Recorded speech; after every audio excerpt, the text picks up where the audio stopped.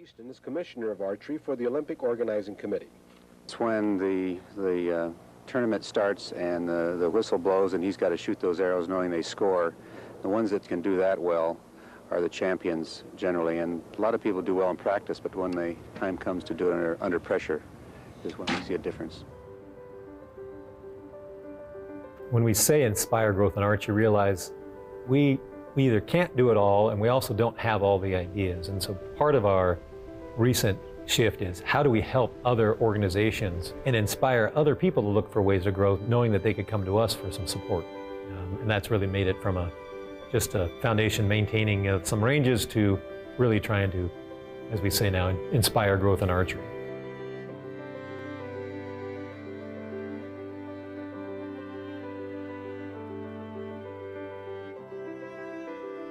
My earliest memory of kind of the company and started thinking about what they were doing was probably in like elementary school or even junior high. There was I think we were playing baseball, and I remember kids asking, "Hey, can we get some equipment?" This was the baseball company. Can we get some bats and stuff for the team?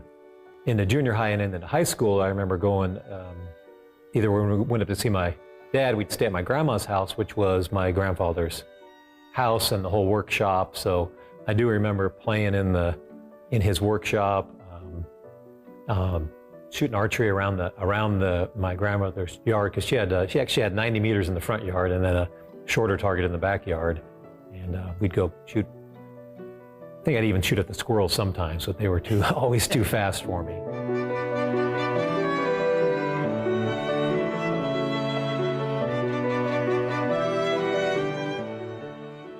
Getting involved with the business was obviously an interesting part of my life. One of the first jobs was swaging the arrows, which it's all automated now, but back then it was you would hold this tube and it would go inside a machine that basically would hammer it. You had the headphones on because of the noise, and you'd stand there all day long and do that. And I did that for the first, between morning and lunch, and said, I kind of get what this machine does, and I moved on to the next thing. I don't know that I can say I learned all the jobs, but really learned, really how we made stuff, through the factory, what was important, how important our machinery was, and the stuff that my grandfather had developed and my dad had developed as far as being able to make these products. Get me a better understanding of what we, really what we're able to do. I think almost to the person that I've ever toured in the aluminum factory, when you get done, will say, I had no idea it was that hard. Because you look at it, it's just a tube, right? How hard is it to make an aluminum tube? Not hard. How hard is it to make a good quality arrow? Very hard. When I see something that's either a problem or kind of inefficient or doesn't work very well, I think, how can I fix that? How can I make it better? When I even do stuff around a project around my house, I'm like, okay, how can I do this or solve it, and can I get it done in 5 minutes rather than 25 minutes? So they're taking short tubes and making long tubes.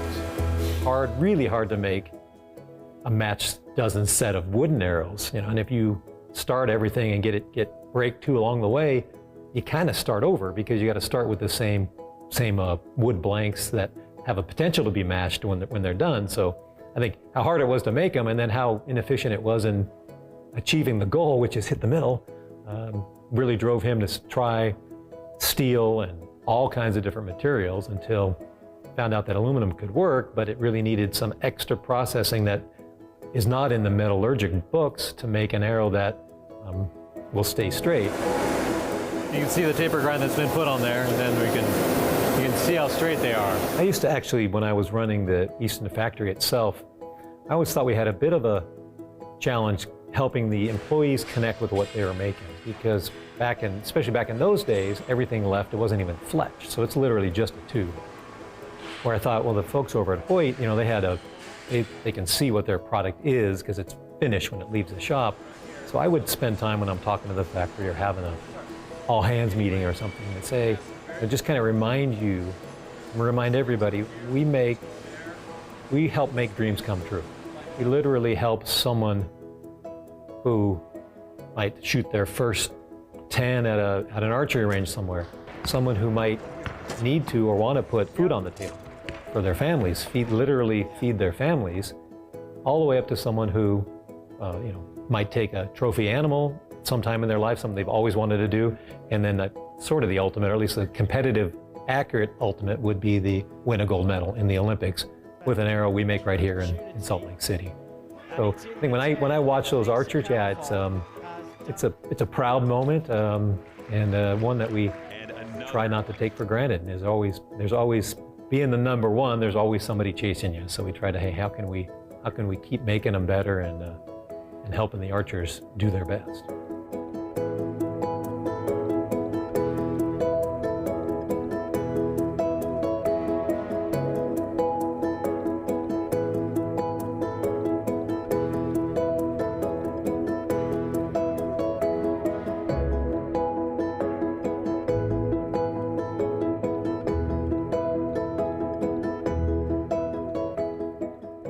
The Easton Foundations were formed in, I believe it was 1982. It was just before the 1984 Olympic Games in Los Angeles, and it was related to our sponsorship. We became a local sponsor for the organizing and we were the official arrow of the LA Games type of thing.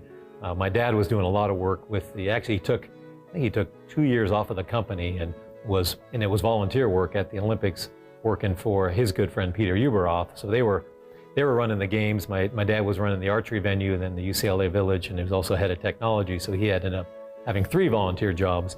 But part of that kind of the company sponsorship was we agreed to build some archery ranges around Los Angeles as a legacy for the games and for the archery part of the games. So we built, I want to say 4 archery, community archery ranges around the LA area, and that was the beginning of the foundation.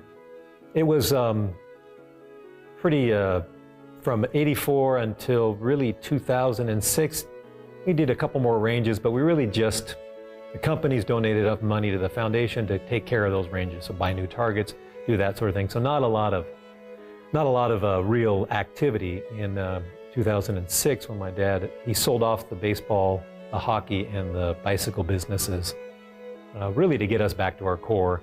But in selling that, part of his sale and what he did with the proceeds of the transaction was to donate a bunch of money to the foundation. So we went from just having enough money to take care of a few ranges to, okay, now what are we going to do with this money? And you're required to give away 5% a year. So you've got to, we went from not needing to do much to figuring out how to give money away, and then also do things like build this center, help the other centers we built around the country.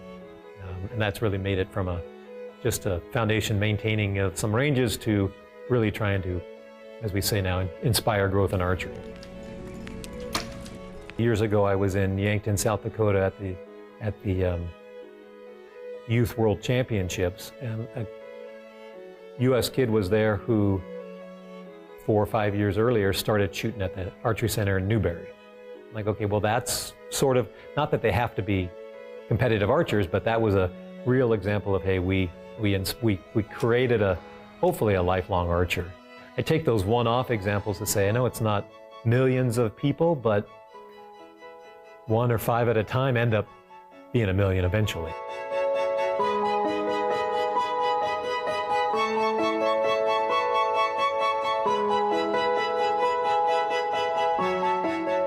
I believe we were in, again, Yankton, but this time at the World Championships recently in the World Archery Congress, and we were talking to Rob and Carole about, you know, what they're doing and just kind of how we can work together with their your archery center and what's going on there. And they started talking about their matching, or their, I think it began as a roundup program of a you know, people buying on their website can round up, and then it gets contributed to the Lancaster Foundation. And so we said, oh, that's a great program. Maybe we can figure out a way. What if we did a matching? What if somebody, if they rounded up, or they did more than round up, they said we want to donate $5 or $10, that my foundation also put in the $10. So we doubled someone's contribution in order to have a bigger impact that would go to the Lancaster Foundation, and then they would use it for, and they're targeting really a lot of youth programs, youth activities, and said, hey, that's kind of a win-win for both of us. It helps me inspire some other growth. Maybe somebody out there who's buying their archery products says, yeah, I want to help a little bit too, and they put $5, $10, or $500, whatever it is. We'll match it through the month of September. So buy what you need from Lancaster, because they got the right expertise to help you make sure you get the right stuff. And so yeah, if everybody out there can save up their delay their purchase in August and then do it in September, and then either round up or add a few extra dollars and make me write a check to Lancaster, that'll be a great day.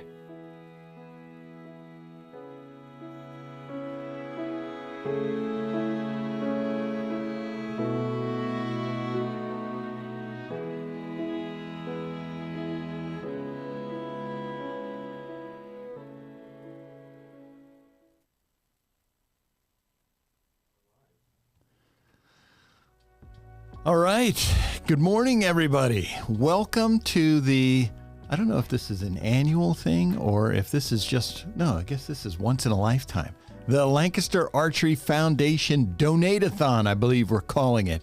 Kyle McCleister, our junior video producer, this is his idea. So I guess we can all thank him for this beautiful setup we have here today.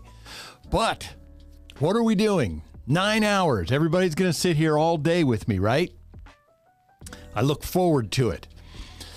So what we're doing, this is the Lancaster Archery Foundation Donate-a-thon. So here's the history of what happened here. So Easton Foundations, Greg Easton is the president of Easton Foundations. He had an idea pertaining to the 100th anniversary of Easton Archery. This is 100 years, and I'm going to show you some ancient artifacts, some Easton arrows that go back at least a third of that year. That's how old I am. But Easton Archery's 100th anniversary is this year, and so September is the month that Easton Foundations, that the whole company is celebrating that. They've had all kinds of events and festivities out there at Salt Lake City, Utah.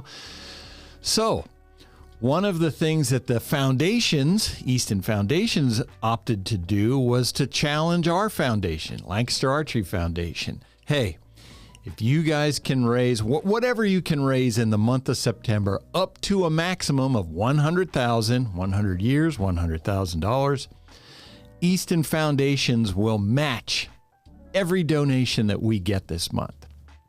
So we started September 1. Here we are, September 29. Tomorrow's the 30th, the last day. We're making our final push to get to that $100,000. Greg Easton said he wants to write a check for $100,000. We want him to have to write a check for $100,000. So that's where we're at, and that's why you're all here.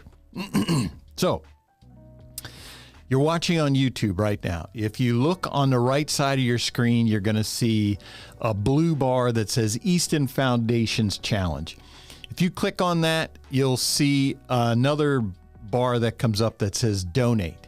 You can just click on that, and it will take you to a donation page.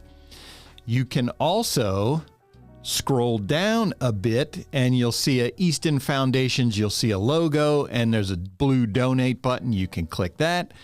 Now, in the video description, you'll see a Streamlabs link. If you click on that, your donation will show up in our live feed. So we'll have a ticker tape going across the bottom as you make donations. You have to make the donations through that Streamlabs for it to appear here. And then we'll be able to see it. You can leave us a message, whatever you want to do. We appreciate anything that you do for us today. We appreciate you just being here. I do anyway. I don't want to just talk to myself. But if you're following along, subscribe to the Lancaster Archery YouTube channel, and then you can go into the live chat portion. Ask me questions. Send me questions about whatever, anything. Lancaster Archery, archery in general, I don't care. Ask questions, ask away. And then we'll get to them through the day. And speaking of the day, we have a full day. We got a bunch of guests coming on here. It is 8:15 right now. At somewhere around 9 o'clock, we're going to have Rob and Carole Kaufhold. They're going to stop in, talk to us for a bit about the foundation. 9:30, we're going to have Justin Zarr from Bowhunt or Die. There are going to be some last-minute additions. This is who we have on the schedule right now. Let's see, 11 o'clock, we're going to have Laven Newsom from Shrewd. GAS Bowstrings. I know Eric Griggs, he's going to have, I think there's going to be 3 or 4 of them on the feed. They're going to come on from GAS Bowstrings. Greg Easton, he's going to be here at 12:30. 1:30, Gary Cornum. Now, he's from Easton Archery. Greg Easton will be representing the foundations, of course. Gary Cornum at 1:30 from Easton Archery. Johnathan Lene from Bear Archery. He'll be at 2. Paul Guillot, the outdoor group. Just got to see Paul yesterday. He'll be here at 2:30. 4 o'clock, we got Jake Mancl from HHA. And 4:30, Ben Summers from TRU Ball and Axcel. So that's who we have slated right now, but I've been hearing that we're going to have some special guests mixed in. So basically, you want to be here all day, because if you leave, you never know what you're going to miss. You're going to miss some good stuff. So on to the foundation. So what does Lancaster Archery Foundation, what is it, and what do we do here? And I say we, I'm not on the board, but I work for Lancaster Archery, so I'm representing the foundation today, so I'm going to say we a lot. So the foundation was started by Rob and Carole Kaufhold as a way to give back to the sport of archery and to help it grow. There are several facets to the foundation. Probably the biggest facet of it is the foundation provides grants to other charitable nonprofit organizations that they're the grassroots that help kids and new people get into archery. So we're talking about S3DA, JOAD, 4-H, Girl Scouts and Boy Scouts. These are the clubs and organizations, the primary that we give grants to. What happens is they write in, they tell us what they need, what they're going to use the money for, and I've seen many of the grants, and they're pretty interesting. You know, you'll get a 4-H club that says, hey, we have all these kids, you know, it's like in the middle of Kansas, from all over the country. We have a bunch of kids, and they have an interest in archery, but they don't have their own equipment, so we want to get some entry-level equipment. Genesis bows I see a lot that these organizations want. So then we approve the grant, you know, assuming it's something like that, and then we provide them with money that they then use to go get that equipment that allows them to serve their constituents, serve the kids that they have coming to their programming. And I mean, so, you know, one of the things that I've always heard from Rob Kaufhold, I've known him for, I don't know, that's almost 40 years now. Holy cow. And his thing has always been to make archery bigger. You know, Lancaster Archery is a business. That is what it is. But there are many ways that you can make a business bigger, right? You can do things that are just good for the business, the bottom line. Or, if you're part of a community, like archery is a community, if you can make the sport bigger, naturally that's going to benefit Lancaster Archery Supply. But that's a different way to approach it, and it's not only benefiting, it's doing something that doesn't just benefit Lancaster Archery Supply. So I think that's a great way to go about it. And so the foundation, by providing these grants, they're helping to make archery bigger. Well, that benefits everybody in archery, not just us. And that's a good thing. Introducing kids to archery, how does that happen? Especially if, let's say, you're from a inner city area, or, your parents just weren't into archery. I mean, how many of us got into archery because our parents? Actually, I did not. My parents were not into archery. I don't even know how I got into it. My dad came home one day with a bow. He was a teacher. I think he took one from the high school, brought it home, and then I just began terrorizing all the birds in the neighborhood. So, we don't want other kids to do that, but that's my story. So, if you can get kids, put a bow in their hand, 10 of them, maybe 5, 6 of them really love it and then stick with it forever. Who knows? It's one more than you had before you started, right? So that's what these organizations do to introduce kids to archery. It's something to do. You go to summer camp. Archery was always something that you did at summer camp when I was a kid. I'm hoping that's still the case now. So that is a big part of what the foundation does, providing grants to those organizations. Now, another facet is, this is a small one. This is a growing part of the foundation. We've only had some small incidences where we provided these types of grants, but we provide money that is used for scholarships to collegiate level archers. So, someone's going to college and that college has an active archery program. Hey, why not have a scholarship to shoot archery for your school? Texas A&M, Michigan State, University of Cumberland's. There's a lot of well-known archery colleges. And you can get scholarships for football, baseball, academics, all those things. Why not one for archery? Every little bit helps now, right? The cost of college education isn't getting any cheaper. It's insane right now. So every little bit helps. So that is, as I said, that's a growing portion. If I'm correct, we haven't given out a ton of those yet. We plan to give more, but we have provided some money that's been used for scholarships for collegiate level athletes. And then another facet of the foundation, this is one that recently just came to light. USA Archery assembles teams to compete at various world level competitions. The World Field Championships are coming up here shortly out in Yankton. I believe that's next week. It's within the next 2 weeks. But within the past month, there was the World 3D Championships in Terni, Italy. So USA Archery took a team to Terni, Italy. These archers, we saw them. They came out to the ASA that was in London, Kentucky.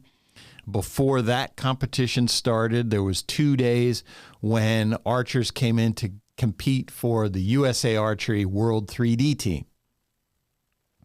And there were hundreds of archers out there. It was great to see. There are several different single string classes that we don't get to see all the time. There is barebow, but there was what they call traditional. They had a longbow class.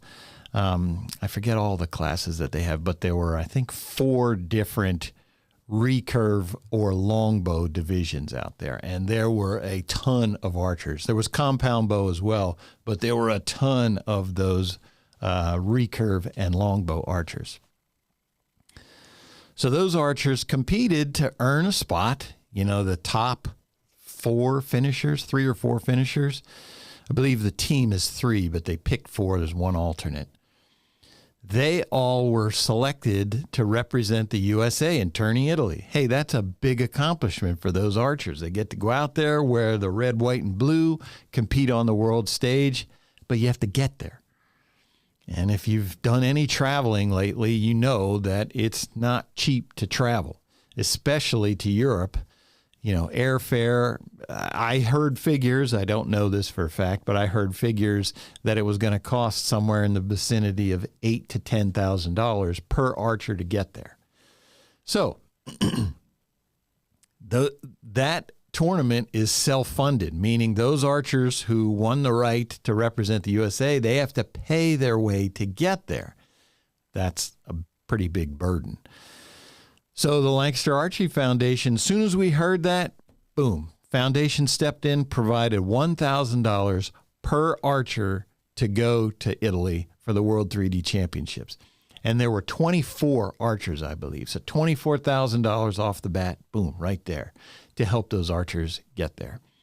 So that's something else that the foundation does. There was a youth tournament last year or 2 years ago that the foundation did a similar payment for as well to get kids out there. So we want this is what you're donating for. These are the types of things that when you contribute to the Lancaster Archery Foundation, this is what your money is going for. We have a board at the foundation here, a board of Lancaster Archery employees, some of our managers and our accountant, of course, and they sit down and they review all these applications from these clubs and organizations and schools who are looking for funding. They determine which ones we want to proceed with, and then we provide our grants from there. And again, we have this unique opportunity. The reason for the big push is this unique opportunity from Easton Foundations, which we can never thank them enough. Can't thank them enough. $100,000 they have put up for grabs. It's up to us to go get it. That's where you come in. But $100,000 up for grabs.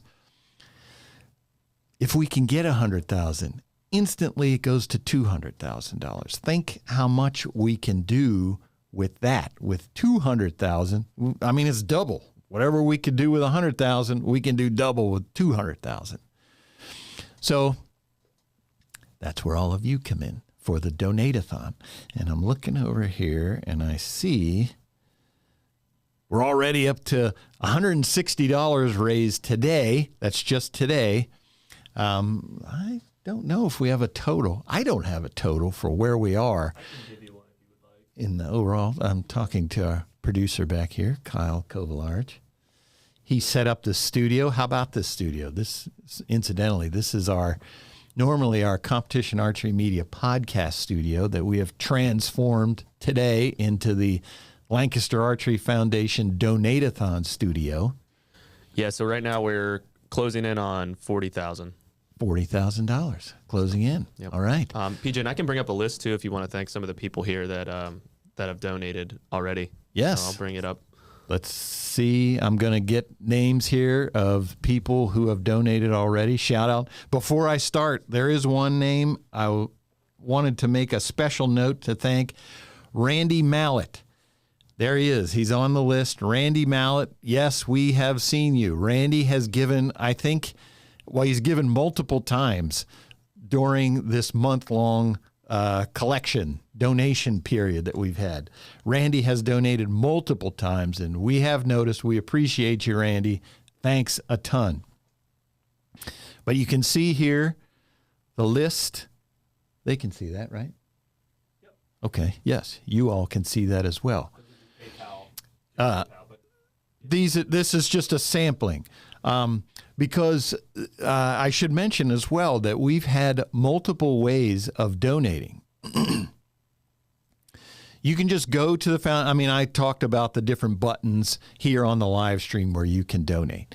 Well, for the past, since September 1, one of the ways that a lot of people have been donating, and we've been running this for a while, is we have a roundup program through Lancaster Archery Supply. So if you call or log on online, you go through our website and you place an order with us, when you go to checkout, there's an option there that says Roundup for the Lancaster Archery Foundation. You've probably seen this at the grocery store, charitable organizations. Basically, if your order comes out to $110.79, you can round that up to make it $111 or some other even number. You can add to that total at the end. And, you think, oh, well, in the example I just gave, that's 21 cents. What's the big deal? Well, if you get, hundreds of people doing that all day, every day, that all adds up, and we appreciate it. And that's all part of the match. Easton will match that as well. That $40,000 that we're at, a lot of that is through the Roundup program. And that will continue beyond September. It just won't be matched by Easton. So again, back to that urgency. You can donate to the foundation at any point. But if you're thinking about it, the best time to do it is now, because whatever you're thinking of giving, it will be doubled by Easton Foundations.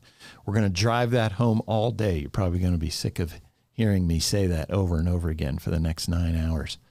Which 9 hours? Boy, that's a long time. So, yes, the foundation. So we've been collecting donations starting September 1, and it has been building and building. It started out slow. It's been catching steam here. We've been offering incentives. I just got a message here. Oh, okay. I have to send a Zoom link for one of our guests this afternoon. I already sent it to him, but I used the link from your account. Oh, okay. So he has it now? Yeah, he should have it. Yeah, Sorry, you're going to hear us doing housekeeping today. We're juggling a bunch here. we also have one that came in at noon. Would be okay with a noon interview? Oh, this is a different Johnathan. Yes. Oh, I didn't. Okay. Yeah, Might have to send one to him too. If we need to go to a break to do that, we can. But that's fine. Whatever. Yep, whatever works. This is live TV, folks. You get to see it here. Get to see things happening. Now, if we have some breaks in the action today, we tested yesterday, we may go on a live tour through at least part of the LAS warehouse facility.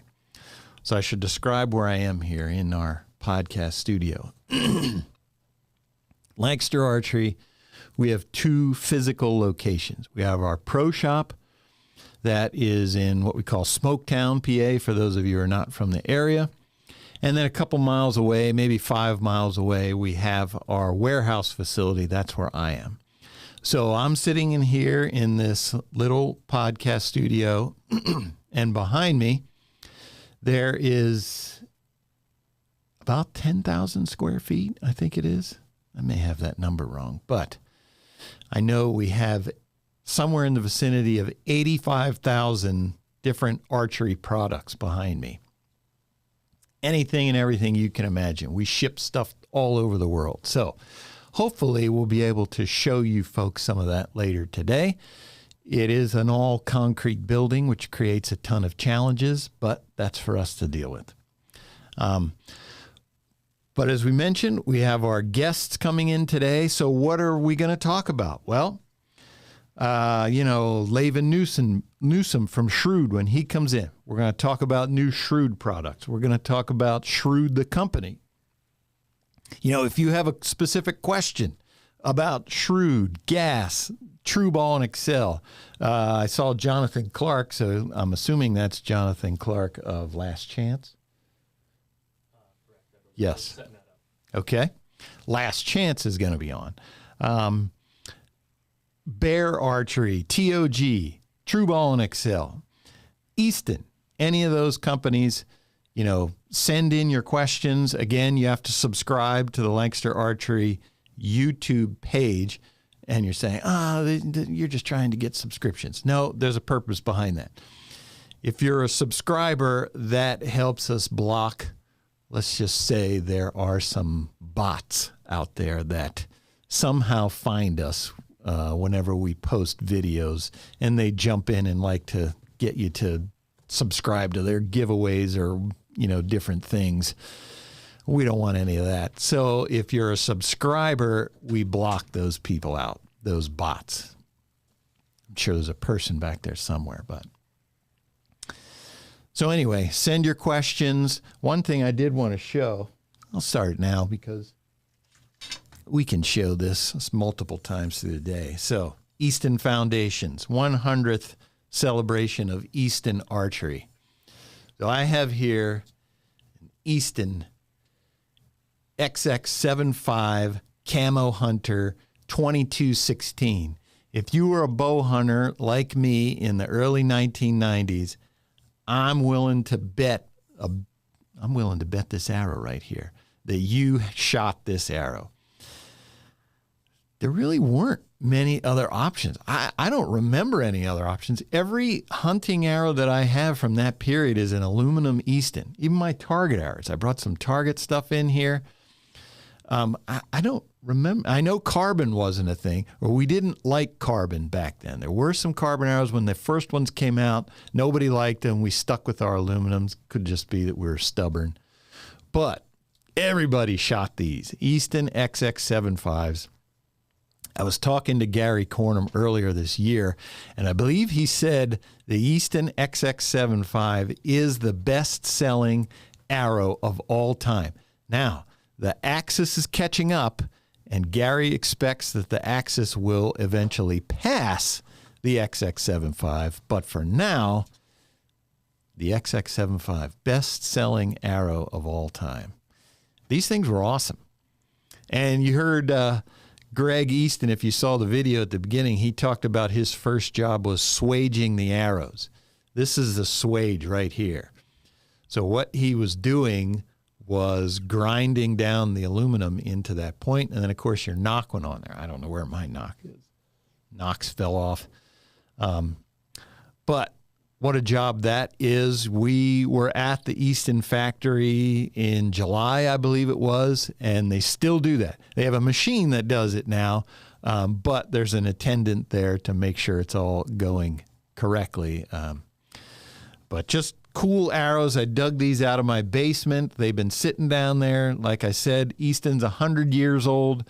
This thing is at least 35 years old. So going back in time, I'm letting everybody know how old I am, which if you see me changing glasses, it's because I'm trying to read the screen here. But let's take a look here. $160. Pretty awesome. Common. Yeah, there's Daniel. I don't know how to pronounce your last name, but he's talking about selling the 12 button at the Lancaster Archery Classic. Yes, we'll have some news about the Lancaster Archery Classic next week. Stay tuned. Those of you who love that tournament, we're excited to bring that again in 2023. If you haven't done so already, go back into the Lancaster Archery YouTube and watch some of those competitions last year from the Lancaster Archery Classic. Those are always great. Barebow has, I don't know how many views. That thing is crazy. Remington Magnum started in 1986, and he knows that arrow well. Yes, you do. I know it. Everybody shot these things. I have another one here. Maybe somebody out there can answer. So this is my XX75 Autumn Hunter 2512. So this was my indoor target arrow back then. And, now we shoot 27s. I don't remember I don't remember there being a 27 diameter back in the late 80s, early 90s. Somebody tell me if I am incorrect. What I remember was everybody shot the 25, that was the biggest arrow that we all shot. If I'm incorrect, let me know. So we're going to talk about things like that. I'm going to ask Gary Cornum when he's on here. We are certainly going to pick his brain about Easton Archery products. Excuse me. I was asked if this is my iced tea. I start the day off. I need a little more caffeine. So that is my Coke Zero. That's how I start the day. Then I build into the unsweetened iced tea. I was going to say, if anybody knows PJ and go on the road with him, if you don't have the unsweetened iced tea, it's like the equivalent of being hangry. Gotta have that unsweetened iced tea. I've become a connoisseur. We are not sponsored by Pure Leaf iced tea, but if I could be sponsored by an iced tea, it would be that one.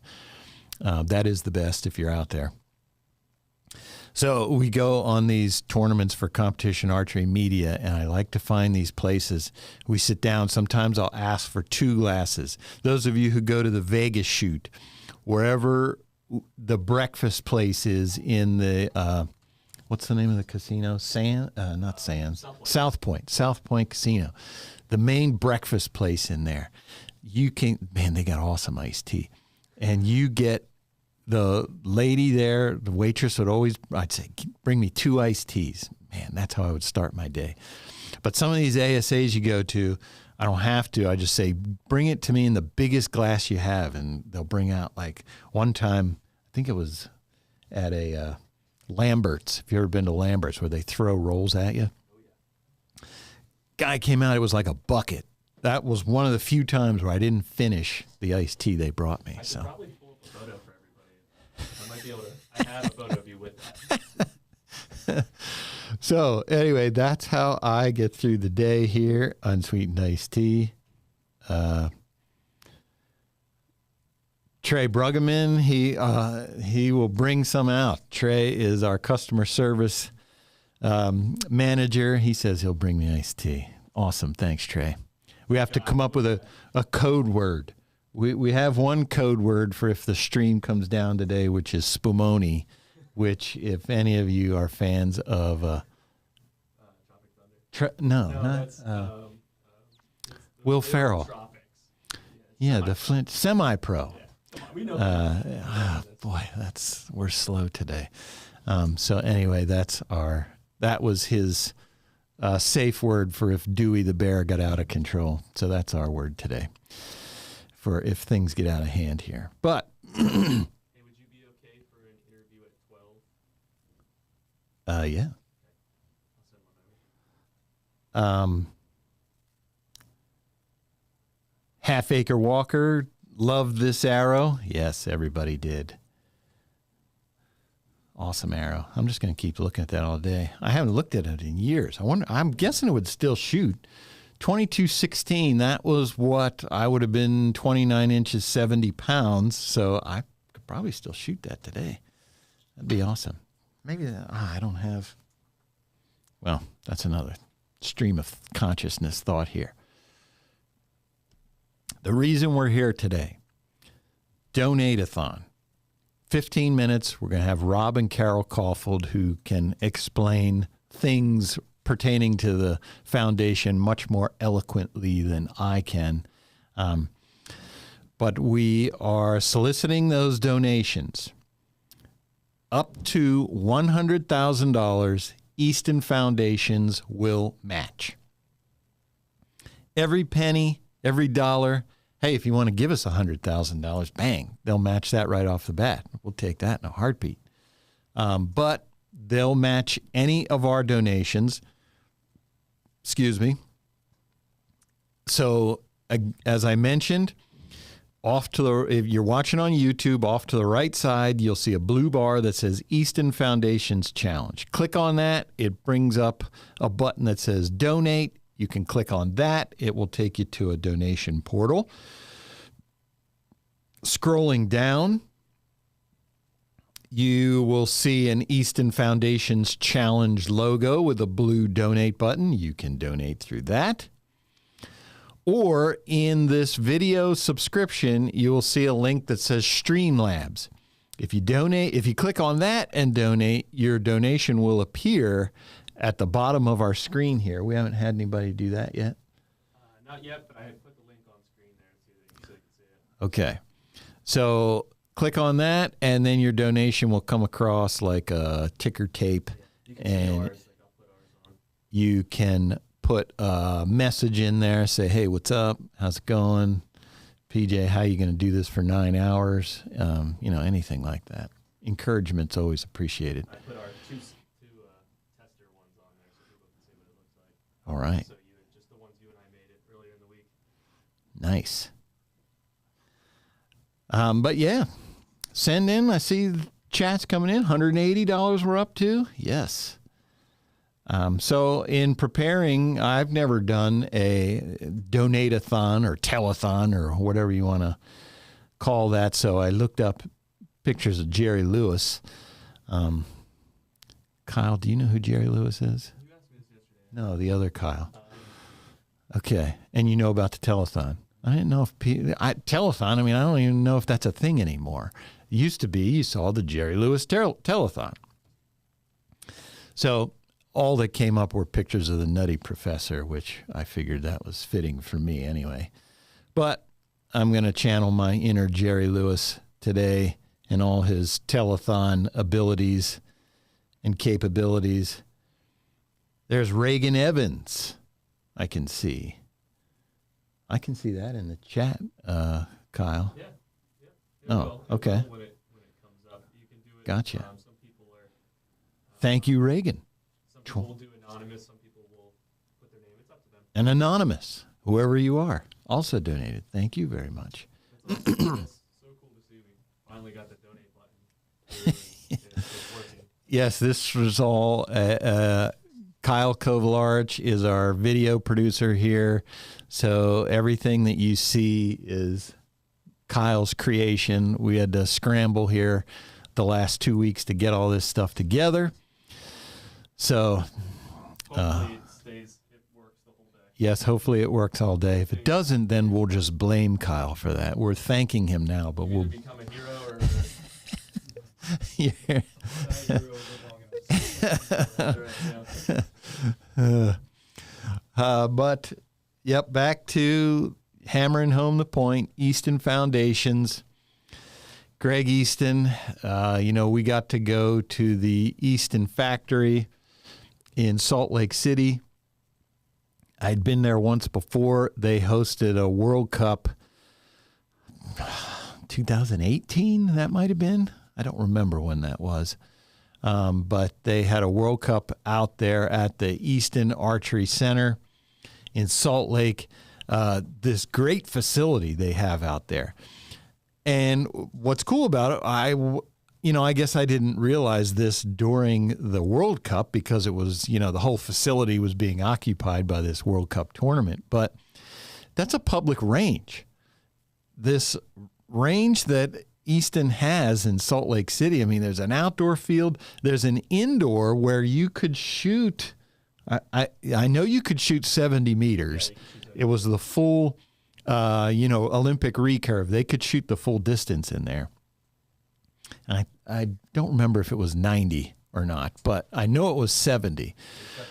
But when we were there, the Salt Lake City TAC, Total Archery Challenge, was about to start. And so there were tons of people who just came in to shoot their bows. So if you're at one of these, if you're lucky enough to be one of these places that has one of the Easton Archery Centers, I know there's Newberry, Florida, Yankton, South Dakota. There's the one in Salt Lake City. There's one in California. Is that the Chula Vista one? Yes. If you're fortunate to be near one of these facilities, they're public ranges. You can go in there, pay a couple bucks, go out on the range and shoot your bow. So that was pretty cool. But anyway, at our time there, then we got to go to the Easton factory. I don't know if I'm allowed to say it, but I'm going to say it anyway, that I did get to see the X10 room. That was one of my life's goals. I was always told you will never see the X10 room at Easton. Well, I'm here to tell you I saw it. I don't know what I saw, but I did see it. I looked at it. I could have been looking at anything.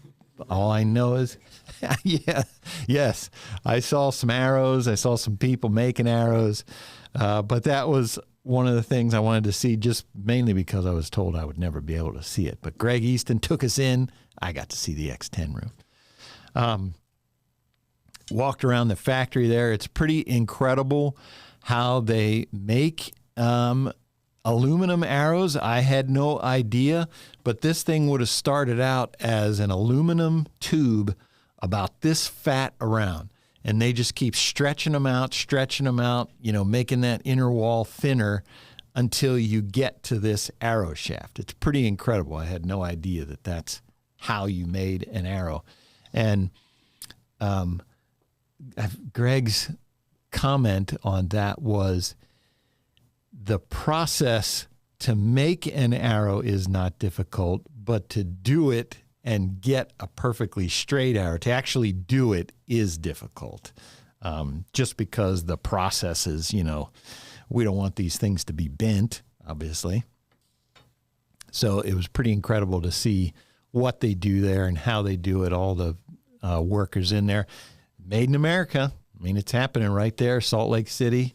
American workers, American jobs. Love to see that. And in Salt Lake City, that's a cool place. I haven't been there much, but that was an awesome trip. So we're about 10 minutes from Rob and Carole Kaufhold. I guess I could talk about some of the grants we have provided already. Just to give you an example. Sure, go ahead. All right, let's check out a video from one of our grant recipients. Hey, Lancaster Archery, thank you so much for your support and giving us this grant. Tonight we're out at the archery range. My name is Mark Jelazinski with 12th Rock Sports.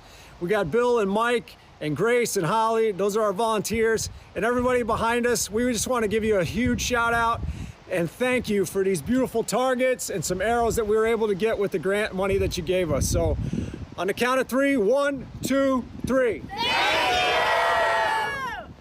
My name is Sawyer Sullivan. I'm a freshman at Texas A&M University. My major is industrial engineering. I am super lucky to have this archery scholarship. It's the only way I can pay for college. I'm super thankful for it. I'm hoping one day I will be able to be an industrial engineer in the archery industry, making releases, bows, designing arrows. That'd be awesome. I'm hoping I can still shoot up when I have a job there. That's like a big goal of mine, and it's really a dream come true being here and shooting on their team. Hi, I'm Bob Lawfer. I'm president of the Pennsylvania S3DA Board of Directors and also the head coach at Reading Archery Club. Just want to say thanks to the Lancaster Archery Foundation for the grant that we received last year. We used it to start a Shooter of the Year program in Pennsylvania. It was a great success. We saw over a 40% increase in our shooters at the state level. So thanks a lot for all you do for archery throughout the country. All right, so there you have it. That's pretty cool. Sawyer Sullivan. I had not seen that video. Of course, he was just in the USA Archery. It was the U.S. Open. He got into the gold medal match against Jimmy Lutz. So young kid there, super successful archer. We're going to be seeing him for a while. We certainly hope that he sticks with the game, and anything we can do to help that, absolutely. We're happy to help him out. He wants to get into the industry. I mean, there's a perfect example of a kid that, yeah, we want to help somebody like that. He's got the passion. He's got the ability. Just a great kid, Sawyer is. It's pretty cool, too. If you ever watch him shoot, we have what we call archers, you know about it, bow jitsu or bow English. that kid, when he releases and the arrow, his pin is not sitting exactly where he wants, man, he just has like a spasm, throws the bow over his head. You got to look up some video of Sawyer Sullivan. He's fun to watch. But I had some others here, you heard from the folks right there telling you how the foundation has impacted what they do. I'm looking at one now. That's the wrong one. Sorry. Okay. Here is the Cyclones Archery Team of Ottawa, Kansas. So they got $1,000 from the foundation to buy some Genesis bows, outdoor targets, and backstop netting. The Cyclones, they have this archery team. They're actually competitive. They get into competition archery, so they're a little bit beyond just introducing kids to archery. They actually have a competitive team. But, they get new members. And what do you do if a kid comes in and shows an interest in archery?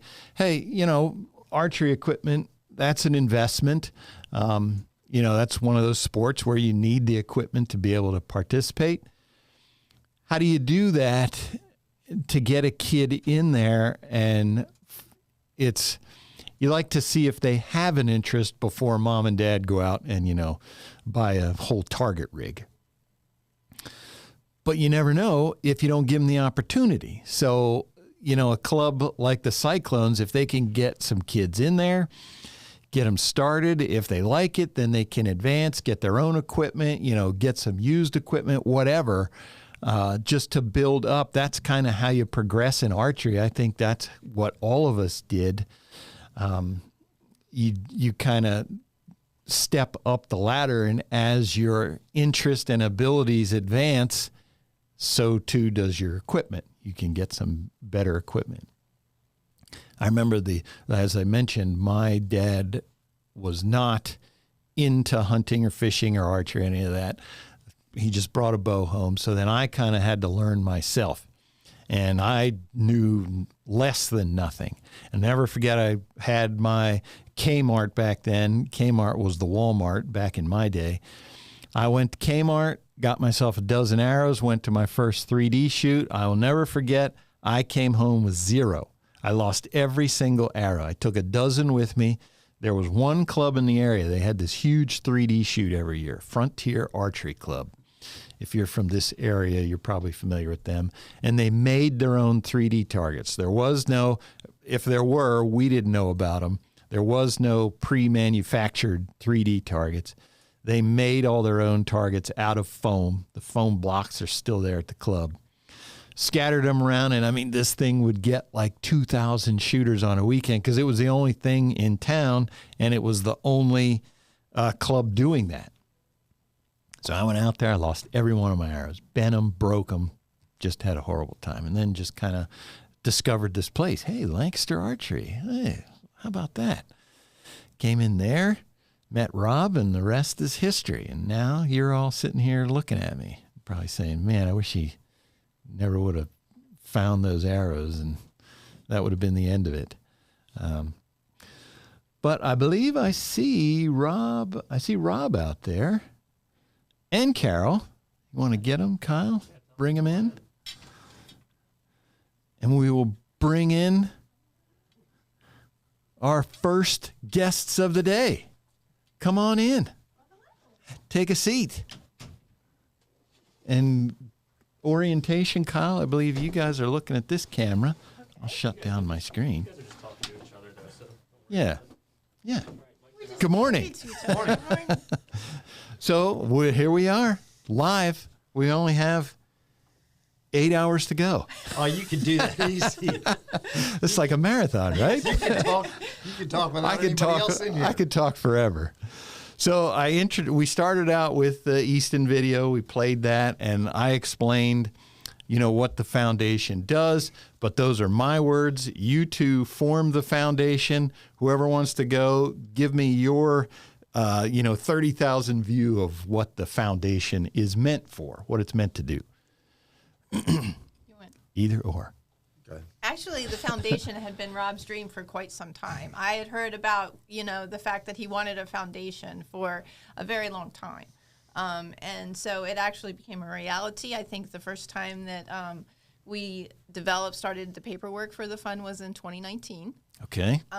Lancaster Archery has contributed to the fund since December of 2019. So the foundation has been growing, and we actually started, unfortunately, COVID hit during 2020. So we actually started, taking grants and awarding money to different organizations in 2021. Gotcha. We that's heard the from formation. We heard from some of them. We had some videos from some folks, some recipients who thanked us for what they do, and maybe explain how I've explained how it works. That there's a board of folks here who review all the applications. It's an all volunteer board. Nobody gets paid. Nice. Good to know. Yep. Those donations, they come in. It's going to these clubs. Going back out. 100% of it. Yes. So then I talked about the different entities that get donations. The clubs, the USA Archer athletes, and the scholarships as well. Mm-hmm. What is your vision? Who do you want to see, benefit from the foundation's work? Well, you want to start talking about the clubs? Yes, absolutely. Sure. All of sorry. There you go. All of the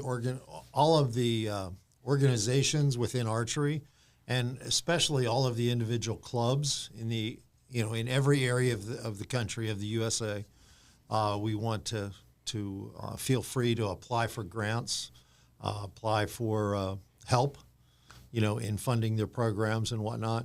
And individual archers, whether if they make a world team, they shouldn't have to go into debt, to fund themselves going on to a world team, right? To represent the USA. And we've already done lots of that from the foundation, and we look forward to doing more. Yeah, what was I mentioned the 3D championships, but there was a youth. Yes, we did the youth. There's a Youth World Championship every 2 years. Okay. And the first one that we funded was last year, and they went to Poland. So, and that was a self-funded trip. So the athletes that qualify for those teams have to raise money to travel to those different countries, and it can be quite expensive. So you've worked hard, you've shot your bow, you've made this team, and then oh, by the way, it's going to cost $5,000 to get to Poland. Yeah. So the Youth World Championships was the first one that we contributed to, and we did at that point in time $500 per athlete. So we when they made their arrangements, the money went to USA Archery because that's a 501c3 that we can work with. Yep. But it's a direct pass through. It's earmarked specifically for that athlete's fund. Right. Yes. Can't be used for anything else. Yes. That's very important. Yeah.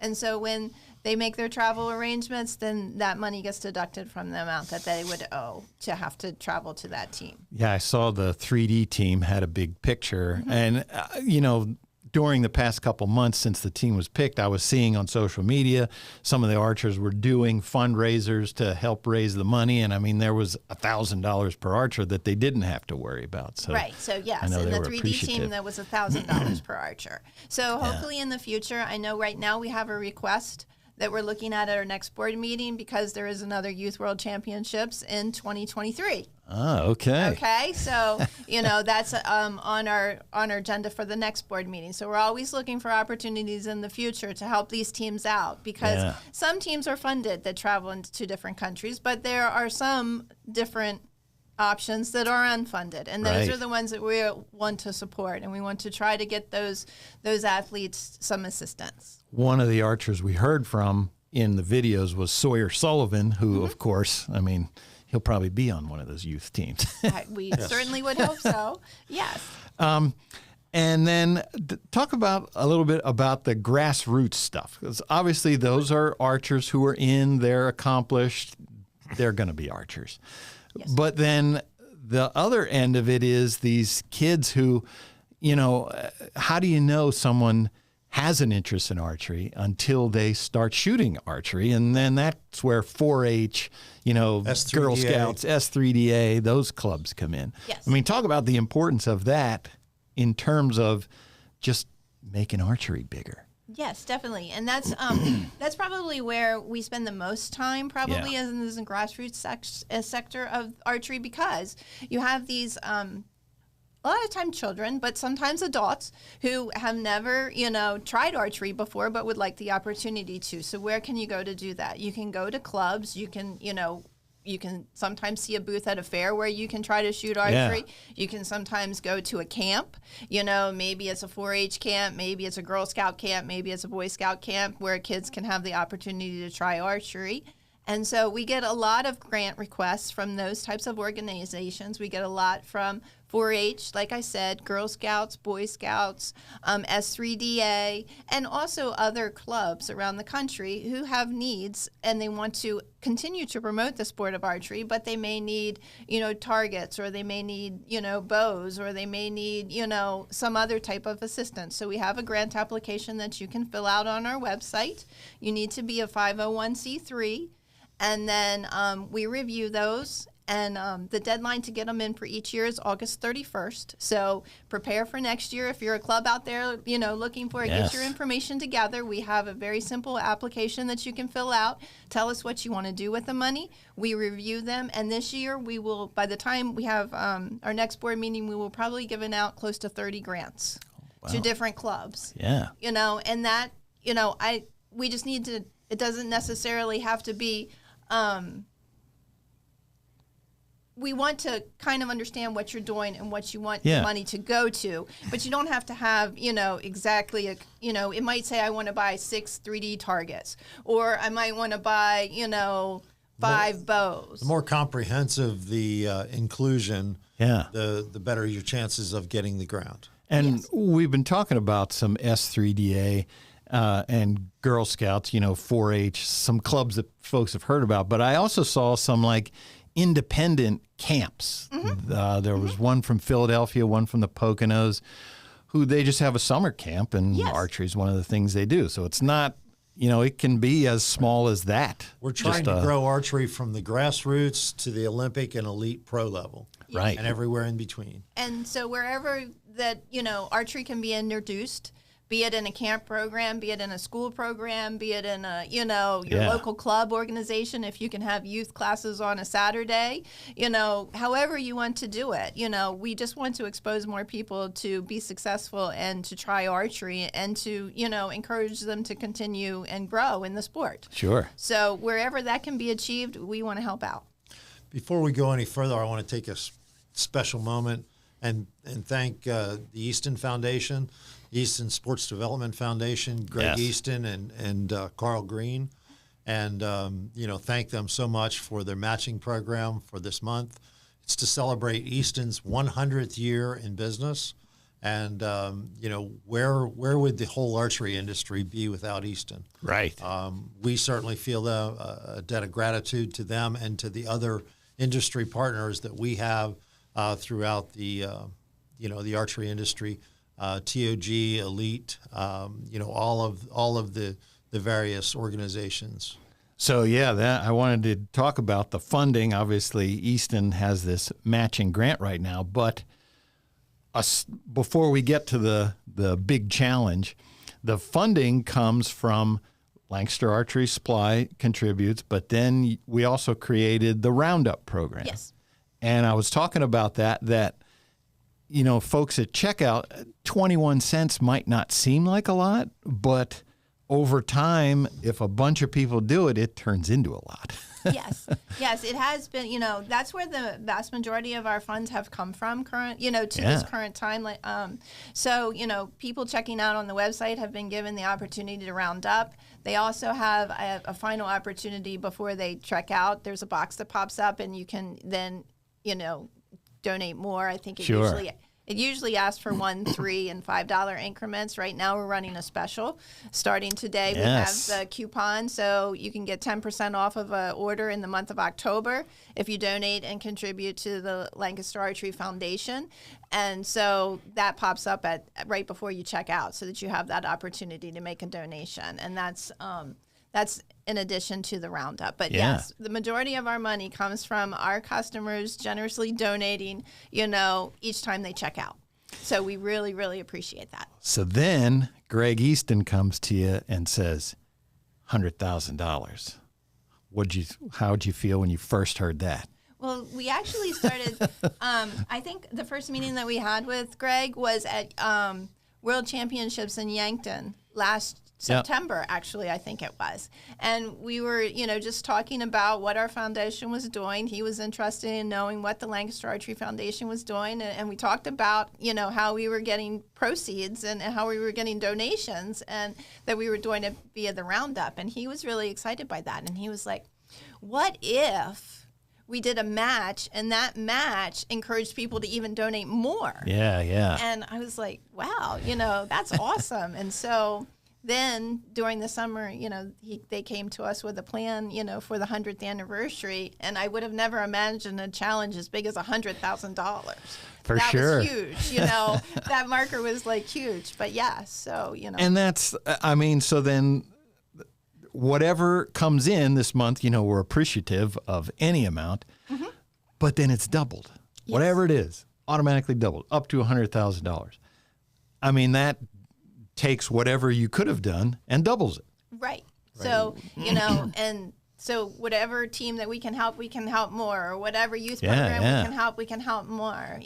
The Easton Foundation would like the money that is matched to go to youth programs. So that was the only caveat. So anything that helps youth archery with their match is, what we're going to consider when we're looking for future, opportunities to invest in the sport of archery. And then the third arm, which I was talking about, is kind of developing, is the scholarships end of it. Providing scholarships to collegiate level athletes. Talk about that. I think that's probably one of the things I'm most passionate about. Yeah. And I think it was because I saw in the sport of archery, I saw a need. I saw a need for athletes to be able to continue past the age of 17. Yeah. Because when you're looking at a lot of the tournaments, you see a huge base of archers that are in like the 14 to 17-year-old division. And then when you're looking past that, into like the 18 to 20 division, it seems like it dramatically falls off. Yeah. So, what was happening to those archers? And ultimately, they're going to college, and we want them to continue to compete in archery while they're at college. So how can we motivate those archers to stay in the sport of archery while they're in college? Right. This gives youth archers a great opportunity, or a great chance to earn an education while they continue shooting at an elite level. Yeah. Yes. And both of our kids are involved with Texas A&M Archery. Yeah. Hi, Frank. And we're Go Aggies. So we're very, very excited about Texas A&M, about all of the other collegiate programs in the industry or in existence. States, and we're really excited about that. And you went to James Madison, yes, I where did. you shot archery. I had a full All-American scholarship at the time. Yeah, Yes. So talk about how that helped. It kept me shooting at an elite level through age 21, 22, and then from there I could continue on as an adult. Yeah, and that's the bridge that a lot of archers need. Yeah. It's like you said. You don't know where the next. Obviously, Olympics are just recurve. You don't know where the next Olympian's going to come from. But if you have that drop off, what do you do? Yeah. And we're working with James Madison right now. That'll be the next school that I'm pretty sure we're very close to finalizing a scholarship with them. That'll be the next, school. And some schools have, they were set up to easily help support their scholarship program because they already had it intact. Right. And some others we've had to try to, build how we want the scholarship, to work within their school organization. Yeah. So it's a little bit more arduous task, let us call it, but we're getting there, and we want to spread the scholarships around to many different universities. So we're always looking for the opportunity to work within there and with a university, because we want archers to have many different places that they could choose from. Carole, we currently fund 6 We have seven different scholarships that we fund at Texas A&M. Okay. And then, like I said, by the end of this year, I'm pretty sure that we'll finalize so that James Madison will also have scholarship. That lowers the cost of tuition for out-of-state students to Texas A&M. Right. You know, definitely a top university, a top degree to get the job that you want, to become the president or CEO of your own company. Yeah. Takes it down to $12,000 a year for out-of-state tuition. Certainly Nice. affordable. Yeah. And a great option other than going to the resident athlete program. You know, it's a different path for sure. Right. I always talk about, you know, starting at the club level and building up. That at the Lancaster Archery Academy, one of our instructors, Danielle Woody, who was in the Lancaster JOAD program, she's going to University of Cumberland's, and then this year at the ASA, she won Women's Known 45. She was the shooter of the year. So that's. I think she was also the National Collegiate Outdoor Champion. Yeah. Oh yeah, Yes. You're right. Correct. Yes. So I mean, there's one. Hey, you'd like to see her stick with archery. Yes, That's and not she one you want to is. lose Yes, and to she's a whatever. lifer. Yes, Right. And she's now at the University of the Cumberlands, and they have a great Yeah. program there. You know, and they're building great archers. You know, Chris from has great done a great athletes. job. Yes. Yeah. Chris Stabeck. Yeah, that's what we want to see. Somebody like that stay with it, because as you mentioned, you do see that drop off when they reach about that age. Yes. They go on to other things, because NASP is huge, and then what happens to everybody? Yes. So we like to see that. But then, as you mentioned, these clubs getting their grants, you know, buying that equipment. I mean, that's got to feel good to see. Obviously, the scholarships and the USA Archery, that's nice because those are established athletes. But then to see that grassroots level, seeing, you know, getting the kid in there, picking up a bow for the first time. I described my own path through archery that, hey, my dad hadn't come home and handed me a bow. Would I have ever shot one? I don't know. So that's got to feel good. Yes. To see those types of grants come through. Yes. No, you know, it's just a very good feeling to be able to help the sport that we have been in, you know, since, you know, Lancaster Archery was developed in 1983 when Rob graduated from college. You know, Right. this was his passion. And it just feels really awesome to be able to give back to the sport that has done so much, you know, for us, you know, throughout the years, and that we can help to grow the sport.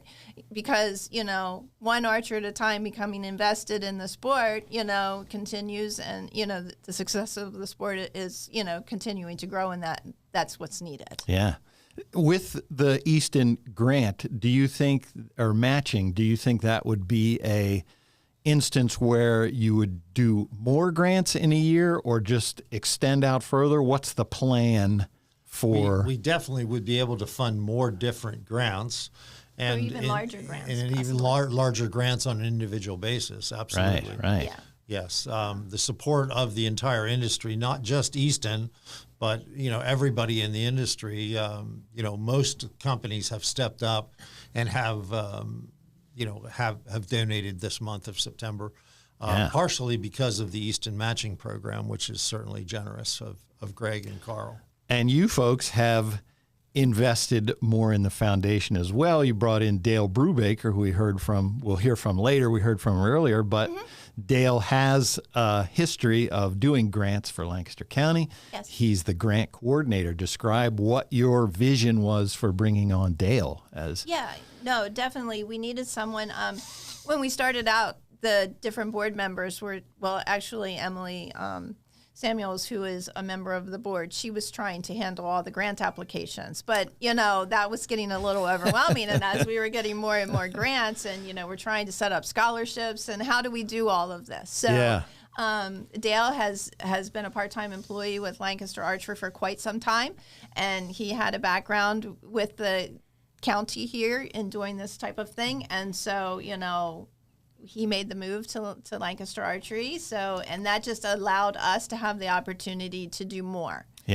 We can look at more reviews, you know, review more grants. We can look at more colleges that we can work with to do scholarships. It just gave us much more capacity to help the sport. You never know where you're going to find an archer, right, Rob? Right. They come from everywhere. They come from newspaper. They come from everywhere. Never know where there's going to be an Trying to archer. raise a few. Yeah. So now, from talking to Dale, he was telling me that word's kind of been spreading about the foundation, that more clubs and organizations are coming in and applying because they're hearing about it. Word's getting out. What are you seeing in that aspect as far as the foundation's work and about word getting out about it? Yeah, I think definitely we want the word to get out about it because, you know, when people hear of the Lancaster Archery Foundation, we want them to know that there's opportunity to help their local club. So if just one member in the community hears that there's a Lancaster Archery Foundation and can go and tell their other club members, and you know, then that'll help to educate the different clubs around the country, and then they can look and see if they qualify for a grant, and they can apply for those grants. Right. In turn, we want to recognize and promote the Easton Foundation as well. The Easton Foundation is a little bit different. It's a private foundation. Right. The Lancaster Archery Foundation is a public 501c3, so we can accept donations from the public and round up dollars in public donations. But the Easton Foundation has, for many, many years, done, a lot of this heavy lifting behind the scenes and has not been adequately recognized. Greg described that they get a lot of requests for things like the Lancaster Foundation gets for equipment and stuff like that. And he said because of their rules, they can't deal directly with those clubs, but they can deal with us, and then we can help those smaller clubs out as well. It's been a wonderful partnership, and we really appreciate the partnership. Yeah, that is impressive. Yeah. So housekeeping here, just for folks who are just joining, we want to make sure they know you're watching this live stream. Over on the right, you're going to see a blue bar that says Easton Challenge. Click on that. A donate button will come up. Click on there, and it'll take you to a donation portal where you can make your contribution. And again, the time is of the essence here. The the challenge runs through tomorrow. That's the last day of September. Mm-hmm.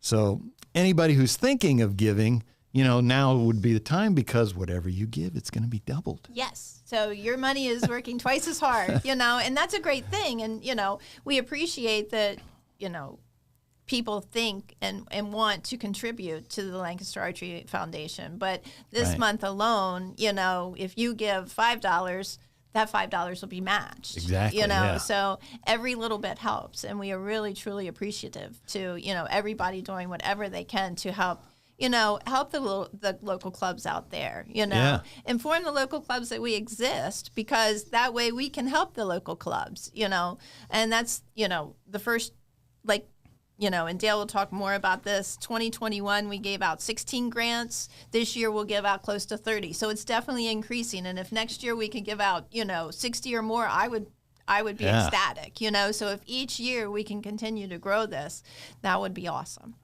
We've been seeing donations come in. They're coming in this morning already. Kyle, what's our total? My screen went out. So on YouTube right now, we have 300. Amanda Arts just donated $100 while you guys were here. So there you go. That's awesome. Thank you. I can read off a couple more here that just came in as well. These were through our PayPal sheet. I have a sheet up right now.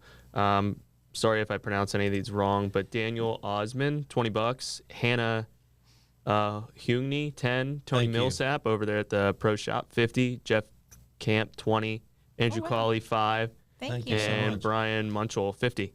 So those all just came in. And I also want to thank Hoyt for donating an aluminum hunting bow for a raffle this month. Thank you. In September, and we've gotten a commitment from Matthews that Matthews will donate a top-of-the-line hunting bow for next month. Yeah, we won't qualify for the match, but we'll still be out there raising funds. Right. Yes. Yeah, they've been selling tickets, I believe, over at the Pro Shop, and then someone's going to get a brand new 2023 Hoyt and Matthews. Right. That's awesome. No. That's already raised several $1,000s, the Hoyt raffle. Yeah, right. Several $1,000s. Exactly. Yeah, they were going to get us a figure later today, but I think Steve said it was over $2,000. Yeah, $2,600, I think. $2,600. That's awesome.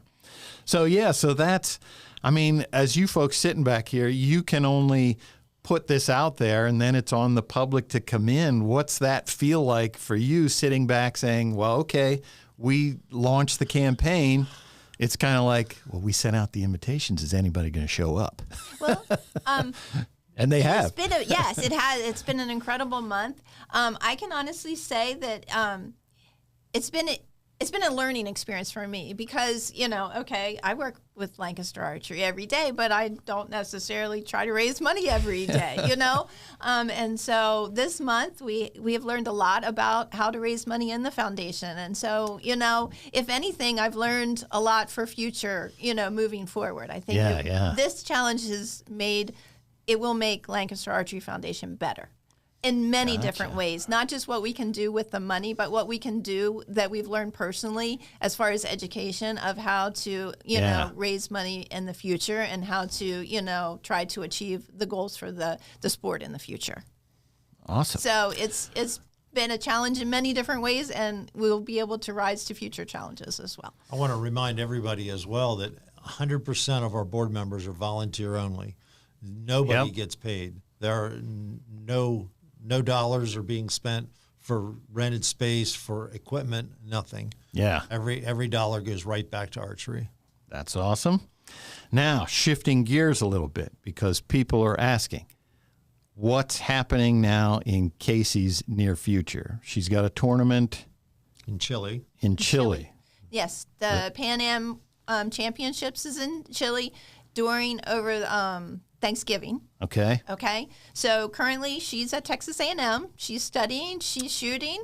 That's what she's doing. And then Friday, I think it's like November 18th, she will be flying to Chile where they will compete in the Pan Am Championships. Now, the Pan Am Championships qualifies the United States to compete in the Pan Am Games in 2023. Okay. Gotcha. So this is the qualifier for the Pan Am Games.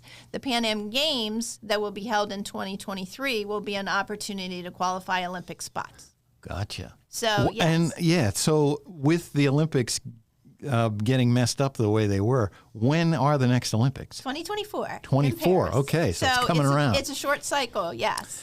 And now Connor, let's talk about, because I understand Connor is, I believe, trying to make All-American in podium, yes, in all 4 disciplines of collegiate archery. And he's already done recurve, Olympic recurve. Yep. He did that he's a junior now at Texas A&M. So his freshman year, he shot Olympic recurve, and he made All-American. And then his junior year, he shot Bowhunter. Bowhunter and with he a compound. made All-American.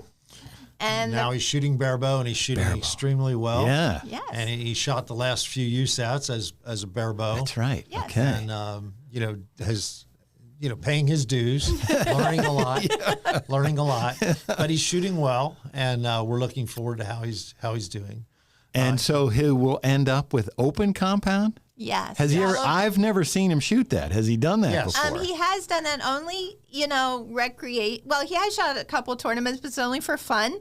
Gotcha. I think that will be the really challenging one because there's a lot of great open compound archers out there. So Sawyer included. Yeah, that's right. He's got a couple teammates there. Yes, he's got some teammates there that are going to give him a run for this money. But that's a plan for his senior year. But yes. And college archery, how does that work? Casey explained it to me one time, but I forget. It's year round? Yes. Well, Texas is warm, which she was happy about because now she can practice outdoors and it's warm rather than in the winter in Pennsylvania. But of course, as a part of the team at Texas A&M, you have to compete in the collegiate tournaments. So actually, just in a couple weeks, they're going to 3D Collegiate Nationals, Foley, which is in Foley, Alabama. Okay. So they'll be there representing Texas A&M. And then they compete at nationals representing Texas A&M, which will be in February. Right. And then in May, they'll compete in collegiate target nationals. And I think it's supposed to be in Georgia this year. And a lot of them shoot Vegas and Lancaster Archery Classic, and we see them there as well. Yes. But those are the 3 main collegiate tournaments that Texas A&M will be representing. We also have a collegiate division in our youth tournament during the Classic. Yes. Right. The LAS Classic weekend.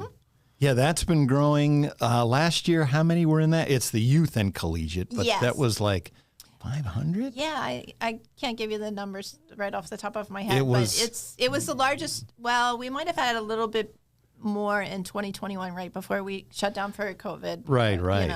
But and we're expecting this year to be 3,000 people total Yeah. for the youth and collegiate tournament and the classic. I mentioned for folks to stay tuned that we'll have an announcement next week about the Classic, so stay tuned for that. But yeah, that's been interesting to see that, because that was we had the youth divisions, and then you wanted to offer kind of a different Classic experience for those kids.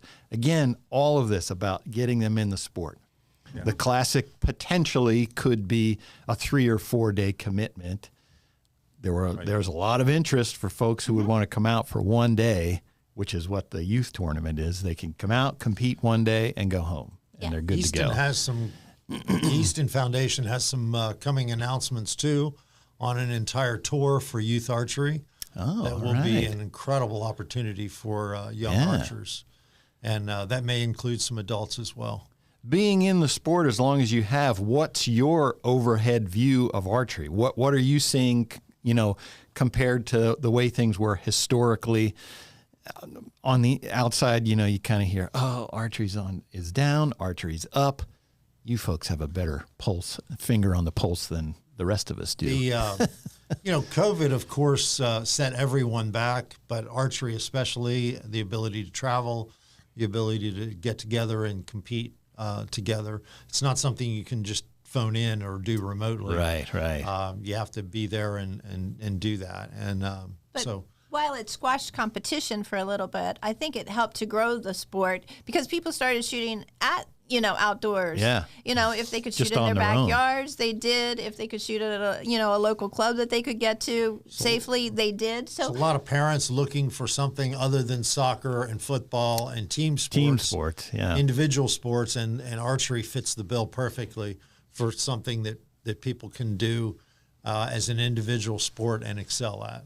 Right. Gotcha. So I think the numbers and whole of the sport, I think more people got interested in seeing what archery was about. Right. And so hopefully now that we're past the worst of COVID, hopefully we can keep them engaged and get them to try tournaments and get them to try leagues and get them to try all these other things. And that's why it's important to keep growing that grassroots. All right. Well, yes, and I can tell you, if you want to challenge yourself, just show up to a tournament and shoot it. Nothing will scare you like that. The first time I shot the Classic, I'd shot tournaments for years. I just remember walking out there and sweating. And I was like, why am I sweating? This is scaring the heck out Fight of me. or flight syndrome. I wanted to flee. Yeah, I wanted to run, that's for sure. Most definitely. Well, Rob and Carole, we thank you very much. I understand our first guest is lining up here. Last parting message to folks out there. We want them to donate all day. What do you got to say to them? Thank you so much. Thank you so much to all the companies, to each individual, and thank you especially to every club volunteer. If you're coaching kids, if you're teaching kids, if you're a target captain or a range captain, if you're a judge or an official, thank you so much. We appreciate each and every moment that you donate, and really the foundation is our way of saying thank you. Also, the people of Florida, we're thinking about you. Please stay safe. Absolutely. Good point. Yes. All right, Rob and Carole, we appreciate your time. Thank you very much. We've got a couple more minutes here till 5 o'clock, so. I hope you have got all my drinks here. A lot to talk about, PJ. Got plenty to talk about. Good. Thank you. Well, thank you. And thank everyone out there. We really appreciate all of the support. Absolutely, will do. Thank you. Thanks, folks. We'll be right back with Justin Zarr, I believe. Thanks, folks.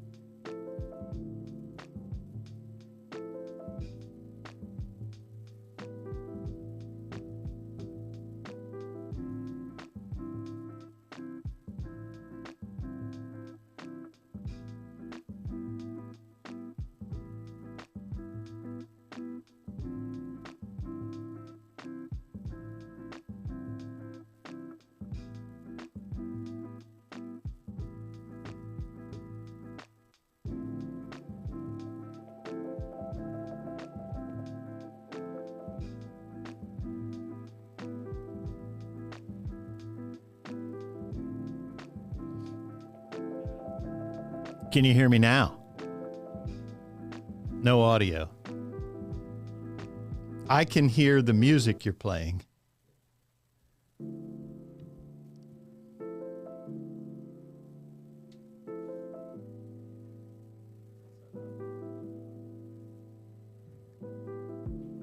Can you see him? Ask him if his settings are good.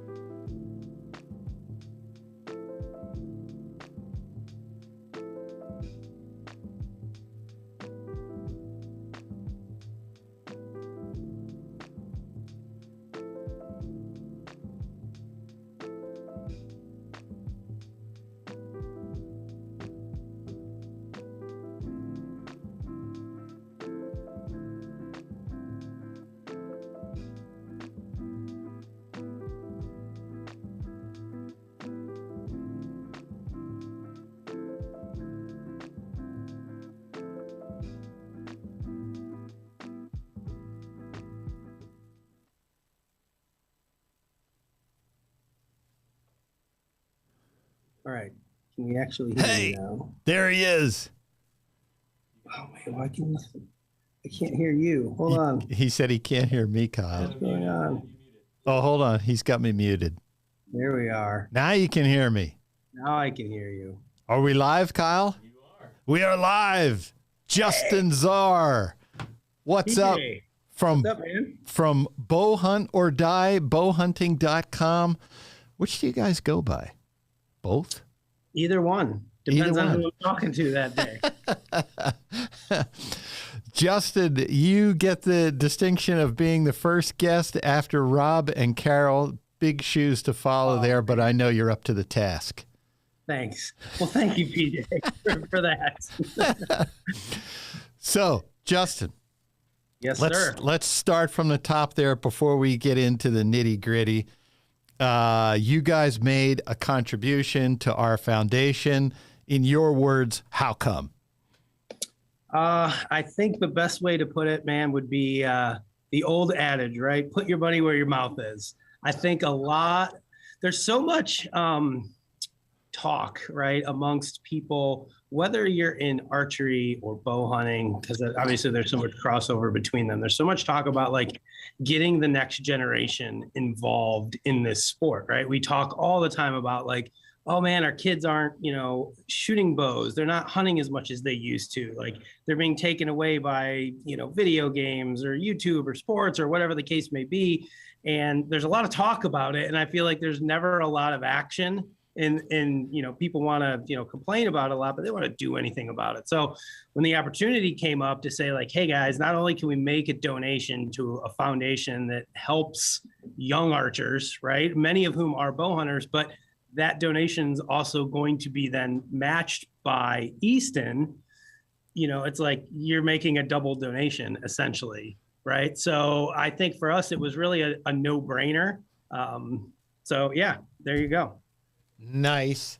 And just for the viewing public out there, Todd Graff, he couldn't do his hair today or Todd's what? In a tree in Kentucky right now, I believe. But interestingly enough, apparently Todd's phone broke last night, so he's currently without a phone. Which I don't know if you guys know Todd at all. Like I don't know that I am aware of another human being who's so addicted to their phone as Todd Graff. So the thought of him like being out hunting in a tree with no phone right now is really amusing to me. I'm gonna send him a million. I'm gonna send him a million texts saying, "Where are you, man? I need to talk to you. Come on." Right. Once he gets back to his computer, he'll get his text messages.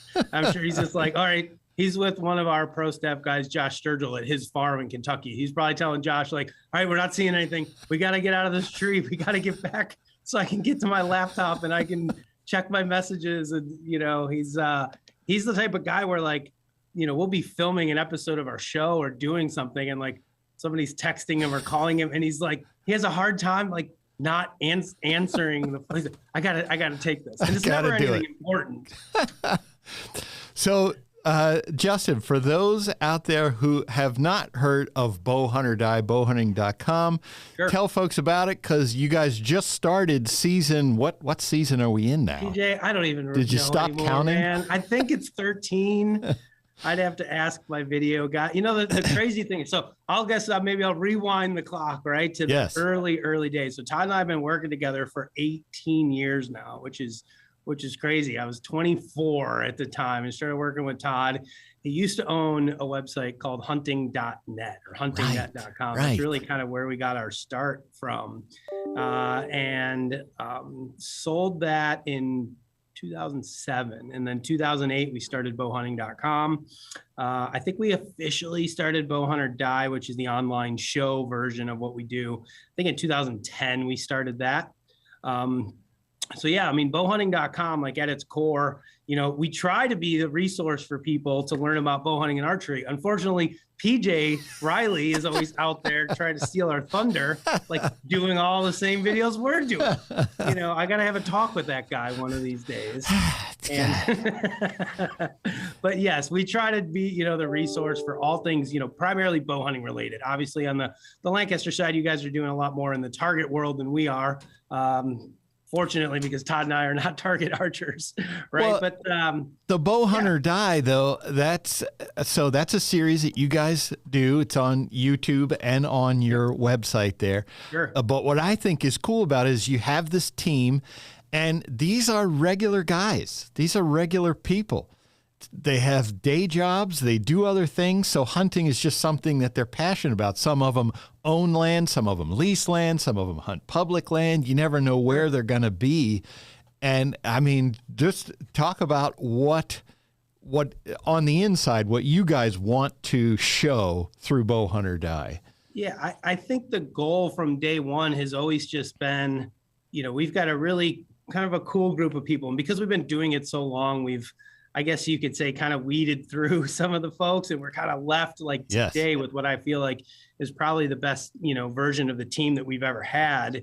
And like you said, I think our group is about 22, 24 guys, something like that. They're spread out across the country. So they're hunting all different places. Obviously, because we're here in Illinois, and that's kind of our home base, we do have kind of a core group of guys here. But then we have people, all the way out to Wyoming. We've got guys in Texas. We've got guys in Tennessee and Ohio and Indiana and Wisconsin and Minnesota and all over the place. And yeah, they're just regular dudes that love to bow hunt, right? I mean, that's kind of the theme of Bow Hunt or Die is like, we love to bow hunt. That is our passion. And these are guys that are, like you said, they come from all different walks of life, all different, backgrounds and opportunities. Like you said, some of them are landowners. And what's really cool for me is because we've been doing it so long, it's neat to see the progression of some of our guys, right? As we unfortunately get older and start getting a little gray, like some of our guys are, being more successful in life. So it's offering them the opportunity of a guy, like I look at my friend Matt, who's on our team. Like he moved to Illinois like 6 years ago, I think, from the East Coast. And when he moved here, like he didn't have anywhere to hunt. Like he moved to a brand new state, had nowhere to hunt.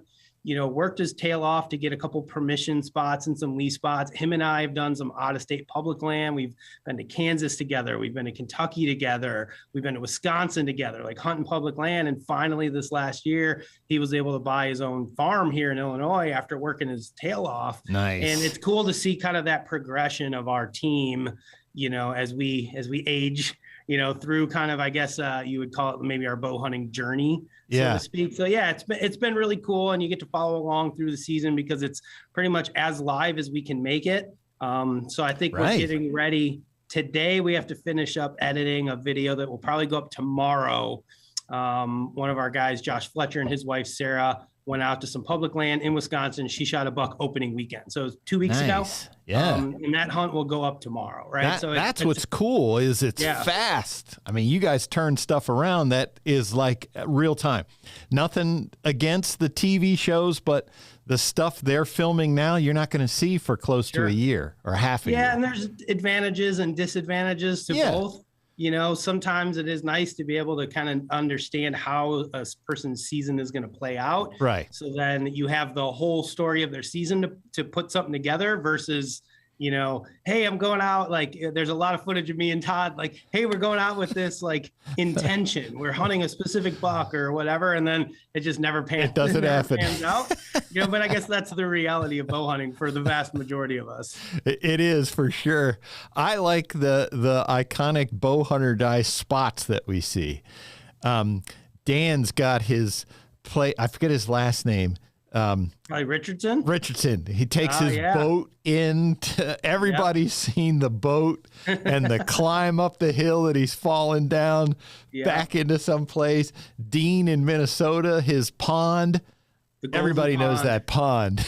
Yeah, I know, right? He's kind of like, man, I wish we would stop showing the pond. Everybody's going to know where I'm at. It's kind of the downfall of some of what we do is like people start to learn. There's a guy on our team now. His name's Kurt. And he just joined our team a couple years ago. He hunts northwestern Illinois, pretty close to Todd's farms. And before he was on our team, like he made it before he knew us. He made it like his life's mission to watch all of our videos and figure out where we were hunting. So when I finally met him, he's like, "Oh yeah, you know that farm you're hunting over off of like such and such road?" And I was like, "How do you know that?" And he's like, "I would watch all your videos, see where you were like filming when you were driving around. I'd get on Google Earth and start searching around." I'm like, dude, you are insane. That's crazy. There's a lot of people that do that. I remember, you know, we've been filming our hunts for a number of years. We used to do all the deer and turkey expos and you know, throughout the country. And I remember we used to hang out with a lot of different folks that we met back in the early days, but Jared from Whitetail Adrenaline, right? They're huge. They were probably like the first guys that were doing public land, run and gun. Like before it was like as cool as it is now, like they were the pioneers of doing that and filming that. I'll never forget talking to Jared one time. They were going out to Kansas for years, right? Doing a lot of public land, walking stuff. He kills a giant, I think killed like a 200-inch deer out there on public. And he's like, the next year I show up and there's trucks everywhere in these spots that I've been hunting for years where nobody's been there. Yeah. He's like, the worst part was they all had Whitetail Adrenaline stickers in their back window. What can you say? I inspired them. You know, that's funny that you mentioned that. I tell this story all the time. I've written about this multiple times. There was this, I have a place that I hunt. A lot of people have, you know, they're allowed to hunt it as well. And there was one spot that I just knew the deer were in there, but it's hard to get into because of the property on both sides where I wasn't allowed to go. So it was like, okay, how do I get in there? And it took me like 3 years to figure out how to get in without chasing everything out. The first year I do it, the first November that comes in, I get this 10-pointer running around and I shoot him. I drag him out to my truck and I wasn't paying attention, but I see this vehicle coming down the hill as I'm putting the deer on the tailgate. I go the other way. The next year I go, now this spot where I was in, nobody ever messed with it. Of all the years I was there, I never saw a tree stand in there. The next year I go in to hang my stand and there's a stand 5 yards from mine. It's like, what? And I thought, well, you know, whatever. He's got permission to be here. I'll go somewhere else. I ran into the guy that season and he came right up to me. He said, you're the guy that hunts. He said, man, I was coming down the hill when you were dragging that buck out. He said, so I stopped and I followed your cart tracks to your tree stand. I figured that was a great place to set up. He told me straight out. Right? I figured you found an awesome spot, so I would just steal it from you. Like, thanks, dude. I thought, well, hey, there's honesty for you right there. Yeah, at least he didn't lie about it. He was right up front. I found that that seems to happen a ton in Kansas on public land, especially because it's becoming more popular to hunt out there. But a lot of the walk-in ground in Kansas, guys are going out there and they're just putting stands up everywhere. Right. And I think a lot of it is just to deter other hunters from going in there. Cause like you go to scout a piece of public, you walk in, you find 3 tree stands, a couple trail cameras, and you're like, well, I'm not going to hunt here. There's somebody else here. But I don't even know how often those guys are going in there. I think a lot of it is to deter other people from going in there to keep the spot fresh for themselves, which decoy tree stands. That's a new one. That could be a new market. they're getting pretty pricey, man. I don't know that I can afford to be affording decoy tree stands. I was looking for tree stands last night, just got to search around the internet. And there's a bunch of kind of new brands that are coming out that I've seen pop up, and some really cool like cast aluminum stuff. And holy smokes, man. Yeah. They're like $400 for a tree stand now. Yes. I remember when $200 was like considered like the high end. $225 was like the best of the best, top of the line. Like, if people thought you were crazy to pay that, now they're $400, man. I need another job, PJ. I always waited for our Lancaster Archery Bow Hunters Extravaganza every year. So I was like, all right, we're going to come in with this killer deal. I want those $80 hang-ons, man. Just give me a pile. So now we of know when you guys show up at the Lancaster Extravaganza and there's no stands, PJ bought them all. I bought them all. Sorry. Truck. So one of the things I was going to say that I always appreciate about you guys' show, too, is the commitment to the filming. So I've seen some of the – and actually Todd has shown some of it where I've seen him at full draw on a buck that's bigger than anything I've ever shot, and I think it was one of the biggest Todd's ever killed. I don't know, PJ. And he's sitting there. He's at full draw, moving his camera because he's not going to get it. I'd be like, I don't care about that camera. I'm shooting that deer. Yeah. But you guys are committed. That's the thing, man. When you start filming hunts, like, that's what everybody watches for. You know, that, they want to see the behind the scenes and they want to learn some stuff. But at the end of the day, like, the analytics don't lie. When people are scrubbing through a YouTube video, they're stopping at the kill shot. That's what they want to see, whether they admit it or not. Like I said, the numbers don't lie. And we've always said, you know, from the day that we got into filming hunts, like, there is a certain level of commitment that goes into it. Like, you have to mentally prepare yourself that, like, if I can't get this on film, and we've learned through the years that it doesn't always need to be perfect. You know, Todd is a little bit of a perfectionist in that regard. And I think part of it just becomes that added challenge. It's kind of like the reason we bow hunt instead of gun hunt, right? There isn't an added challenge to it. There's a feeling of accomplishment when you are successful. I think adding the filming to that just kind of ups the ante. So for Todd, you know, he's been hunting a long time. He shot a lot of deer. Like, for him, it is about getting that really good footage. For me, like, I'll settle for something that maybe isn't perfect all the time. But, you know, definitely getting the shot on film it's just one of the requirements of filming. Yeah. So a lot of guys, like, if you pick up a camera and you decide that, like, you want to do this, and it's one thing if you're doing it for your own, you know, personal enjoyment, family and friends or whatever, and it doesn't really matter as much. But, like, when you're part of a team and you're making a commitment, you know, that's one thing we tell our guys is just make sure you get the shot on film. If you're self-filming, how much time do you need to be in? Like, okay, I want to go into my stand and, you know, I want to be there an hour early just to get settled. With your camera gear, what kind of time does that add? You know, camera gear, like all the equipment we carry in the woods with us, has gotten so much better than what it used to be. It's smaller, it's lighter weight, it's easier to set up, it's more adjustable. Like, it really doesn't take me very long to set up my camera gear. I mean, typically on most hunts, I'm setting up what I consider my big camera, which is what I'm filming with, using a 4th arrow arm. And then I'm usually setting up some sort of action camera, whether it's a GoPro or a Insta360 or something like that, usually over my head. But I mean, it probably takes 5-10 minutes to set that stuff up. It's not very difficult anymore. It used to be a lot more. There used to be a lot more equipment. Everything was bigger. Yeah. And actually, I happen to have my camera that I hunt with. I mean, this is it. Oh, nice. 4K. Yeah. That big. Yeah. That's all I'm carrying into the woods with me. And then I happen to have my camera arm. It's sitting over there right now. Everything's like strewn around in the studio here. I got to get it together because we got opening weekend here in Illinois this weekend. That's right. But yeah, I mean, it doesn't take very long to actually get the gear set up. And because it's so small now and lightweight, you're not packing as much as you used to. Like, I used to have a whole separate pack that I carried my camera and my camera arm in. Now everything goes in one pack because, I mean, I can literally fit this camera and a GoPro and my little 4th arrow arm into like a fanny pack size pack. It's not nearly as cumbersome as it used to be. Does it add time if you are filming with someone? If you're filming with some, well, yeah, usually because for most of the times we're either hanging a separate tree stand for the camera guy, or since we're saddle bros now, we're putting up a platform and saddle. So it does add a little bit of extra time if there's a second guy. The nice thing is though, when there is a second guy and a cameraman, like the hunter only has to worry about one thing, which is like, I got to climb up, get my bow, and then I got to make a good shot versus I got to make a good shot and get it on film.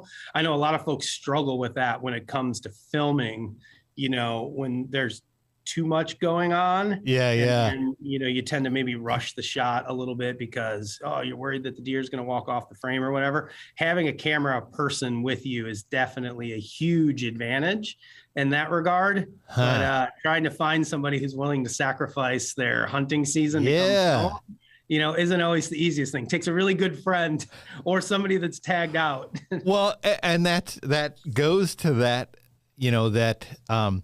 your team members, that they all have other jobs. It's one thing if that's your job, that's what you're doing. But if you're, like you said, hey, I have today off, I could go hunt myself, or I could carry a camera for this guy over here. Yeah. Right. Yeah, for sure. And I think, again, as camera equipment has gotten more, just better, I guess, more better, if that's better. Not exactly what I should say, but as it's gotten better, it's gotten a little bit easier to self-film, and I think some guys have gotten more comfortable with it. We still have, some team members that will go out and film together. I still try to team up with some of the guys or with Todd or whatever, at least a couple times a year. We like to get out, and it is fun to be with somebody else. Like if you've never done it, like there is a part of hunting that you enjoy that's the solitude of just being alone in nature, playing on your phone in the tree stand, right? And then there is also something about the camaraderie of like being with a friend, up in a tree and sharing some of those experiences. And I'll tell you, when you film somebody, shoot an animal and you get to be a part of it, like it is the next best thing. Yeah. To actually pulling the trigger yourself. For sure. Really, there is a pretty good sense of accomplishment because at the end of the day, like the footage that people are seeing, like you did that. Like you created that. Like, the hunter, they shot the animal, but like you documented the whole thing. What about the camera work there? Look at that rack focus. That's right. Exactly. So there is some fun in that as well. So most of our guys are self-filming, but we do have a pretty good amount of them that will team up, a few times a year. And now that most of us have kids, that are of age to go hunting, a lot of us are now filming our kids, do stuff. So that's kind of just the next level of enjoyment for us. You're giving them a cut of the profits, correct? All your kids. This is all by feeding them and putting a roof over their head, Jay, and paying for all their Fortnite V-Bucks. Well, shifting gears a little bit, Justin, we wanted to talk about, because next week we have an announcement coming out about the Lancaster Archery Classic, which I know, it's on my calendar, PJ. It's on my calendar. You guys are always great partners. Tell folks what you guys do as part of the Lancaster Archery Classic. Yeah, well, there's a couple things, right? So first of all, we always come out and enjoy the Classic. So we've always got a booth set up there. We love meeting people, and it is cool to see a lot of the crossover between folks that target archery, shoot, and bow hunt, and vice versa. So that's been an eye-opening experience for us, exactly how difficult target shooting actually is when you're surrounded by a bunch of people, and then you got PJ sticking a camera in your face while you're doing it.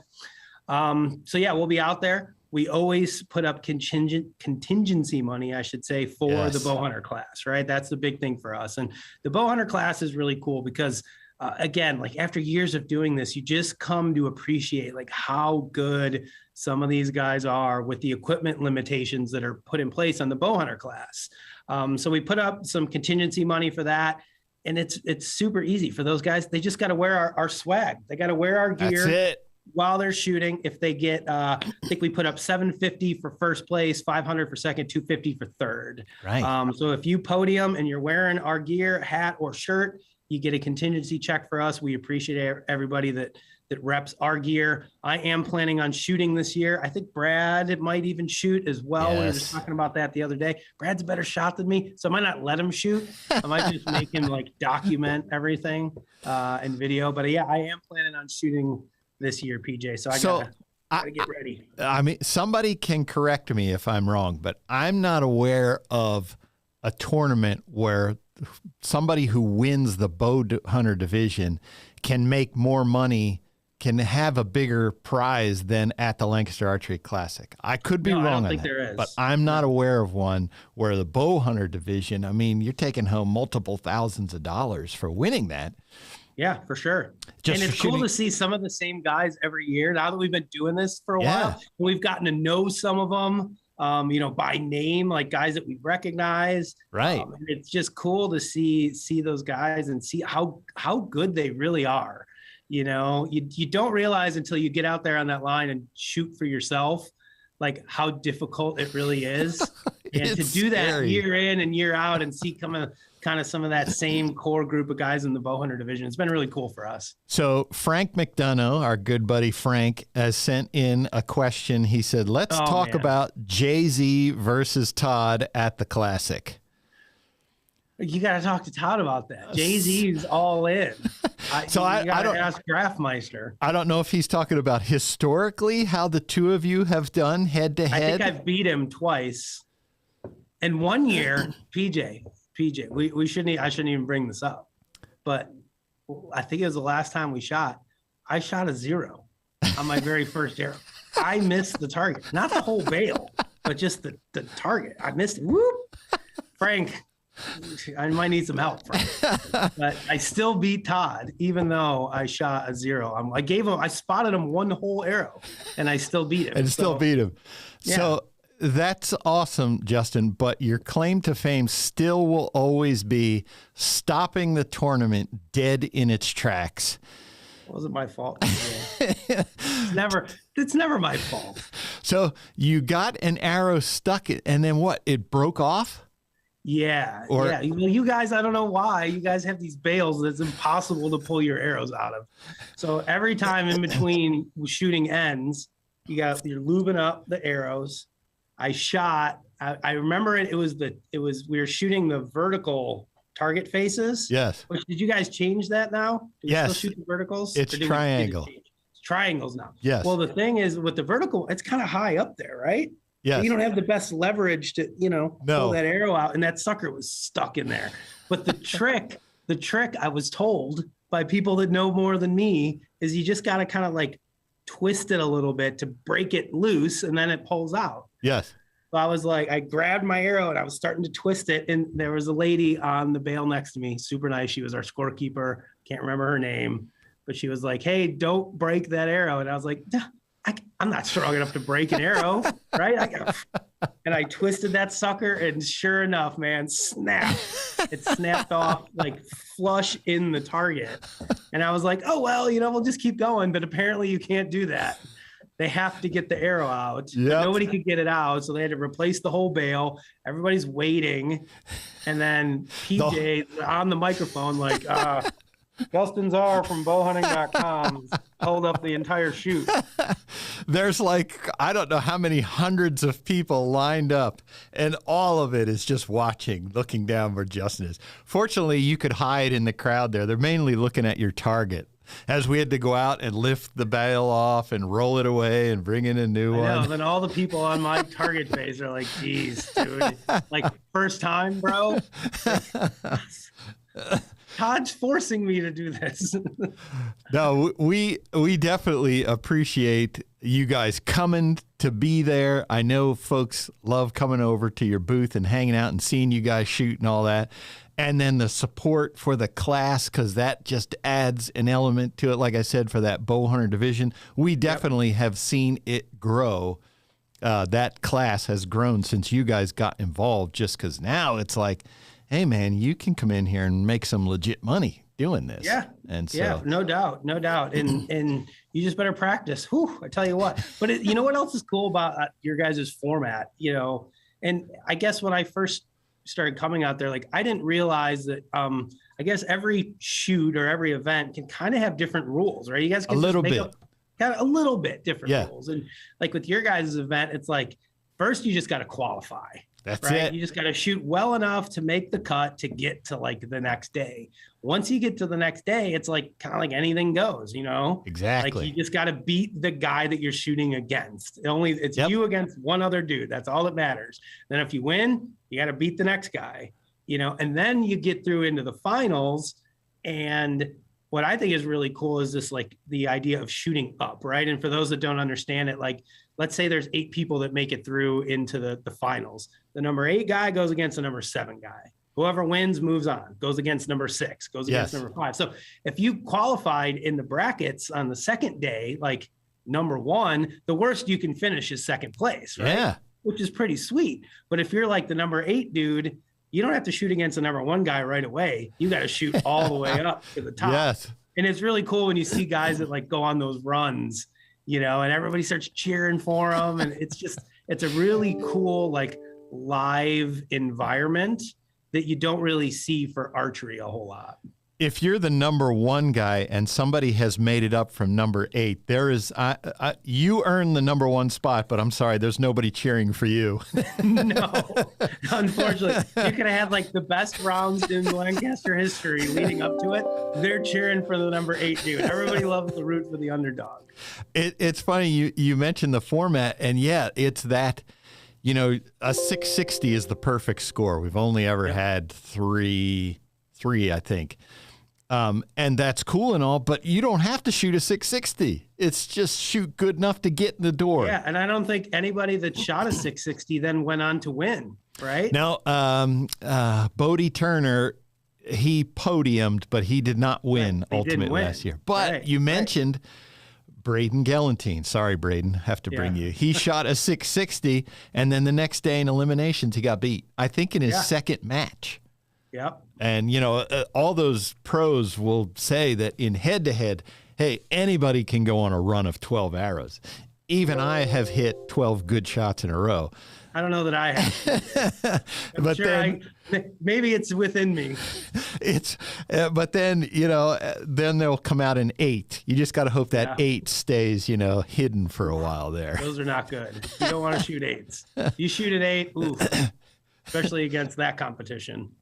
All right, so Justin, the bow hunter die.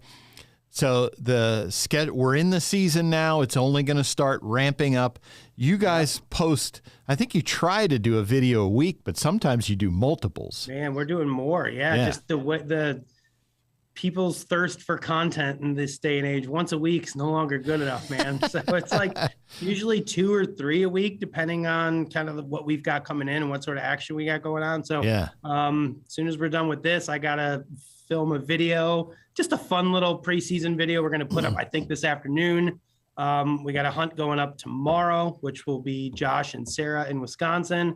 And then I think I have 3 other buck kill shows already lined up for like next week, right? For the first week of Illinois season. And that's, I mean, who knows what's going to happen once October 1st gets here. Like this crazy cool weather that we've been having here lately seems to be really good. I mean, we got people shooting deer all over the place already, and Illinois hasn't even started yet. So I'd imagine we're going to have kind of hopefully a windfall of good, you know, hunting content here over the next couple of weeks. But during the season, it's usually 2 to 3 episodes a week. We've had this, you know, overnights in the 40s. I can't remember. There was frost here this morning. I can't remember a September like this. And we've been open for 2 weeks. I have not gotten out one time yet. It's killing me. DJ, what's happening? Just so busy. You need me to talk to Rob and Carole, get you some time off? Yes. All right. I'll put in a good word for you. That's what I need. So yeah, it's and you can find you guys on YouTube. You have your own YouTube channel there, and then you also post your each episode on the website bowhunting.com. Yep. And then actually the Roku channel is really awesome too. So we get a lot of folks watching there. So if you've got a Roku, you just look for bowhunting.com, install the channel. We actually have our own mobile app. So if you were to go to the App Store and look for Bowhunter Die, you can find it there. There's an Apple TV channel as well. So if you're an Apple TV person, you can download the bowhunting.com channel and watch all the episodes there. So we try to put it in as many places as possible because everybody kind of likes something different and likes to watch their content somewhere different. Like I'm a big Roku guy. Obviously we've got our own channel, but like I watch a lot of like Carbon TV. I'll watch a lot of hunting shows on Carbon TV on my Roku as well. I'll watch a lot of stuff on YouTube as well. Follow the guys at, Hunting Public, watch those dudes a lot. Seek One does a really good job. Chris B, bunch of people. I know you guys do a bunch of work with Chris. So yeah, it's a lot funny. of good content out there to watch. All those people that you mentioned, I mean, you guys are like the OG. You guys were the ones sticking. I don't like being the old G part, but yeah. I mean, when everybody else was TV only, you guys started with the year we started. I think it was 2010. I think was our first year. It was us, Bill Winke had just started Midwest Whitetail, and Grant Woods started Growing Deer. That we were like the 3 original like web-based type series, and I'll never forget it. So this is like the origin story of Bowhunter Die. It's kind of funny. So we had been filming our hunts for years, right? We started filming our hunts with our buddy Todd Pringnitz, who had White Knuckle Productions, right? That's really where we started. He was the guy that got us into filming, and we were filming for him. We started bowhunting.com. We were still filming for White Knuckle, and we were taking some of our videos and just kind of putting them on our website, just little clips, little hunts, not like full episodes or anything. And people seemed to like it. And we were, as I mentioned, we were doing some of the deer and turkey expos. Yes. And we were going to these expos, and we were trying to, sell some hats and some t-shirts, but everything just said bowhunting.com on it. And the problem that we had was like, if somebody, unless they were like a rampant like forum, guy, like they didn't really, like bowhunting.com, like if I don't know who you are, I'm not going to buy it. Right. So I was toying around with the idea of coming up with some new apparel to sell at trade shows that would have a more universal appeal. And we came up with the Bowhunter Die saying, and I was like, I think if we just put Bowhunter Die on a shirt, it's cool. People don't necessarily need to know who we are, but they would wear a shirt that says Bowhunter Die. So we were working on that kind of in the background. I went to Colorado on an elk hunt. I came back and I walked in, like in the first day I got back, Todd comes up to me and he goes, we're going to do our own show and we're going to put it on the website. And I was like, okay, sounds good. Let's do it. And he's like, well, we got to come up with a name. What are we going to call it? And I was like, well, let's just call it Bowhunter Die. Like we're already working on the shirts and everything. And he was like, oh man, I don't know. That's pretty aggressive. People might not get it. It might turn some people off. I'm like, yeah, but I don't care about those people. I care about the people that are like rampant, like bow hunters. Like that's what we do. Yeah. So that was the origin story. So we started, like I said, in 2010, no idea what we were doing. The first, year or so was interesting. Go back and watch those videos, now just the way we filmed and edited and everything, but it was fun. We kind of learned along the way. There was a year or two where we actually had a teleprompter for Todd. Oh, because he couldn't like remember his lines because we were trying to like come up with what we were going to say ahead of time. That's bad. It's terrible. You can go watch those episodes and you can almost see him like trying to read the teleprompter. So hi, Justin. That is a great point you just made. Ha, ha, ha. Well, if you've watched our show, you know that Todd is not good at reading, right? He's not good at reading and like pronouncing words. So it was not a good idea. So then we just kind of said, screw that. We're just going to wing it. We'll just, go with the flow, be a little bit more natural. And I think that's been the best for us. I prefer that, definitely. All right, Justin, All right, PJ, before we go, I got to ask you. Yes. What's your Starbucks drink of choice? When PJ goes to Starbucks, what does he get? It's whatever they call their black iced tea, I think it is. Just a black straight. Tea. You're a tea guy, not a coffee guy. No, I'm not a coffee guy. It's unsweetened iced tea, and I always forget what it's called. My wife has to tell him what it is. She orders for you? She does, because I forget. Good for you. 'Cause if you say the wrong word there, you get nothing. I don't know, grande or whatever their sizes are. I never get it right. That's all screwy. So this morning, Courtney, who works in our office here, she brought me this. It's pretty good. It's an iced chai tea latte with light pumpkin cream foam on the top. Holy cow, that's a lot of words and there. Sugar-free vanilla syrup. It's pretty dope. See, for anybody who's interested, it probably costs like $12. It's easier to just say unsweetened iced tea. This is good. I'll text you what you should get next time you go to Starbucks, PJ. Hey, Text you your order. Thanks a lot, man. Always Thanks, man. appreciate hanging with you. Appreciate the support Likewise. for the foundation. Good luck this year. I'm looking forward to seeing you kill one like this. Thanks, Pete. I got to get my kid to kill one first, then I'll worry about shooting one. I'm a guide for the first couple weeks. So thanks, PJ. All right, Appreciate man. everything as always. Good luck this fall. Just stay out of Illinois, please. I'll be there. Second week in November. All right. Thanks, PJ. See you, man. Bye.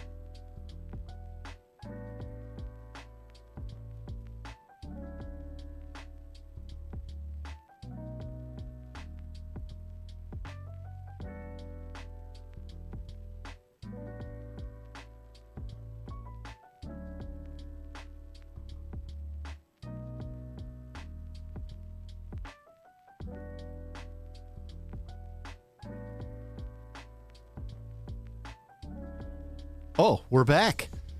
John Dudley, can you hear me? No? Oh, there he is. What's up? Can you hear me? I can. Do I have video mode or what's going on here? We're checking that out. Hold on. I'm on. Oh, there you are. Gotcha. How are you? How are you guys? I'm good, man. How about yourself? Oh, awesome. Awesome. Thanks for taking time to come on with us today. We certainly appreciate it. I didn't know if you'd be busy like carting, back 9 elk or 830 elk that you've shot this fall already. I'm actually busy catching up with my dogs, catching up with my wife, and just trying to get sleep. I slept 20 hours. Oh, wow. Yeah, honestly, I feel like I've averaged about 3 to 4 hours a night for the last 34 days.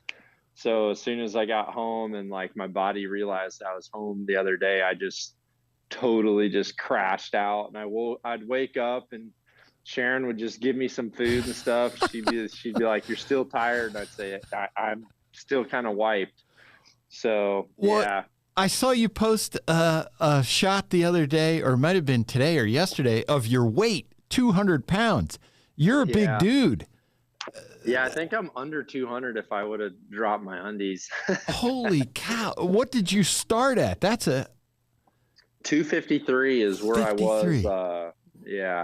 And honestly, I never felt like overweight or anything like that. Well, no, you're like what, 6'3", 6'4"? Yeah, I'm 6'5". 6'5". Yeah, I'm 6'5". So, I don't know. I kind of just, I wanted a kind of a reason to just be very strict in relation to, I did want to cut out alcohol and see how it would affect my sleep and my, really, and just inflammation. Yeah. And see if I was very strict on my diet, which I used to be when I competed. I was always pretty dang deliberate. Nutrition was a big part of what I talked about. Because I'd be very picky about what I ate when I competed, because I didn't like it following the lunchtime break that we would always have. All right. of a sudden, you have that slump. You could see it on your scorecard. When your insulin would hit, you could see it. All of a sudden, you just have these runs of, shooting 8s or 5s. Yeah. And then you'd be trying to climb back out of it on the last 5 targets. So when I recognized that as a competitor, I was always pretty strict about, when I competed overseas, especially, about what my diet was. And I would pack a lot of my food. Oh, you did? Okay. Yeah, I'd pack my food, or if I found a place that had the food that I need, I would eat there every single meal. just so that I could try to keep it regular. And then this year, with as heavy as my tax schedule was, I really, it worked out really well, because I went keto and stuck to it. And then honestly, with that comes, you don't feel like you have to eat as much. Like, you can eat less and feel very satisfied, because your body, like, once your body's not craving the sugar, that's the big thing that like makes you have like these, munchy attacks, right? Is your body's wanting the sugar more so than anything else. Right. And so at the tax, I actually fasted 18 hours a day at every tack. I only ate at 9 o'clock at night. So in the morning I'd get up and have some coffee, and then I would drink throughout the whole day, but I wouldn't eat anything until we packed up the booth, and I would eat at night. And I was totally fine with that. But more importantly, I shot with just over 12,000 people this past year. Holy cow. That's how many pictures that we have photos with. And you got to think, like, 1 out of 5 or 1 out of 6 groups would have me shoot with them. And I was always on a triple digit target. So all right, to be able to like be on point for that many times at that distance, is tough. So I needed all the help I could get, and just having very, very consistent energy levels and mood has just been awesome. And quite frankly, I just like eating this way. Right. I've never really liked how I felt after. I've never been a sugar person, but when I do have sugar, I know like my insulin gets affected very fast, and I do, like energy drinks. I think I was able to like eliminate those, so I don't have like ups and downs. I don't feel like I'm gonna fall asleep in the middle of the afternoon. Now, granted, on an elk hill, if I take my backpack off and lay it on the ground behind my head, like, I'll definitely suck down a nap at that moment. But other than that, no, it's been great for me, and I'm very, very surprised at how much I keep losing. Now, granted, I doubt I'm going to go up. I doubt I'm going to keep going down in weight now that like the Western season's over, just because there was a lot of cardio that I'm not going to implement, 12 miles a day into my walking around with a backpack. I'll bet the tax helped you though to get ready for those, especially like the Salt Lake one and Montana one.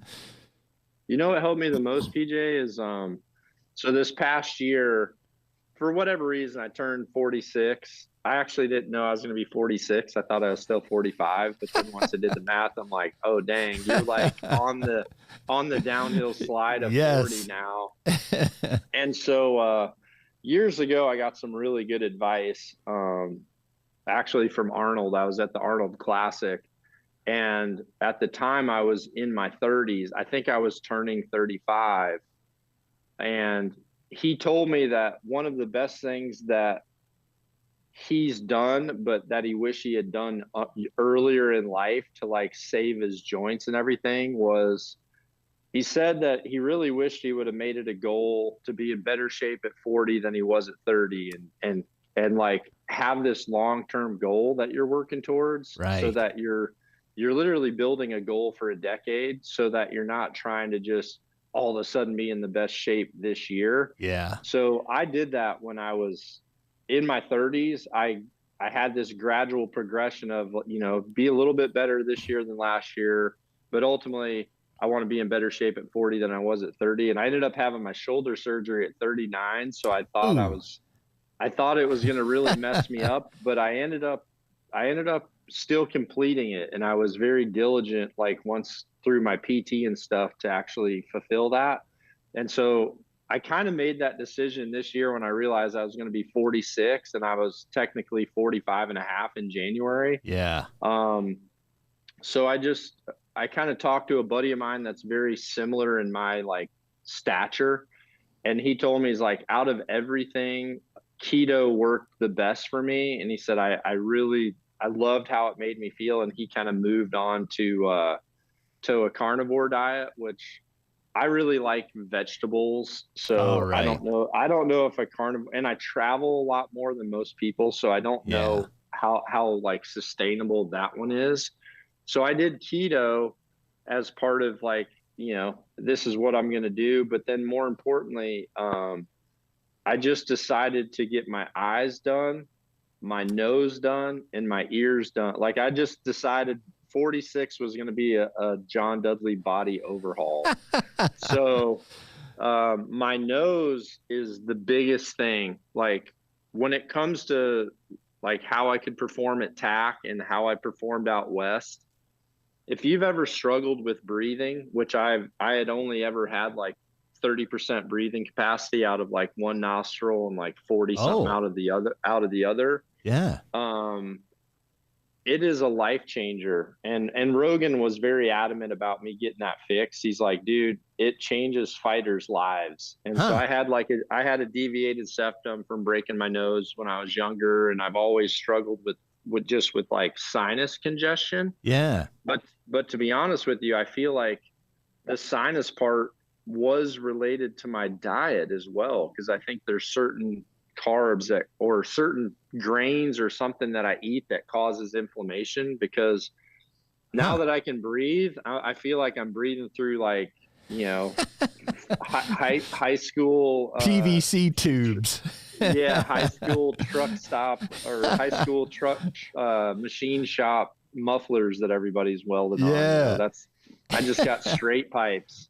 So I think with that, and then literally being able to run around with a loaded pack at the same or less weight than I used to be with a water bottle in my pocket. Right.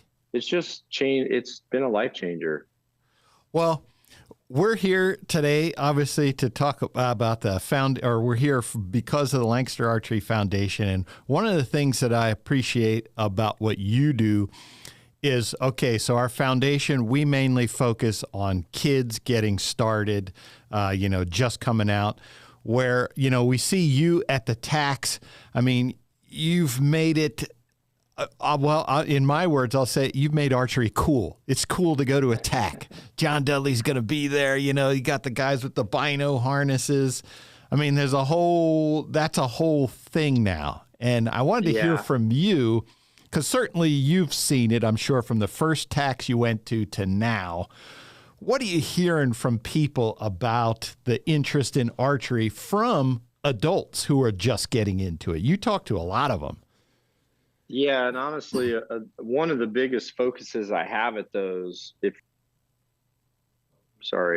you followed along, sorry, I was trying to make you the bigger part of my screen. There we go, I did it now. So at the TACs, the biggest part of my focus is just building confidence in the females and in the kids. Yeah. And, and I've watched millions of arrows fly. So when it comes to ballistics, I have a pretty good idea. So, being there on a 100-yard target and being able to like teach someone how to hit a target that far, you can just instantly see it goes from them liking archery to like being in archery for life. Right. And just the amount of husbands come down and they're tearing up and crying in the booth because of how much it completely changed their wife or their kid for the whole rest of the day. And that they, that all they'd ever wanted was them to be involved, and they had never really had the itch. But now like there's this passion for it because this confidence gets built. And, one of the things that I really learned from working from a different side of archery. So I feel like what I've been blessed with is the fact that I shot as a competitor, and yes, I've been a bow hunter, and I've been a consumer to our industry. I was also a manufacturer, and when you're in that role, and similar to a role like where you're at, you deal a lot with the end consumer, not necessarily just the ambassador or the professional side. And the truth is, the consumers are they're the lifeblood to our industry. Yeah. You know, most pros are given equipment to represent companies, and, you know, giving away everything doesn't generate sales. The people that buy the equipment is really the lifeblood to the industry. And I've always felt like I was a consumer first. And so I get along really well with the consumers, and the TAC is no different. It allows me to connect to the type of people that I would hang out with in my local community. You know, if I have several pros that live around me, but I honestly either practice alone or I practice with the everyday, you know, the construction guy in town, or, you know, the local meat processor that has a bag target in his backyard. I just like plinking around more so than, like, training was always work for me, but training was also how I knew that I'd be the best bow hunter I could possibly be. And I feel like that's all. I love that that's still there for kids and women that come in and they love it. And then all of a sudden they're like, hey, I want to participate in a JOAD program, or I want to participate in NASP. And, you know, they start coming up through those early ranks of competing, because the bottom line is that makes them have the foundation that they need to be a very ethical bow hunter. Right. And so for me, the TAC event is there's a filter between pro events that are very focused on, you know, on competition and scoring. Yeah. Which I think is important, but I also feel like is also very intimidating to people that, you know, a lot of them have never even seen people shoot at that level. Like, they don't even know that that's attainable. And, you know, I look at some of these people that compete now, and, you know, and I look at, like, my personal best ever, and I'm like, okay, when I stepped out, my personal best ever would be like where the cut is now. You know, and so there's just a whole different level of commitment there, even for someone like me that I feel like it's just safe to say that I'm gifted with archery. You know, I feel like I've worked for it, but I also know that I do have a gift in shooting a bow. But, like, that gift is not enough to run with the guys right now that are polishing. You know, I have a rough edge that will never go away. Like, my archery skills are never going to be dull, but there's dudes that are scalpel sharp that just polish and polish and polish and polish. And all that time that they're polishing to, like, you know, freaking slice and dice the other 5 guys that are really in that top handful of people right now. While they're polishing to be able to do that, I'm trying to put the rough edge on, you know, the kids, the women, the brand new people into archery, because I just feel like that's what my calling is now. And I feel like I can do a pretty good job of relating a lot of my mistakes and a lot of my unnatural abilities to how people can just be better and be more ethical in the woods. I imagine it's pretty cool. I know we had some guys who were at the Pennsylvania TAC, not this past year, but one of the previous ones. And they were just up on the mountain shooting, and they were like turned around. They were like, hey, here comes John Dudley. He's coming over to shoot. I mean, that's got to be cool when you do that out there, that somebody's just like, holy cow, here comes John Dudley to shoot with us. Yeah. And hey, that's totally me.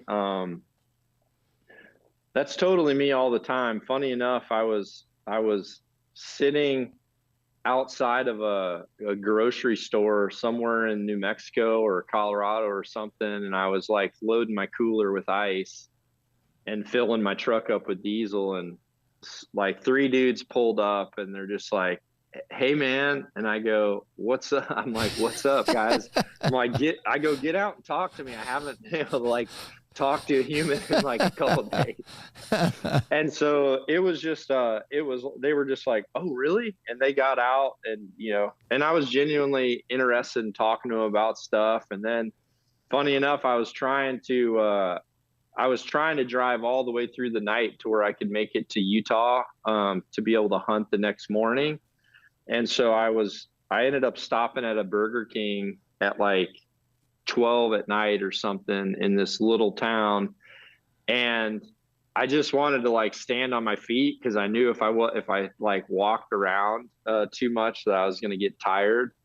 And funny enough, like if you're keto, here's my trick. I get a double Whopper and I just like flip it over, take the bottom bun and throw it. And then I take that bottom patty off and like flip it over again and take the top patty off, or the top bun off, and so I'm like holding my patties to eat my Whopper. But I was standing at the back of maybe on the hood of my truck, just standing up in the parking lot, like plowing down 2 double Whoppers at midnight with like no one there. And some dude like pulls up and he's like in his camo and he's just like, "You're Dudley, aren't you?" And I go, "That's me." And he's like, "I just saw you pulling that elk off the mountain." And I go, "Yeah." I'm like, I just got done and I'm on my way. And he's like, "I hit this deer." And he's like, "I've been looking for it." And I go, "Where is it? You need help?"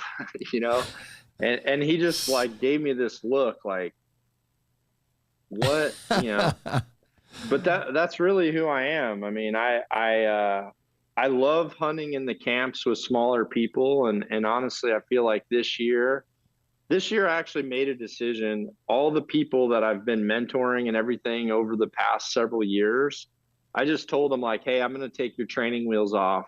This year is all you. You don't need me there. I'm going to go out and hunt on my own.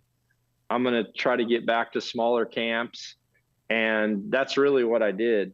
Other than one trip, I've really just been in areas where I'm meeting everyday random people. And, I hunt better that way. That's just what I'm, all the way back to like the Double D DVDs, where I loaded up my truck and went out west for 30 days. Right. That's what I did. That's what I did. What's I guess next on your schedule is the question. I mean, obviously whitetails, but well, I do have one more.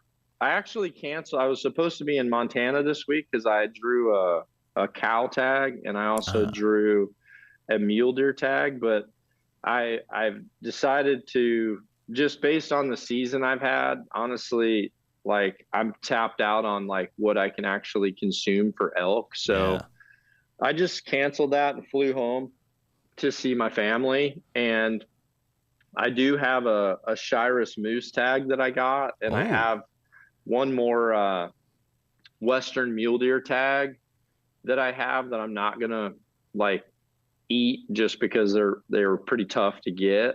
So I'm gonna do a moose here pretty soon, and I'm gonna do a mule deer. But other than that, I'm gonna take a little bit of a rest and wait for things to develop for whitetails, and kind of keep my whitetail hunting close to home, just because it's been a very vicious traveling year for me, doing as many tacks as I did. And how many did you do? I think we did like 7 or 8, but it's getting there the day before, leaving the day after. Sure. And then the days are very long. I shoot with every person that signs up for our course. So, I'm on the mountain from 6:30 to about 5. And then I go to the vendor village until pretty much the vendor village closes when we close our booth, if I'm honest. How about that? So yeah, I'm a little bit worn out, but I started August 25th in Alberta. I hunted with 2 close friends. I've got a pretty awesome thing up there because one of my very close friends that I've hunted with most of my life is a BC resident. So nice. He can actually get a Canadian guide's license from the outfitter, which you have to know an outfitter to get tags. Right. So, you know, my buddy gets a guide license. My outfitter gives me the tags. And to be honest, we rent a camper and just go up to an area where I've knocked on doors for a long time and got to know a lot of the people there, but more importantly, utilize their public ground or their private ground to get into the crown land, because everything is normally in the fields until first light, and then they bail into the river system. So I think we did like 103 miles. I was up there 12 days. I think we did like 103 miles and then 80 miles in boats. Like we had dual pontoon blow up rafts that the 3 of us had. And so we would float and just call up. And then as we would hear things answer, or as we'd see fresh sign crossing, we would still hunt through there, and did really well up there. You know, I ended up I got a moose, an elk, and a mule deer. And then my buddy had an elk tag, and we got his elk too. So, I mean, we were able to get 4 big game species during that 12 days there, which was really crazy. awesome. Yeah. At the tax this year, is there one thing that sticks out that you saw that was crazy, like you've never seen before, or one incredible shot that somebody made, something from the tax season that sticks with you? Yeah, there was a lot, dude. The one that really sticks out is there was a young boy that really wanted to be able to hit the Bigfoot. It was like about a 30-degree upslope, and I think it was at like 106 yards or something like that. All he had was a 20-yard pin. He shot like 30 pounds. And I sat there and kind of did some math in my head a little bit. And he had like a 20, 30, and 40 pin. So I kind of used those and just kind of mathematically started stacking them, and then realized pretty quick that, you know, he was almost going to have to be aiming at like 45 degrees. And I ended up like kind of using an arrow as a plumb bob and waited till a cloud was like moving into position of right where he needed to hold. And I just said, okay, dude, when I tell you pull back, put your 20-yard pin at the top of that, you know, right on the front edge of that cloud. And I'm going to tell you when you should be able to shoot. And he hit it on his first shot. He got it. And man. His mom was there, and she had told him that if he hit it, she was going to take him to the store and get him all new equipment and everything. So yeah, it was an amazing, that shot alone was amazing. And my buddy Les Welch was there, and he actually knew this mom. I don't know if she was a single mom or not, but it was just her and her son, and she actually took him through the courses and stuff. And he was a young kid, you know, very young. So just the fact that mom had like taken him, and, you know, she like waited till everybody had gone through, and we actually had that bucket of lost and found arrows. We were gonna sit there until dark and let him like dude perfect this thing. And he did it on the first shot. Oh, man. It was just like, it made them all worthwhile to me. But there's so many shots like that where people come up and you can just tell they're like, I will never hit that. Like, I'm not even gonna try it. I'm never gonna hit it. Like, I can't shoot like that. And there's just like this negative voice in their head. And then I'm like, will you give me 2 arrows? And then when they do it, it's just life changing. There's just so many of those. And that's what keeps us going is, you know, it's not an event. It's not an event for money. It's just for me, that's a place to grow archery for the industry. Yeah. And so that's why it's kind of such a passion project for me. Yeah, my mom's pretty awesome, but I can guarantee you she is not taking me on a mountain anywhere when I was a kid. No way. No, she just said, you find something else to do. Yeah. But that's, like I said, that's what I think is cool, that you're kind of coming, all of us are into growing the sport of archery, and you have this unique angle that you come at it from that we see. And it's like, those tacks now, some of them, if you're not, you got to be Johnny on the spot. They sell out in minutes. Boom, sold out just to get in there. The knock-on courses are sold out in under 20 minutes, every single one, everyone. Hey, hitting something at 100 yards with a bow and arrow, that's just always going to be cool. I don't care how old you get. Yeah, and like 20 years ago, it seemed impossible, right? Yeah, exactly. It's like, I remember shooting IBOs, where it was 50-yard max. This was like predates like the legit rangefinder. But like if someone put a target at like 56 or 60 yards, you were like, as a shooter, you were livid that they would put something that far. You'd be like, what the heck? You know what I mean? And we'd have novelty shots at 100 yards where like pros would be lined up out there for quite a bit, to hit something super small. And everyone looked forward to Bigfoot, right? Everyone went to Reading just because that was the 100-yard shot, right? For the whole year. So yeah, now, I think our course averaged in the 70s. I think our courses averaged in the mid 70s.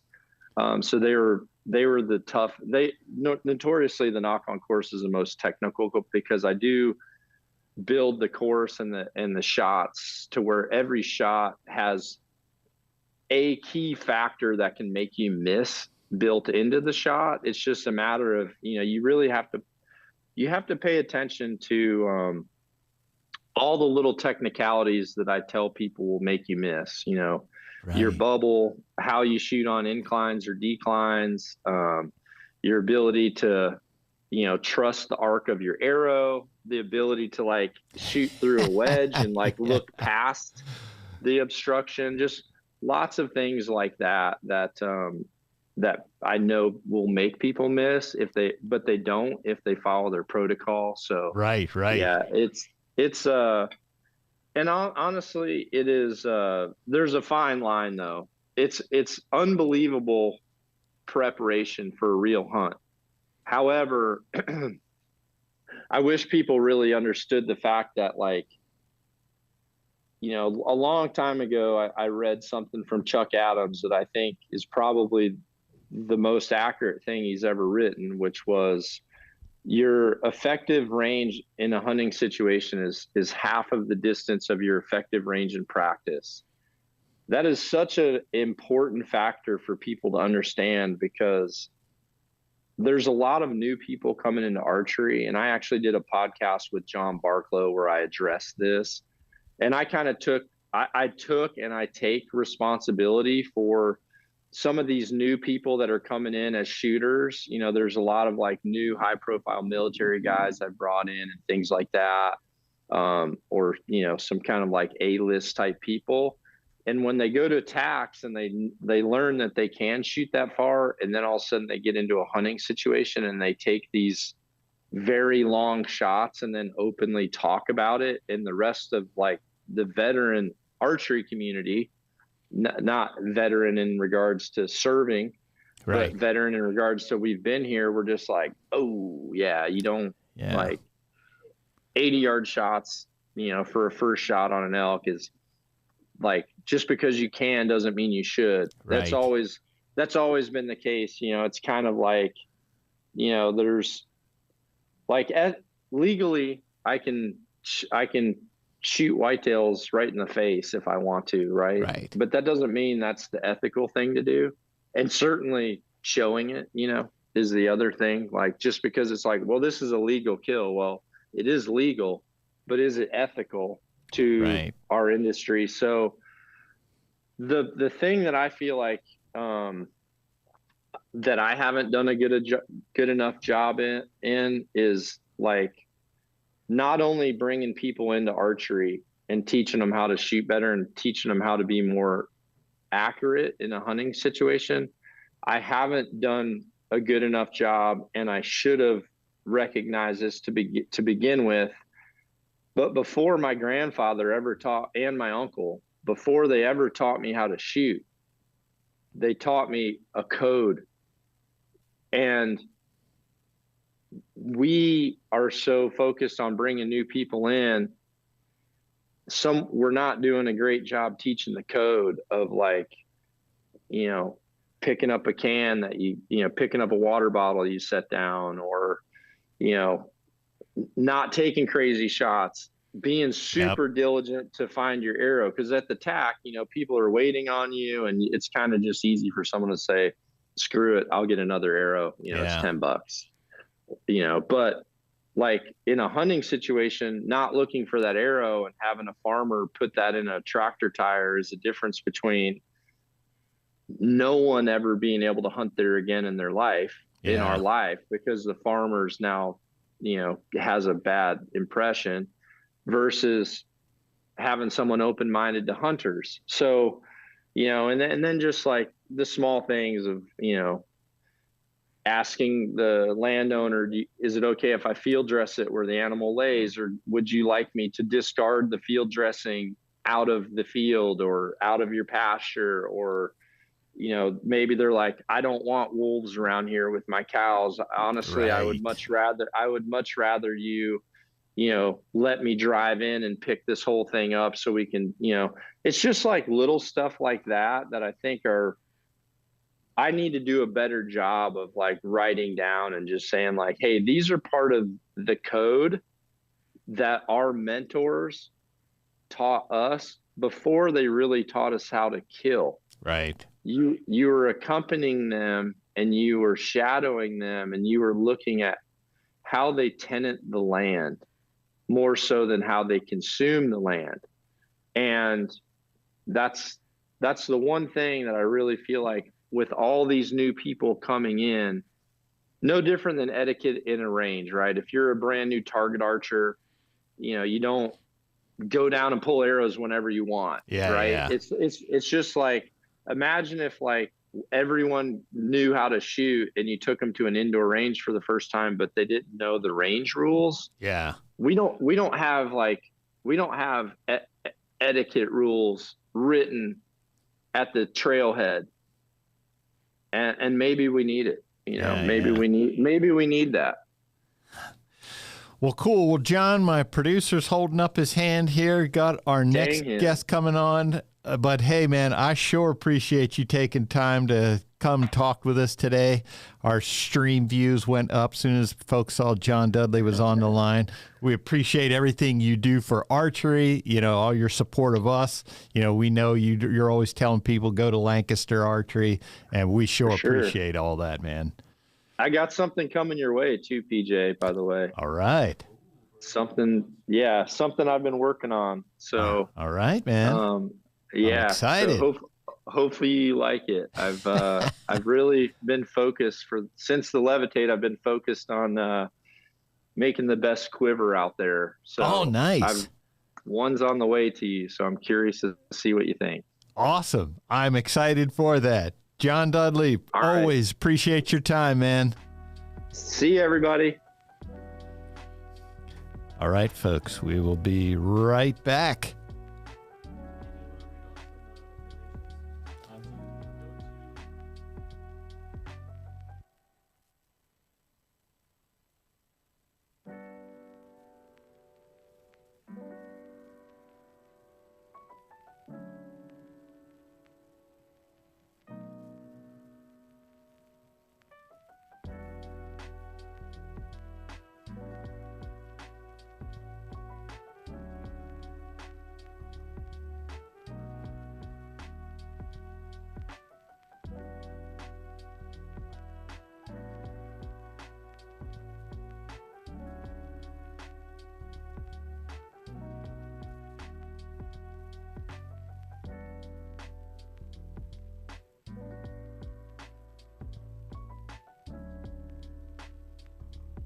All right. Are we live now?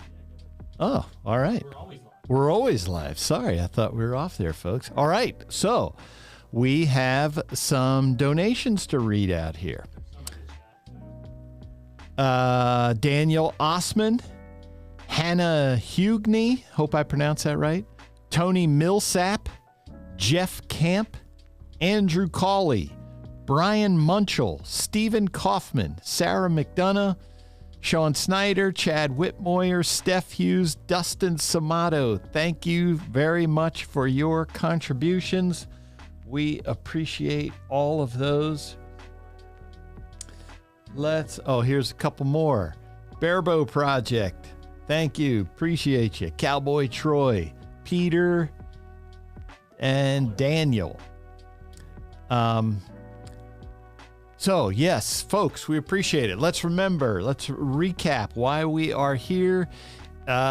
Easton Foundations has issued us a challenge at the Lancaster Archery Foundation. For every donation that we raise through the month of September, Easton Foundations will match that up to $100,000. That's obviously what we are shooting for. We've gotten $382 so far today. That's awesome. Thank you, folks. Oh, we have more than that. Sorry. What's that? We've gotten more than that. That's just what you're seeing is just YouTube. Oh, that's just YouTube. All right. Yeah. So yes, that's why we're here. We're getting these contributions. We appreciate it. We're talking to folks all morning. John Dudley there, last minute guest. We sure appreciate his time.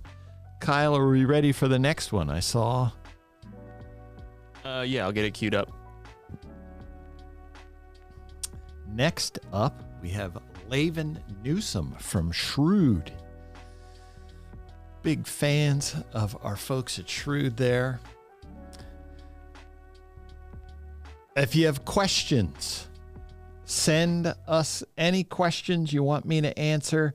You have to be a LAS YouTube subscriber. That's to keep out some nefarious people. That's not any hook by us to try and do anything. It's just to keep out the bad element. So if you subscribe to LAS, you can go in the live chat, send me a question. I will get to them when we have a space. But I believe we have Laven ready.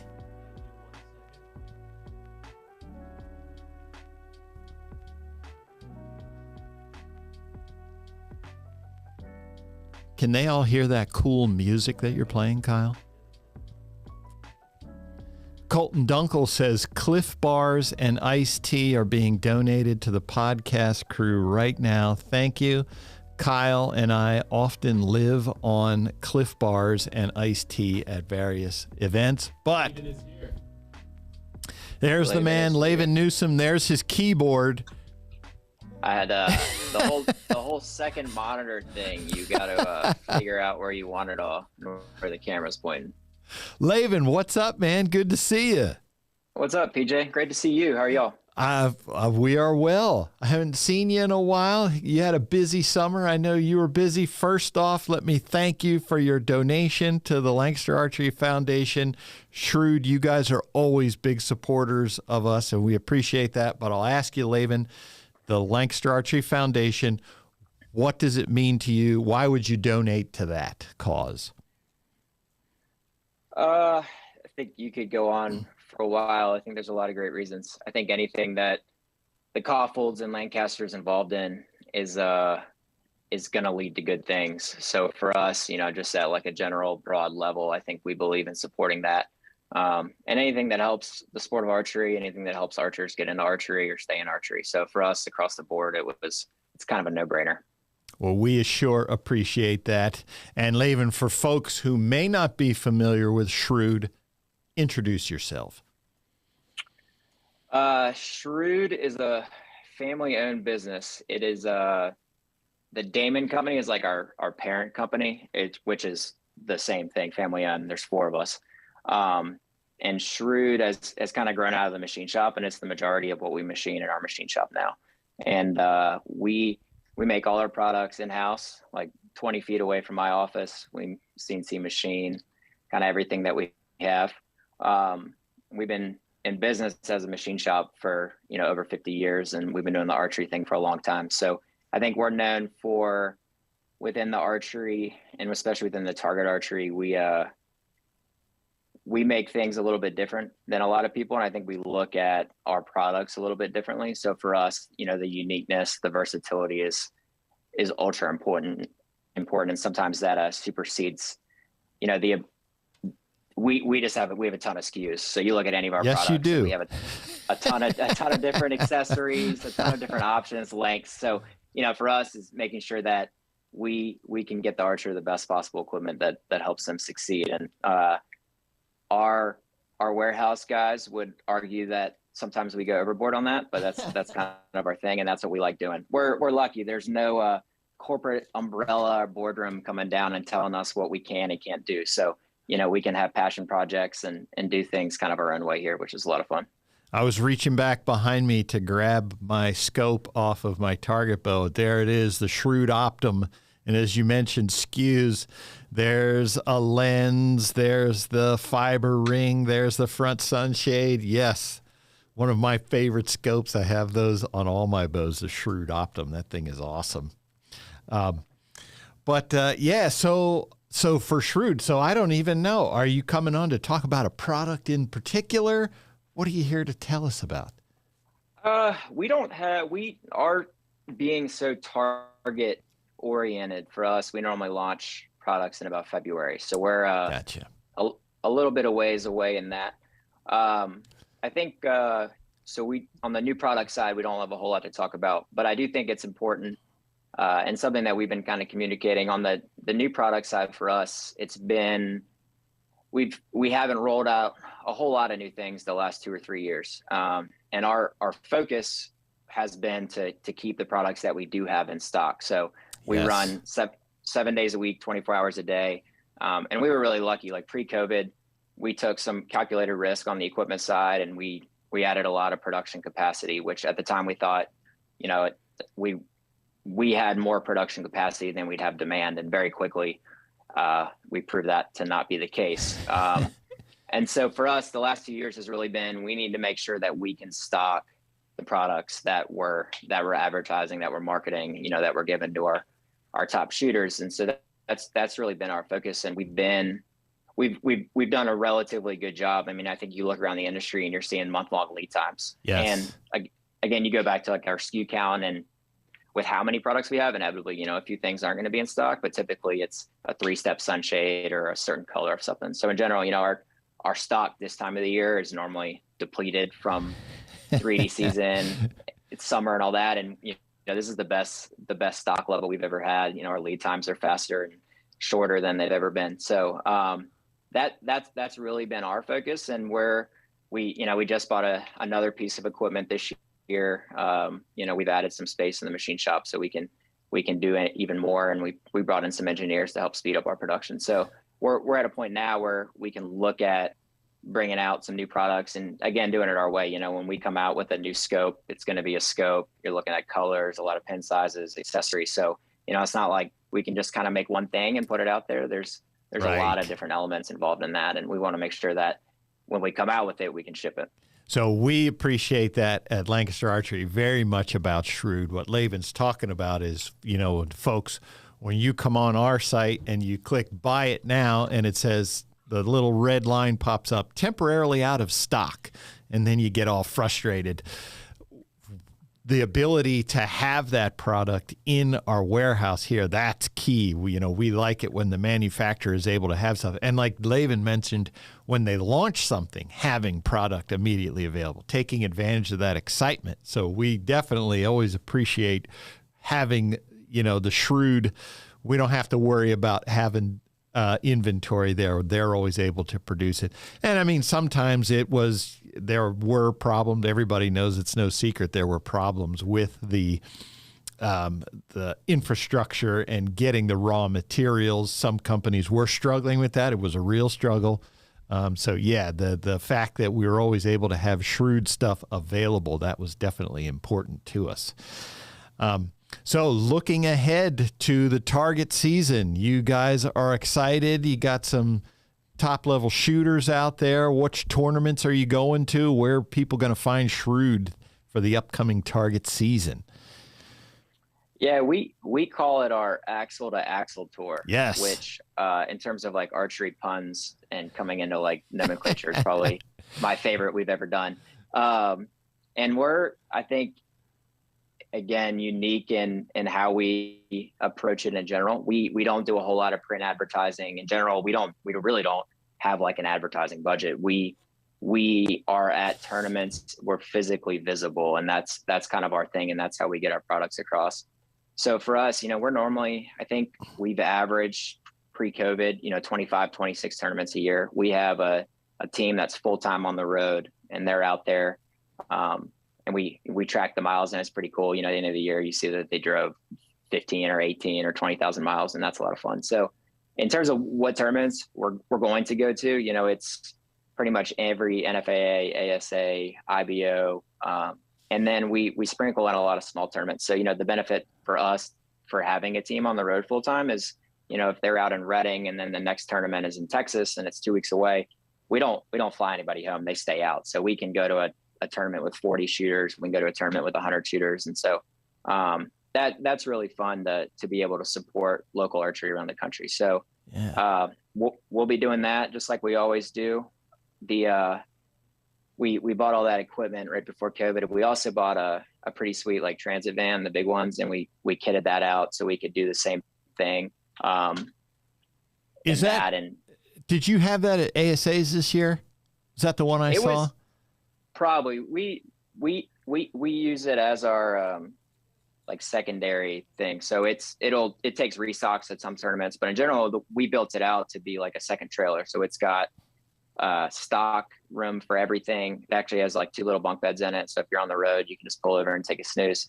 Nice. And that's going to be hitting the road a lot more. And that's going to be more of like a 200 or 300 mile radius for us is trying to find tournaments that we can use that for. So we're hoping 2023, we'll be at 30, maybe 35 tournaments all over the country. JVD Open's coming up. So we'll be in Europe there for a little bit. Okay. Maybe back for Nîmes and a few things like that. So are you and Riley going to get out on the road this year? We didn't get to see you much this year. I know you were busy.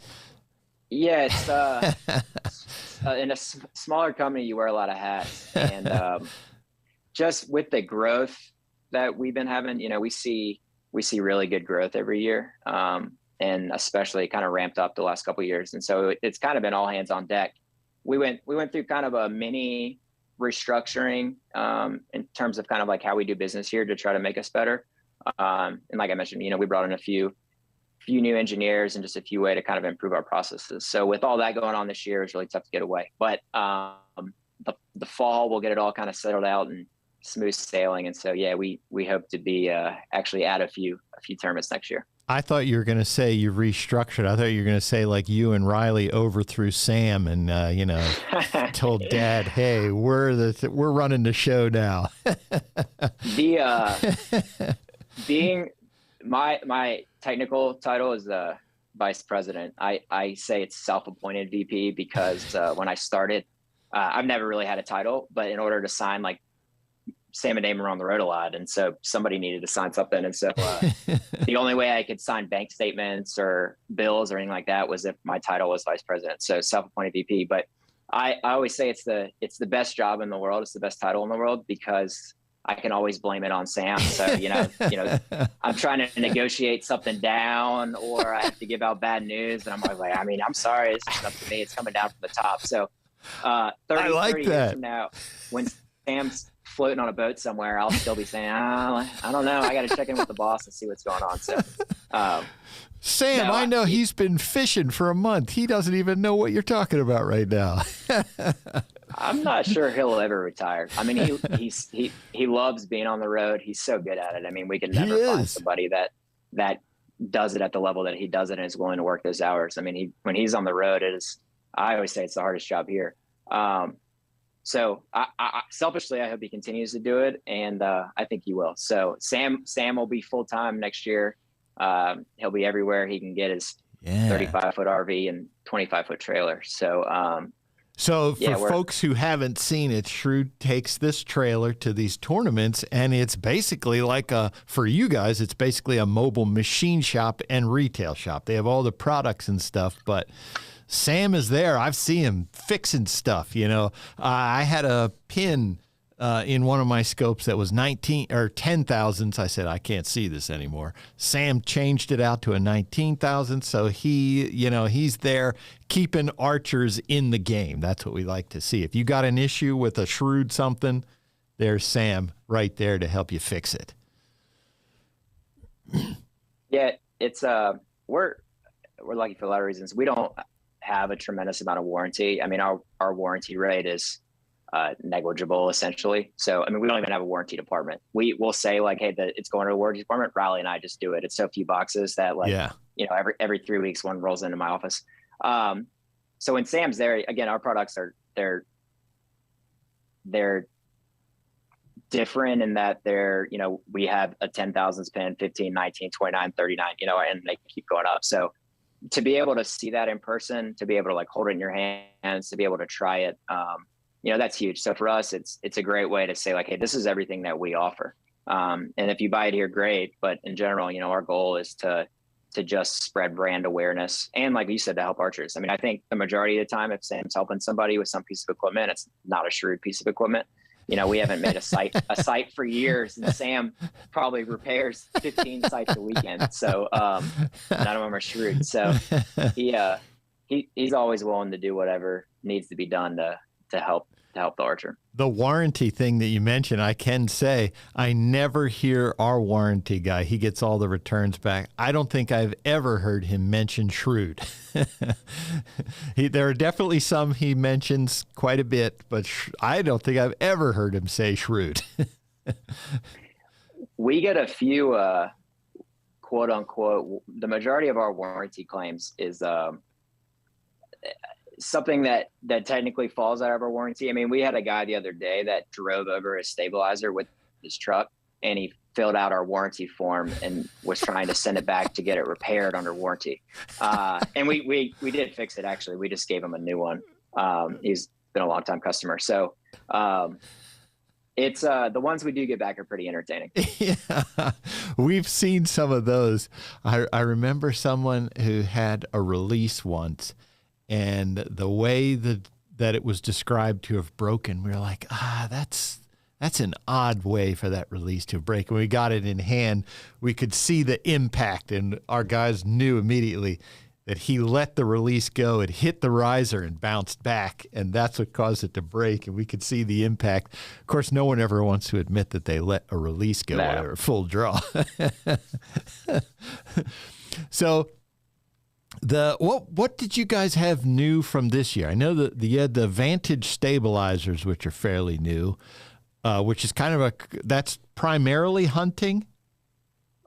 Yeah. So from an R&D perspective, the majority of our focus is on target products, and then there's a trickle down into our hunting. So the Vantage it takes that same STS tapered carbon that we have in our Rev X, and it's a smaller platform that typically is going to be used by a hunter. The colors, the matte finish, and just the overall length of it and kind of how it's configured. So new for this year, we matched that Matthews has that green ambush, that green finish. And so Matthews is awesome. And they sent us a sample of that pretty early on. So literally at whatever chemical level you can examine paint, it's matched to that. And then with Matthews' new, we call it slate. What do they call it? Granite finish that they came out with. So the Vantage, we have that in kind of two different things, two different new finishes. We added a few colors across the line, just in various disconnects, V-bars. We just launched a new V-bar with Hoyt. So Hoyt reached out to us last spring, like January, February. And with that, we call it the Prevail. They now call it the Wedge Lock. We call it the Wedge Lock, where they call it the Hard Lock system. And so they above like their V-bar mount on the rear, that riser, they have like a second hole. Right. And so we designed a custom top bar and a custom wedge for them. So on their target bows, you can run a crazy amount of weight and it just locks it down completely. So we just shipped them a ton of them early September, and they launched it Tuesday, Wednesday of this week. Oh, nice. So that's brand new. And then we have a few other, we've been making a Matthews V-bar for a long time. And there's we have some new stuff coming out with them later this fall. And so on the OEM side, we've been really busy. And it's great for us, partnering with Matthews and Hoyt, two of the most well-known and well-thought of bow brands. What's the name of your side rod mount that goes with the Matthews? Atlas. The Atlas. Oh, man, You see those things everywhere. That's like, I think I have them on both of my Matthews hunting bows. Yeah, a lot of people don't even realize. I mean, same thing with the disconnects. The disconnects Matthews sells are our disconnects, our straight and our 8th degree disconnect. So, anything like that, anytime we're able to work with other great brands, it's a lot of fun. So, and honestly, this year, again, it goes back to what we talked about at the very beginning. For us, it was an emphasis on like trying to stay ahead as much as possible. And we've, again, done a decent job. And we're at a really good point. So we think we're over the hump. We've added enough equipment, and we think we can keep up with what we got going on. Yeah. So I see next year. Go ahead. Next year, all the stuff we've had in waiting. I mean, we literally have some products packaged, UPC labels on them, ready to ship, part of a component, like a kit. And we just haven't had time in the machine, the last couple pieces. And so some of those have been sitting for a year and a half. So we'll be able to hopefully, ramp it up. And the next couple of years, I think you'll see some really cool stuff out from us. So you saying I'm going to be busy at ATA or Vegas this year? Yeah, I think Vegas will be very busy. That's where you usually go. That's right. Yep. So I see over your shoulder, I see the Axcel to Axcel schedule there. Do you still make one of those every year? The actual schedule? Yeah, we do. Like that one's from 2019. And then we had a 2020, 21, 22. So we do that kind of every year. We normally stop at a couple shops for small tournaments. And so we send them the posters, and we have a wall that has kind of like all the years up on it. And it's super cool just to see all the different stops all over the country, everything like that. It's a really fun thing that we're able to do. I have one of the hats from one of the years that's like super, people in here, if they knew I had it, they would come and get me and raid my house to get that hat. They're highly coveted items. Damon, the trailer in general always wants more hats. And of course. We'll have 40 hats in the warehouse, and then the trailer wants something new because they say everybody's seen everything. So, for the Classic a couple years ago, I went and I bought the ugliest hats that I thought I could find, and it was this like brown and yellow and cream floral pattern, and then I stuck the Axcel pad. Yeah, that's the one. And, yeah, you could sell that thing for a lot of money. And I got like 50 of them or something, and it was nothing. And I took it down to the Classic, and I gave it to Mom, and she was horrified. She thought it was hideous, and kicked me out of the trailer practically. And then they put them out there, and I think the Lancaster crew came and got 5, and they were gone within like 20 minutes. Yes. And I still get, like 2 weeks ago, I had a random guy email me, our general customer service line. I was like, hey, my buddy has this like floral hat, do you guys have any more? So every year now we have this like internal thing where I try to find the ugliest possible hat pattern, and then I put a patch on it, and then I send it to the trailer. So I've never been able to, whatever like mystique that hat had, I've never been able to recreate. But yeah, I have two like at home, and at some point, we'll do some like throwback thing 5 years from then, and somebody will love it. So well, I Mike Notarangelo may be listening right now, but I'm letting him know that we did steal one that he had. And Mike, I can't tell you where it wasn't just it was one person. Yes, one person in particular took it. And Mike's been looking for it for years. I think he knows who it is. Mike stopped through here a couple of months ago. I think he even might have asked me for it while he was here. I believe it. Yeah. Cool. Well, awesome. Laven, we got our next guest queued up here. Again, we appreciate the support for the foundation. We appreciate all the support that you folks at Shrewd. You guys are too good to us. We can't thank you enough, and we appreciate you taking time out today to come talk to us. No, we appreciate everything you guys do. We love working with you guys, and we're excited to see what y'all do. All right, Laven, thanks again. Appreciate you. Awesome. Thanks, BJ. See ya. Bye. All right, Kyle, we are still live, yes? Oh, yeah, we're going to be live the whole time. Okay. So it depends on what you want to do. If you want to take a quick break or... Well, I wanted to go back to revisit. You know, we haven't touched in a while on what we're doing. Okay. While That's we're fine. here. That's fine. I'll set up the next guest. So this is the, what are we calling this? Our Lancaster Archery Foundation Donate-a-thon live stream. Easton Foundations, the month of September, has agreed to match any donations to our foundation up to $100,000. We've gotten, I think it was like 40,000 or something like that at the start of the day today. And I'm looking here on the YouTube live stream. I see $452. Thank you, thank you, thank you. For those of you watching, to the right of your live stream, you'll see a Easton Foundations challenge. Click on that. It'll give you a donate bar. You'll see a little donate thing. Click on that. It'll take you to a portal. Every dollar that you every penny, even if it's a fraction of a dollar, anything you donate to us today will be matched 100% by Easton Foundations. So that's kind of the reason why we're doing the donate. Well, that's not kind of the reason. That is the reason we're doing the donate-a-thon. But that's the reason for the push, because obviously time is of the essence. This is only through the end of September, which is tomorrow. So that is the reason for the time crunch. I'm looking through here.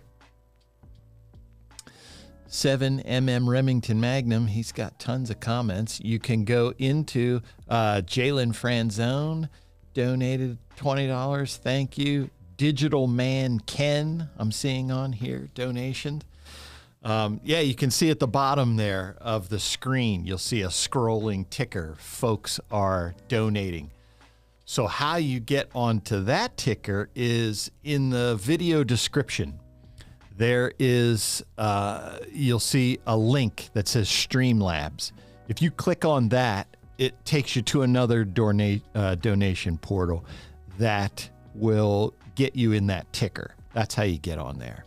But I really want some questions. I want folks to send me some questions.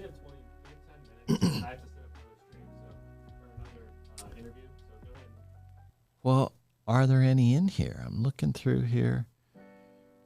Lots of folks commenting on John Dudley's appearance. Yeah, I mean, if you've ever seen John Dudley in person, he's a big dude. And I mean, he's big stature. So for me to hear he's 200 pounds, that's insane because he's way taller than me and I weigh 200 pounds. I don't look like that, I can tell you. So that's impressive. Other people are noticing that as well. But if you have a question, anything about Lancaster Archery, anything about anything, you just want to ask me, I don't care. You have to be a Lancaster Archery YouTube subscriber to be able to post comments, which I can then see. And that's not a ploy to get YouTube subscribers. That keeps some spam, I'll call it, from appearing in the comment section. We've had some bots spamming us recently, but they can't. You got to be a subscriber to comment here, so that's how we keep those folks out. Let's see here. I'm looking at Amy Arts. Thanks for your donation. What's that? Amy Arts, yes, donate $100. So we are going to have guests all day today. You know, we've already heard from Justin Zarr from Bowhunt Die, John Dudley, Laven Newsom we were just on with. And I believe up next we should have the folks from GAS Bowstrings, Eric Griggs and company. He's, as I understand it, there's going to be a couple folks there. So I'm excited to talk to Eric about GAS Bowstrings. Lancaster Archery Foundation. What is it?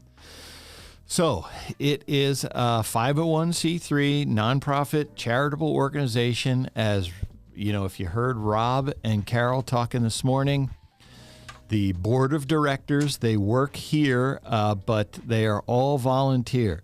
So when you're making your donation to the Lancaster Archery Foundation, you're not paying somebody's salary. They are volunteers. The board members are. Your money goes to the foundation, and Easton Foundations is going to match that. There I see in the comments, Mike Notarangelo says he knows who took his hat. His Shrewd hat. I wish I had one here to show everybody. It was very unique. I thought they were palm trees on there. But that was a super popular hat from those guys at Shrewd. Okay, Reagan Evans, we have a comment. PJ, what's it like to be at all those tournaments with all the cool people in archery?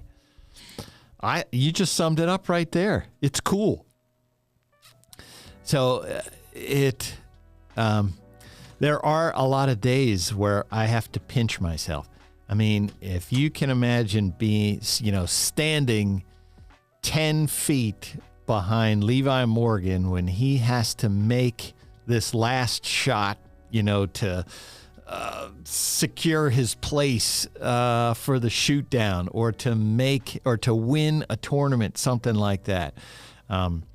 That's just incredible. I have been on the floor of Vegas for, so the Vegas shoot, they shoot 3 days of 300 rounds.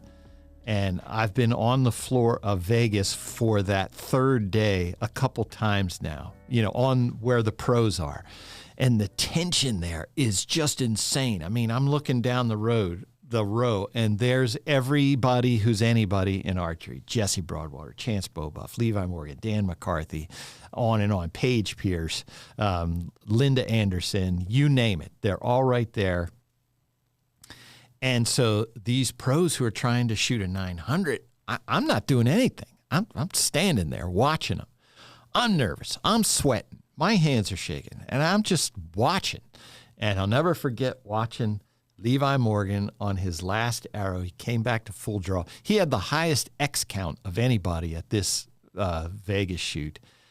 He comes to full draw, and I look at his hand, and man, his hand was shaking. And I thought, holy cow, he's going to blow it on the last arrow. Of course, he hit an X, an 11, so he wasn't even close. But just to be there in that moment and to, around these pros who I've looked up to forever, and to see them do what they do at that high level. If you were listening to John Dudley, he was talking about folks there, that they're already scalpel sharp, their skills. And to see that level of skill is just pretty impressive. And, Reagan does say with all the, quote, cool people in archery, they are, generally what I have found, before I came here to Lancaster Archery, I was a newspaper reporter for 30 years, something like that. So I've interviewed, country musicians, the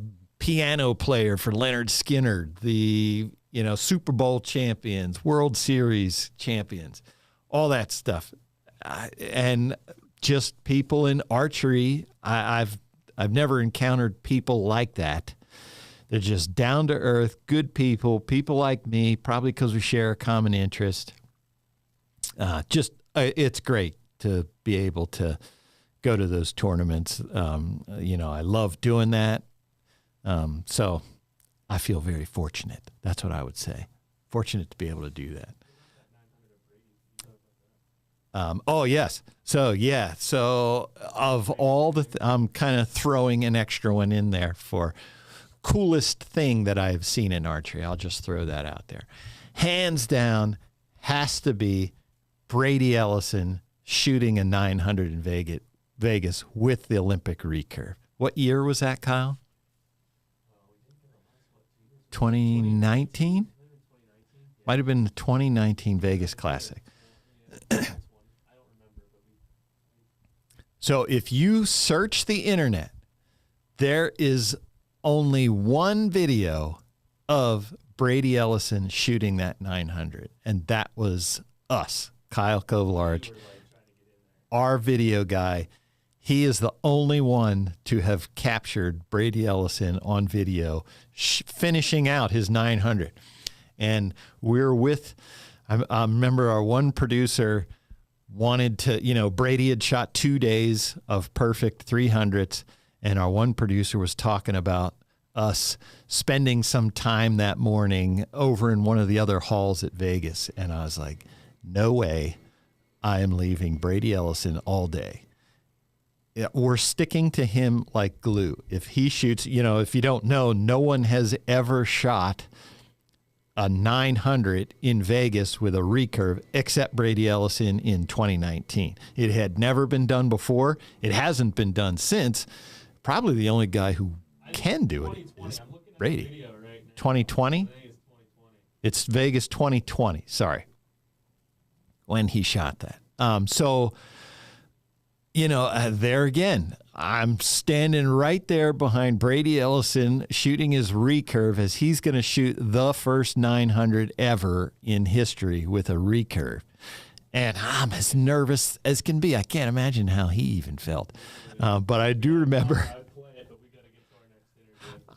I do remember he, I asked him after, right after, I was like, oh, how you feeling, Brady? And he just like put his hands on his knees and he goes, oh, I hate archery. Of course, he was joking, but just all that pressure that I was feeling, apparently he was feeling it too. So if I have to say what's the coolest thing I've seen in archery, that's it right there. So, all right.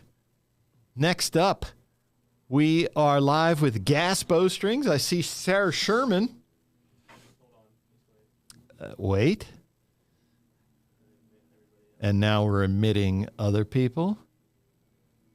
And Kyle. I'm going to go to her right now. You ready? Okay.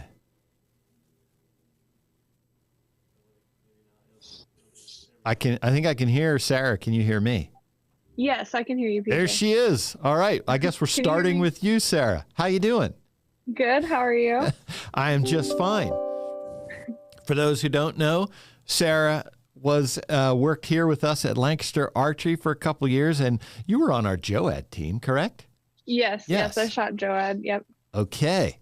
So now she's working for GAS Bowstrings. You're there. What's your title? I am the marketing director. Marketing director. Okay. Yeah. So that is awesome at GAS Bowstrings. First off, Sarah, thank you, folks, very much for your donation to the foundation. We appreciate that immensely. Yeah. Yeah, you're welcome. The Lancaster Archery Foundation it's a great foundation to be able to support. At GAS, we really like giving back to archery and seeing it grow. That's a lot that we like to focus on, is the growth of the sport. So we were really happy to be able to donate, and it's really great to see where all those donations go to, all the teams and clubs and collegiate archery. It's really great to see. So, like we mentioned, you shot for the Lancaster JOAD. Sarah, how did you get started in archery? I got started whenever I was 12. I really wanted to go out hunting. That was something that was I really wanted. I loved being able to provide for my family, even whenever I didn't have a job when I was 12, so I didn't have any money to buy food. So it was like a cool way that I could put food on the table for my family. No job at 12? What were you doing? Just sitting around? No. Helping around the house. Sorry, go ahead. That was something that I thought was really cool to be able to do. And then from there, I got into a couple clubs, started competing. And then I heard about the Lancaster Archery JOAD. And I got onto the team, and it was really great. It was a great way to, learn more about archery. You shot for your school, University of Cumberland's? Yes. So through the JOAD, I was able to learn about the University of the Cumberlands, where I went to college. And then I got 2 different majors, a major in communications and then in accounting, and I was able to shoot on the archery team as well. And then from college, that helped me then graduate. I worked with Lancaster Archery as his junior video producer for a while, which is a super great opportunity. I loved working with all of you guys. And then I made the decision to move to Kentucky, and then that's when I got the opportunity to work with GAS Bowstrings. So 12-year-old 12-year-old Sarah Sherman, would you have thought that you would, A, get into archery the way you did, and then B, be working in the industry someday? It was always a goal of mine to work in the archery industry. Once I got into it, that was something that I was always like, oh my gosh, I would really like to work in the archery industry. And video and photography had been something that I was really wanting to do for a while once I figured out that I had a passion for it. So it was kind of like my dream job, I guess you could say, to combine the two and be able to work in the archery industry. So just seeing it all come true through the years has been really amazing. Yeah, that's awesome. Kyle, I think there's some other people in here. Is that correct? Did they? Yes, I think Destiny and Eric are in here too. Are you guys I'm here. I'm here. Oh, there they are, Destiny and Eric. Here, I'll try to bring you guys up on screen. Give me 1 second. You guys can talk, though. Sorry. Technical stuff here. So Eric and Destiny, I told Sarah, but thank you very much for your contribution to the Lancaster Archery Foundation. We certainly appreciate that, especially, there they are. They're very welcome. Happy day. Yeah, just thank you very much for contributing. As part of our push to have everything matched by Easton Foundations. That's why we're doing this. We certainly appreciate GAS for contributing to our cause. Sure thing. Absolutely. Good stuff that you guys are doing. So, Eric, I will say, Sarah touched on it, that GAS gives to a lot of causes across archery. And I will say, GAS in the archery industry is a relatively new company, but I am always impressed to see the GAS name attached to so many things in terms of sponsorships, support, providing contingencies. I mean, you guys are out there spreading your money around in the archery industry. And I mean, what is kind of your, what's kind of the mantra there at GAS Bowstrings for why you would do something like that? Yeah. So, archery's been really, really good to me. I mean, I love the sport of archery. It's one of those things. I got involved as a kid, and, some people know this, but archery is pretty much the only thing I've ever done, whether it's been as a professional archer years ago to jobs I've had in the industry.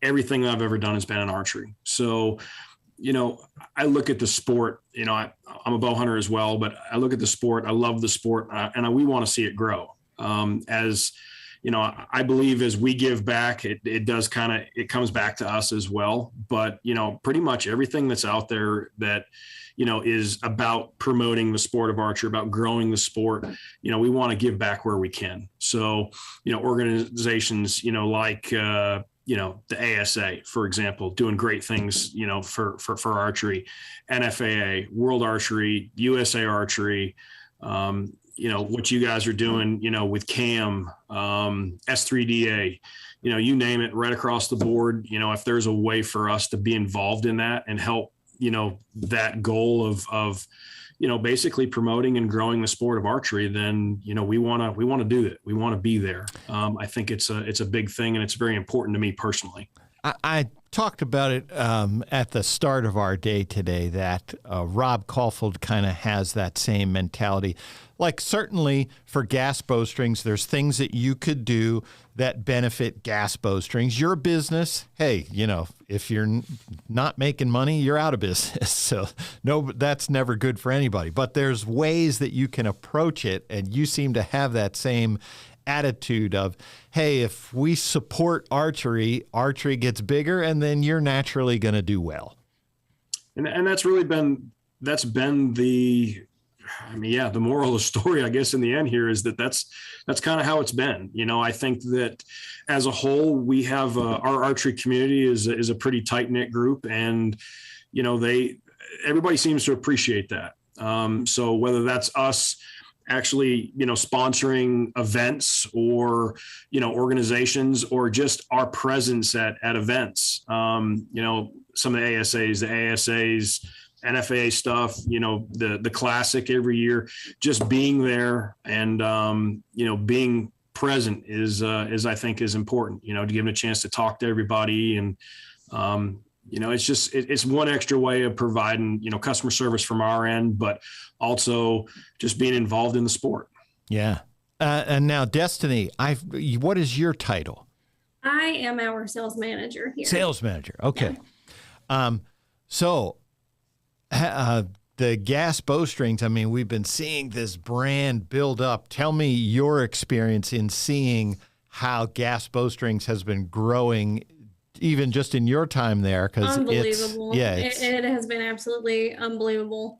And a dream of mine too. I really, the success here that we've had in the last 5 years, which, we've just hit our 5-year mark as a company, from when I came on 4 years ago, when we first started in this little tiny, building and, and just a handful of us all together. It's just insane to take that and grow it in another 4 years time to us, having 50 plus employees. Yeah. And just the success that we have today. It's wonderful. The dealers that we've taken on, the people that we get to help every day in the industry, it's great. Yeah, it's incredible, because when you think about it, I mean, GAS Bowstrings, what you do is make bowstrings. Yeah. And at face value, you might think, that's a little niche business. But if you're making the quality of GAS Bowstrings that they are, and if everybody wants those on all their bows, yeah. Well, now you're going to be busy. Now we're busy, and now we are busy. It's unbelievable. It really is. So I know things were busy. Are they still okay, a lot of hunting seasons have opened already. Some of them are starting this weekend. Yeah. We're basically in the middle of hunting season. Have things finally started to slow down, or are you in target mode now? And it's funny that you say that, is because everybody's starting to be in the woods now, but then target season is right behind that. So yeah. It's like, as soon as we hit the wall of our peak season and we think that we're going to, that we're catching up, and we are, yeah. There's target season, and then here we go. It just flies off the hinges again. And then it's just chaos for another 3 months.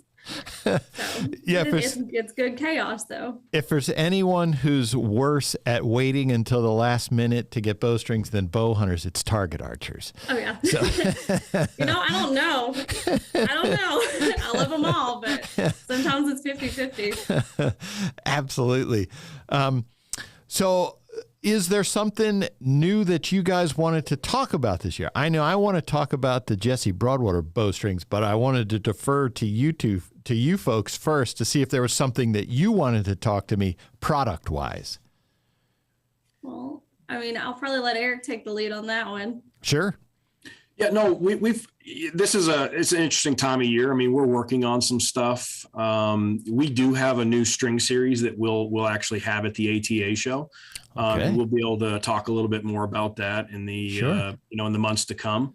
But you did mention the Freak Show strings, which yes. It's been an incredible product for us. That has gone just unbelievably well.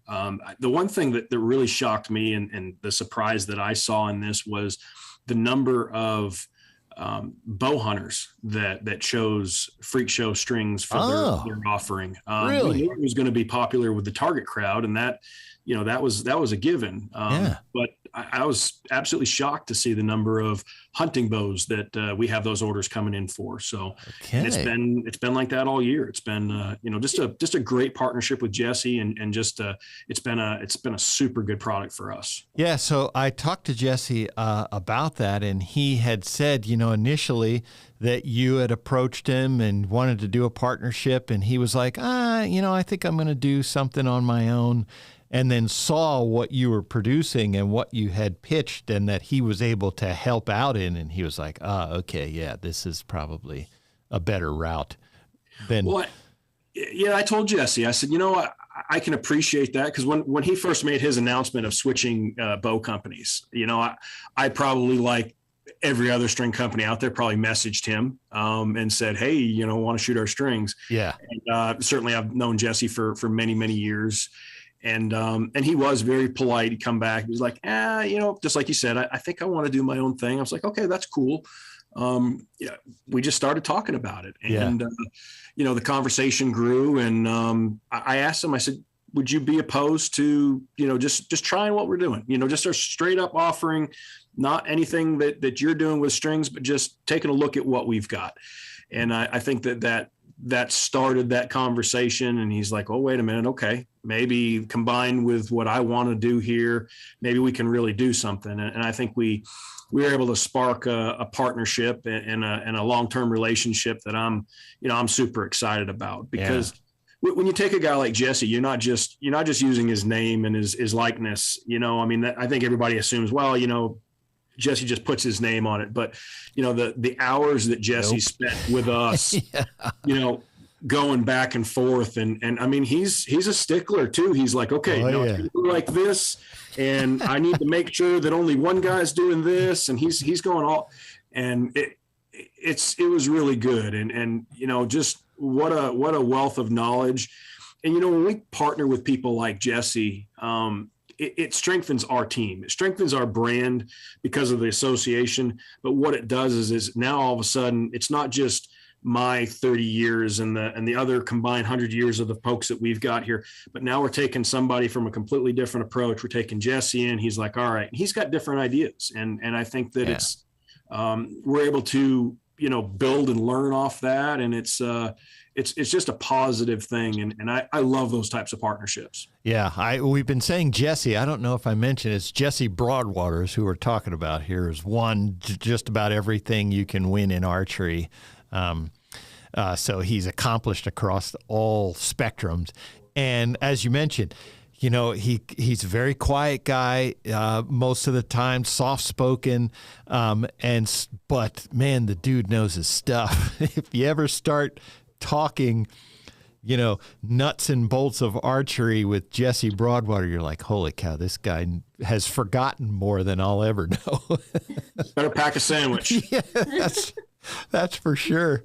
Yeah. So, and I did want to ask, because I was curious. So the Freak Show strings, so those are available in the camo colors, brown, not just white? No, Freak Show strings are all natural. Yeah, Oh, they okay, are. gotcha. They are all natural. But that's what I was saying. Like, I was surprised. There's like so many people that would take their V3X33 and, you know, put a set of Freak Shows on. I mean, if I'd known right now, we could have built up a couple hundred sets of V3X Matthews sets, and you know, some of these other hunting bows, and had them like ready for these guys, because it's crazy the number of people that put those on there. But no, it's ultra low wax 452X. You know, no dye, hardly any wax in it. Yeah. Gotcha. Okay. So they are putting that on. Well, I always thought, you know, everybody thought, you know, that's going to stick out. If the deers can see the bowstring, there's probably a lot else that they're also seeing.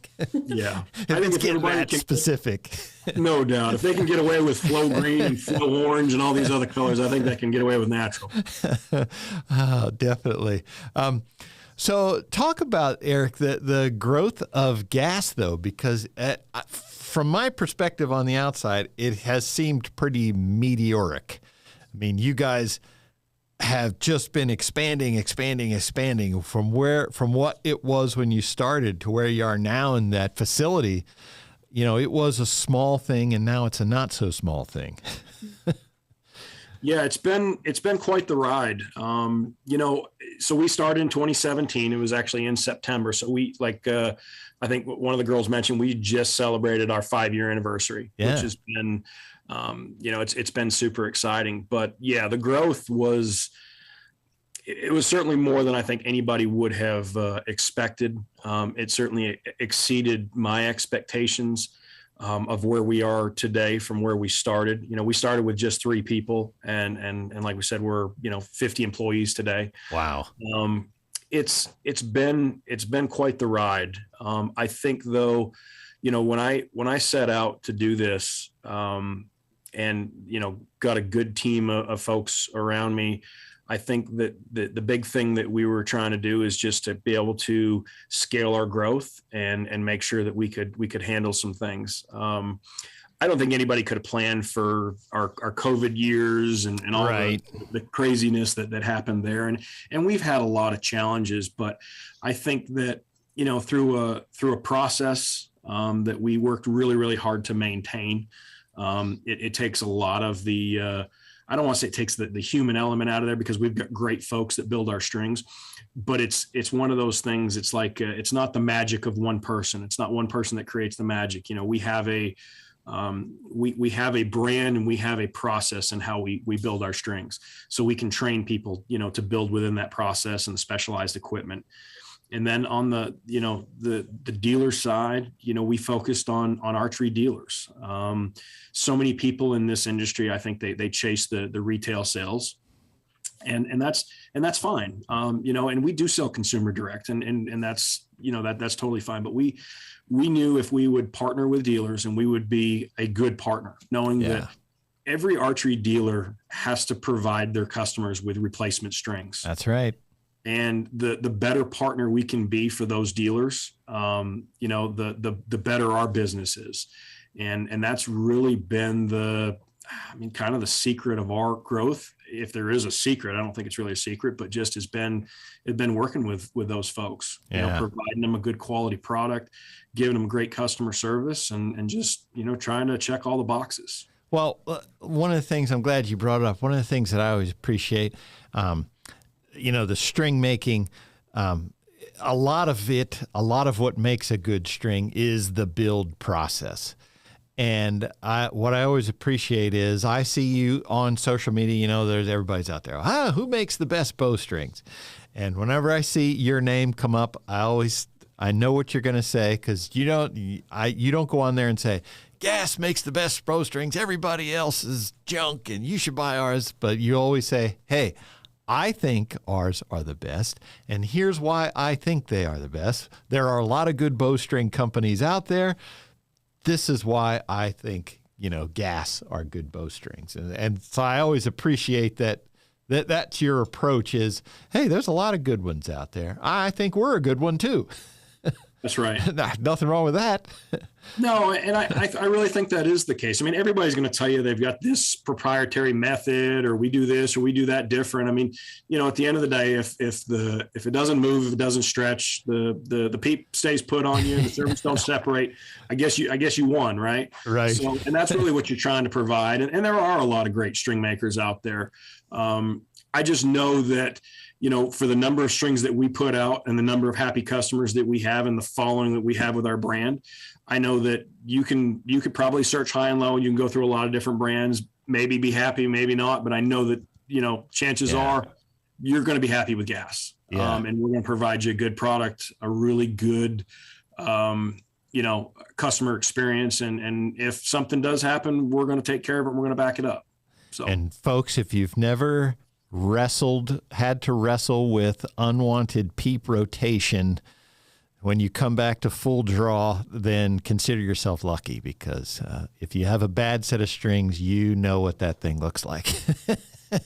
It's nice when that peep sight just comes right back and sits there. It's nice when it does what it's supposed to. Yeah, exactly.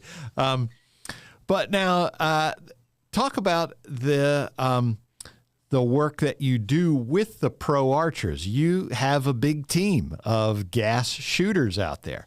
What is your goal in having this, big team of GAS shooters out there shooting, in these competitions, flying the flag? Yeah. So, in the beginning, it was us reaching out to archers, trying to, put our strings on great archers' bows to add brand validity, right? Because, if you can win with our product at the highest level, then that's, that says that our product's good, right? And then I think that's genuinely what happens when a lot of people, go into that process of trying to, have shooters shoot their product and whatnot. The one thing that I was also looking for in doing that was, I want to make sure that there was feedback, coming from folks. Right. And it's like, hey, if there's things that you're seeing, we want to know. This is, that's our testing ground as well. And that had turned into, it's crazy how it kind of caught fire. So it turned into that to now.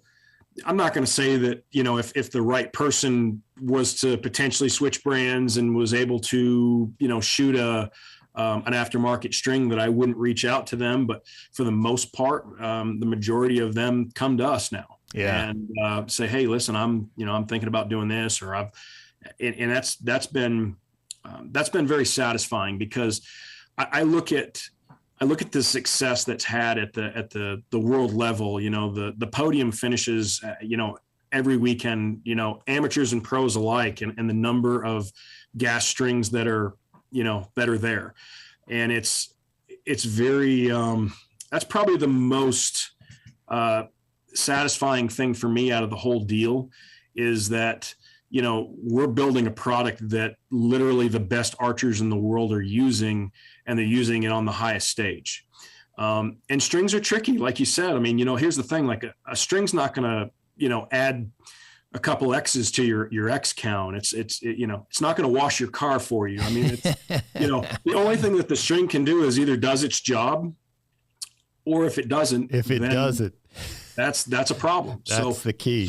So here we are, we're kind of putting ourselves out there, and you look at, all these archers shooting our strings on the world's largest stage, whether that's, Brady and Jack on the recurve side, or, Mikey, or, any of these folks on, Compound, or Kyle Douglas. I mean, you name it, Paige Pierce.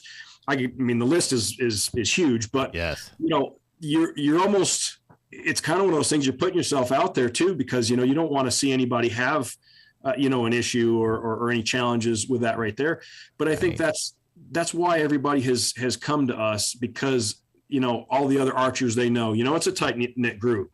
This guy knows that person, and this person uses this. And well, I know so-and-so's had really good luck with your products. And that's kind of really snowballed in a really positive direction for us.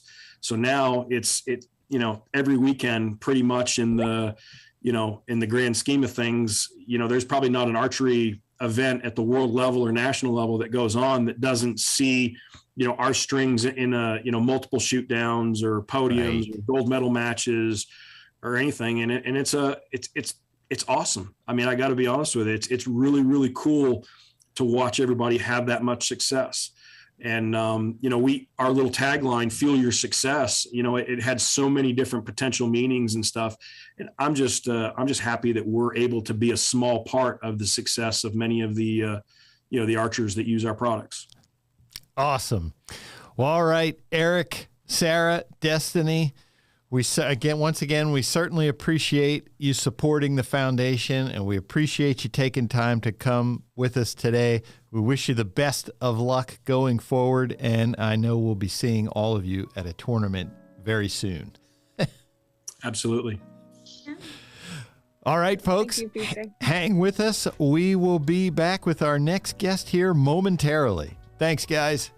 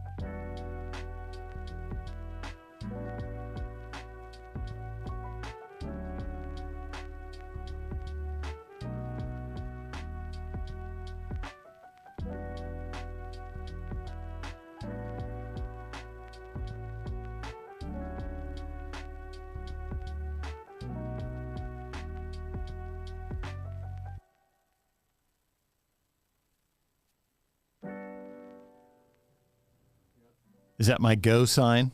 Johnathan, can you hear me? Nope, I can't hear him. Hold on.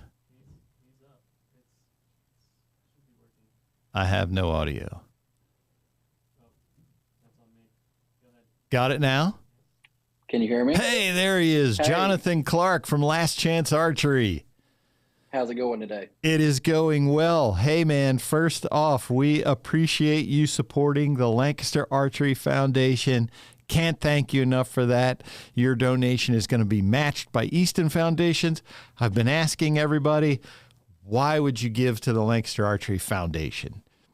Well, I mean, ultimately it's an easy decision. I mean, being able to be a part of young archers and trying to get new archers in the sport. And, we try to give donations anywhere possible. And it all makes sense. I mean, for us and our business and, of course, just wanting new archers, but it also helps us through the business as well, because the more new archers, the more bow presses are needed. So it's an easy decision for us. I'm glad you mentioned the bow presses because, Johnathan, we sell the Last Chance Easy Green, I think especially, by the truckload.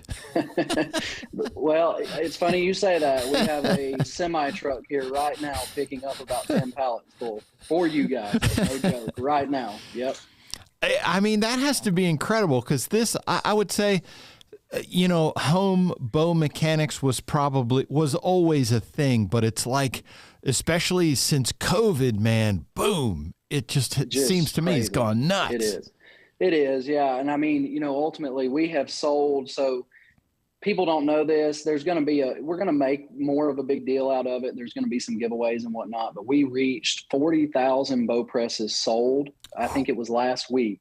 Wow. So, I mean, that just tells you, how the market has gone and how many people want to work on their own equipment. And especially since COVID, I mean, it jumped up in comparison. I mean, our business between, 19 and 20 and 21, I think we increased about 100%.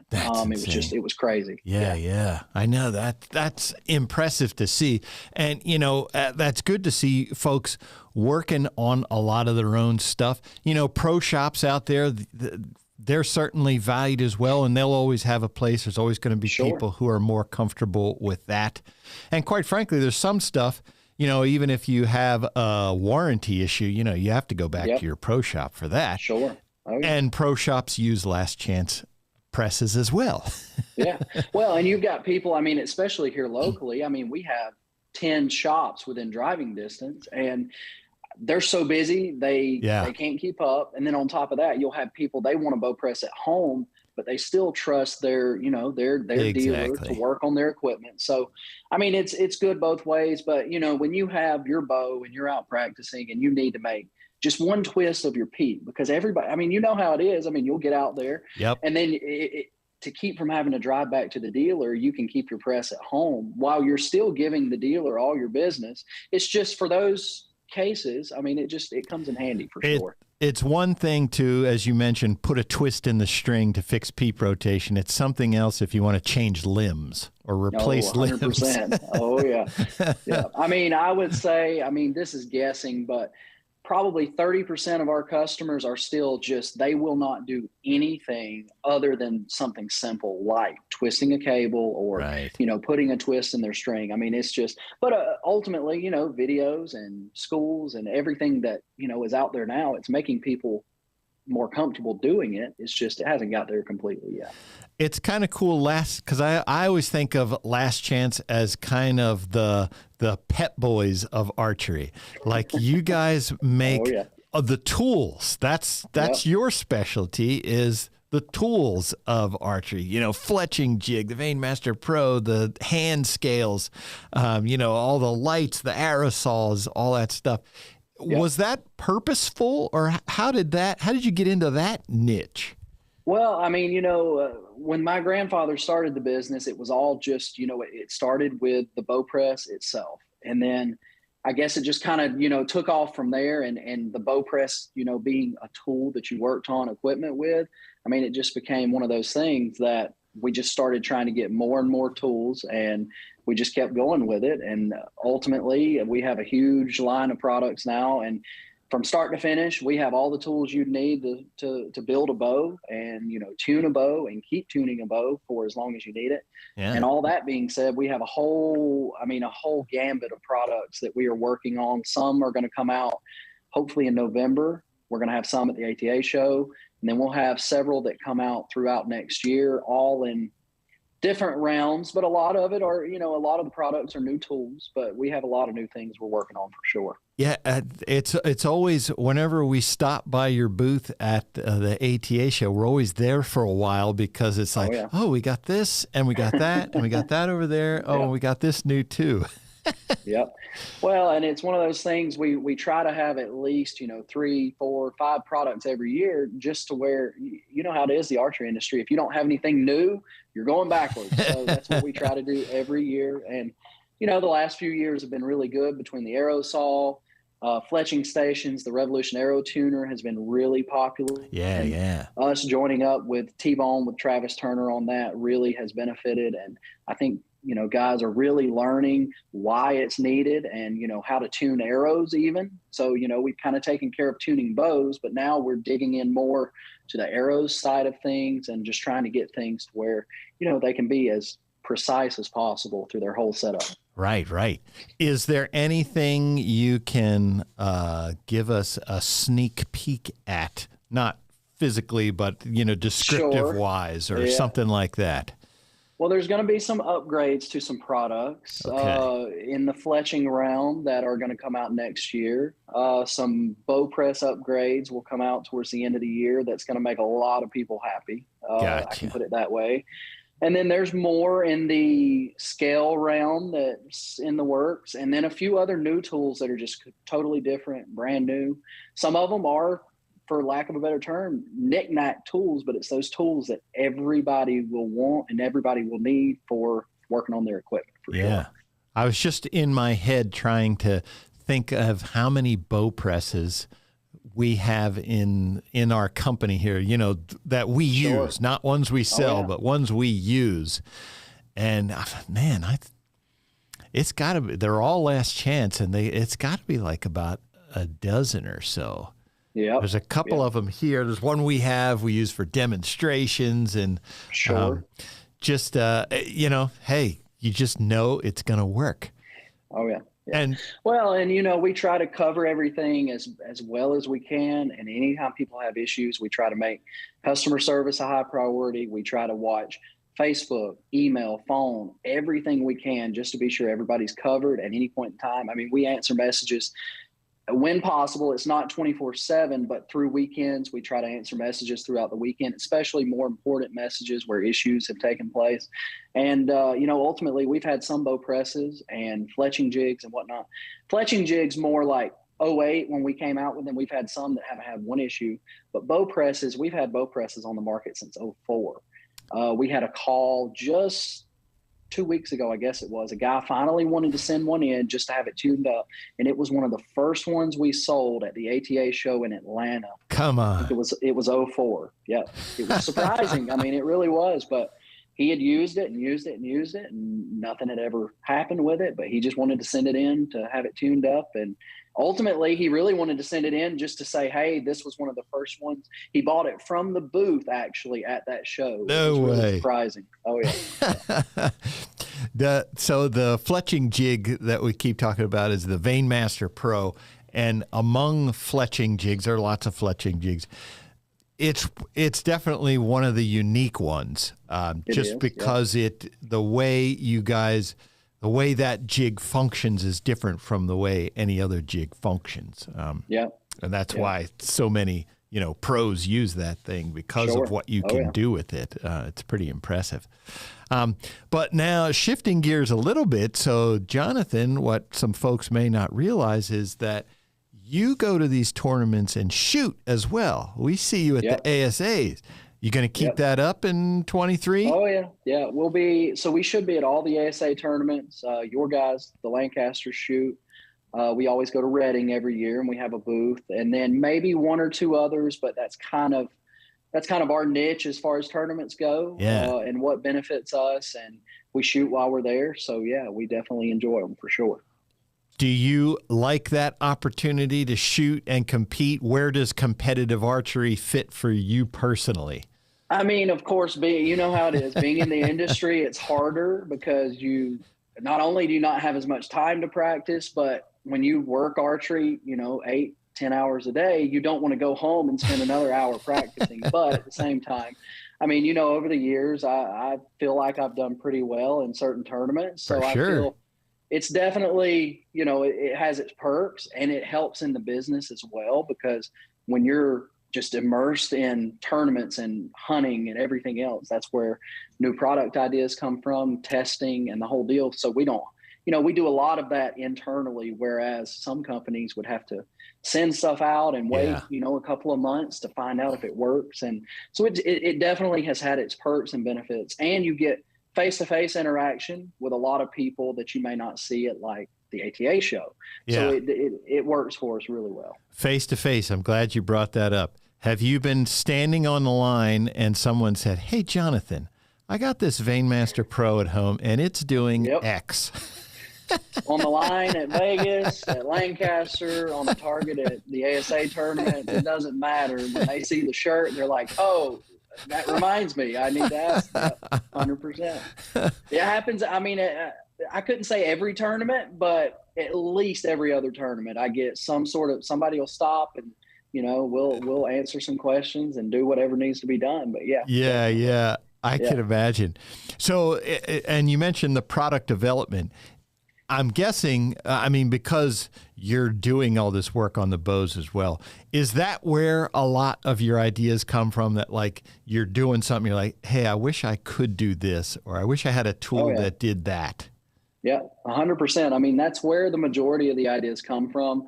Like I said, we've done, partnerships with other people who have had ideas like Travis, T-Bone, and we see something that fits kind of our company and what we're trying to do. And, but ultimately, the majority of the ideas that we have between a few of our guys here, myself, my grandfather who started the business, Leon, we just bounce ideas, and, we do it unorthodox compared to most companies, whereas, we're a lot smaller, whereas we've grown, but still, we're a lot smaller. So we just have to tweak and tinker and work with stuff until we get it the way we want it. And then, it ends up working out in the end. It just, it's definitely a different process for sure. I'm picturing you working on a bow and doing, as we all do, this right here and saying, "Man, it would be nice if I had a light that went with this thing." Well, I'll tell you, even as bright as it is outside, we can't tell you how many times we've had guys come up to our booth or our trailer at the ASA shoots, and they'll pull out their phone light and they'll be shining it on the bows. And that's where some of the lights have come in play. And then me taking a bow apart, and, I'll always take the strings and cables if I'm like taking it fully apart, and put a Allen wrench through them or whatever I may have. And that's where the quick clip came from. And having just, it's a simple product, nothing crazy about it, but it's something that nobody would have ever had or thought about. And it just keeps you, keeps your strings and cables from unwinding. And it was the same thing all the way back in 2004 with the bow press. Back then, there just wasn't anything. There was a few, boat winch style presses, and you couldn't press all the bows, and the ones you could press, you may bend a riser or crack a limb or whatever. And that's kind of where every product we have is kind of originated that same way, where we're just trying to solve a problem, pretty much is what it is. I always figured that you purposely designed those where the Allen wrenches sit, the T-handle Allen wrenches. I always figured you purposely designed that to put your cables so you can run it. It's what a million people do. Yeah, it's exactly right. And that goes into all of the products, all the attachments, everything. Again, they come from just trying to solve problems, and we'll be working on a bow, or I will, or one of our guys, and we'll go, "Well, we could do this, and it would make that a heck of a lot easier." And it's just like that. It's that simple. Yeah. Does it amaze you that you're still able to come up with ideas? I would think at some point, me, with my limited mental capabilities, I'd be like, "Well, that's it. I don't have any more ideas."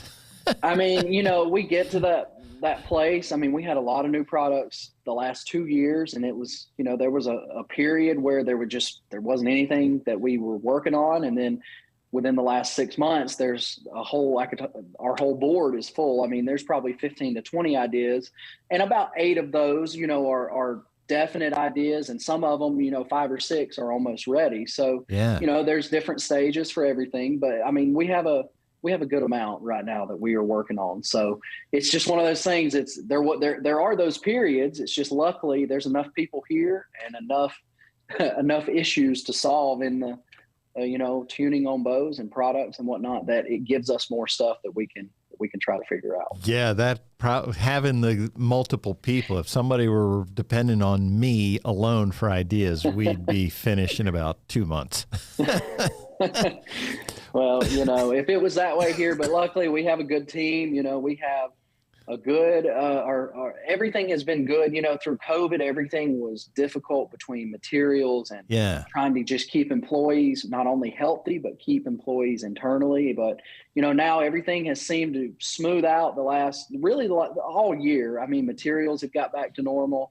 So our lead time's slowly going down. And of course, you guys keep stock of about everything we sell. So that's always good too. And we just keep trucking along slowly but surely. Is there like a normal time that it takes a company like Last Chance to okay, here's the idea. Now here we are ready to sell.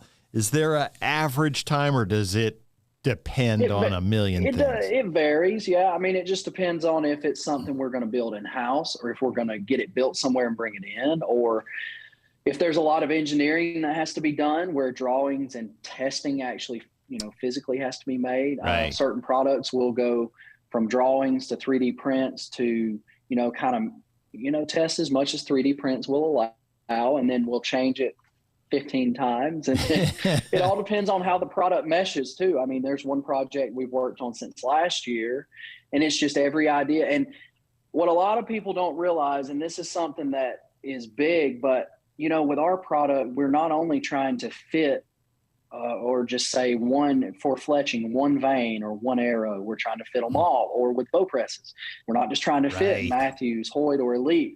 You're having to accommodate so many different brands, models, parts and pieces, and limb angles and everything else. Yes. So it's one of those things. And even then, when we come out with stuff, sometimes it won't accommodate everything. But it's one of those things. All those projects, they take, depending upon how intricate they are, one could take 3 months and one could take 6 years. I mean, it just all depends. Yeah. Yeah. That's awesome.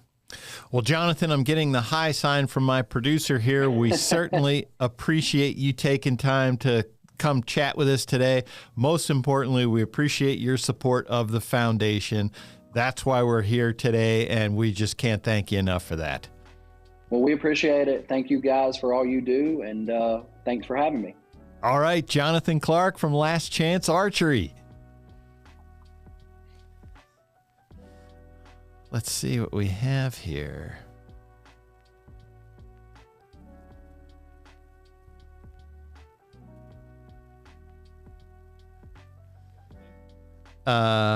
Just looking here, Brian Vandenboom appreciates his Last Chance. No reason to look for a new tool to do that job. Press and fletching jigs work every time. Okay.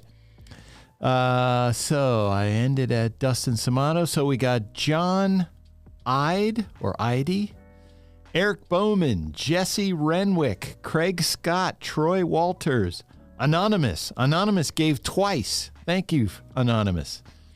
Kevin Schwerin, Lori Shackelford, Bill Hook, some more donations coming in. Kyle, I show 452 here on YouTube. Is that current, or am I just on YouTube alone?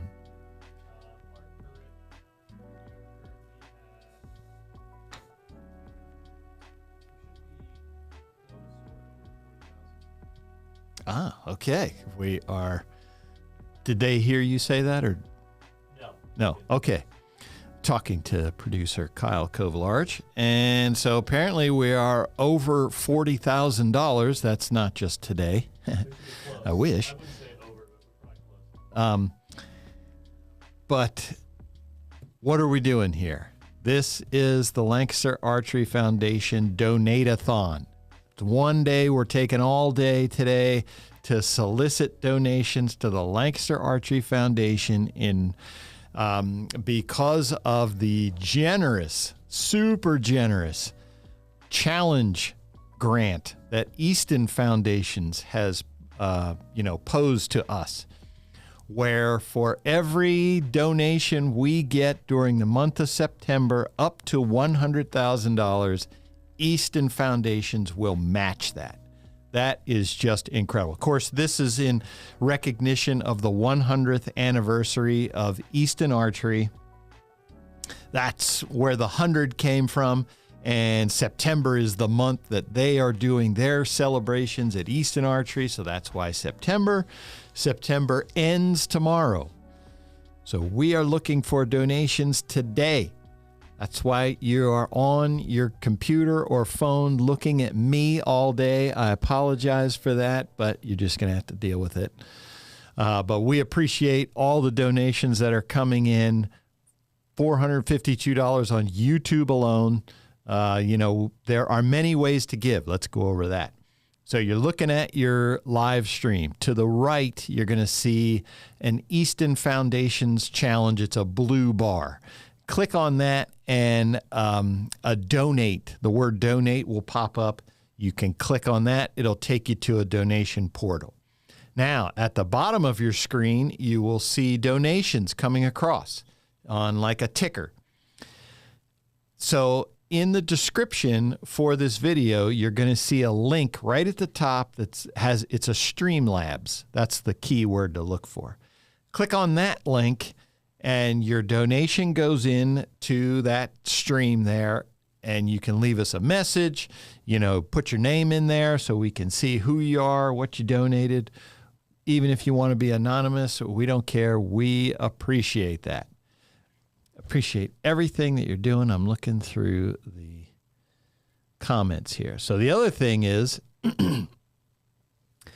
I got to talk a lot through 5 p.m. So I'm going to need some things to talk about. We got more guests coming up. We got the big one. This is probably after Rob and Carole. This is the big one at 12:30. Greg Easton himself will be coming on. But there is a lot of time to fill, so give me some questions. Go into the YouTube, the live stream chat. You can leave questions there. You do have to be a subscriber to our YouTube channel. I've been saying over and over, that's not a ploy to get you to subscribe. Well, it kind of is, but not really. What it does is, because you have to be a subscriber, we can weed out some of the spam. They can't get in if they have to be a subscriber. And we've had bots, posts. You've probably seen them on other sites. They're always saying you won something. Just text this number to claim your winnings. Obviously, that's all fake. But we don't want them coming in and messing up our live stream. So you do have to be an LAS YouTube subscriber in order to leave a comment here, to give us a question. And so Josh Grind, Kyle Kaufhold isn't a producer. That's like saying Clark Kent is a journalist. There you go. Truth. Kyle Kaufhold is the man behind the camera here. When you see him at an ASA tournament, he's the guy with the shirt that says the cameraman. That was a joke. I mean, his shirt really says that, but that was a joke because my favorite story is a guy comes up and says to me, I think I get this right. He's like, you're PJ Riley. And then he looks over and he's like, so what, are you just the cameraman? And that's what he says to Kyle. And so if you know anything about the cameraman on-air personality relationship, Kyle does 90% of the work. I do 10%. So I always kid him about that because that guy said, what are you, just the cameraman? But then Kyle got his payback because we did have another person come up at a tournament, and that person recognized. He's like, well, pointing at Kyle, he said, he does all the work. He points at me. What do you do? Was that in the airport? No, I thought that was out at Foley. Oh, man, I don't remember that. I could be wrong about that, Yeah. but someone did get it. I get that a lot, though. And it's tough to keep. I have to keep PJ moving at these tournaments, and it is tough. We get stopped quite a bit, but we love it. So, yes, it's always good talking to people. It really is, and you get to hear a lot of different things and what people like, and even what they don't like. Constructive criticism is always good for what we do. So, but we love it. So you can tell us, you guys stink. Your that's broadcasts are terrible. That's okay. We like it. Actually, if you're going to tell us we stink, tell us why we stink. Yeah, we'll fix it. At least we can work with. We'll try to fix it. We can't work with just you guys are terrible. That's unfixable. So we are 5 minutes away from Greg Easton here. So let's go in. I haven't gone back to some of these foundation grant stories. Let me go back to one here. So we can play another one of those videos if you'd like. Oh, as yeah. well. Okay. Here's a one. video from a grant recipient. Let's go to one of those. So how does earning this grant has helped our club? Well, this grant definitely allowed us to purchase all new equipment, as you can see on the table, which has helped us empower young youth to learn more about archery and what makes it such an amazing sport, especially here in Broward County. Hey, Lancaster, this is Coach Glenn Bennett at the MSU Denver Center Joe Ed Club. We want to thank you guys for your generation and your grant. With your grant money, we bought 3 of the American Excelsior bales for our Joe Ed Club, and we'd just like to say thank you. Thank you guys. Thanks. Howdy, my name is Venu, and I am a sophomore nutrition major. Having the Texas A&M Archery Scholarship has meant a lot to me because it allows me to afford studying at Texas A&M coming from as an international student. It also allows me to focus on shooting and studying at the same time without having to worry about the financial aspect of going to school here. Good afternoon, everybody. We're out here getting our fall archery program going here, and we are so grateful for the Lancaster Archery Foundation, who gifted us with a grant this past spring that we were able to get some targets, all 4 of these targets that are out here, and a couple dozen arrows. It's been such a blessing. Tonight we got 24 kids and their parents coming out to shoot, and we're looking forward to it. And these guys are going to show you a few shots. So go ahead, fellas, let them rip.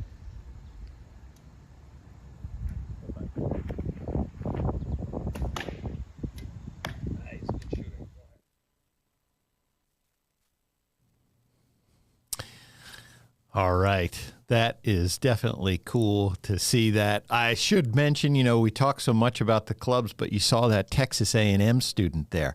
So one of the other facets of the foundation is we do provide grants that are used for scholarships for collegiate level archers. We heard Carole Kaufhold earlier say that's a part that she's particularly passionate about, because we do see in archers, at tournaments, there is kind of there are a lot of archers up to that college age, about 17, 18. 17, 18 and under, we do see a lot of archers competing in tournaments, and then there's kind of a drop-off in that 18 to 22, 23. So if we can help kids support, go to college, keep shooting at that high level, that's what we want. That is always great, and it's always great if we can help someone. We heard from Sarah Sherman earlier, who went through college to work in the archery industry. If there are archers out there who we are able to help with scholarships to get their college degree, you never know. Maybe they will be the next one to start their own archery company and, be super successful. There's room for everybody in this industry. So just great to hear those stories of these grant recipients. Now I have a question here from Brian Vandenboom. PJ, which indoor target do you prefer to shoot, 5-spot or Vegas? Hands down, the Vegas. 5 arrows is too many for me. I'm lucky I can keep it together for 3. 5, forget it. The wheels are definitely coming off the cart when I have to shoot the 5-spot. So Vegas definitely is my preferred target there. What is the time here? Got a couple minutes here before Greg Easton. Let me see one of these stories here. So I have, whoa, this all blew up to giant size. Lancaster Archery Foundation.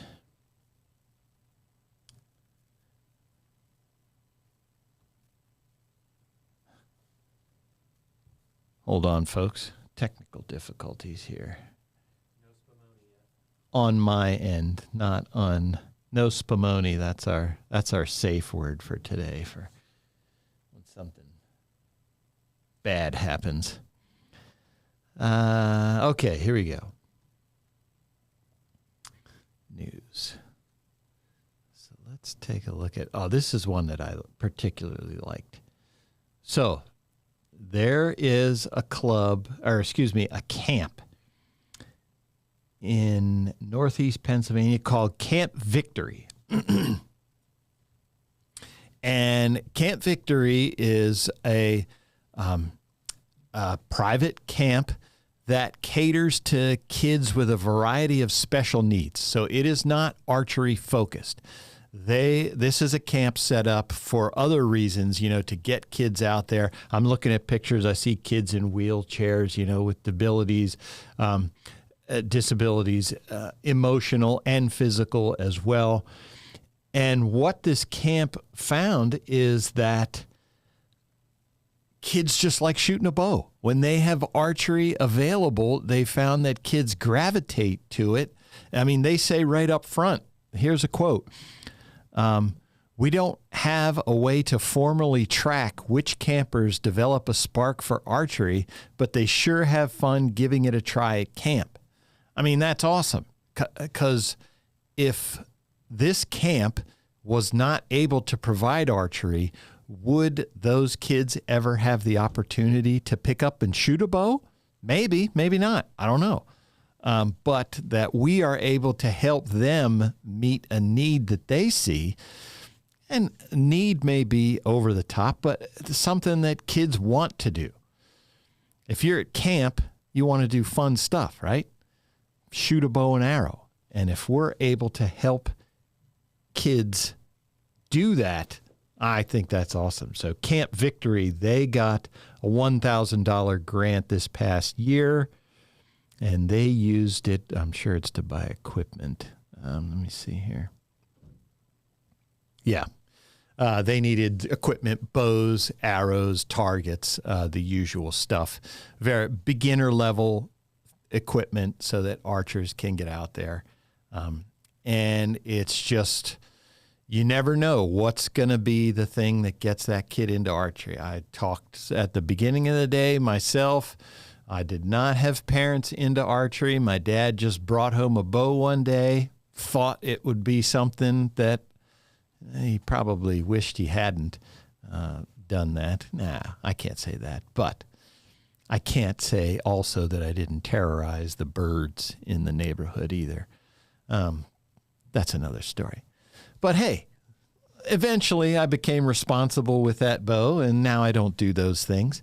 But that's what's got me started. Once I put that bow on the string and shot that arrow, something in me was just like, that's cool. That's something I want to do. So you never know. And if my dad hadn't done that, would I have ever shot a bow? I don't, who knows? I think we did have it in high school. I think that was in gym class. I don't know if they do that anymore. Somebody send me a comment. Can you shoot archery? Is that a high school gym class thing anymore? I would think. Kyle says they did at his high school.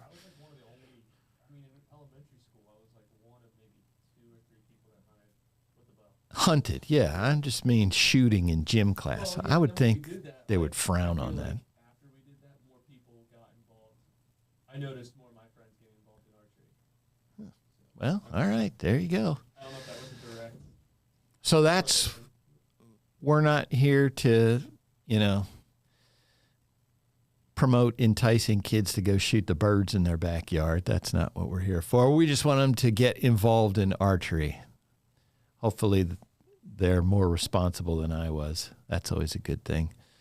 But archery, we want to see more kids doing it, more adults doing it, when a lot of times when the kid develops an interest, what we see at the pro shop is then the parents also, they're like, well, hey, if I'm going to take my kid to this, my son or daughter to this archery range, hey, I might as well shoot too.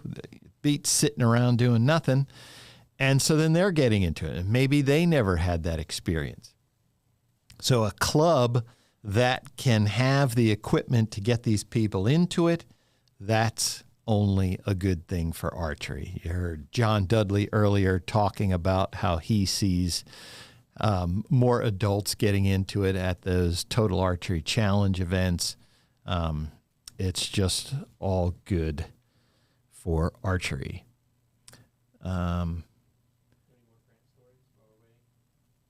Any more what? Oh, grant stories. Yeah. Let's get to another one here. Send your donations.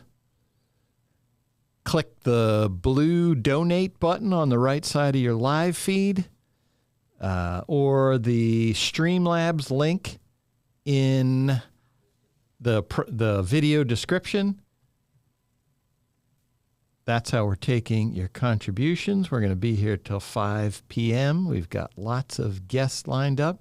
Here is the Assumption Parish 4-H Shooting Sports of Napoleonville, Louisiana. That's a mouthful. But basically, it's the 4-H organization in Assumption Parish, Napoleonville, Louisiana.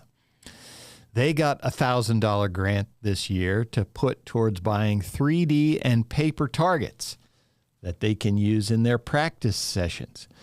So they have weekly practice sessions. I'm looking at pictures from their practice sessions. It look like they have an outdoor range, and they also have an indoor range that looks to me like it doubles as a rodeo facility. Hey, whatever works.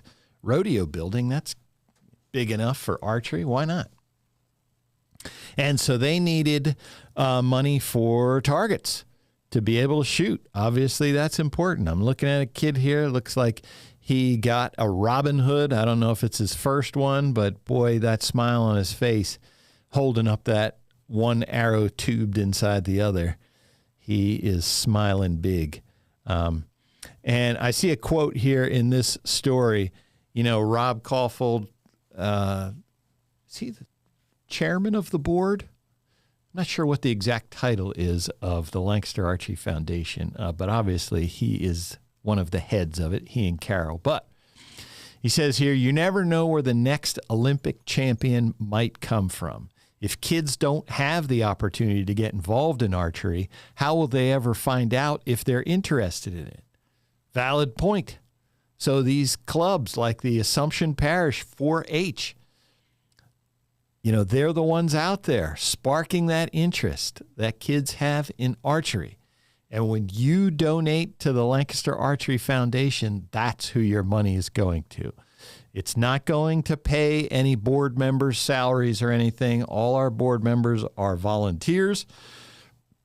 Your money goes to places like Assumption Parish 4-H. And again, here through tomorrow, whatever your donation is, Easton Foundations will match it up to $100,000. Hey, and let's just be honest. If we figure we're at about $40,000. If you want to make a donation of $60,000, we'll take it. I'll mention your name on air even. $60,000. I think that's a fair trade there. They'll match it. We want Easton to have to pay that full $100,000.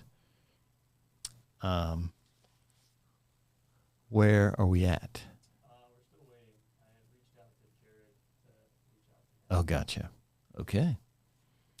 All right. Well, let's let's go back to the Easton Arrow here. I brought in a couple props with me because, we're Easton Archery. This is their 100th anniversary. 100 years of Easton Archery. And I believe this arrow here, this Easton XX75 Camo Hunter, I believe this thing is 35 years old. So does that make it a historical artifact? Is 35 years enough? I don't know if that makes it old enough. But back in the day, late 80s, early 90s, when I was just getting into bow hunting and archery, man, these were the arrows. If you were a bow hunter, you were shooting an Easton XX75. I guarantee it. I don't really remember too many other arrows. I know, I talked about my Kmart arrows that I lost at my first 3D shoot. They were a no brand. I don't remember what their brand was, but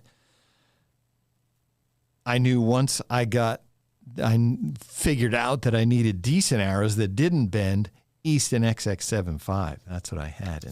And so Greg Easton talks in the video that we filmed about him working a lot of the jobs in the factory. And one of them he talked about was the swaging the arrows. So on the aluminum arrow, this top here, that is the swage. He was grinding and shaping that into that point, and then your knock went on the top. I don't know if this is an Autumn Hunter. There we go. Yeah, so old school for you folks out there who shot these. This is my Autumn Hunter 2512. Nobody answered. I don't remember there being a 27 diameter back in those days. I remember the 25 diameter as being the fattest. Gary Cornum's going to be here shortly, and we're going to ask him about that. But, a lot of folks would glue their nocks onto the swage here. Well, then if you were shooting a single spot and you cracked that knock, that arrow was out of commission, and until you had time to chip away any plastic on there, and you had to get that glue off. Of course, then you'd have to glue the new one on. So the redneck of way to get around that was you just get a knock that was a little bit big, and you could actually press fit these in.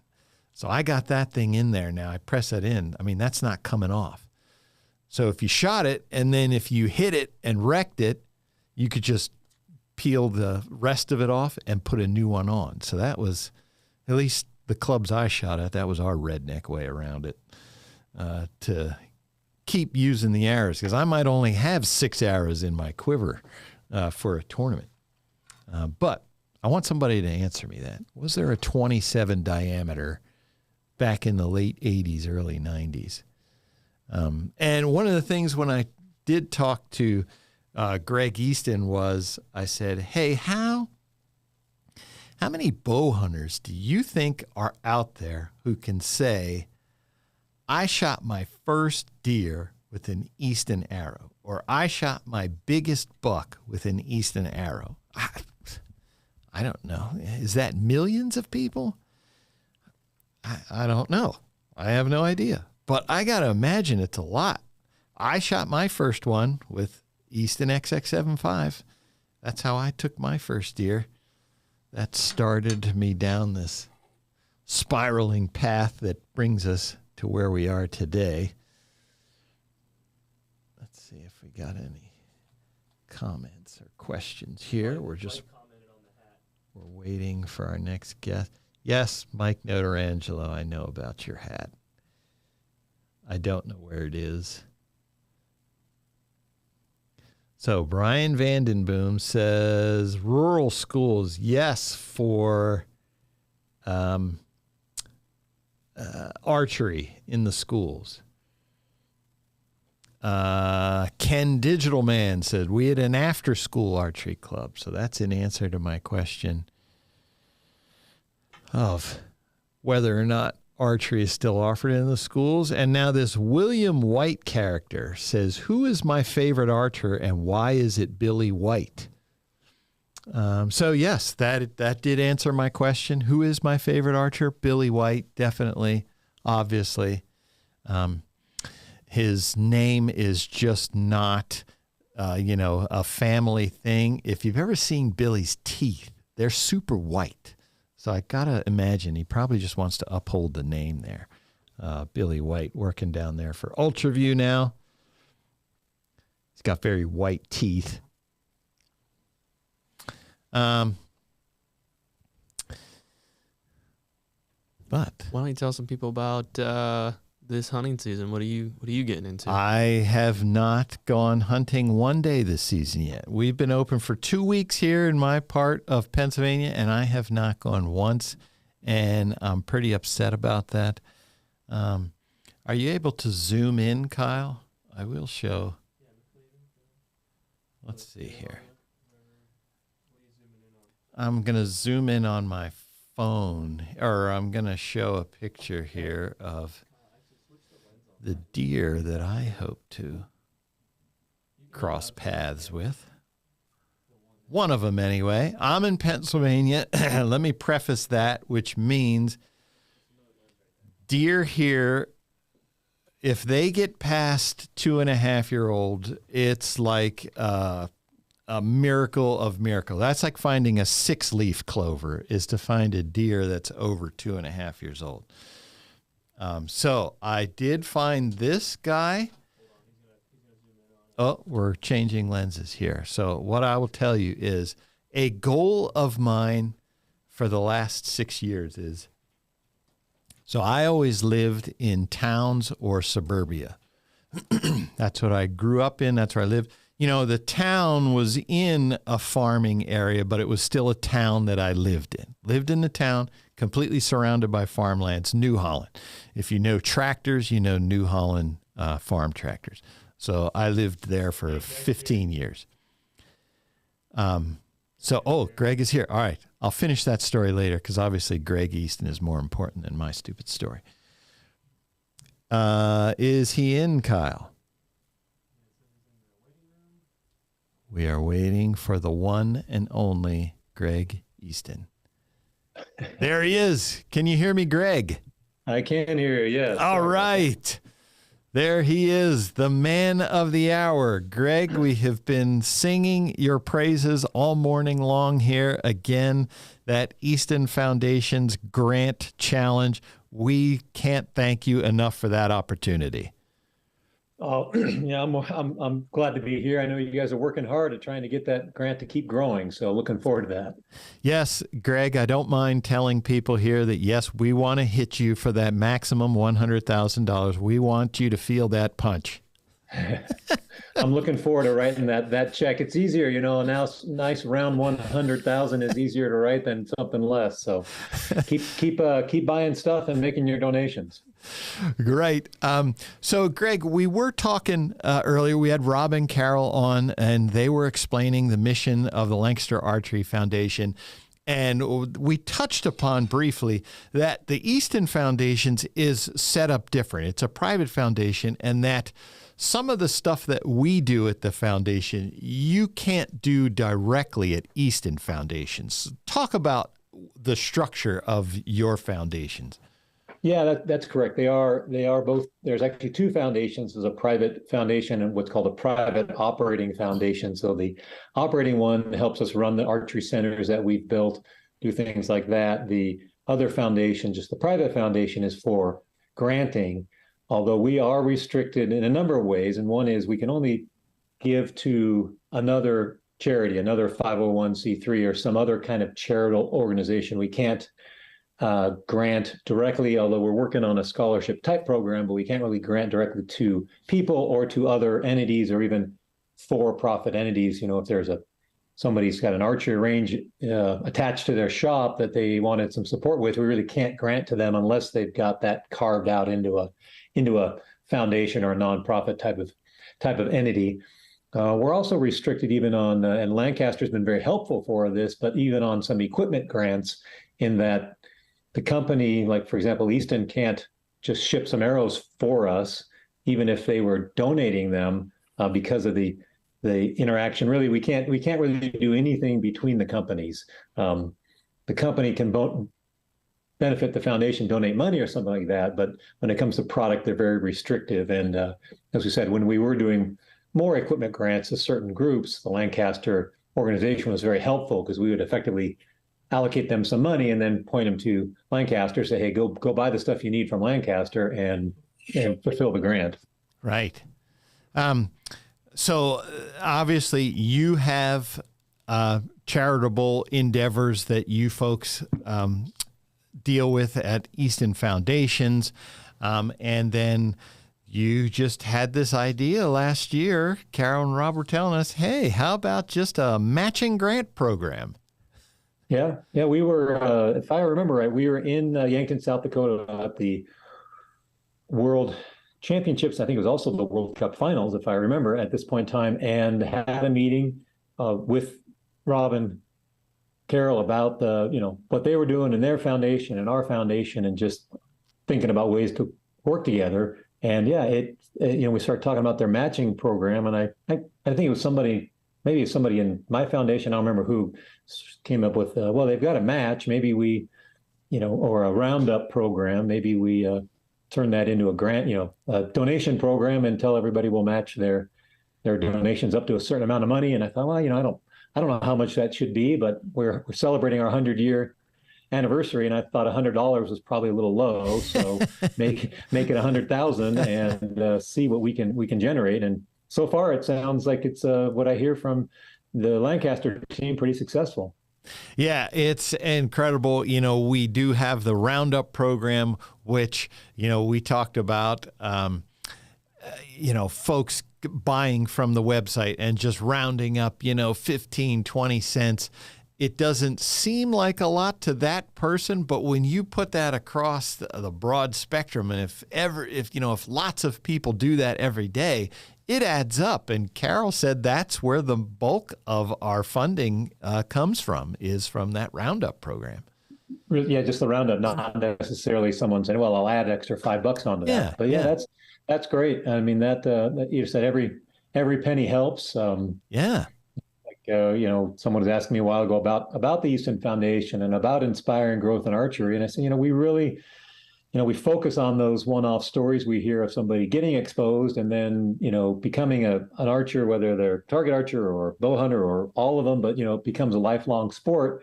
I don't have millions of those stories, but I have one and two, and, over a long time, those add up. So we hope we can impact archery, and more importantly, a couple of years ago, really shift was, how can we help other folks, right? We don't have all the ideas.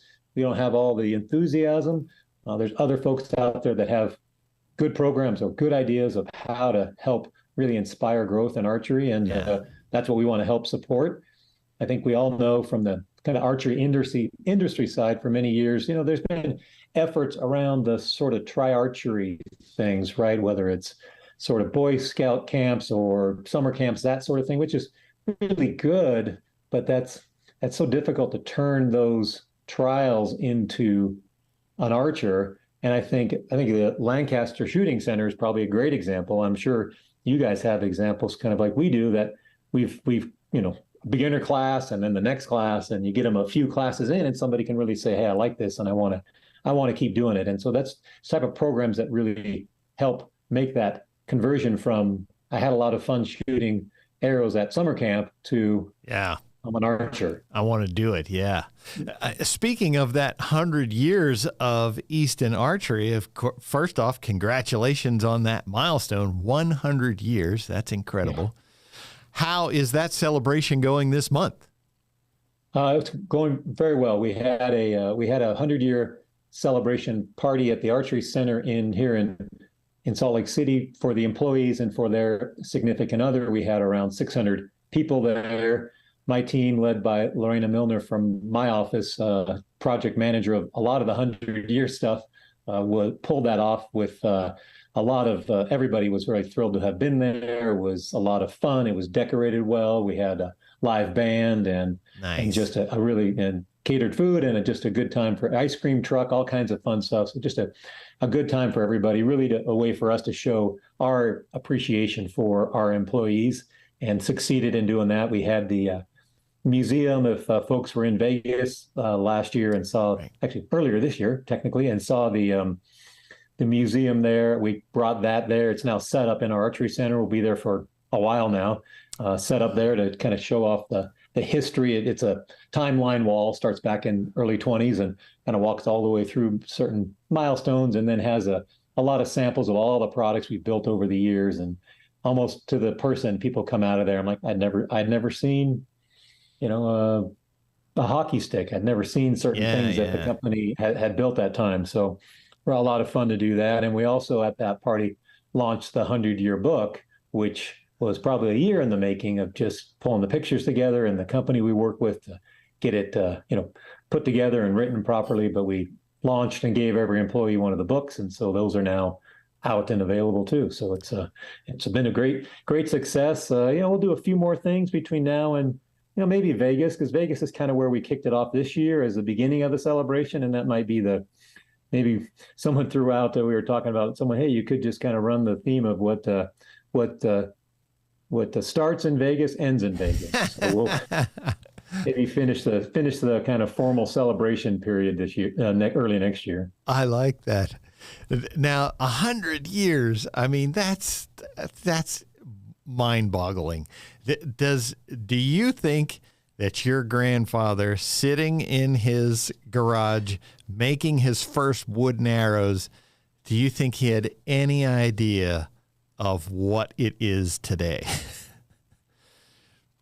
He was pretty innovative and a forward thinker, but I would say a very good question. I would say when he started, from what I know about the history and stories we tell, I would say no, because it was really almost for himself early on, just making stuff for himself and then selling a few things to friends. Yeah. And then a tackle shop really is where he started. So I could imagine him thinking, I like archery and I can run a little tackle shop and do that. And it wasn't until, and as we like to point out, it's kind of interesting between Hoyt and Easton is that my grandfather, Doug Easton, was making bows and then tried to figure out how to make a better arrow. Right. Where Earl was making some arrows and then more focused on the bow. So they kind of started on either side and switched a little bit over the history of the companies. So yeah, I don't think he had any envision of where it would go. As a matter of fact, I know my dad and his father fought a bit in the probably late 60s, mid to late 60s, when my dad came back into the business about what to do. And my dad wanted to do different things and expand and what else can we do? And my grandfather was like, no, we're got a factory that makes arrows and we're really good at it and that's all we're going to do. Yeah. And it really wasn't until my grandfather passed that when my dad took over that he started adding baseball and hockey and all the other products that many people know, but as you know, we never left the arrow business for sure. Yeah. Now, I always found how the aluminum arrow came to be interesting or fascinating. I'll have you explain it, but just how your grandfather went from that he knew the limitations of wood. And like you explained it, him being someone who liked to fix things, that just bothered him. Yeah, absolutely. The thought was back in, you're making wood arrows, you're starting with some really stays or big pieces of wood where you're going to get some arrows out of, and trying to start with that and getting it all the way down to an arrow. And then, you're trying to make a dozen arrows. Along the way, one breaks, you can't just pull another one and catch up. You almost have to start over trying to make the dozen because all the effort that went in to try to get them to match. So a lot of workmanship, expensive in those days for sure, because of all of the time it took to make a dozen arrows. And then they didn't really hit the middle all the time. As a matter of fact, I've seen them in like my grandfather and my grandmother's tackle boxes is what they called clocking their arrows. And they had a card that looked like a clock, and they'd have a number 1 on the arrow, and maybe it was in the 7 ring at 3 o'clock. That's where the number 1 arrow tended to hit. So you would aim the other side. And you think about it, arrows, archery is all about consistency and accuracy and, repeating something. And you're almost never aiming at the middle. And then you add like wind on. It's like, okay, now I got to aim back because of the wind. And I think that really not only it was hard to make them and hard to make them, even in that, state of the art accuracy, but then they weren't that accurate, really pushed my grandfather to say, there's got to be a better way to do this.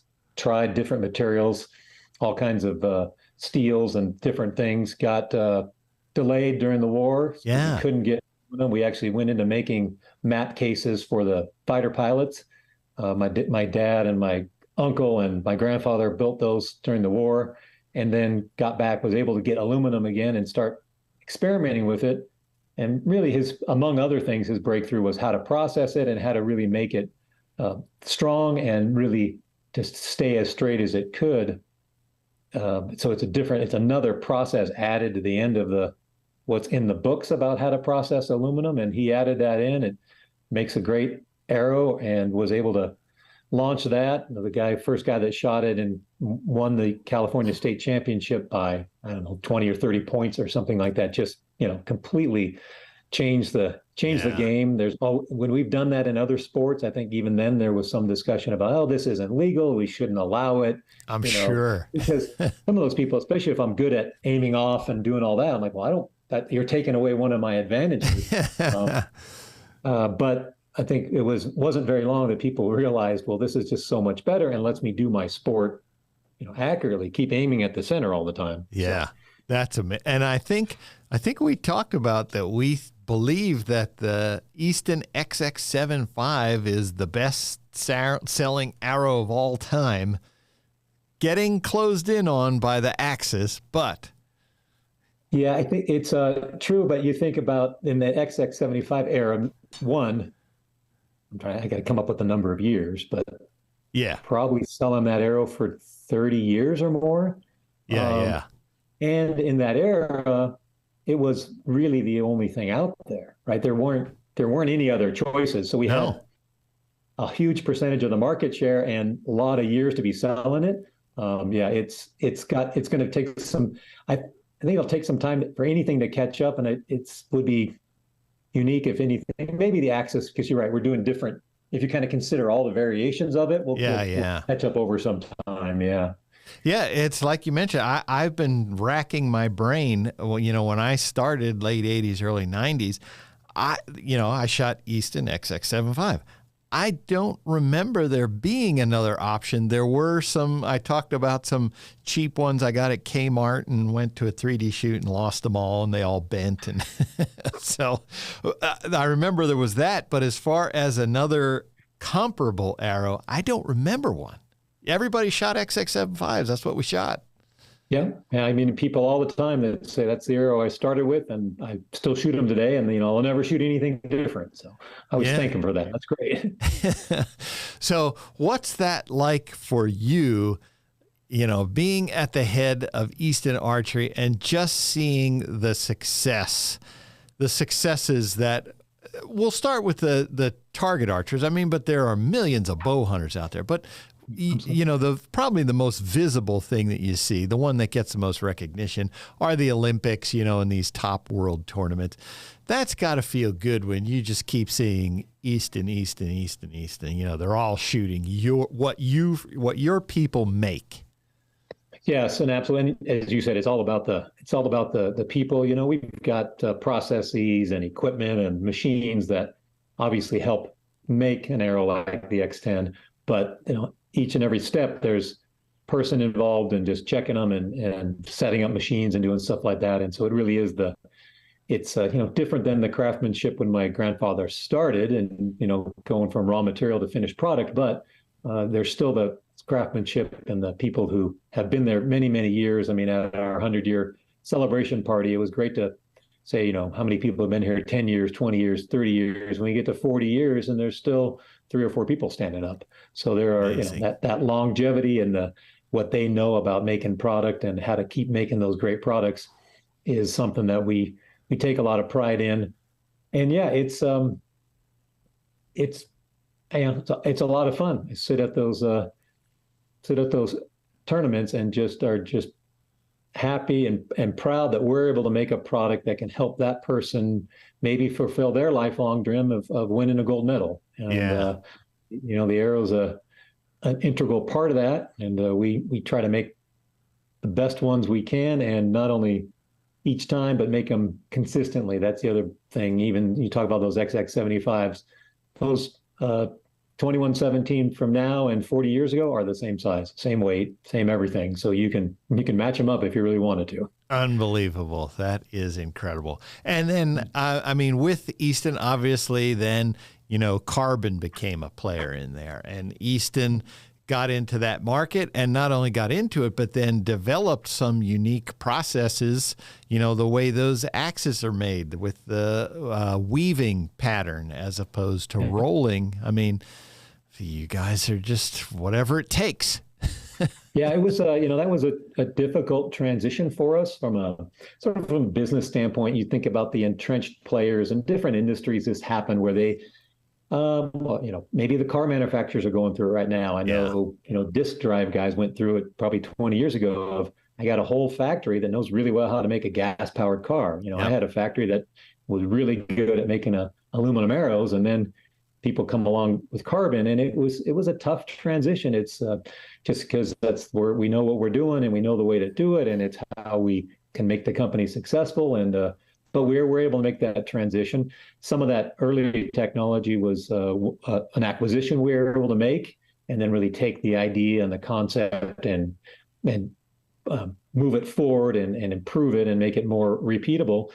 To the point where we can still manufacture those arrows here in the U.S., where everybody else really, for different reasons, but we're effectively ended up going to lower cost overseas manufacturing locations, and that helps us maintain the quality. And we know we're building it right in our facility, and so we still are competitive today. You know, helped us a lot through the last couple of years of global turmoil because we weren't having to import everything, but you know, still had challenges, just as everybody knows, raw materials and other challenges. But it was, we had one big problem out of the way, which was we didn't have to get it, you know, across the ocean to be able to supply the need out there for all the archers out there. Right. That is something that always impressed me, that the Easton axis, that, you know, I can have my dozen here today, and if I wait 2 years to go replace them,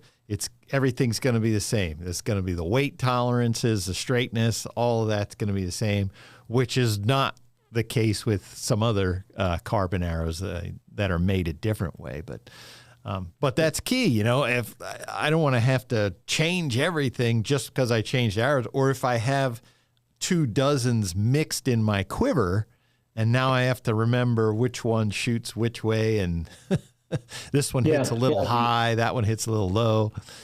I think it's one of those reasons we liked that process. It's a different process than most people use a wrap and roll, because, and you know, I think the basic difference is we start with a couple steps back in the raw material process. The guys that are wrap and rolling need to buy what's called pre-preg from different suppliers.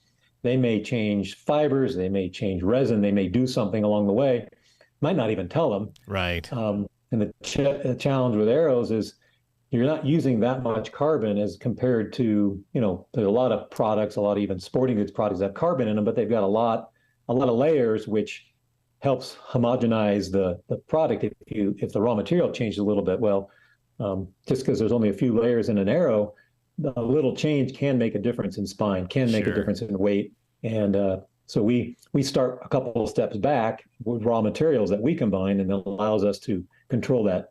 If there are any little differences, control them better. Yeah, that is incredible.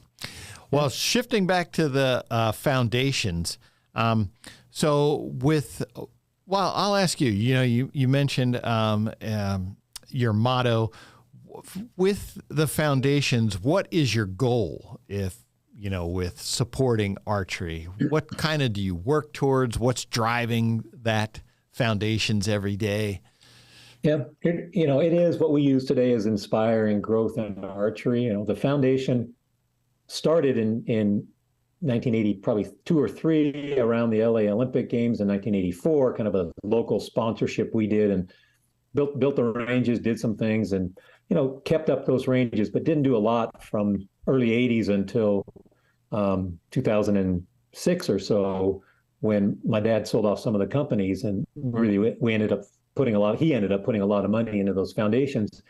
And although we do support other sports a little bit, some baseball, bike, some other categories over time, we've really continued to focus on archery. I know my dad, I remember him talking about it, saying, archery business helped grow the team sports businesses, the baseball, hockey, and bike. A lot of the, ability to borrow and build another business came on the support that those other businesses had from archery. So my dad always wanted to give back to archery. Archery did all of this for him, from letting him build those businesses. And so creating the foundation is a way to give back to the sport of archery by hopefully growing archery, hopefully keeping people involved, getting more people involved, looking for ways to create new events and new ways for people who are shooting to shoot more, and just trying to continue to expose, I think, the great sport of archery that we all know and love to more people. The centers even that you have around the country, you have 5 of them. Is that correct? We have, so we got the one in San Diego for where the U.S. team practices, and we built some housing for them there, but they also do other events there. They do other competitions there, so the public also uses that facility at time. Here in Salt Lake City, we help the NFAA really build and expand their center, so kind of count that one. Yep. That'd be 3. And then in Newberry, Florida, with the city of Newberry, we built a center there. We added onto a building, an archery range, and they have some big fields out there. And then there are a few other, Georgia Southern University and a few other universities that were building some kind of shooting center or building something that we helped them add. So, you get up into 5 or 6 if you count some that we just helped get off the ground, not necessarily built or operate ourselves. Well, I know, like the one there in Salt Lake, I was always impressed. The first time I was there was for the World Cup several years ago. I forget when that was. So that, there it is. International competition, World Archery is there with a broadcast. This is like Major League of Archery there at the Easton Center in Salt Lake City. And then the last time we were there was just before a TAC, and there were just folks who were going to the TAC coming in. I mean, just public people coming in to shoot. Just show up and want to warm up, want to shoot a few arrows. Yeah, and it's a. And we have beginner and try archery classes and all kinds of things there. So we really try to reach all the way from beginners, people who want to maybe just have a birthday party, maybe just try and learn archery, up to a world international competition. Right. That's incredible that there's that level of stuff. Yeah, because that is, the facility there looks like it's made for a big World Archery event. It's professional, state of the art, looks every bit that part. So then it was cool to see that also just the local bow hunters were in there getting sighted in.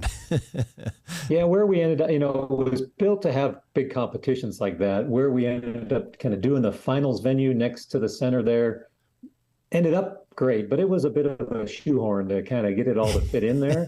But it, ended up great. Some of the camera shots, had the logo of the center in the background just to let people know where we were. So I think it served its purpose. But I had some of the ideas, but Carl and some other folks on the foundation would let you know how much work it was to get it to fit in there. What was Carl? There was one piece that Carl was telling us about that because of the angle of the sun, he had to move on the roof. I forget what it was. We spent, tried to spend quite a bit of time figuring that out, looking at one of those sun chart things on their phone that you can get. Okay, where's the sun going to be? We were shooting directly north, but the sun was still pretty high in the sky at the time of the year. I think we were June or July. I can't remember. We were pretty high up there, and so as it went down over part of the building, the shadows started coming across the stage where the archers were shooting,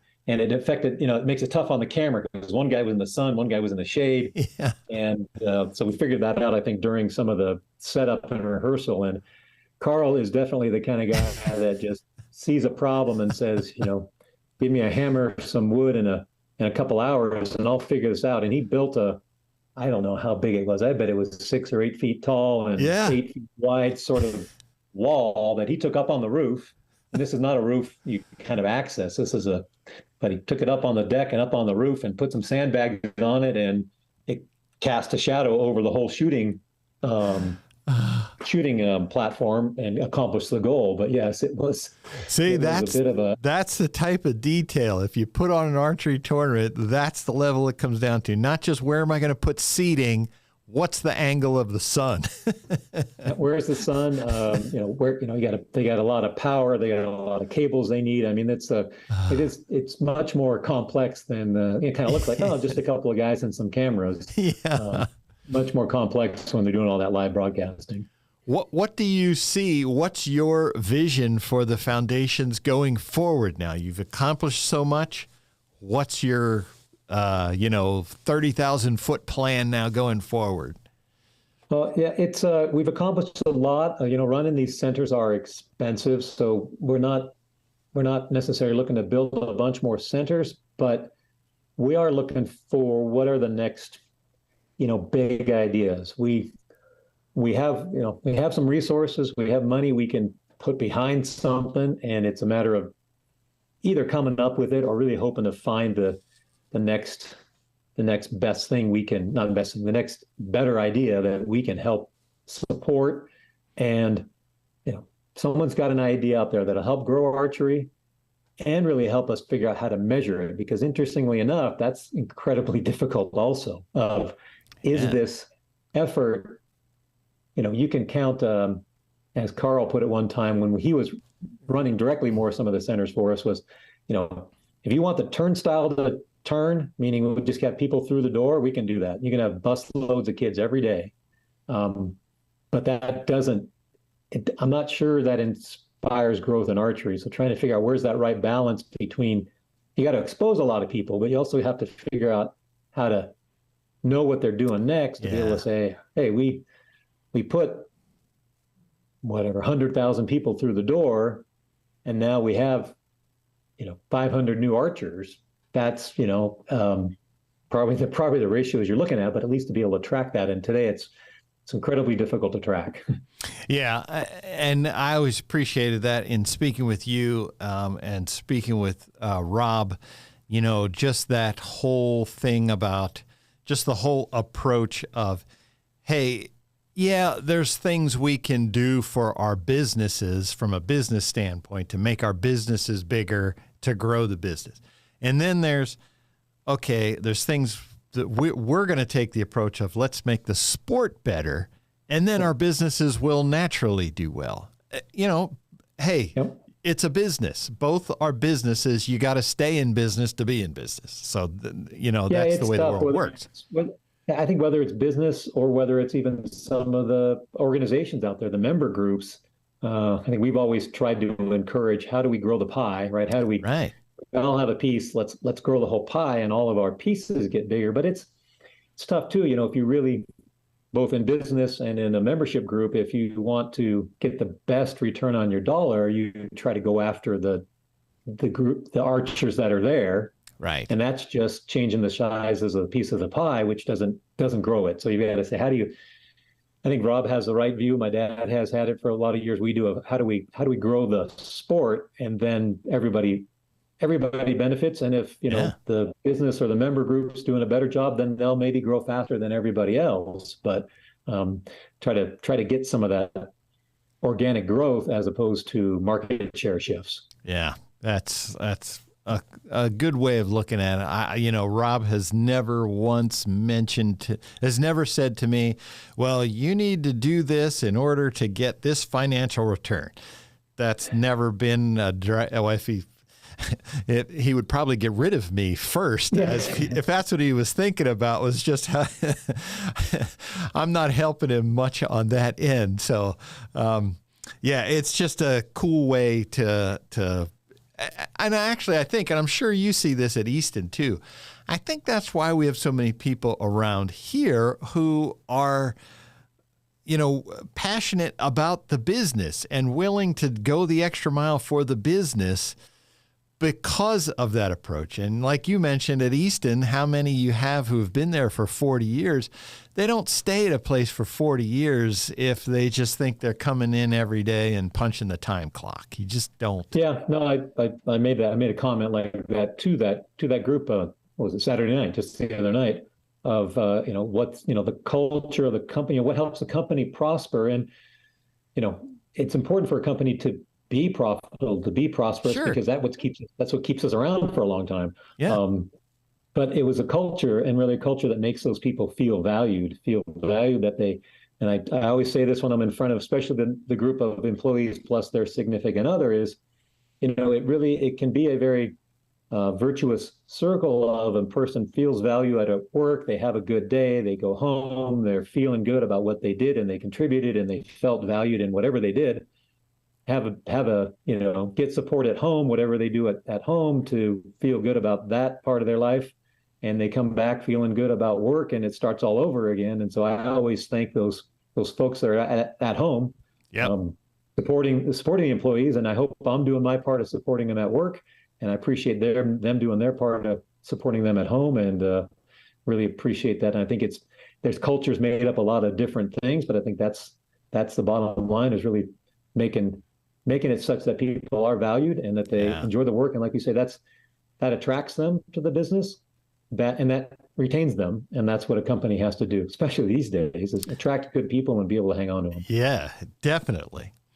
Well, on that note, Greg, my producer's giving me the high sign. We have our next guest coming here, and my job here is to get that $100,000 so I can get $100,000 out of you. But, we can't thank you enough. I don't have the words to put it in. Just the opportunity to do this is just beyond imagine and beyond measure, that we have this ability to do this. And we thank you. Absolutely. Yep. We're more than happy to do a great organization to team with there at the Lancaster. As I got a report just the other day about, how are things going, and they said, here we are, and they listed all the ways they're trying to promote it and really trying to figure out what gets people more engaged. So great team to be working there at Lancaster. And then finally, big shout out and thanks to all the people who have or are thinking about buying something, whether you do the roundup or just go buy a bag of Knox and add $5 on there, and I'll match it, and we'll get a bunch of money to the Lancaster Foundation. And now you guys are really targeting and focusing on the youth and drive some more of those youth programs. Awesome. All right, Greg, couldn't have said it better myself. Once again, thank you. Appreciate everything. We'll be in touch after tomorrow with our final total for you. Oh, that's right. We're right up against it. So don't delay. If you're going to buy something, do it now, and appreciate it. And PJ, thank you for your time too. All right. Thanks, Greg. Have a good day. See ya. Bye. All right, folks, we'll be right back.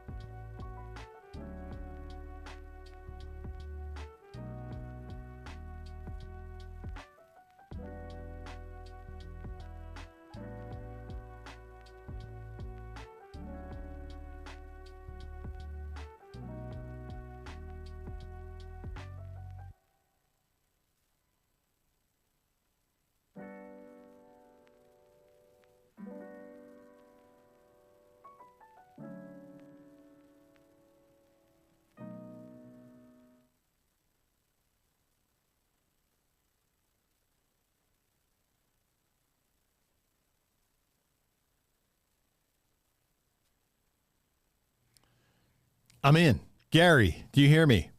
I got you now. Hey, there we are. All right, Gary Cornum from Easton Archery. Gary, thanks for being here, man.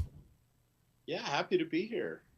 And we appreciate, of course, Greg was just on, but we should tell you as well, appreciate all the support from Easton Archery. We wouldn't have this day, this opportunity without you folks, so we can't thank you enough. Yeah, well, we feel likewise about what y'all are doing over your way as well. And, we all love archery, so we have a lot of common goals. So first question, because this has been bugging me all day. I brought in all these old arrows from my basement, all these ancient things. And so back in the late 80s, early 90s, whatever, I was shooting the Easton Autumn Hunter 2512. That was my indoor target arrow. Was there a 27 back then? No, there was no 27. Okay. When I started here, we had that arrow that you're holding in the line. 25 was as big as we went. I thought so. Okay, yeah. That's right, yeah. Because I'm sure I would have been shooting as big as was allowed, and this was all I remembered was the 25. Right. That was that's as big as we could go back then. Since then, we added the 26s and 27s, but that was kind of when I started here back in the early 90s. That was one of the arrows that was kind of the hot thing, was those 2512s. And heck yeah. Yeah, and I remember getting the set myself. Everybody shot those. And so I'm calling these like ancient artifacts. Since Easton's 100 years old, these arrows here got to be at least 35. So it's like a third of your history sitting right here on this desk. So yeah, it kind of dates us all and ages us all a little bit, but time goes by fast, doesn't it? It does, absolutely. So, Gary, we wanted to have you on here to talk a little bit about Easton Archery. You don't need to give away the farm for new stuff that you may be working on that isn't launched yet, but can you give us kind of any sneak peeks at something or little hints of what may be coming for Easton Archery? Yeah. We're always looking at, what we can do new product wise. And, if you go back to the arrows that you're holding there, you can see we've kind of come a long way since that, with what we've done with composites, aluminum still being in the line, but, we have the composites, carbon, obviously, and then the hybrids, the ACs and the, FMJs and that whole category that we've been, fortunate to innovate. And this is the time of year when we are kind of finalizing what those new products are looking like for, the upcoming season. We have our sales meeting here 3 weeks from today, actually, where all those products would be unveiled. We're looking at adding a few items in there and doing some of that finalization. And usually we roll them out at that time, but we're working on them right up into the very end. And so usually we don't let the market really see those because we may have some last minute changes and we don't want, people thinking one thing and then we ended up doing another. But we'll have a few introductions for our 2023 kickoff that happens in about 3 weeks. And so we're just looking at what we can do there to finalize it. We've had, as you probably know, being at Lancaster, we've had unprecedented demand, crazy over the last couple of years. I mean, I've been here since '93, so I'm coming up on 30 years, and I've never seen anything like this in terms of demand. So, we've really a lot of what we're focusing on here in our production facility, which is in Salt Lake City, is really getting our throughput, and our capacity up to really satisfy the demand that's out there. So we've put a lot of effort in that, really, just kind of catching up, even maybe a little more so than introducing new things. But we do have some new stuff coming up as well.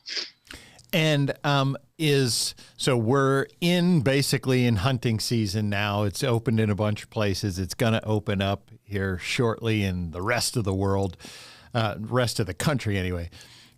Is this a slow time at all for Easton, or do you see a slowdown? I don't know how your cycle goes. Target season's just around. Of course, hunters are out there. They're shooting arrows, missing stuff if they're like me, so then they need new arrows. What's the cycle like? For Easton? The seasonality of archery is interesting. There's all these subsets because you have the indoor season coming up. So a lot of what we're doing marketing wise and production wise is thinking about, kicking off the target season with indoor, and then right on the heels of that is the outdoor season. Bow hunting, we really ramp up our shipments for the hunting market, really starts in late spring and, through the early summer, although we're still heavily into shipping hunting product right now. And a lot of that is just like, excited, the demand has been, really high. So we haven't seen that cyclical demand that we're used to as much as we, as just, hey, we've got lots of demand, let's just keep filling it. Before we could kind of ramp up more on the target side this time of year, and in the early part of the year, more on the hunting side. So we have it on the shelves in the shops for the buying season for the different types of markets. But from a marketing standpoint, my brain is thinking about target season and trade shows and that kind of thing right now. And we have our own cycle, the way we do our promotions. So we promote heavily on the hunting side in the spring and throughout the summer, and then we promote heavy on the target side starting about right now. So a couple different cycles going on there, but we're in the throes of all of it. I was going to say that demand also probably has boosted in recent years for you, thanks to the Total Archery Challenge. I mean, that's the arrow manufacturer's dream event right there.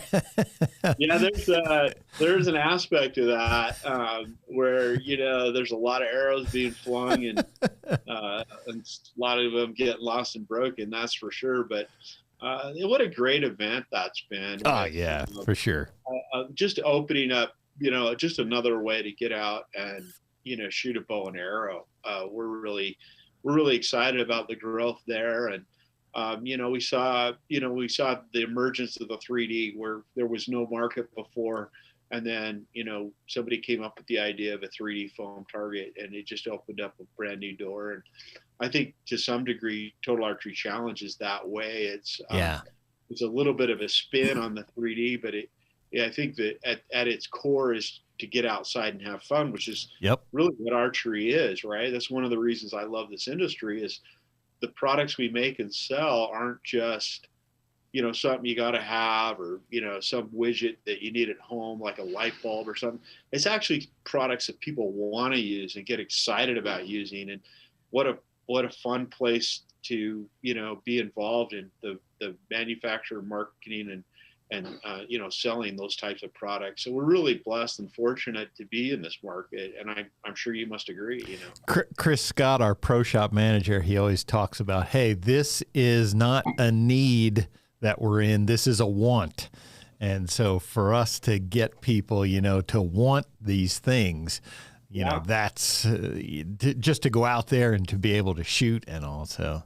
Right. And I think about that in terms of the marketing we do too, as well, is because, I think about, there's almost no one I know that works in this industry that isn't also an enthusiast.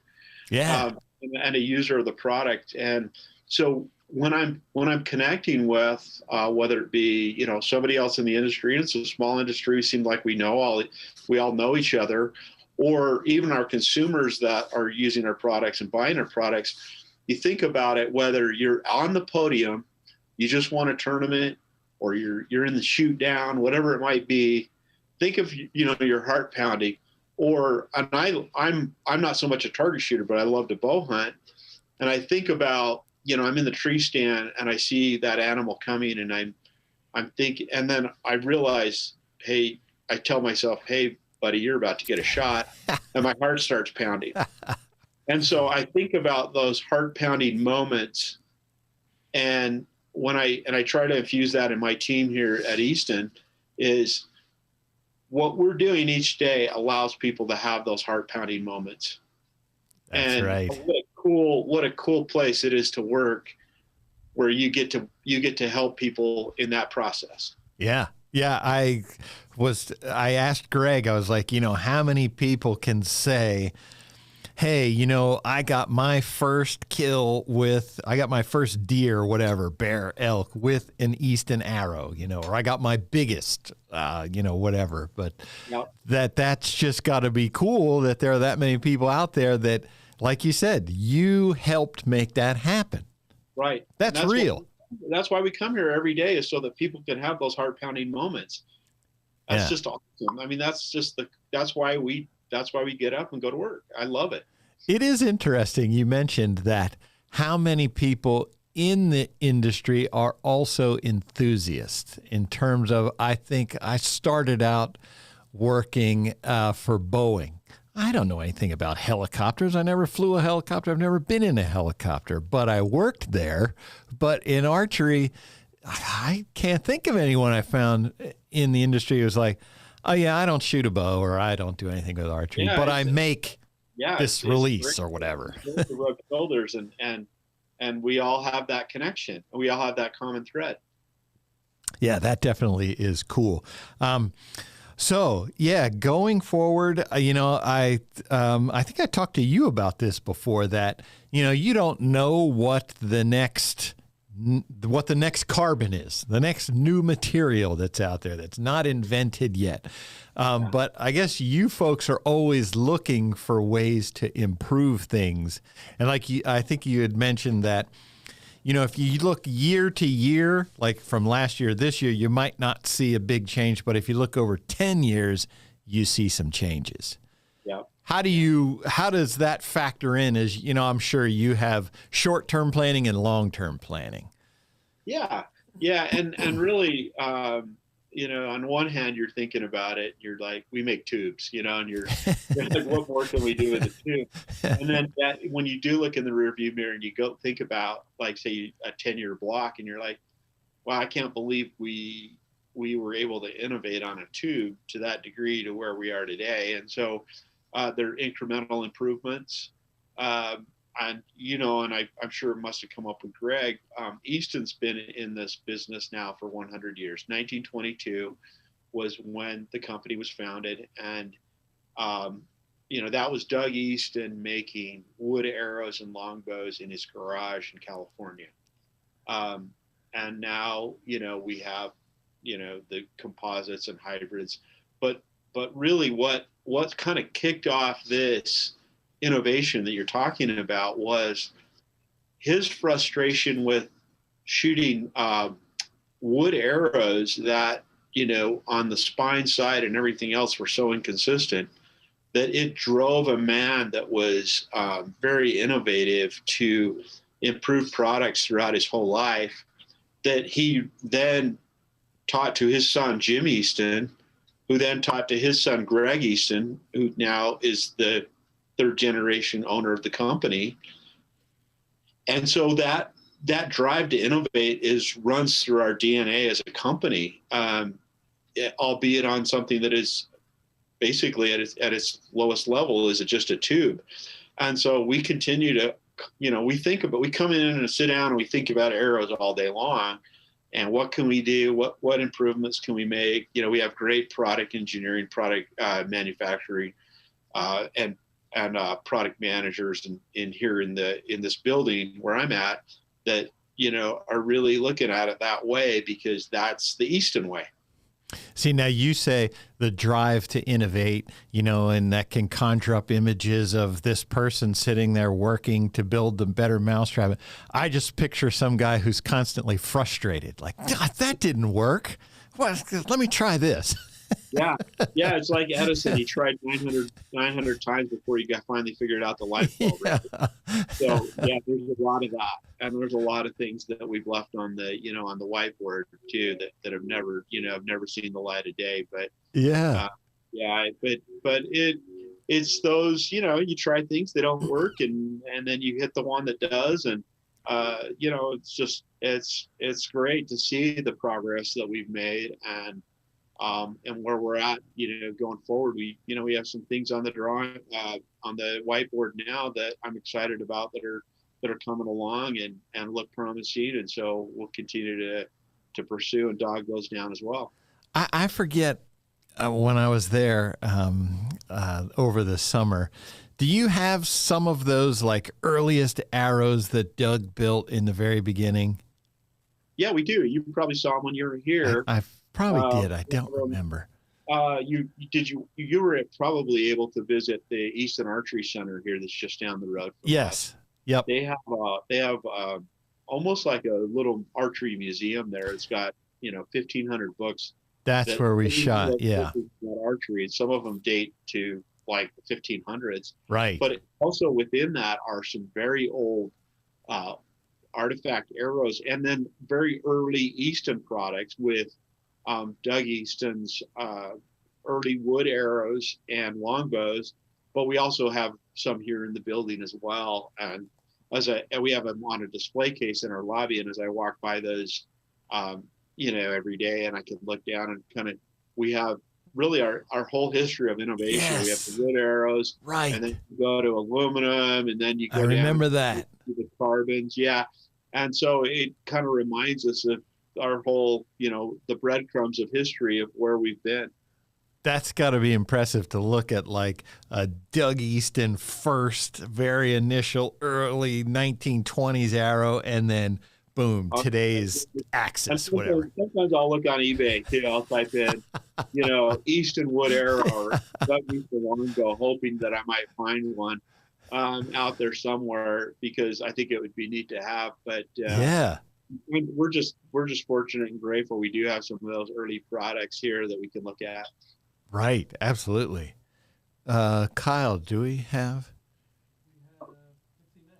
Oh, okay. Yes.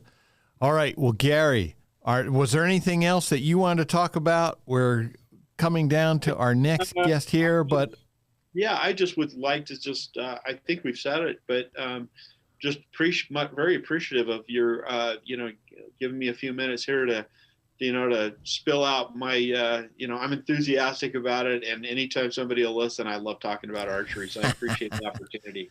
Absolutely. We always appreciate the support, Gary. Looking forward to seeing what you folks have at Easton coming out next year. Congrats on 100 years. Here's to another 100 more. That's great. I appreciate it. Thank you. Thanks, Gary. We'll be right back. What's that? Would you like to read some donations? Oh, okay. Sure. Let's see. So what I see here is Tyler Laurie, Joe Lyons. Thank you, thank you, thank you. William White, John Weishire. I hope I didn't mispronounce that too bad. Thank you for your donation.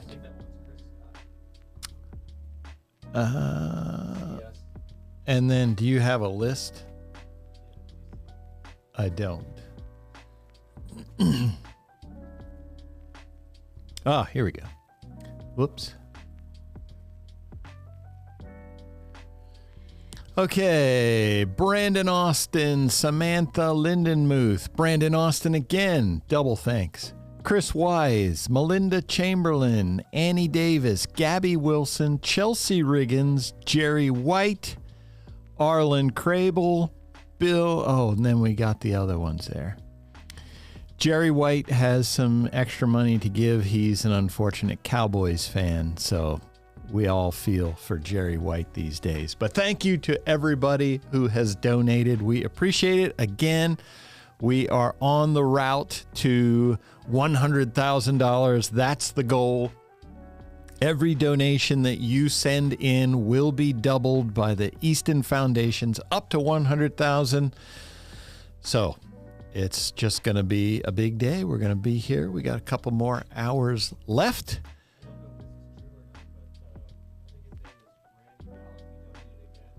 Randy Mallett again. Guy's a trooper. He has given multiple times through the donation period, which started September 1st. It's not even a word. So, folks, if you're tuning in here, this is what's going to start happening to me. You're going to start hearing me make up words and stuff like September 1st. Do you need a nice tea? No, I have some here, but it doesn't matter. For a refill? It's my brain will start to get fried. Oh, you've done this before. Not for 9 hours. That's the old that's classic. The We used to do it. Yeah, I guess so. Yeah. So you get to sit down. It's been We're a while. not standing. Yeah. What am I doing? I'm just sitting on. here. How hard is that? Come on. Days flying by. Donations are It is flying by. Donations coming in. You know, if someone would just donate like $60,000, we could end it right now. End So PJ suffering. Just send in $60K. There you go. All right, I have 9 minutes to wolf down some lunch. We will be right back.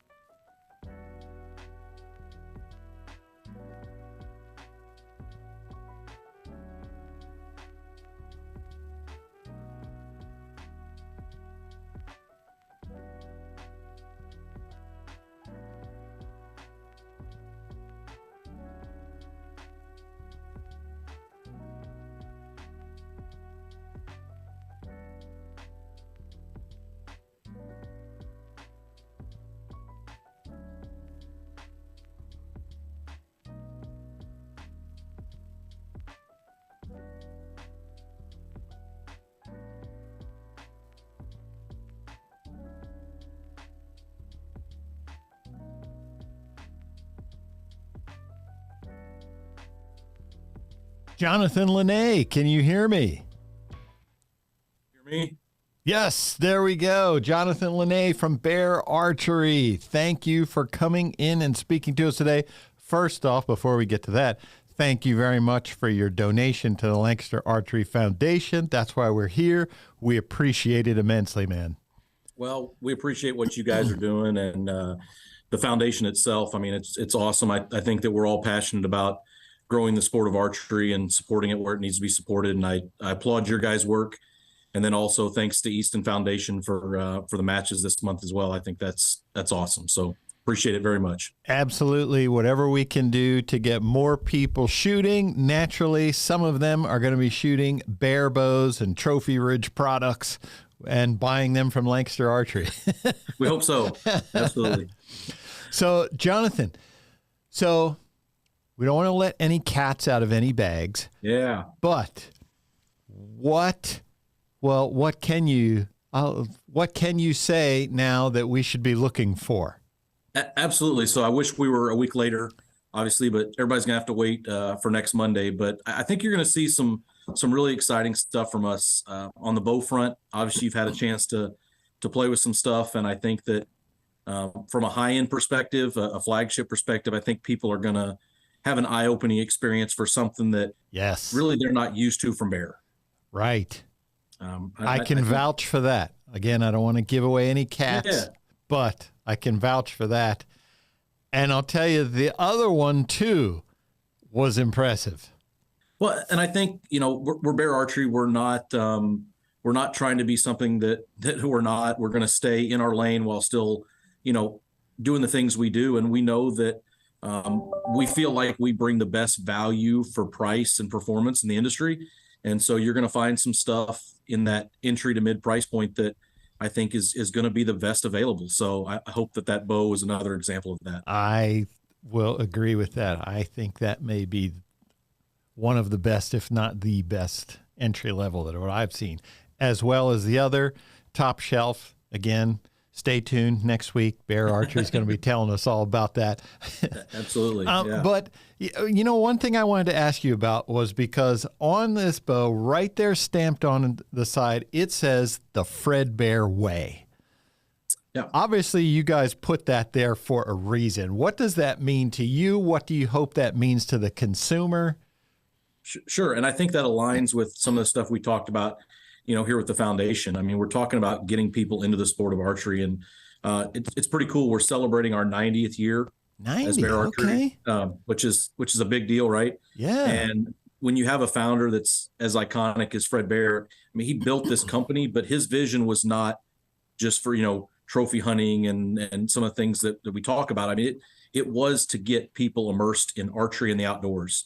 And I think when we put that on there, it may mean different things to everybody, but it's conservation, it's inclusion, it's accessibility. And I think those are the Fred Bear Way type things that we live by. So, and I feel a huge responsibility in the seat I'm in to try to live that from a daily basis. And as a company, we try to do the same thing. It's tough. Yeah. It's very tough, but we take great pride in that. I always appreciate when I see the pictures of Fred Bear. Boy, it's rarely, if ever, do I see a picture of him with some Goliath giant trophy. It's usually that little 4-pointer. and he's both. And he's kind of the patron saint, I'll say, of people saying you can't eat antlers. If this is what you want to shoot, good for you. You did it. Well done. It's the experience, and like you said, it's about getting people into the woods, and we believe that with the product and the price points that we sell, and just once again making an experience for anybody that wants to do it. Yeah, I definitely can say, hey, when I decide, okay, I'm going to shoot this doe, it's just a doe. The heart starts going, the blood starts pumping. It's, if you're not getting that, you should quit. Yeah, right. It's not, I'm just going to shoot a doe. No, it's like, all right, here we go. Game on. Absolutely. So no, we're real proud of that mantra and what it stands for. And, we're trying to keep that legacy and history in this company, but still stay relevant today. I mean, with changing crowds and different environments, and that's a hard thing to do, to blend those two, but we try to do our best. And then with Trophy Ridge as well, you know, we see a lot of their products here. We do a lot of their reviews, and it's just, I always appreciate that it's good quality stuff that doesn't have the high end price tag on it. Yeah. It's just as good, you know, it's that quality stuff, but it's something that, you know, people can afford. You don't have to take out a loan to buy a sight. No, it's accessible. And I will say that the cool thing about our product line is that if somebody wants to buy an entry level, call it $60 sight, great, we have it. If you want to buy a $400 digital react, we have it. Now, the technology obviously changes. Yeah. But I think sometimes we sell a lot of lower end sights because of the higher end sight. And this digital react has been the biggest project I've ever been a part of. Right here. It trickles down. Oh, it's incredible. I mean, it's absolutely incredible. Right there. Yeah. So, but it trickles down, right? I mean, everybody may want that $400 sight, but okay, it's not in their pocketbook, and they end up with a $99 React sight that has similar features, but just different. Right. Well, I can tell you that the main thing that I appreciate of the digital React is I can read the numbers. The sight tapes, I'm turning my binoculars around to read the thing. I can see them on this. And I got to tell you, PJ, the funny thing about that was that when we did that site, like I said, 2 years of development, and we're talking about the digital math and the way it's calculating arrow and all this stuff, that readout never once crossed my mind as a ease to read thing. Cause so far I just turned 40, so I'm sure I'm getting ready to lose my eyesight, but I never thought about it until I started talking to guys that were, hey, man, I can hold the bow out there and I can see it. So that was just an added bonus, you know? It's real. And so the technology in that, I'm glad you brought that up, because I set one of these up at home and played with it. And it's, when you calibrate it correctly, it's on.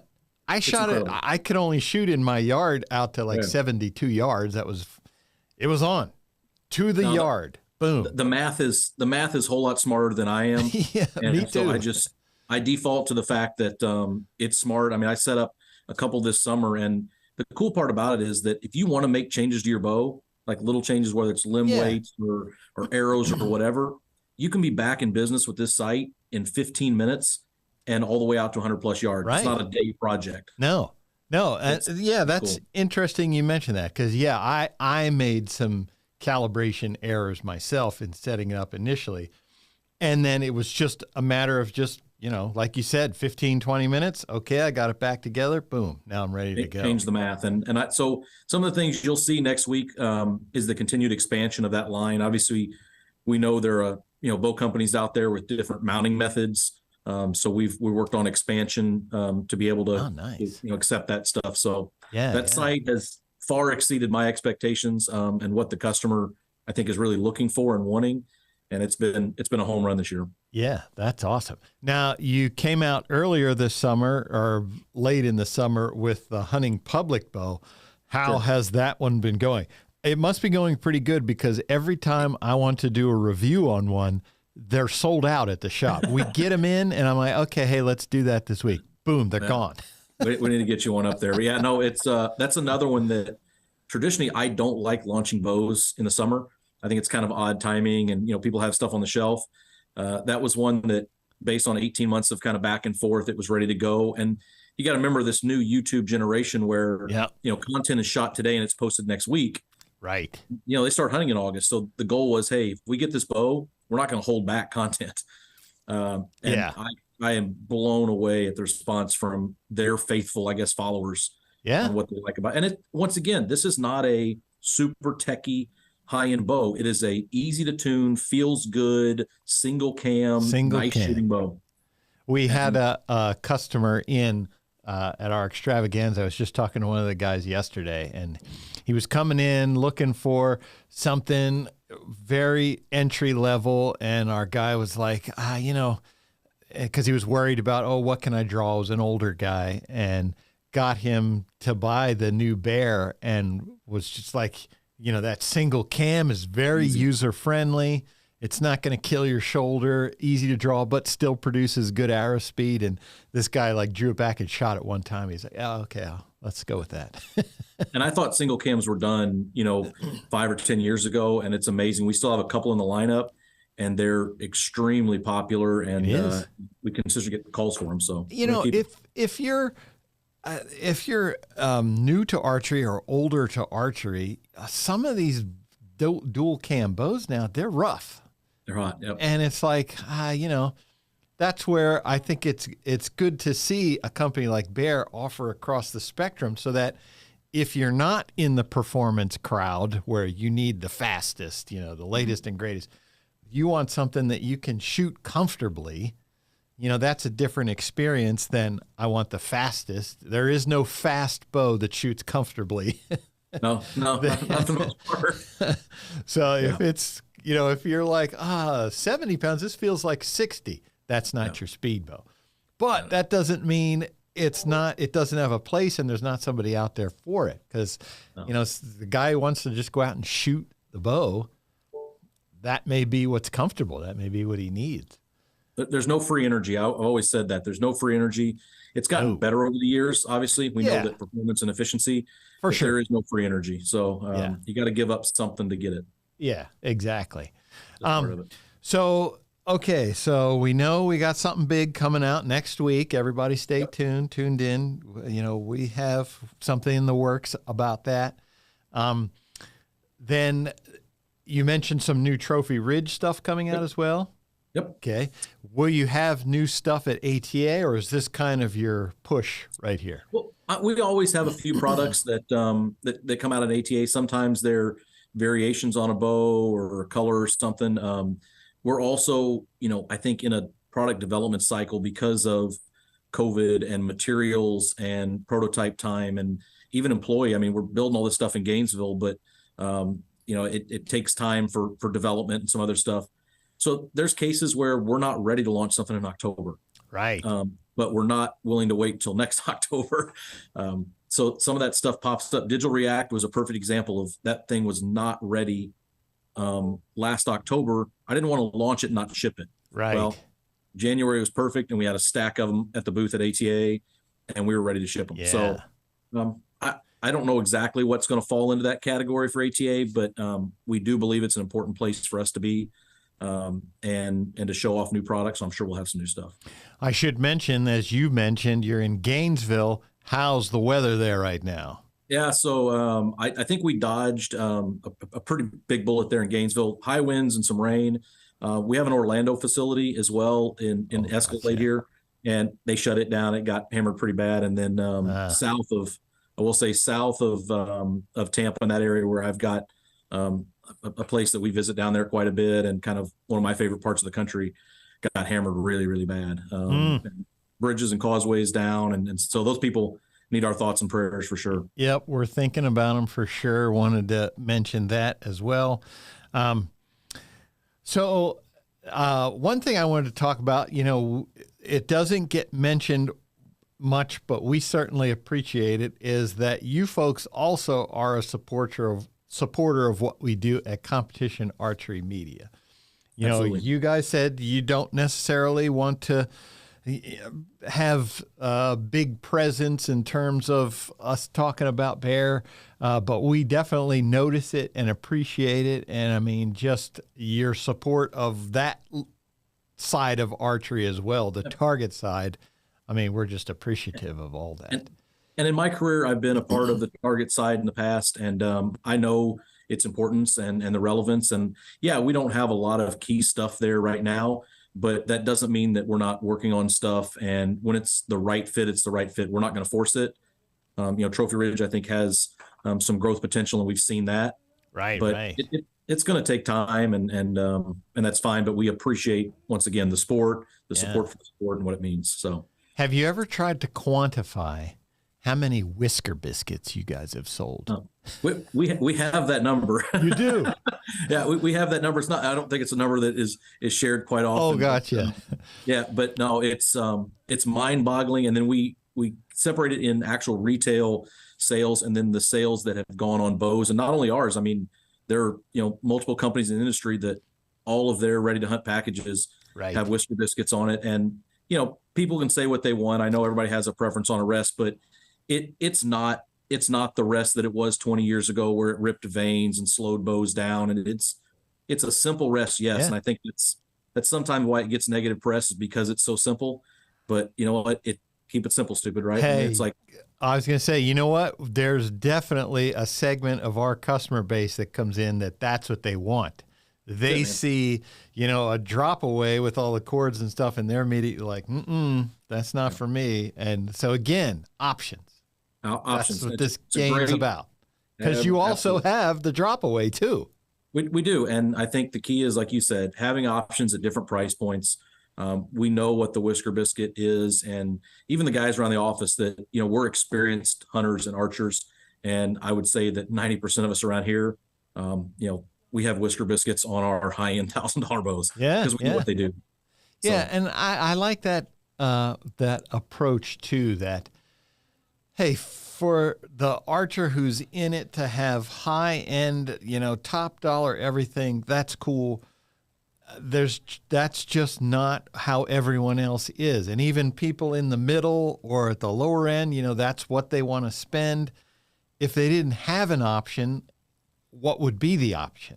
Mm-hmm. To do nothing, to not be in archery? So I always appreciate having that you can have the full spectrum. It doesn't all have to be. No, and, you know. and we've tried to do that across, I guess, all product lines. I mean, even the crossbow piece of the business, which is tough, but we've got crossbows that are, you know, trying to make them more reliable, more dependable, and still hit the features of lighter and faster and quieter. But we're not a $2,500 crossbow company. You know, we're trying to build that $400 to $700 crossbow and I think we're doing that, and you'll see some new stuff there. And then the same thing on traditional, right? We got our start as a traditional company. Fred started this company as a traditional company, and we build, you know, Grizzlies at $400 and Montana's at $400, and we build $2,500 LES bows too. So yeah, we should talk about that. We don't want to forget the traditional side. I mean, that's now. So obviously, like I said, that's our core. And I think when somebody sees how we build traditional bows in Gainesville, you know, still building them one at a time, and in a facility there completely by hand, it's incredible. On molds and presses that Fred built, and they're still in that building. That's pretty neat. And so this year we're mixing up some colors, and we're introducing some bows that haven't been built in 40 or 50 years, which is kind of cool. Yeah. And then I think the thing we're most excited about this year is we've got a project that we're doing in conjunction with Fred Eichler, who Fred is, in my opinion, one of the best people I've had the opportunity to work with in this industry. Yeah. And just a real joy to collaborate on a project with. And so we got something pretty cool that will be launched next week, and I think everybody really like that too. There's somebody with the Fred Bear way. Fred Eichler, who's, hey, spike buck, if that's what you're going to shoot. Yep. And he used to work for Bear Archery in Gainesville.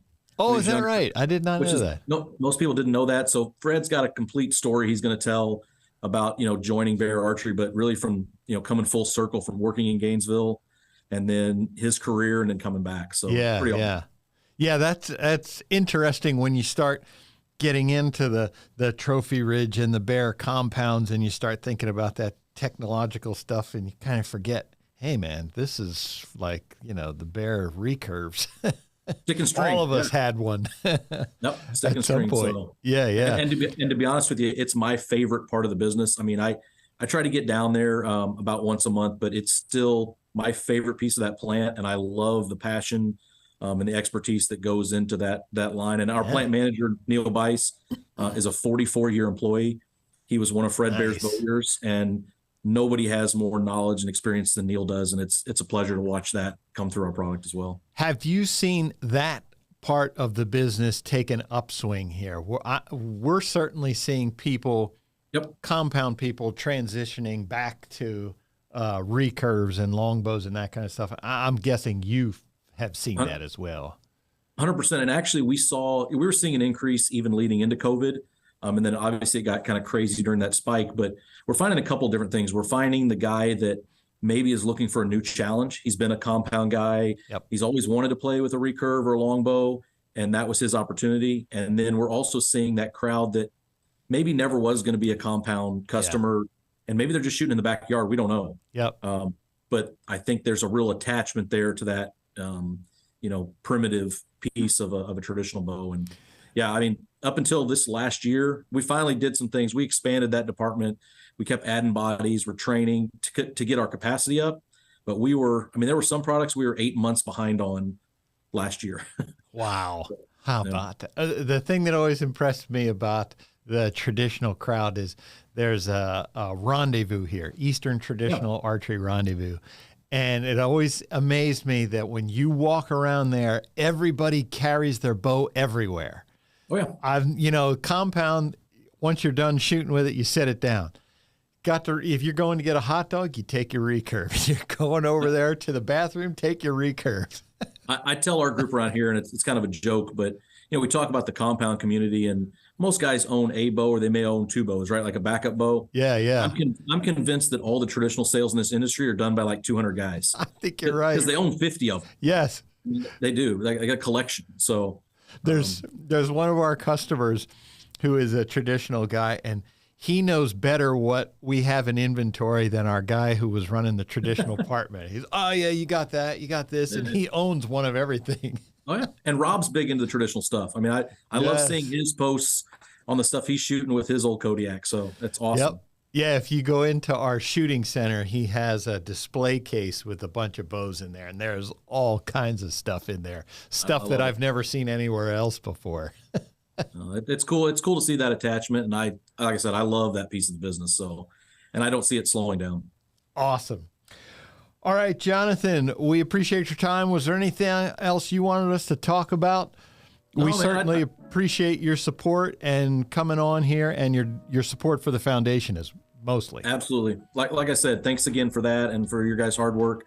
Appreciate the partnership as well, and look forward to next week and our launch and this year and what you guys got to show everybody too. Can we give folks a day?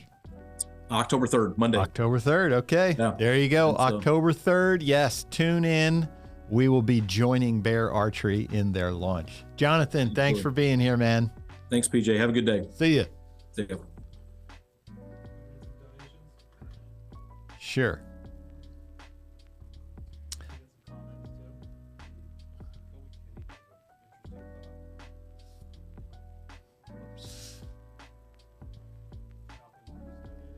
Okay. Joe Lyons, 7mm Remington, first compound, a Bear Hurricane XL in 1986. Colby Kinney, I killed one of my biggest bucks with a $400 ready to hunt package bow. Yes, that is. Yeah, like I said, I mean, archery should be a mixture. It's going to be all levels. It's not always going to be the latest and greatest. So it's great to see. Now, looking at some more donations here. Do you have a next list? Falcon Lord. Who would that be? Falcon Lord. I don't know who that is. Colton Dunkel. That's our guy, Colton Dunkel there. And Mid-Atlantic Whitetail Solutions. Thank you very much for a donation as well. Mike Notarangelo. Peter Good. Thanks, folks, for your contributions. Let's run down again what we're doing. So, this is the Lancaster Archery Foundation Donate-a-thon. That's our term for it. And what we are doing is gathering donations today in particular, but for the month of September. Every donation that we get to the Lancaster Archery Foundation will be matched 100% by Easton Foundations up to $100,000. The Lancaster Archery Foundation is a non-charitable 501c3 that provides grants to grassroots organizations, S3DA, JOAD, 4-H, Girl Scouts, Boy Scouts, on and on and on. Folks who are introducing kids to archery. that's one of the groups of organizations that we provide grants to. We help them get new people into archery. As well, we provide money that's used for scholarships to collegiate level athletes to keep them competing at a high level through their college years. We provide grants to help or scholarships that help them pay their way through college. And then, as we mentioned, we help USA Archery. They have several world tournaments through the year. Not several, a couple. World tournaments through the year. They're in foreign countries, and the archers who get selected to represent Team USA, they have to pay their own way to these tournaments. Well, if they're going to Europe, like the World 3D Championships in Terni just a couple weeks ago, Terni, Italy, that was several $1,000s. Lancaster Archery Foundation provided $1,000 per archer, $24,000 total, to help offset that cost. So your donations to the Lancaster Archery Foundation goes to support these causes and individuals. And if you're thinking, if you were thinking of giving to the Lancaster Archery Foundation, now's the time to do it, because after tomorrow, Easton Foundations is not matching your money. So you give $10, $20 is going to the foundation. So that's the sense of urgency. That's the reason for the donate-a-thon. We just want to try and generate as much money as we can, up to that $100,000 maximum. Now, so we have some grant recipients who have sent us videos just to tell us what they think, and so they shot a couple of these videos. Here you go. Howdy, my name is Ethan Merrill. I'm a senior aerospace engineer here at Texas A&M. I am one of the officers. I'm the vice president of the Texas A&M Archery Club. I am also on scholarship. The scholarship means a lot to me. It really gave me the opportunity to come here and really make lifelong friends, lifelong connections, and it's been a great experience. The scholarship is the only reason I'm here. It helps me afford to go to school, and it really just makes this whole experience so much better. Howdy, my name is Kinsey Thomas. I'm a senior microbiology major from Fargo, North Dakota. And to me, this scholarship means that I was able to attend my dream university and still shoot competitive archery. I've met my very best friends here, and I've had valuable experiences. Gig 'em.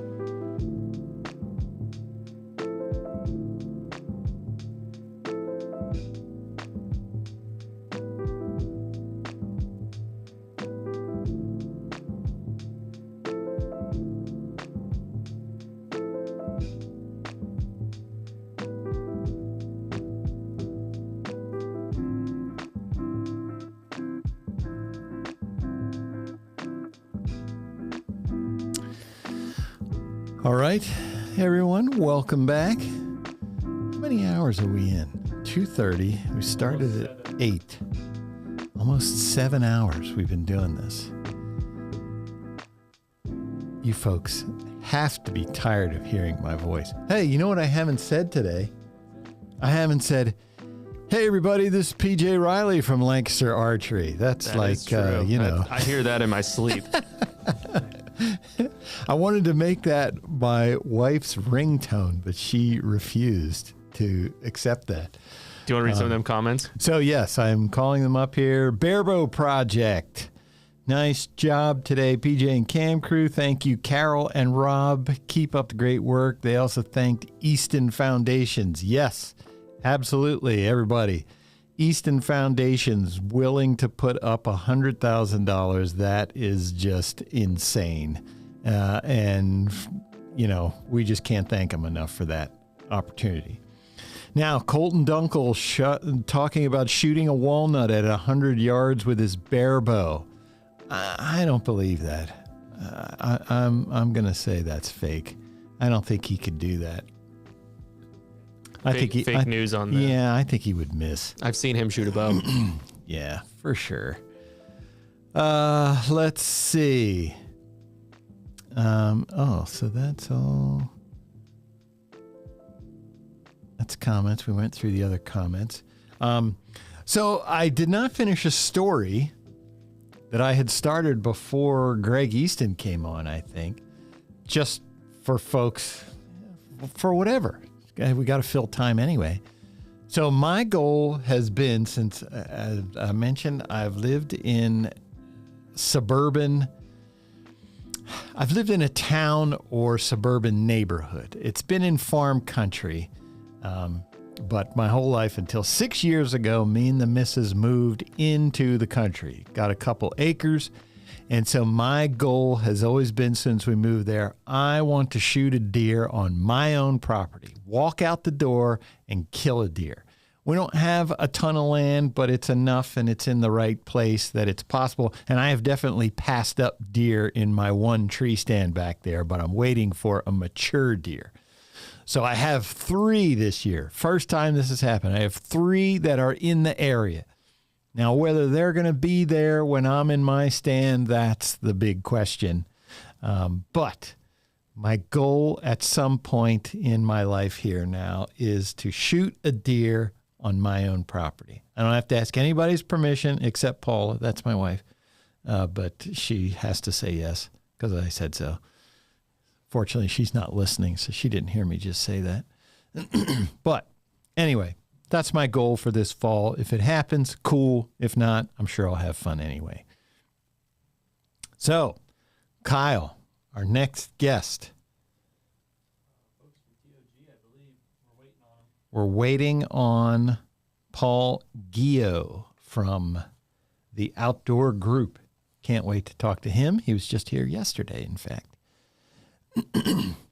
But we are here. Lancaster Archery Foundation. Let's check out another one of these grants. This is an example of a grant that, where's one of these? Here's one from Maryland.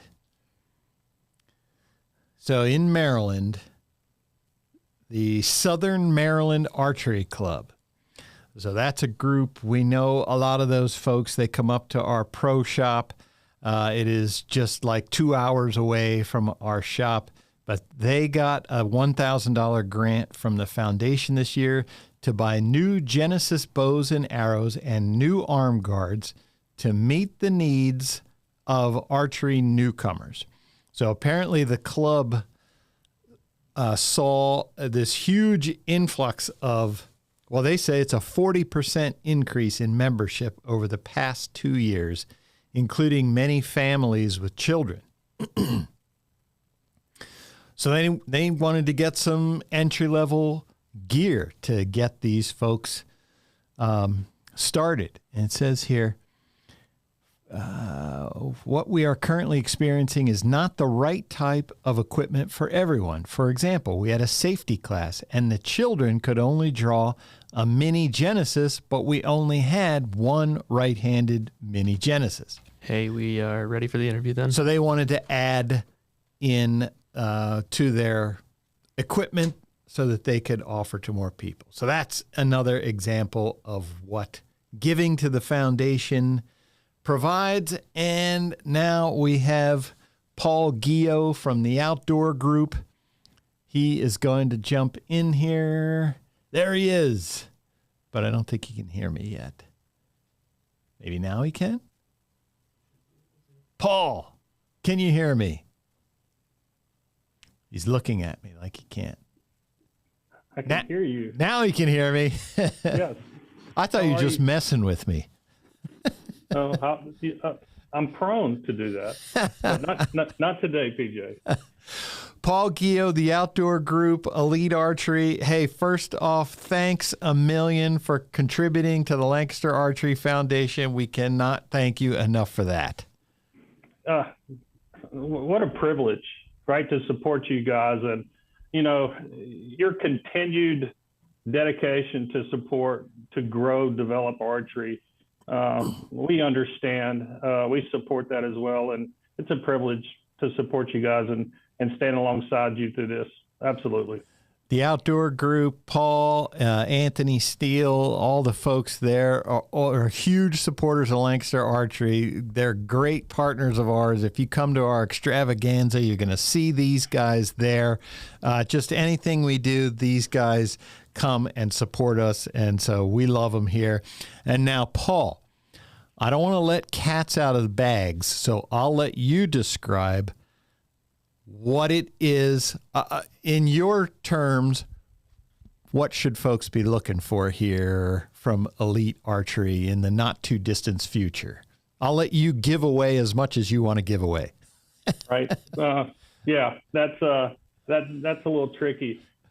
PJ, we're excited to deliver all the work we've done this year to the archery community. People got a glimpse of kind of the direction we were going with our new target bow launch, the Verdict, and that cam system and what it meant.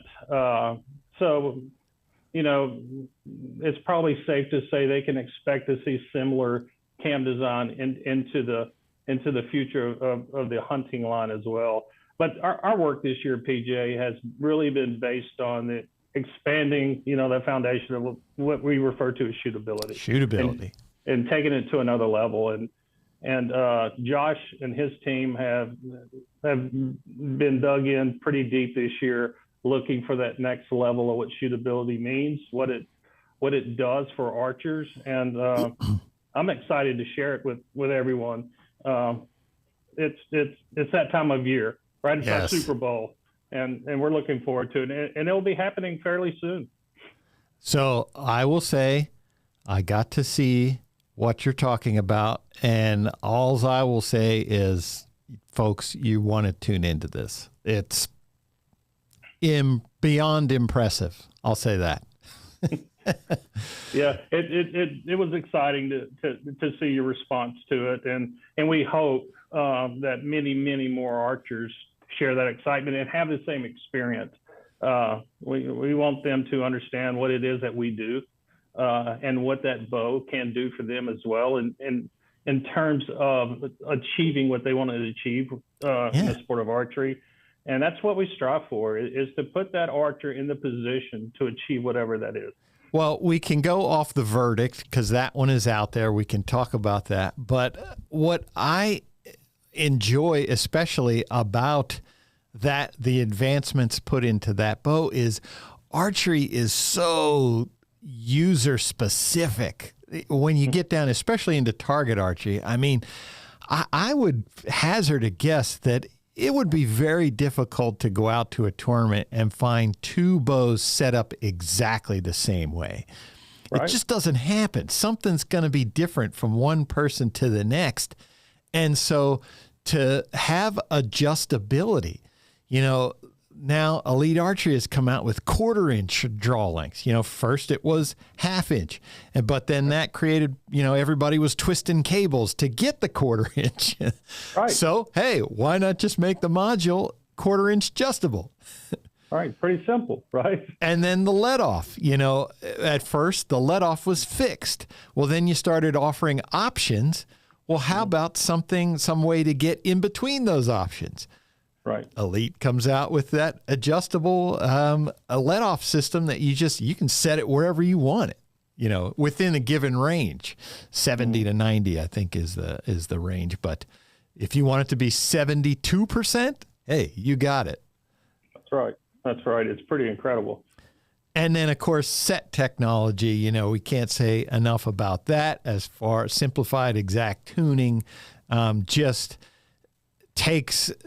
makes it super simple, simplified. I mean, that's right in the name there. It does. PJ, when we got into this business, we created a word called shootability. Yeah. And what does that mean? I can remember back, I've been shooting bows for 40-something years, and I would literally go into a bow shop with all the big manufacturers, and I would either buy all of their new bows, one of each, and go home and figure out which bow that I could shoot, right? Because bows had personalities. And with all the advancement in archery, what a great time to be an archer. From our cam system to simplified exact tuning, what that means to the archer. The archer doesn't have to adapt to the bow any longer. We feel like our bows adapt to the archer and that shooting style. And it's a pleasure to watch people. If we can't put a smile on somebody's face while they're shooting a bow, we're doing something wrong. Yeah. And we uncover any opportunity we can to have them achieve that. But we're excited. Over the last couple of years, we haven't necessarily built the lightest bows out there. People say your bows are kind of heavy, and guilty. But by design, we look for bows that really aim and hold well, and we've designed weight into them. And people have asked us, make one a little lighter, make one a little faster, and we've done both this year. And we're excited for people to experience, the new platforms of shootability. Bring them to the market and let people just go have fun and hopefully achieve things with a bow in their hand that they've been unable to do so far. I don't know how you folks keep a secret like that. Like, as soon as the one was done, I'd be like, hey, you got to see this thing. Hey, check this out. Hey, look at this. I'd be the worst person to have in your building there because I would have leaked the secret by now. Yeah, they have a padlock on my door, and they only let me out every other month or so, PJ. But we have a great team of people that are invested in that, and it's hard to hold it in. You want to share exciting news with folks, but that's what's exciting for us this time of year. We're getting to the point where we can let the cat out of the bag and let everybody see the hard work. So I know Steve Yoder, our vice president of purchasing, made it a point to tell me, he was like, hey, PJ, when you have Paul on there tomorrow, you have to give TOG props for, in this past 2 years, with raw materials being difficult to come by, that TOG has been there with being able to provide product.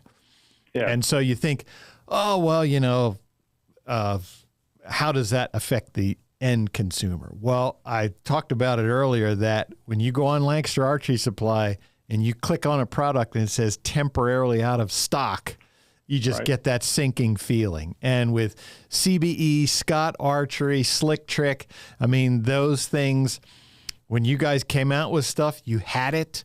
We had it. We were able to sell it to the customers. I mean, that was a huge thing that let's be honest, there was a period there where hunting sights, aluminum hunting sights, were hard to come by, not CBEs.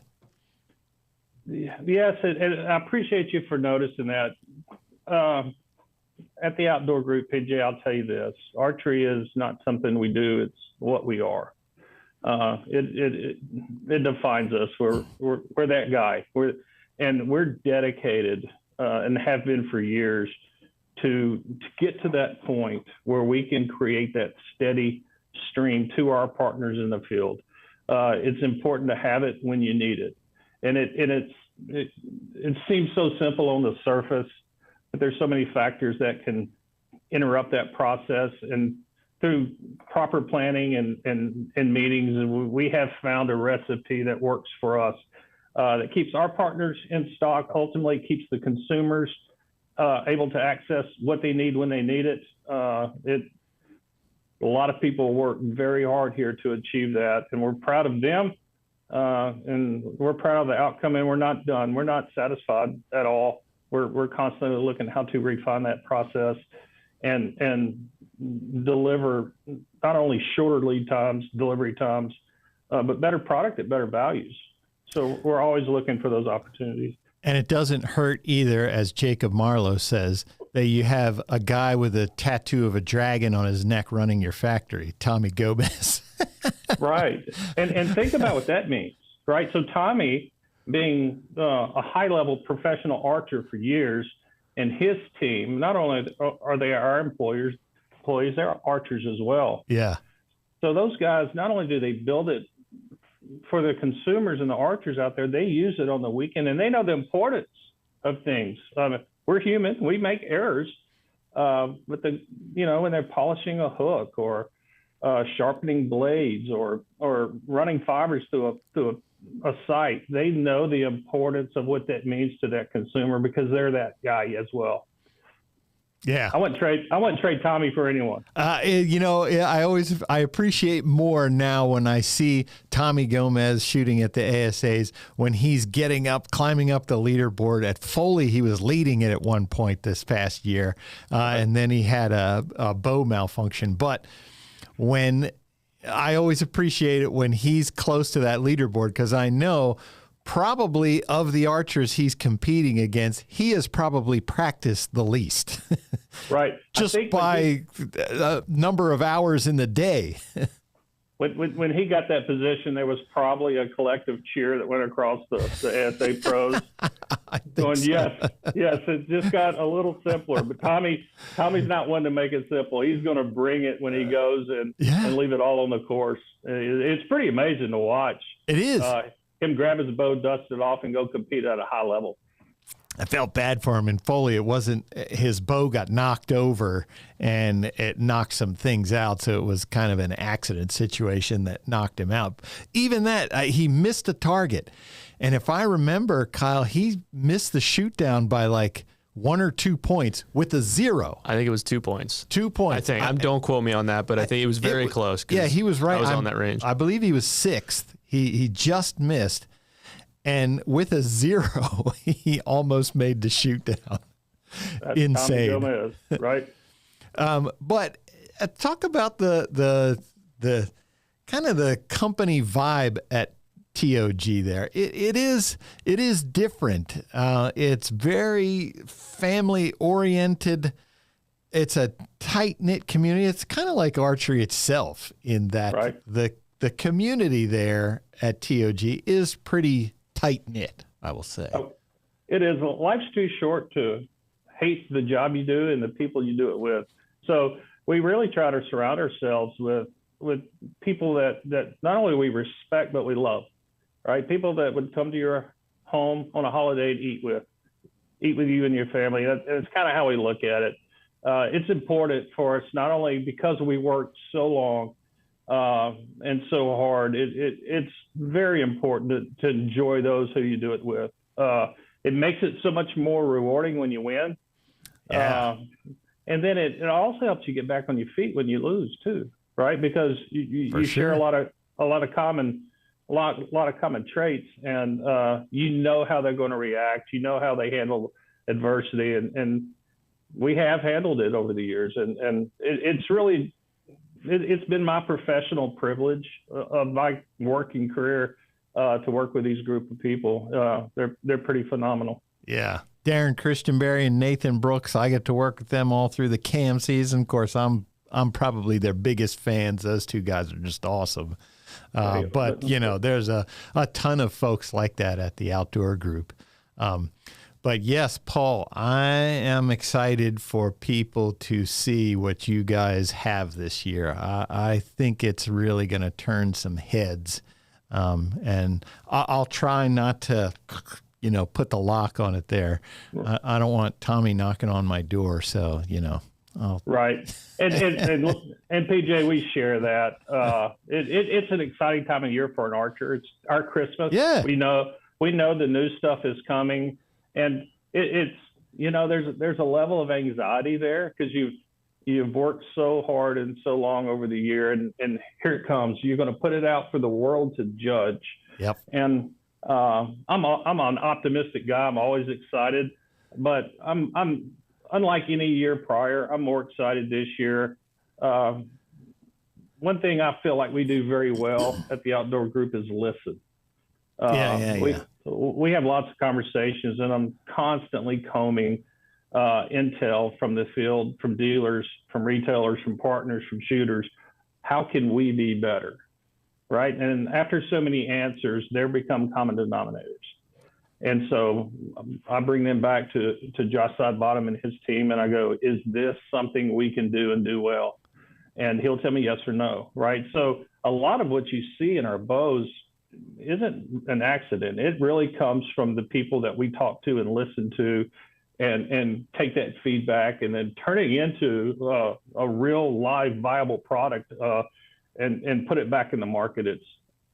It's super rewarding. Yeah, that is cool. Well, Paul, always appreciate talking to you, man. I feel like I was just talking to you yesterday. I know. We thank you and the TOG team for supporting the foundation. Everything you guys do up there, we love it. We just like having you guys around. Thank you, PJ, and likewise, long live Lancaster Archery and your team, and keep fighting a good fight, buddy. All right, thanks, man. See you, Paul. Okay, PJ, have a good day. Paul Guillot. Get my computer back here. It timed out. Oh, password incorrect.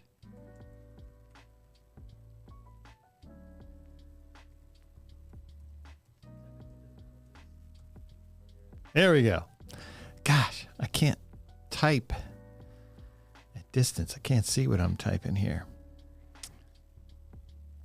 So donations. You got the Easton Foundations Challenge blue bar on the right of your live feed. Click on that. You'll get a donate button. Click on that. That'll take you to a donation portal, or you can scroll down, see the Easton Foundations Challenge button, hit donate there. Or in the description for this video, you're going to see a link that says Streamlabs in it. You can click on that. If you click on that one, your donation will appear up in the live feed at the ticker tape across the bottom. But yeah, we're getting down to the end here. Got some more. Who am I looking at next here? Hoyt is going to be here next. Steve Anderson and Brian Gold. Awesome. Always good to talk to the big cat and Brian Gold there. We are going to, well, they did something special for us. We'll talk about that when they are on the air. But Lancaster Archery Foundation, it's our mission to provide grants to these grassroots organizations that are getting new people into archery. That is our mission, to make archery bigger by increasing participation. If you know anything about Rob and Carole Kaufhold, that's what they do. You know, just so much of everything around here. You know, the Lancaster Archery supply shop that I started going to back in the late 80s was just this little tiny typical bow shop over the Kaufhold family machine shop. And to just see what it has become today. You know, they got the academy because the Kaufholds had this idea, hey, listen, we have all these people coming in. If only there was a way to, you know, give them lessons to, you know, really help them on that path to archery. Archery isn't the easiest path to go on alone. Yeah, you can pull a string and release an arrow. Anybody can do that. But to be able to do that successfully, consistently, accurately, it takes a little more than that. You know, some instruction can't do anything but help. And in some cases, you know, especially like compound target archery, man, there's a lot of instruction that has to go there, even just with equipment and equipment setup. So they started the Lancaster Archery Academy just to do that, to help people on that path, you know, who didn't have a way down that path. That's just another example. I don't know how many new archers the Lancaster Archery Academy has turned out. But I know we're in Lancaster County. We have all these tourists come in from all over the world. They come to Lancaster County, see the Amish. So we offer, you know, special deals where somebody can come in and just for an hour, get a lesson, shoot archery.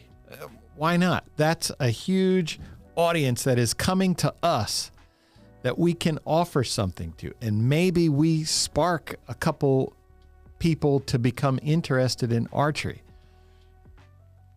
Again, that's just kind of the way things are done here in the name of making archery bigger. Take advantage when you have the advantage of having a captivated audience. Show them archery. Give them a chance. Let them see if they like it. You might have no other way to figure out if you like archery. You know, somebody who's in a suburban area, let's say right outside Philadelphia, if your family members aren't into archery, how are you ever even exposed to it? You see it on a movie or something.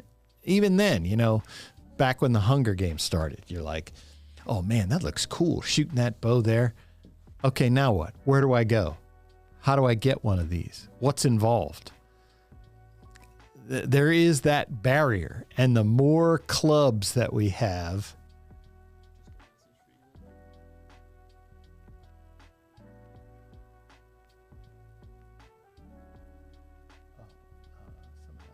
okay, gotcha.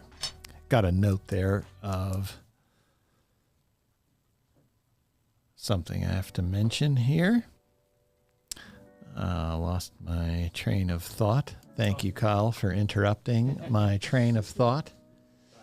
That was going to be probably the best, most insightful thing I said all day, and now it's gone. We'll never know what it was. That was it. I had the next Gettysburg Address beginnings right there, and now it's gone, thanks to Kyle Kovalarich. He interrupted a senior citizen's thought process. Never do that. As soon as you do that, it's gone. You forget it. I have another 6 months before your Shady Maple discount. My Shady Maple discount. Anybody's out there, at what age do you get the senior citizen discount at Shady Maple? Because I will be there.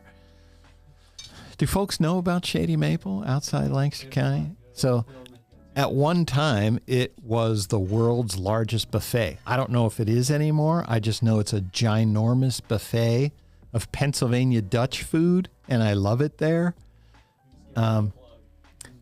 On your birthday, if you go there on your birthday, you can eat for free. And so I always told my wife that I wanted to go there for breakfast, lunch, and dinner on my birthday, and she never lets me do it.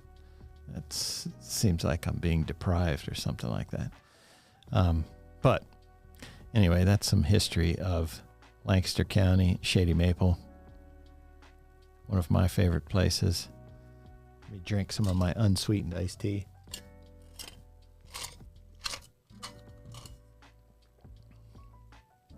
Unsweetened iced tea is all you need to conquer the world. All right, got some comments here. Chris Scott and Dustin Samato thanking the outdoor group. Kyle McCleister donated $20. Thank you, sir. Anonymous comes through again with another $50. Anonymous is our top donor today, I believe. All right, we're close to... see Colton Dunkel, he had to wreck it. See what he did there in his comment? Oh, man. That's just horrible. So we are at $707 on the blue tab there for the live feed. That is just through YouTube. We're at about $1,200 for the day. I believe we're at or just over $40,000 for the month of September. $100,000 is our goal. We got today and tomorrow. Hey, there's always the possibility that person is out there who's going to donate $60,000. And if you could do it, within the next 2 hours and mention my name, I will be forever in your debt. I'll sign a hat or something next time I see you. I'll split an iced tea with you. You might think that's not a big deal, but for me to share iced tea. What about a game-worn jersey? The game-worn jersey. From your Shot of the Week video. Yeah, there you go. Sorry to bring that up. You give $60,000, I will donate one of my jerseys from Shot of the Week. Now all our donors are going to call in and ask for their money back. They're going to say, that's insulting. That guy can't hit 12s. Exactly. That's worth nothing. Okay, our next guest is, I'm going to bring him in right now.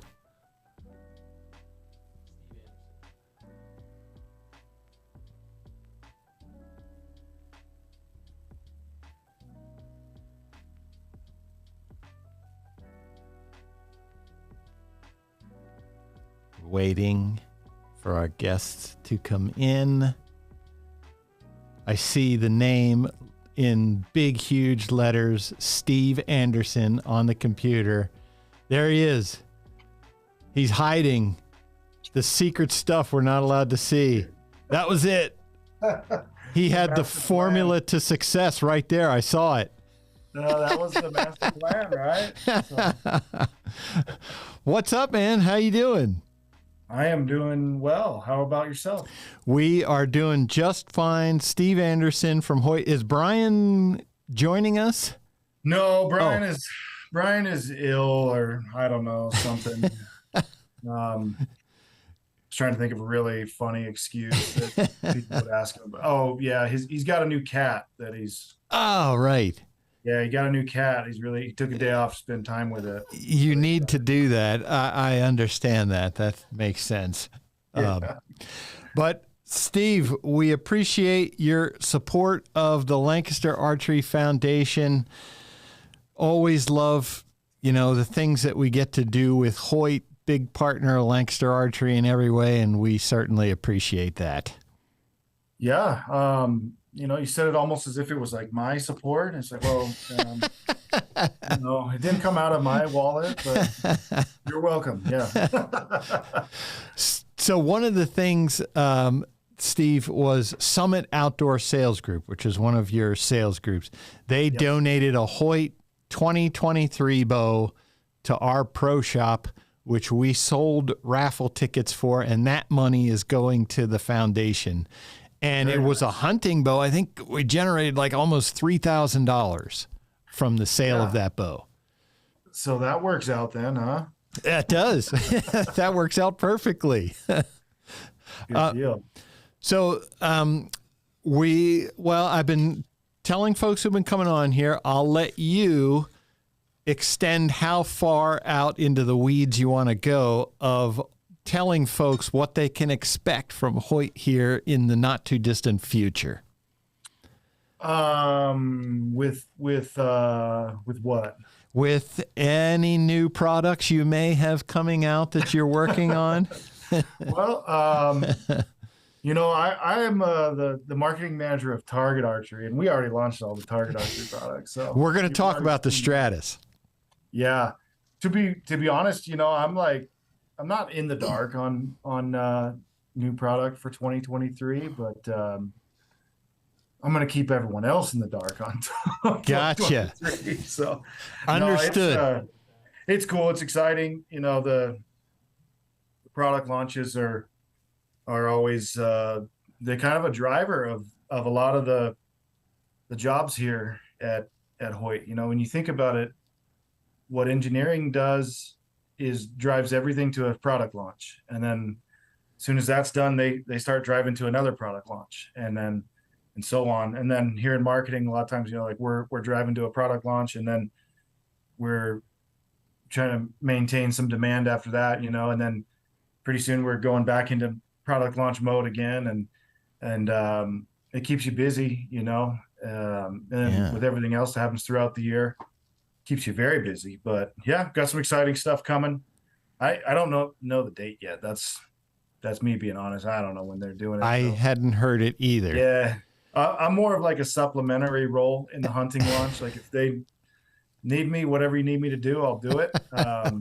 The Target launch went really well. We had it at a good time of year, and yes, let's talk about that. How has Kyle, can you bring it over? The Stratus, how has the reception to that been? Because that thing is awesome. Yeah, it's been very good. The fact that we brought it to market at the time of year that we did really helped us, to move it into people's hands pretty quickly. Yeah. And depending on who you are and what your expectations are, right now we're at like a 4 to 5 week delivery. Historically, you would launch a Hoyt target bow.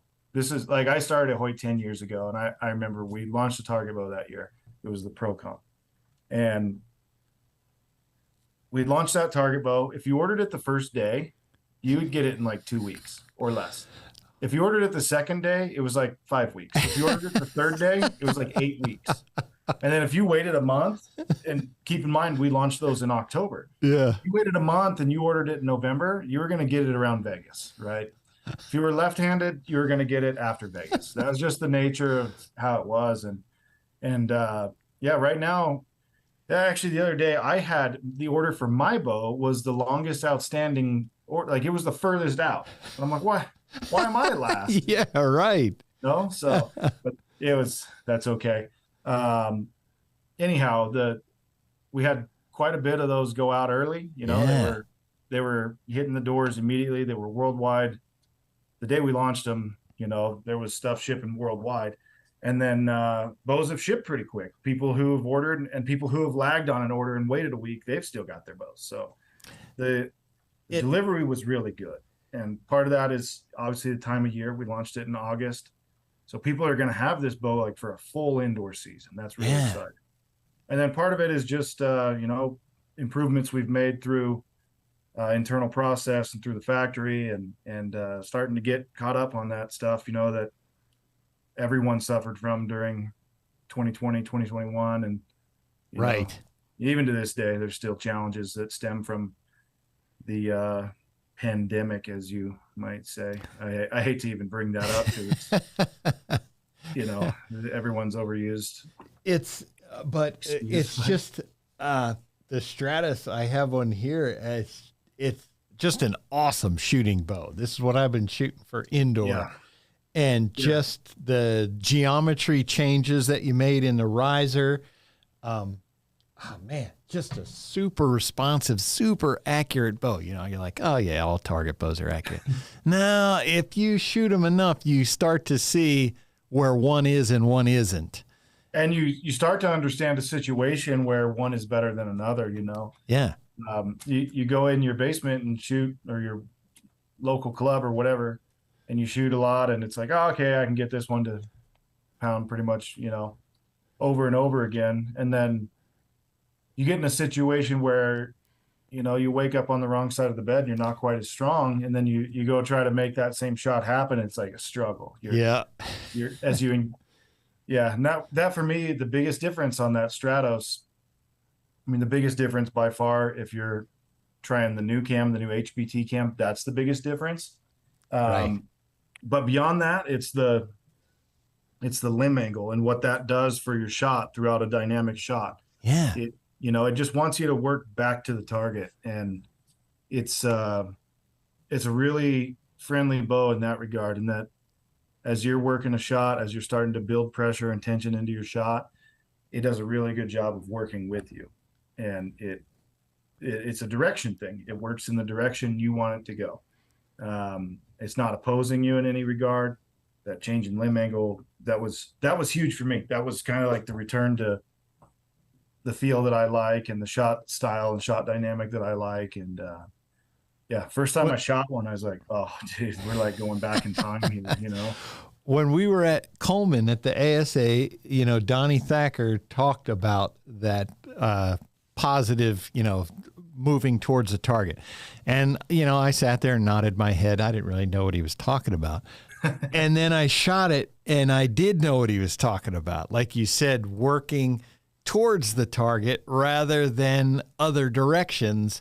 Right. You notice that, and it was noticeable for me, and it was exciting.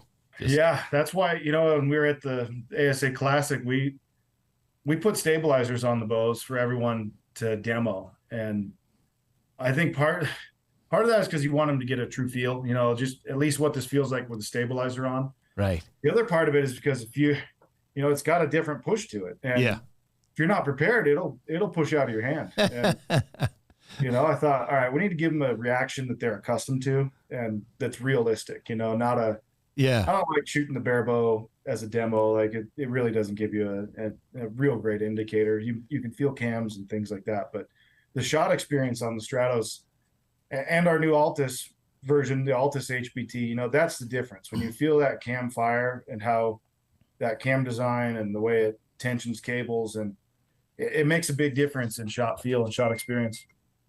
So Mike Schlosser here is shooting at the World Cup final, not too distant. I forget how far out we are from that. 2 weeks. Is he shooting the Stratus? I assume. He's got both the SVX and HBT. I expect he'll shoot an SVX. Honestly. I was going to say, I would think so. Yeah. With people with that style of shot who are really like they're loading hard and pulling hard. People who are running significant weight on the front stabilizer. 472 ounces. Their shot process lends itself to a really aggressive, really hard-walled cam like the SVX. Right. And add to that, Mike has qualified first at the last 7 World Cups with an SVX cam bow. If I were him, I don't think I'd mess with it unless I was like, heck no. If you're Mike, how do you be like, oh yeah, this is better? Like you shoot these stupid, incredible scores all day, every day.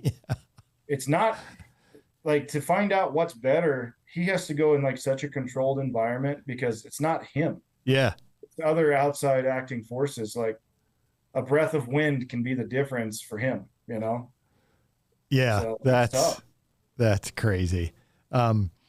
Yeah, it's been cool to see like Jesse Broadwater. He came back to the Hoyt team now, and social media, he's been all over that talking, explaining lots of different things about how he sets up the Stratos, which ones he uses, the different lengths, and just putting a ton of information out there about how these bows work and how he gets them to do what he wants them to do. Right. He did a really good job. To be honest, we had a really good representation, I think, from our pro staff because they got to shoot them, they got to try them. Not everyone had like my wife just got her bow last week, so not everyone had a bow in hand, but we had a lot of input from Jesse too. And other guys. We had a lot of input on what they kind of wanted to see changes and Jesse was a guy who he really wanted the SVX cam to remain. And we all did too. That wasn't an issue. You know, we said, all right, yeah, we want to leave that as an option. It's so popular. Yeah. You don't want to pull that out. And then he was pretty involved in development of HBT in terms of testing different versions. And, you know, I don't want to get like too far into it, but, you know, he tried a version. He's like, oh, you know, okay. And then he tried another version, which ended up being like the production version. And he's like, I don't know. I didn't think you guys could get there that fast, like to make that kind of change. And yeah, Brian Gold explained the number of revisions that had occurred between, and I think it blew his mind. You know, it was a significant amount of revisions. So right. Yeah, it shows like the level the engineering team is going on cam development. And that's you know, I think we hang our hat on our engineers, rightfully so, and they did a really good job on that one. They did a really good job on cam development of HBT. All right, so Steve, I have to ask now, are we going to see you? You have announced that you're not doing any international competition. Are you going to do the local stuff? And I say local as in Vegas, Lancaster, et cetera, et cetera, et cetera. I say I'm not doing any international stuff. That's just like the USA Archery type stuff and trying to chase World Cup teams and all that. Right. But yeah, we're going to JVD Open, so I'm going international right away. And then I'll shoot like around Salt Lake mostly until probably Lancaster. That'll probably be my first tournament outside of here for the indoor season. Come shoot the classic, and then we'll hit Vegas and all the normal ones. So, and what's Linda's plan for next year as well? Competition. She's got the same schedule as me. She's got the same plans. So gotcha. We're just at a point where it's like, you know, time to stick around home a little bit more and ease out of the world traveler type role. Right. From your perspective there at Hoyt, what are you seeing in terms of, you know, you hear different things about the last couple of years in archery. It seems like there are a lot of people who are getting into, you know, traditional archery and things outside. Target archery, are you guys seeing that growth there at Hoyt? It feels to me like there is. It's hard to say because if you look at like tournament attendance numbers, they're not indicating that there's a lot of growth. Mm-hmm. My guess is that a couple years ago you had people starting to get into it, you know, as a hobby that could be done with whatever type of stipulation they had on social interaction, you know, right, injury or whatever. I'm sure as people went back to normalcy, they started to move away from it or whatever, you know. But yeah, and then we've got all these other challenges economical that are facing us currently and are likely to face us here in the near future. And yeah, I'm not sure there's going to be huge growth in archery or target archery. We'll see. I sure hope there is. I think everyone, you know, you hope there is. You hope there is at a manageable level too. So the tax this year seemed to do really well. The what? The total archery challenges. Oh, tax. Yeah, and those, you know, the bow hunting. I call those like bow hunting simulation. Yes. It's, it's kind of not a 3D archery event, you know, and it's definitely more towards hunting side, and yeah, those have like exploded, and I think that has to lead to should be people who enjoy that, you know, they go, oh, I like that, and they're competitive in nature. That was me, you know, when I was starting into it, I shot 3D shoots for fun. There was nothing involved. It was just a place to go and hang out and talk about bow hunting and shoot your bow. And now, you know, eventually that led to me getting into the more organized target archery type scene. And I'm sure that'll happen with a number of people who, you know, are exposed to it through TAC. So when you weren't, those have just exploded. when you couldn't dunk on people anymore. You had to find another outlet. Yeah, there's no more dunking on people. So, funny story about that. We were at Louisville one year for indoor nationals, and this gentleman was on the street singing Mustang Sally. He was like really getting into it. And I was walking by him, me and one of my coworkers, Isaac Aleman, who now he works for Black Rifle Cop. And we were walking by. He's at the top of his lungs singing Mustang Sally, and he sees me and he goes, "Hey man, when was the last time you dunked on somebody?"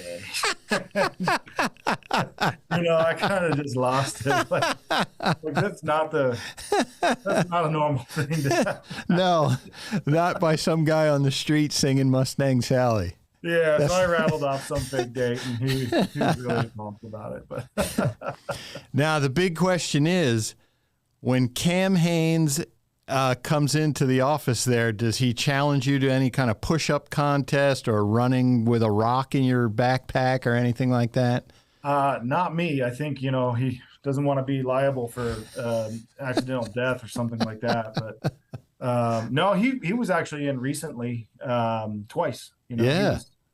He was here with Joe Rogan. We saw some pictures. Yeah. They came in and I spent like 3 hours shooting the bull about archery. Like it was,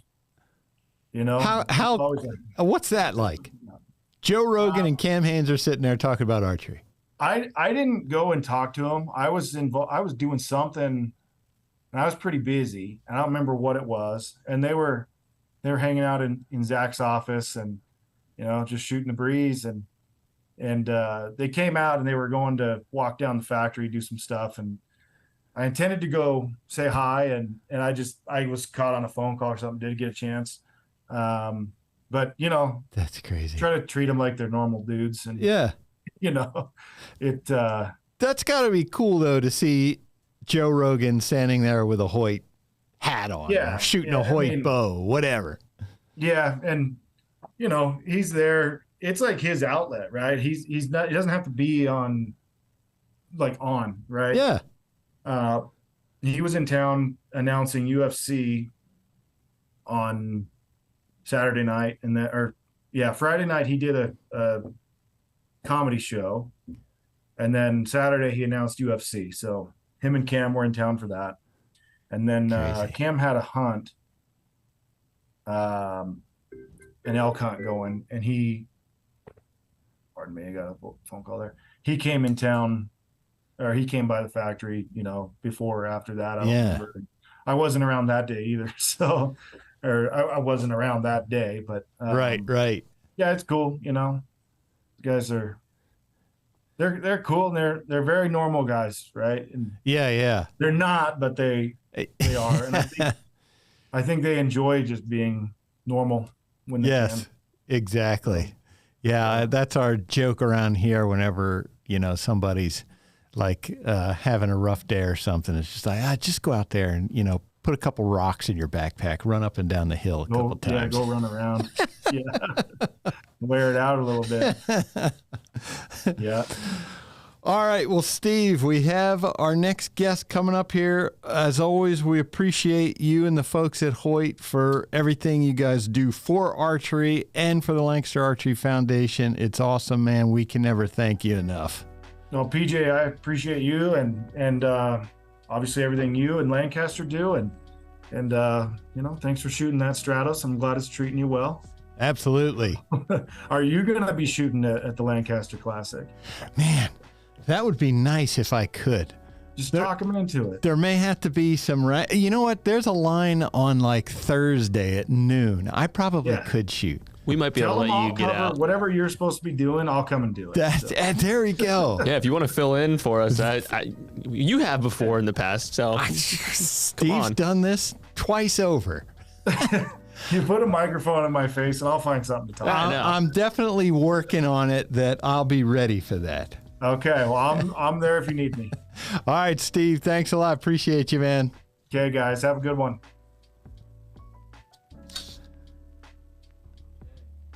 Okay. Do we have some? And Brian Vandenboom donated $100. Brian Vandenboom donated. Thanks, man. I believe growth on a local state level is more than the national event level. We have seen a lot of new shooters locally, but I doubt any of them will do large national shoots. True. Yeah, if you're going to, I think that's an advancement. First, get out to the local stuff. I know that's the way it was for me. I'd shoot the local stuff, and then you shoot the regional stuff, and then you shoot the state stuff. And then you get up to the national stuff, for me, back when I was shooting, the national event, the big national event around here was the former shoot in Atlantic City. We don't have that anymore. But that was, a lot of the guys around here wouldn't go to Vegas, but we would go to Atlantic City. It was kind of the Vegas shoot, but in Atlantic City. It wasn't as big, but it was big for around here, so. Hey, I'm going to bring Dale in. Yes, Dale Brubaker. We're going to have our grants coordinator. Interesting side note is folks who are familiar with the Harrisburg Sports Show each winter, the biggest hunting and fishing expo in the country, in February every year. Harrisburg used to, and now you go there and you shoot 3Ds, but they used to have a huge indoor tournament that was a part of that shoot. I shot that every year. And they would have lines all day, every day that you would go shoot. I think it was a 450 round. Might have been a 600, but I think it was a 450 round. And, we got shooters from all over the country who came in for that. So that was an old shoot there. For anybody out there who shot the old Harrisburg indoor shoot, drop us a comment. Here comes Dale Brubaker. Dale is our grants coordinator for the Lancaster Archery Foundation. And he's coming in now to sit down. Oh, Kyle, I don't need my headphones for this, right? I don't need my headphones. I get to take it off. Is that all my stuff over there? Sorry, man. That's my survival pack for today, Dale. Here he is, Dale Brubaker. Oh, yeah. Oh, yeah. That's all you need. No, you don't need that because cool. It's just you and me talking. All right. Hi, PJ. How you doing? I am doing well. How about yourself? I am doing great. Have you been tracking these donations coming in today? Excuse me. Yeah, we have. I don't have a total, but they're rolling in, and it's nice to see. Nice. So what we wanted to have Dale come in and talk about a little bit are some of the grants that we have given, and I see a list here in front of you, and I'll let you explain what it is. Oh, sure. Yep. I have a list here, both from 2021, where we awarded 16 grants. It was kind of a variety of recipients. We had UCLA's Archery Club. UCLA, they got some funding for some targets, I believe.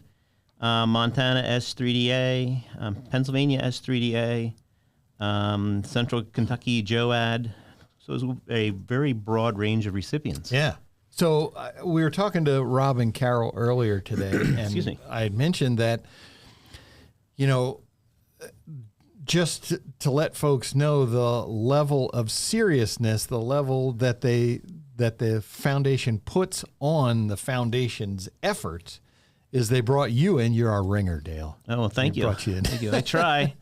But, someone with experience in grants who has, work experience in that, so that this isn't just we're going to have a foundation. No, this is serious, and that's where you come in. Right, yeah. I was brought on board last fall, and my goal was to grow the foundation. And at this point, we did 16 grants in 2021, and as of August 31st, we have approved 23 grants, so we are issuing more grants than last year. I think if we have 6 in the works, if they get approved, we'll have grown, I think, like 86% over 2021. Nice. And if we don't get this 100,000, me and you get tossed out onto the street, right? Yeah, I'll take up mowing yards, I guess. No, I think it's going to work out really well. Like I said, the numbers I see rolling in look really good. And as I was saying all day, you know, whatever it is, whatever that number is, automatically it's going to be double that. Right. Which is cool. It is. It is. I mean, we're very fortunate. I even wore my Easton shirt for good luck. I think it's just really exciting. You know, the Easton Foundation's a great organization. I mean, they've done a world of goodness for the sport of archery in this country, and they just want to help us grow our foundation and get some equipment into archers' hands. So we've talked about this before, but kind of one of the hurdles to get beyond for the foundation is just letting people know we're here. Oh, absolutely. That was my biggest hurdle. I've done very large mailings. I've done large email. I don't know what the technical term is. I just sent out a lot of emails. Email blast. You know, talking to people, whoever I can. I was actually on an email this morning with a gentleman who works with the Boy Scouts in Bronx, New York. Nice. They were Boy Scouts in Bronx. I would have never guessed that. No, I was talking with him and told him about the foundation, and he is going to relay the information in our website to their camp council. Nice. So hopefully we can get some money up into the Bronx area and get some kids shooting bows and arrows for their merit badges. There's some great archers up there. I know I've talked to several of them who are from that area. I forget what the archery club is. There's a very famous, very well-known archery club that's in that part of New York. Somebody can comment in if you know the name of it. I'll know it as soon as I hear it. I can't think of it right now, but yeah, just getting these organizations to know that we exist so that they can tell us what they need. Right. I mean, right. One thing I did learn, the 4-H program is very extensive, and I reached out to the state coordinators, and they reached out to their counties throughout their state. They've been a big bump into our grants. Nice. They have a lot of interest in shooting sports. Yeah. And I found that, you know, a lot of those programs are, you know, almost like coach supported or, you know, weekend car wash fundraiser supported type organizations. So they're looking for some funding to get targets or, you know, even break up their targets. Some folks are shooting paper. They want to shoot 3Ds. Just trying to get the kids involved, and then they themselves want to host shoots for their region or state. Yeah, yeah. So they can kind of turn it into a little fundraiser for them to get some money for their team. Yeah. I imagine, you know, you get to read all the applications. I mean, I would imagine it's pretty cool to see what these people are doing out there, you know, these small clubs in the middle of nowhere sometimes. And if you think about it, that may be the absolute only exposure to archery that someone would ever have in that area. Oh, I know. I was talking with a 4-H club. I think they were in Kansas. And, I mean, they have to drive 45 minutes to get to a range. Man. So they're looking to get targets so that they can hold shoots in their county and save some, you know, gas money and kind of be the hub for their region. They got to have an open field somewhere. I would think Kansas. So. I would think so. There's no shortage of open fields. No, so that was kind of nice, you know. You know, we gave them some funding so they can have targets, so they don't have to drive, and you know, it's one where it provides the archers with some close shooting, but then it's also alleviates the burden on mom and dad of, you know, driving that 45 minutes one way to get them to practice. Now, what's it been like for you to see just this month the inflow of donations? For me, it's been kind of cool to see like the number of donations, I think, you know, which includes the Roundup program and stuff. It's just been cool to see how many people, you know, we have people who give 20 cents. We have some who give $5. You know, all of that's awesome. Oh, it is. It's great. I mean, the Roundup feature is very, very helpful. You know, and I'm really curious to see what the final number is there, because it's like you said, you know, that 99 cents, that 50 cents, that all adds up at the end of the day, and I think we'll be surprised. If we were smart, we would have range our website system to have a lot of folks come out to, you know, 2201, so that they would just say, "Oh, I'll round it up. 99 cents. Get the max roundup from each person. 99 cents. That's an idea. I don't know how you do that electronically, but yeah, I think they just do mathematically buy the products that will add up to that. So the goal today is to get as many donations as we can in our donate-a-thon. We're hearing from all these manufacturers and people in the industry as well today. None of this happens without them. I mean, no. I mean, they are the root. I mean, they came in here and mid-month they started rolling in and giving their donations, and that was nice to see. Yeah, it took a while. Started out a little slow, then it kind of built up. Probably, same with your people finding out about the grants program. It takes a while for people to find out about the challenge that we had. Right, and I think one thing too is when people realize our applications aren't real complicated. Yeah. I mean, I've done grants where I end up with a 20-page narrative, and I had one application thrown out because I had one punctuation error. Really? Yeah, so it gets pretty fine-tuned. Needed an old English major. You did, or I should have. I should have had you on my lifeline, but it was a learning experience. But our application is straightforward. Yeah. You just want to know, what you want to do with the funds and how your program is structured, and you got certified coaches there giving good instructions for the archers, and an itemized budget so we can see exactly what the funds are going to be used for, and we'll give it a good thorough review. Those Genesis bows and the Easton, which are the arrows that go with those? The Genesis arrows. Is the Genesis arrows, yeah. Man, those things it'll be hard to keep them in stock. They seem to be very popular in what people are looking for. Those and the 3D targets. Oh, yeah, okay. I think that's going to be another hot item because I got a lot of requests that, they want to put 3D targets in their program. Or if you have a choice between shooting a regular bullseye or shooting a foam 3D life-size deer, I mean, the deer wins every Absolutely. time. Absolutely. I mean, well, you're an old bow hunter there. It gets tiresome after weeks of shooting at a paper plate. That paper plate, want to shoot something else. So, Dale, we in talking with Rob this morning, we were saying, hey, we needed an expert in the field of grants, and it just worked out. Fortunately, Dale Brubaker also happens to be an avid archer and bow hunter. Yeah, it's kind of a good combination. I feel pretty lucky that I get to do what I enjoy with area of passion. Yeah. And so you also spend some time over at the pro shop working with customers as well. Yeah. Correct. And that's a lot of fun, but I also learn a lot too from the customer. I get a lot of folks coming in there who are new to archery, Right. I haven't done it since summer camp. I haven't done it since Boy Scouts. Oh, I remember doing this in high school gym class. Yeah. And they're stopping in there and looking to get some equipment to do at their local rec center or at their local park, just something recreational to do with the family. So it's kind of nice knowing that, these grants today, may be inspiring, adults down the road to pick up the sport of archery if they didn't continue it from their camp days. Right. You're more entrenched in Lancaster County than I am. Do they still do archery in high school anymore? Is that still a gym class thing?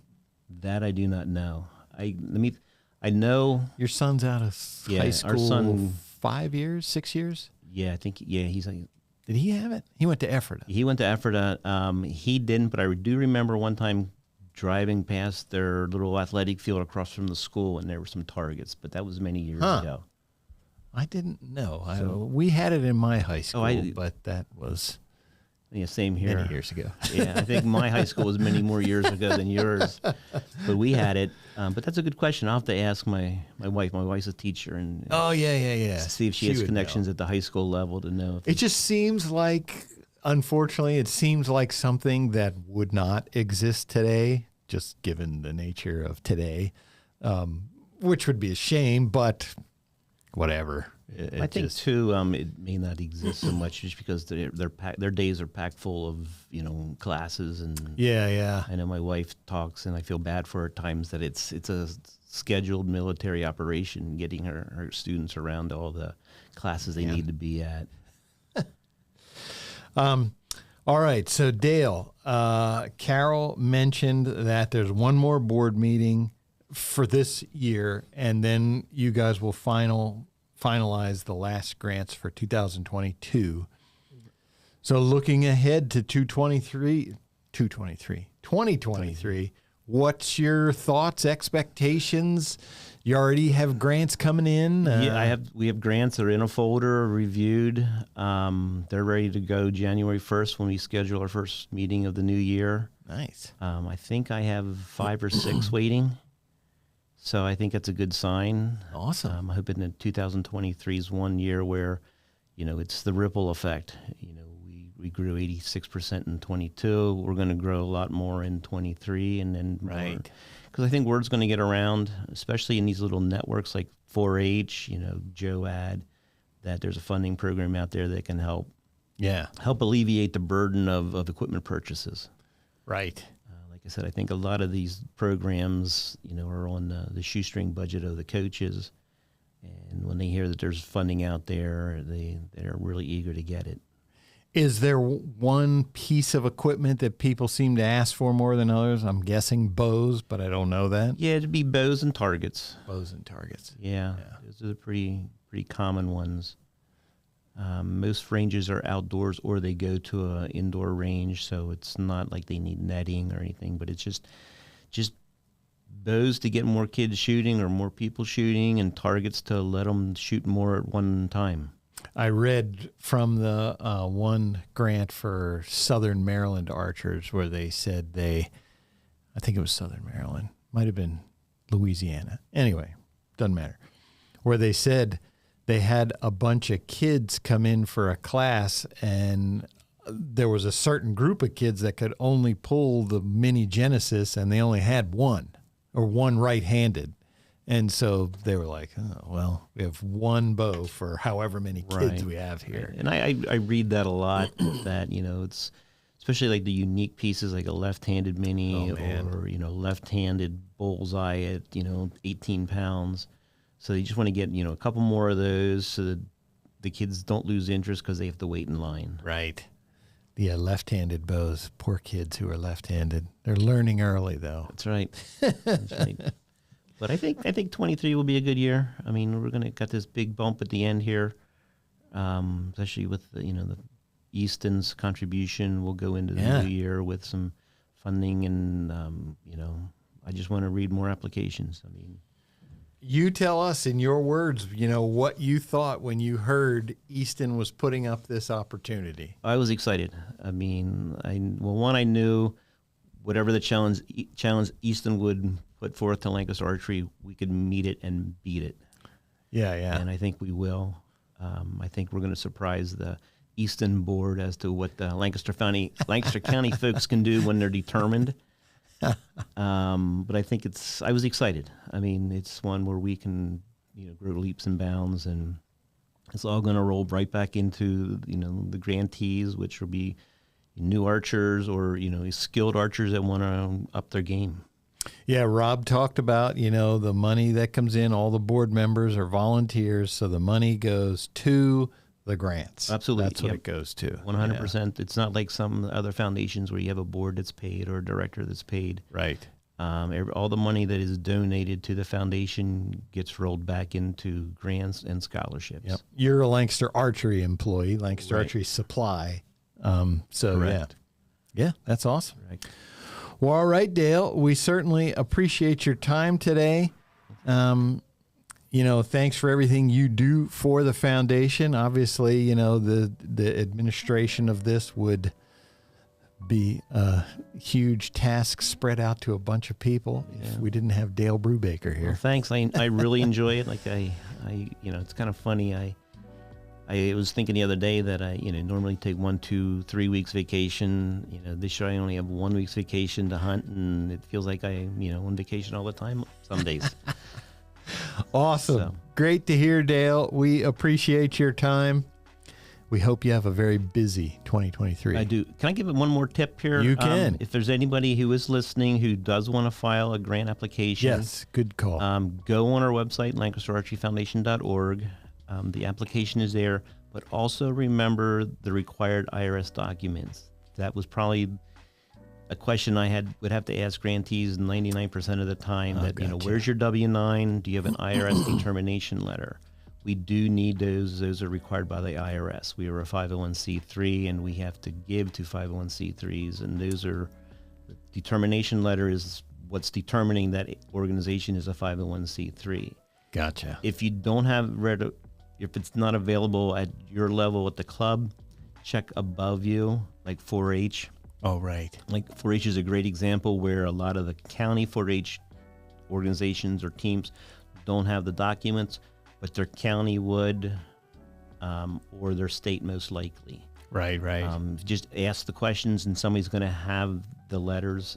State documents are not permitted by the IRS, so it needs to be a IRS-specific determination letter that states the organization is a 501c3, and then a W-9. That will speed up our process of getting you on the next board meeting a lot quicker than me having to keep contacting them, and then they have to look. If you can be a little proactive, it'll save time for everybody, and we'll get that money out a lot quicker.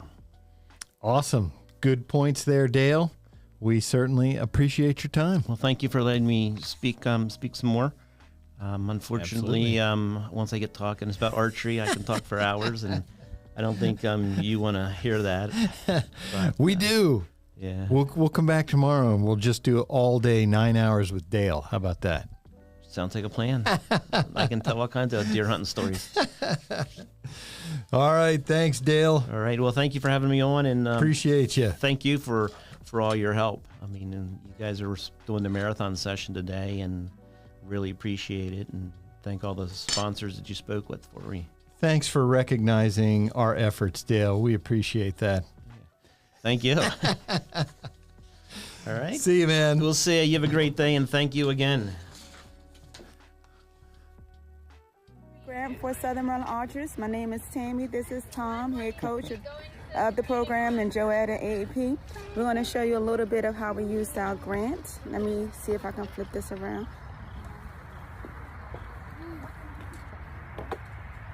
This is at Southern Maryland Archery Club. We're in the middle of doing a virtual tournament.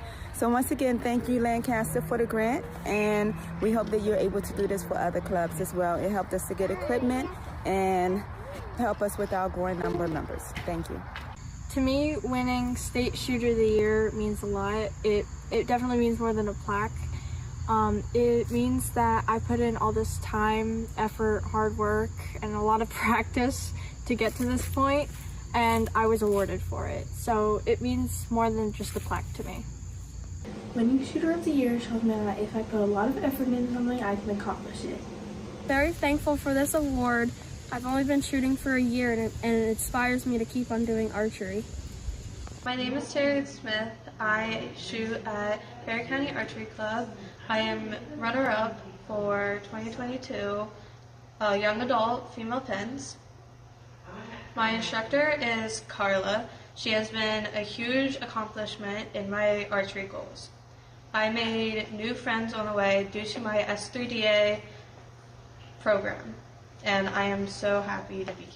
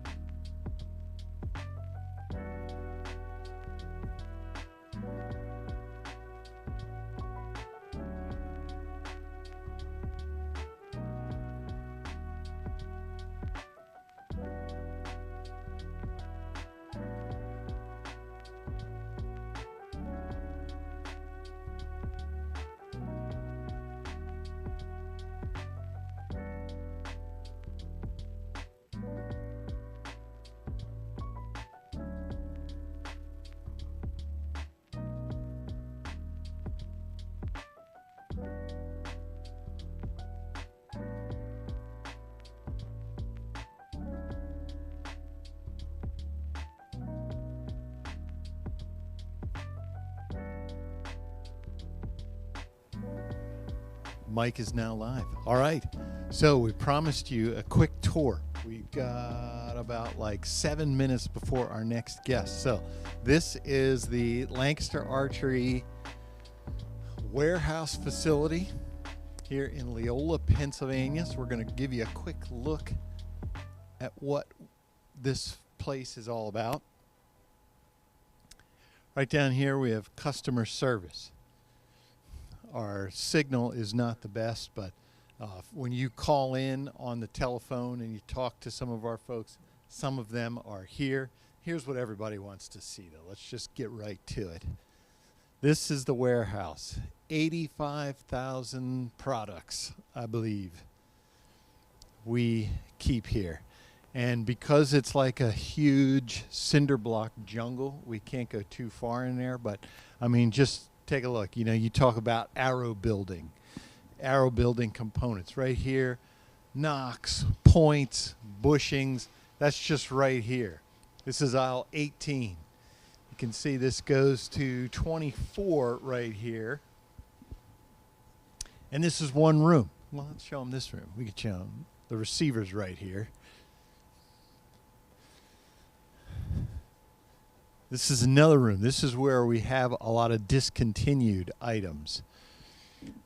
So stuff in here we've got, and then you can see down into the next bay. That's yet another part of the warehouse that we did not go into. Let's see if we can go to, we can definitely go to receiving. So we have a receiving department where, you know, as product comes in, we have to receive it, make sure that what's in the package or what's on the sheet is what is in the box and that it's what we were looking for. So you can see here, these guys have pallets of stuff, product that has come in that they have to then break down, and then it goes out into these warehouse bins that we have here. So that is, and I mean, there's just, see if you can shoot down here, Kyle. We don't want to, this is definitely where we ran into trouble yesterday, but you could see another part of the warehouse over there where we have more products. I mean, just imagine where you have to store 85,000 products. So MTO, yeah, let's, they might be gone for a day. Let's go look. So we have custom arrow builders. I see the cutters are gone. I'm going to guess the fletching crew is gone as well. But we'll take a look. So look at all these arrows. Coming up here, these are all arrows.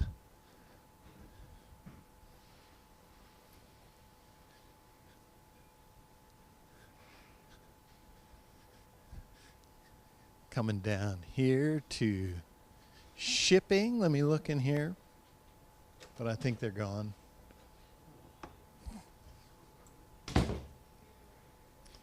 Yeah. So this is our shipping department here. You place an order, our folks pick it off the shelves, pack it up, and we ship it out. And I'm seeing all these orders here. Today is Thursday. It's unusual to see all these carts lined up here for a Thursday afternoon at 4 o'clock. So it's pretty busy. This looks more like a Monday than a Thursday. But that's a quick look inside the belly of the beast that is Lancaster Archery. We run here 6 days a week, Monday through Saturday. And these folks just do a great job going through. I mean, imagine if you had to come through and just sift through these, you know, fletchings. Just tons of them. Tack vanes we got there. Again, this is all arrow components. I think there's like 3 rows of just arrow components. There's all the Easton stuff. Look at all the Easton components. And actually, these are all bushings, all arrow inserts. That's all you're looking at right there. Hit, HPs, the different sizes for the aluminums. So, unbelievable what goes through here in terms of archery. And now you can show them, here's our catalog, kind of our catalog museum. These are all the covers of the Lancaster Archery Supply catalog from the early years. We got 92 to 2014 there. Check it out right here. Those of you archery fans out there recognize this guy. That is a very young Nathan Brooks right there.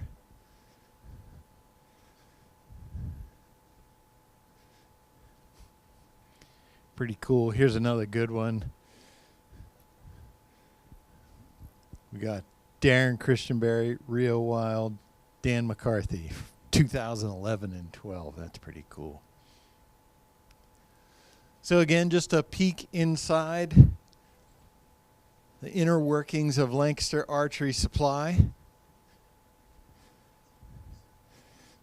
Thanks for coming along. We have our next guest coming up in 1 minute.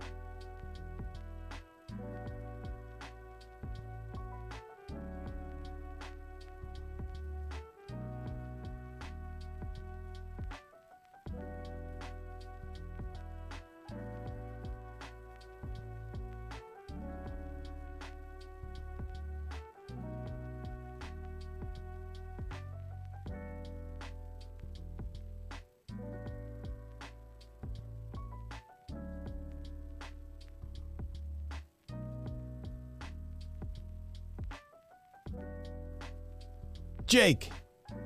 PJ, how's it going? What's up, man? Oh, not much. Jake. How are you doing? I want to make sure. Jake Mancl. Am I pronouncing that right? Yep, that's Mancl. All right, from HHA Sports. Jake, first off, thank you very much for your contribution to the Lancaster Archery Foundation. We can't thank you enough for that. That's why we're here today. We sure appreciate it. Yeah, no, of course. We're happy to help out any way we can and any way we can help support the growth of the archery community. So, all right, now, HHA, Jake, you guys had a killer year this year with the launch of the Rise series. It seems killer from my end. What's been your experience? Yeah, no, I mean, the feedback from everyone has been great. We've been swamped trying to get orders out the door as fast as we can. But yeah, we launched back in mid-July, and that just seemed like the ticket. I mean, pretty much everyone that ordered sights this summer had them before the fall here, and it sounds like everyone's really loving it, especially with all the different combinations that you can get it in. So we're blessed and super grateful for the support that we have received. Yeah. Now, Jake, talk about, okay, so the HHA Tetra, that has been out for a while, but I'm guessing you heard from some bow hunters who were like, hey, man, we would like a second pin. Yeah, for sure. So we came out with the Tetra line in 2020, and really the Tetra line was built off of the existing Kingpin, which came out in 2015. And then, yeah, I mean, guys were really just asking for a 2-pin configuration, kind of in that single pin model, but, merging the benefits of a multi-pin. So that's something that we obviously took into consideration and we jumped on, and really, I mean, we kind of turned an idea into a product relatively fast. We started, testing the Rise back in February and March.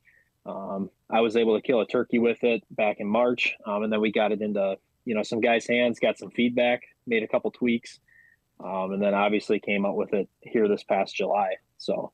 Yeah, it's just impressive to see.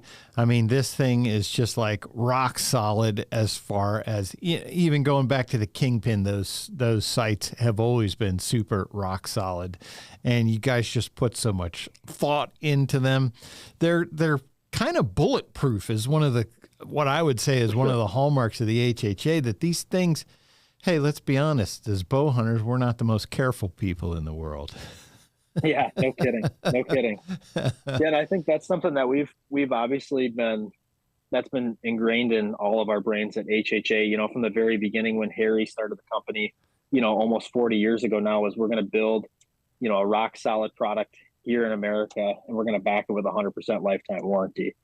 And that's obviously something that we stick true to and is still important to us this day.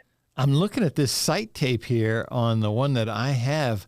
The sight tape goes to 145 yards. Yeah. And that was something that we kind of played around with a little bit too. We're like, well, we're able to get decent yardage out of our single pin models. Obviously, if you drop the second pin down a little bit further, you're going to get further distances. Yeah. So why not build a sight that's not only perfect for bow hunters, but also perfect for guys who want to, test the limits on a 3D course as well.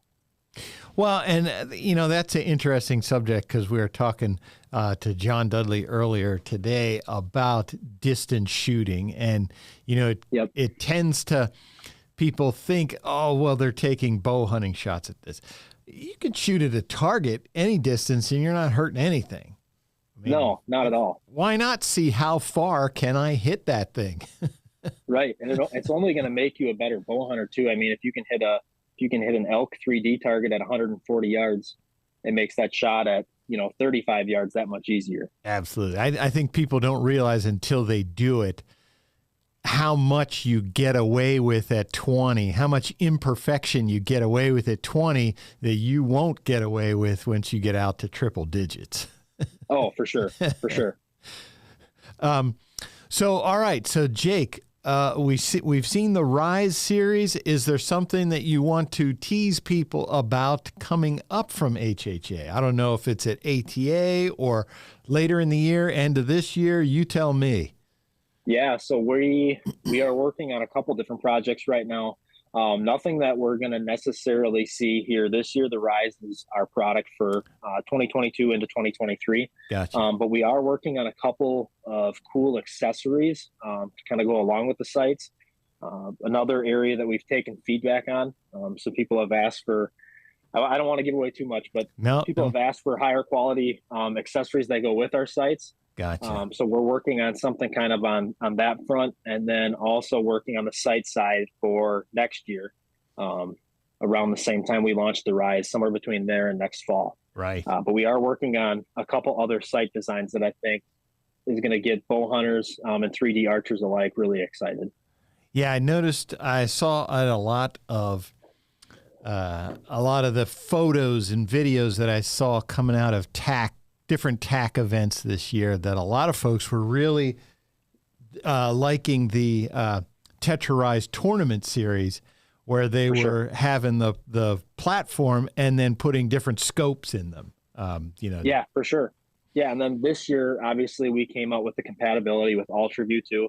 Right. And that's been great for us. And obviously, UltraView is a great company to work with, both for HHA and Lancaster. Yeah. So just making sure that we kind of have all those options that an archer could ever really ask for. Did you get to hang out with Colby and Chris B at all? Not yet. I'm not one of the lucky ones yet. A couple phone calls, but that's about it. Maybe next year. Yeah. So we are in hunting season now. Is that are you seeing any kind of slowdown because we are in hunting season, or what is the seasonal cycle like for you folks there at HHA? Yeah, so things usually pick up pretty fast at the start of July. Seems like the 4th of July every year is kind of like that flip of the switch. Guys start thinking about shooting their bows, getting ready for the fall, start buying new sights. So it's been really hot since July, and it pretty much runs right through here pretty much early October. So I would anticipate it maybe slows down a touch here in the near future, but it's with the rise, it's been hot for us. So yeah. And that was one of the things also that Steve Yoder told me to make sure I mention is with the HHA that you guys have been good about having product consistently available. Yeah, that was sure. a problem last year with some companies, but you guys have been pretty good about it.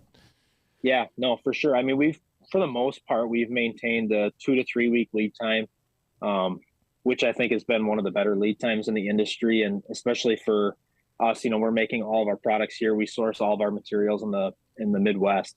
So that's really helped us.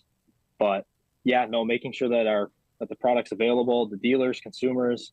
I kind of referenced it early on, but like the Rise sites, I mean, if you ordered a Rise site on launch day, most people had it within the first week or two of August, to get it sighted in, it sighted in for the fall. And I think we've done a good job delivering on that as well. Yeah. Yeah.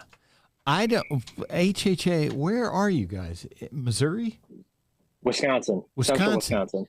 Yep. Why did I think Missouri? Up in the north. So in November there, I'm guessing the factory just shuts down. It's just nobody's here. Everybody uses vacation the same 2 weeks. Yeah, I mean, we've honestly been off to a pretty hot start so far this year. I killed a buck last week, and then my boss, Chris Ham, he's the co-owner and VP of operations. He shot an absolute hammer last night. No kidding. Yeah, so that'll be this cold about that. This cold front. Yeah. Yep. So we definitely capitalized on the first cold front of the year. So yeah, man, I haven't to find another state to hunt. This is killer. Now you're making me mad. I haven't made it out one time yet, and I knew this weather was good.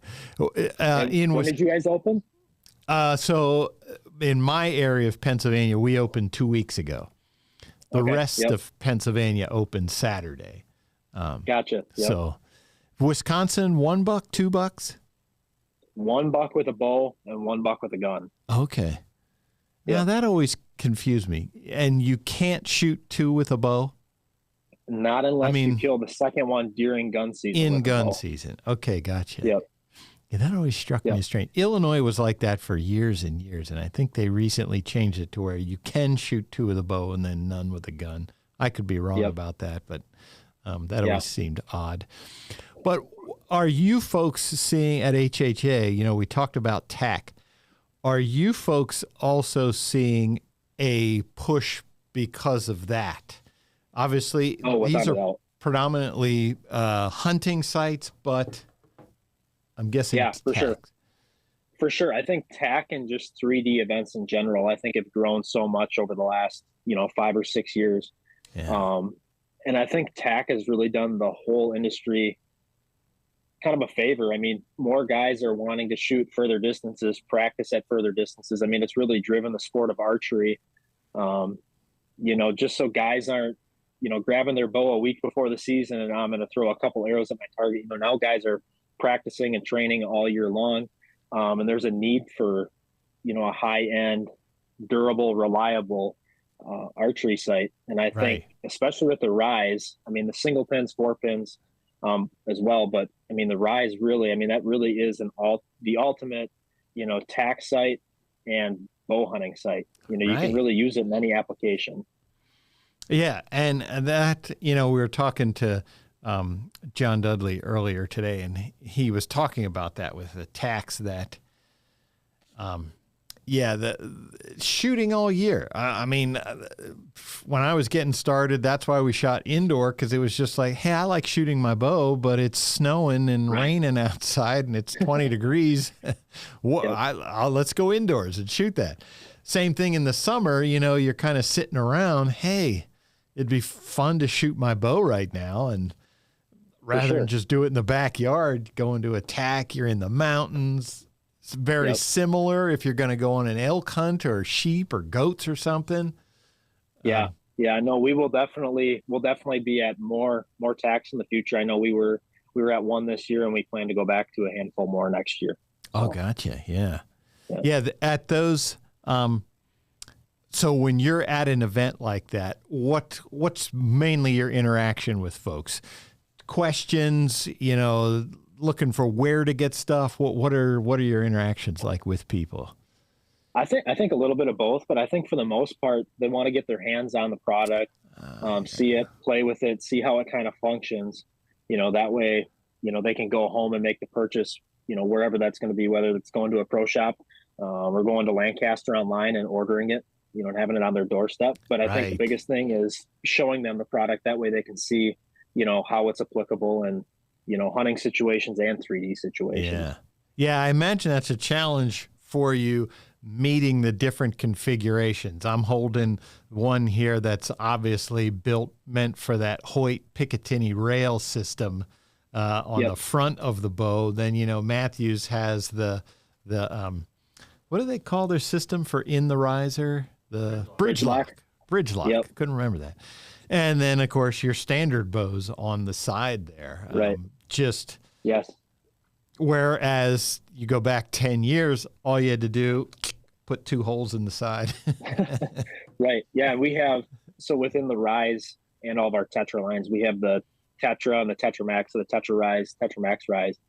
So within each of those, you get 4 different frame options, between the 2 dovetails, the long one and the short one, the Hoyt Picatinny mount, and then the fixed frame. Right. So, we didn't really have to change a bunch on the Matthews, for Matthews, because our dovetails did fit. Okay. On the system that they had already built. Yeah. Just had to add that extra piece for windage, and to get the independent second axis adjustments. So yeah, and which was nice. So that was an adjustment you guys made maybe a year or 2 ago on the line, was putting that block on the back. Yep, it's fall. Just something simple because the how you mounted the scope to the elevation of the sight, you were using the same screw holes that you had to use for your axis adjustments. Yeah, and we just got a lot of feedback from all dealers, saying, well, if I set second axis and then I go shoot at 20 yards, then my second axis is off again and I got to reset it, and you kind of just go back and forth. That was a really small change, but one that I think was much needed and had great feedback on it. Absolutely huge. That was definitely a big deal when I saw that. I was like, yeah. Yep. Because I don't know how many of those you had to adjust multiple times before. Okay, now we're set the second axis. Exactly. Yep. And then, like I had mentioned, on any of those inline mounting options, whether it's Hoyt or Matthews, you just flip that plate around and you get that extra windage adjustment that you would need. So without having to offset the weight of the sight. That was the big thing that we started noticing as soon as Matthews came out with that bridge lock design, was people were discovering, I don't have enough left adjustment to get that scope out far enough. Right. Yep. And then the fast ones, folks like HHA had a solution quickly, which was killer. Yeah, for sure. So now for you already shot your Wisconsin buck. Do you have more hunting lined up this year? I'm leaving for Missouri tomorrow morning. When they're open already, or do they? Yeah, open they Saturday? open September 15th. Okay. So I'll hopefully be in a tree tomorrow night, hunt Missouri for a few days, and then come back. Probably wait until late October before I head back down there, unless we get a big cold front. But we have a couple bucks running around down there, and then North Dakota late season. Oh, okay, late season in North Dakota. Yep, I'll be heading out with the Breaking Point guys, one of the YouTube shows that you guys have probably seen before. Yeah, I'll be out hunting with the Breaking Point crew in December, the week before Christmas. Is that you enjoy punishing yourself, or why would anyone hunt late season North Dakota? Yeah, from what I've heard, I've never been out there. Can be anywhere from 0 to negative 40 degrees with blowing winds, and you sit in a ground blind and hope they come to food. Oh man, I don't know how many years ago this is. This is over 20 years ago. I went to North Dakota for their gun season, and it's like it opens like November 1st. I got in there October 31st, and a blizzard hit that dumped 3 feet of snow.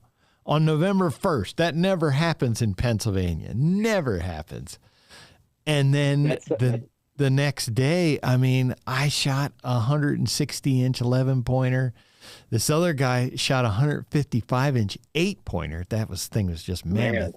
And then we had a 190-inch typical or non-typical freak, and we found a perfect 7x7 killed by coyotes, all in the first 3 days. I'm going to have to find that spot when I head out there. It was unreal. That's incredible. I was like, holy cow. And yeah, it was just, and then I came to discover that as big as North Dakota is, they really only sell, I think it's like 60,000 rifle tags. So the pressure is like, even if you're a resident, you may not get one every year. So it's just I think North insane. Dakota is one of those states that just kind of slips by the way too. People don't really think of it as a big whitetail hunting state. When I went there, the reason I went for a magazine, because at that time, I don't know if it's still true, but at that time, it was the toughest whitetail tag in the country for a non-resident to get. It took me 5 years to draw one. And that was kind of the average, just to draw a whitetail tag. And so I don't know if it's still the hardest, but that was the toughest tag in the country to get. So very cool. Yeah, they got some big deer out there. For sure. I'm excited to see it. Cool. Well, all right. Jake, was there anything else you wanted to talk about? We had your good buddy Justin Zarr on here earlier today. Always fun. From bowhunting.com. Absolutely. Always fun to hang with him and those guys. And I know you guys do work with them as well. Yeah, they're all good dudes. We just appreciate everything that you guys do at HHA for the sport. And, especially thanks for contribution to the foundation this week. We definitely just appreciate everything. No, of course. Feeling is mutual, and can't thank you guys enough for everything you're doing for us and for the sport of archery. All right, man. Hey, we will look for you when you guys come out with something new. We'll be right there. Awesome. Thanks, PJ. All right, Jake. See you, man. Yep. Take care.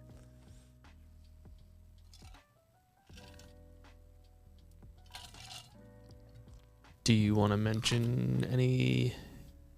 Let's see. What I talked about before you guys went live. Do you want to talk about some of the LAS folk? I put on the wrong glasses. Oh no. Can't read. So what do we want to do? Just that some of the Lancaster folk were tuning in and donating as well. Maybe just reach out to them and thank some of them guys. Oh. And Jared's match as well. I don't know about that. Oh, I don't think I told you about that. No. So Jared Weaver, the director of sales and marketing, he's matching up to, I think we raised $410 just from the marketing staff, and he's going to match it. So. All right. Jared Weaver, thank you very much. And I believe Steve Yoder donated another $250. I can bring up yep, he did. Here, I'll bring up the list for you. Okay.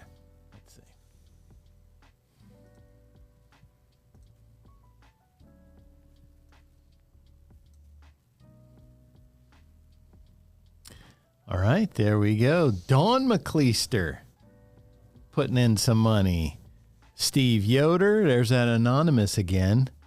Connie McCreary, Randy Mallett, yet again. Randy, you are the man. There's Jason Homan, Joseph Brea, Rebecca Olson, Karen Griffin, Brandon Austin again, Samantha Lindemuth, Brandon Austin. Chris Weiss, Melinda Chamberlain. Yeah, we did have some of those, but I don't remember Gabby Wilson, Chelsea Riggins. I don't remember those. So, yeah, a lot of LAS folks in there. Thanks for the donations. We appreciate all of it. Great to see everything. Yes, we had those. I read those names before. So we're winding down today. We're not quite done yet. We have one more guest in the works, one of our favorite people from one of our favorite companies in the industry. Ben or Brian? We have Ben. Ben Summers from TRU Ball and Axcel. Ben from that great Summers family. It's interesting if you go to an archery event, whether it's a tournament or a tack shoot or, basically a shoot that's larger than just a local club shoot. There's some larger element to it, state or something like that. There are a couple of names that you're going to see everywhere, all the way up to World Cup. There's a couple company names that you're always going to see, no matter what it is. Just these companies support archery at all levels, and TRU Ball and Axcel is one of those. Unbelievable how much those folks give back to the sport of archery. It's, again, these are companies who are doing this for the sport of archery.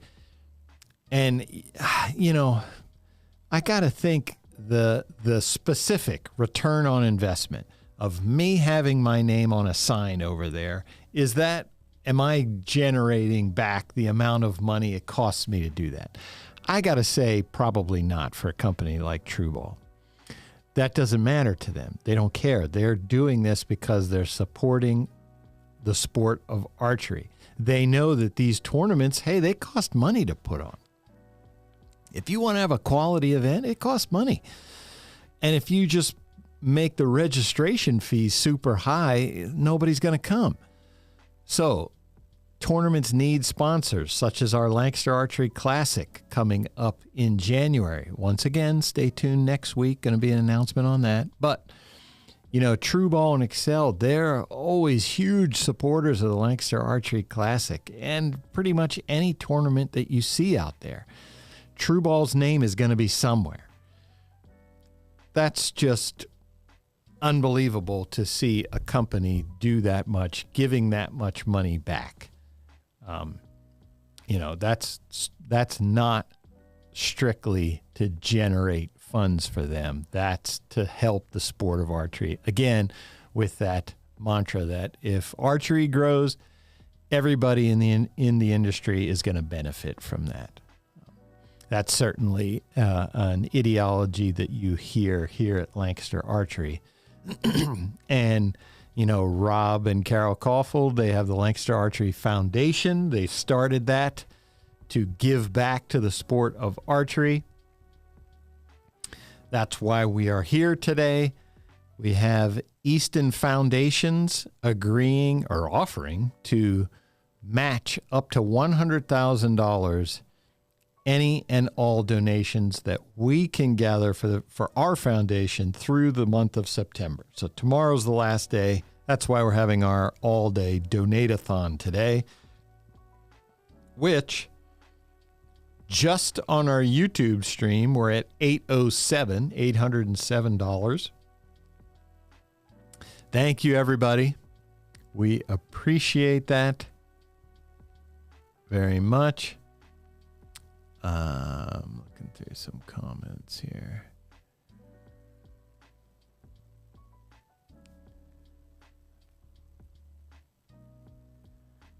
Samantha Lind says she graduated just 5 years ago from high school and she had archery in her school. So there you go. Brian Vandenboom, thank you for your $100.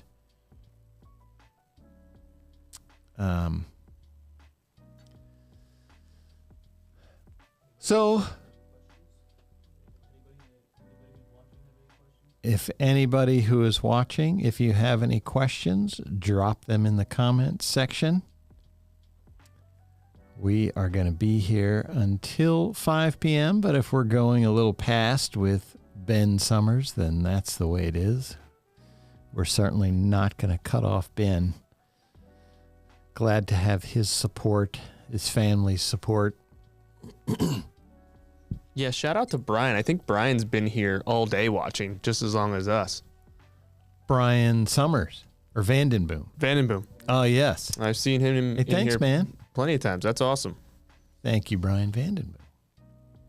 Sorry you had to sit here and listen to me all day. Same with the 7mm Remington Mag guy. He's been in here quite a bit, too. He's been here all day. I've been here all day. Kyle's been here all day.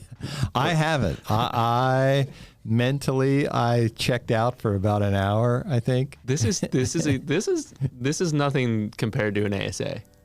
I'll take this than being in the Coleman heat, I think. The nice AC in here, even though it's probably heat now, but I don't know. We got good airflow. So there is a video out there. Thanks, Brian. Of me and Kyle. It's a selfie video that I took. Foley a couple years ago. Foley, Yes. Alabama, the classic. I wish I had these videos queued up. It was last year. I don't know where it is on my phone. Last year. Oh, man, yeah. The ASA Classic was in Foley, Alabama. It was the last tournament. It was crazy humid. I mean, well, it was raining, so it was 100% humidity. But you know how rain can be when it's humid. We were standing in water. It was pouring down rain. We had the cameras rolling because they were competing. There were archers out there. I think we were with Senior Known. I think that's when we were out there with Dave Rosenbaum and Charlie. Oh, yeah, with the river going through the lane. Yeah, when was that? We were out there, and these guys were, there was one of the targets right after you cross the creek, the shooters were standing in water. There was water flowing down to the target and past it. So they were in water when they shot. They walked down through water, stood at the target in water, and pulled their arrows in water. Yeah. It was... if you didn't have muck boots that day, you were getting a little wet. It was brutal, and it was hot, and man. Got a question here from, I don't know how to pronounce that. Sorry if I pronounce this wrong. Torsten Krautz. I don't know if that's how you say it. About shipping orders to Germany. I believe we do. Oh, yes. Absolutely. We ship all over the world. Send in your order there, Torsten. We will get you whatever you need. Almost got it right. Yeah. Sorry about that. I got a weird last name, too. I get it all the time, so. Kovalarich. Very long one. We just say Kyle K. But thank you for the question. Yes, absolutely. We ship to Germany. Ship all over the world. Germany is our most. Yeah, for YouTube, we get we get a lot of German viewers, believe it or not. Oh. That's great. It's great to see. Well, all right. I had no idea. Okay, Brian is here. You ready? Brian is, or Ben, it should or Ben, be, right? sorry. Yeah, sorry. I keep getting them mixed up. There he is. Can you hear me yet? No. Yeah, he can hear. Ben, can you hear me? I can hear you. There he is. Ben Summers, everybody from TRU Ball and Axcel. Ben, thanks for being here. Oh, yeah, definitely. Look at you, man. You look great. I've been following you. Been working out and doing stuff. Yeah, I've been doing all kinds of crazy martial arts, trying to get back in shape. Yeah. How do you must feel awesome. I do. I've been doing Brazilian jiu-jitsu, trying to be like Jocko Willink. I don't know if you guys are. Yes. Oh, him. You know, Joe Rogan does that kind of stuff. I mean, you got a lot of guys that do that. I do that, and then Muay Thai in the class after that. So no kid. Well, all right. So I'm not going to mess with you whenever I see you. It's all good, Ben. That's a long way to. So, yeah. Ben, let me start off by saying, first off, thank you very much for your contribution to the Lancaster Archery Foundation. You guys support the heck out of everything we do here at Lancaster Archery. We can never thank you enough for that. Yeah, we appreciate you guys. I remember the first time that Rob Kaufhold actually called me and said, hey, we've got this new foundation we're starting, and told me what he wanted to do with it. And it just sounded like one of the most amazing things that you could ask for in archery. So yeah. So let's talk about TRU Ball and Axcel, because you were busy today. You were doing inventory, I believe, correct? Yeah, it's like the worst week of the entire week.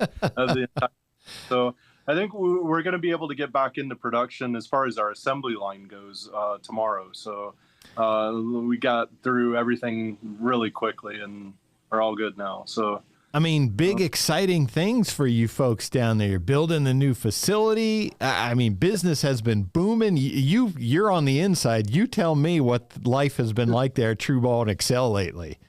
Well, I could actually show you if you want to go see. Absolutely. Let's do it. Yeah, I'm up in the studio right now, and let me actually take you down and give you the kind of the behind the scenes tour. Yeah, awesome. Yeah, so I don't know if you'll be able to hear me that well, but we can hear you fine. Sit down where we need to go. So, let's see if I can flip this around. Okay. We're getting a tour of the TRU Ball Axcel facilities. This is awesome. So yeah, this is one of our new machines here that we've just got in. And see if I can turn the light on here. You can actually see inside of here. This is a Citizen Swiss machine, and you can see kind of through it. There's a lot of oil and everything inside. Yeah. The machine, just cutting the different pieces. Nice. This is a machine. It's a Citizen, and it's the same company that made the watch parts back in the day. They couldn't find a machine that would make parts with enough quality to actually like build their watches, all the gears and sprockets inside. So they made these machines, and so it's really cool. You have this material down here, and we'll load it into this bar feeder right here, and then it'll come through, and these are the finished parts right here. Unbelievable.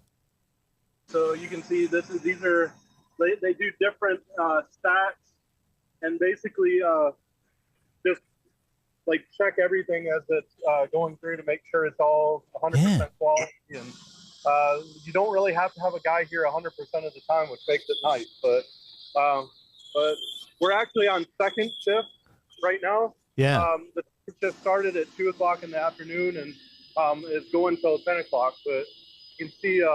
I'm going to take you over here and show you what they're making. This is Sid. He's our second shift supervisor. So. What's up, Sid? Sid, you want to tell us what you're making here?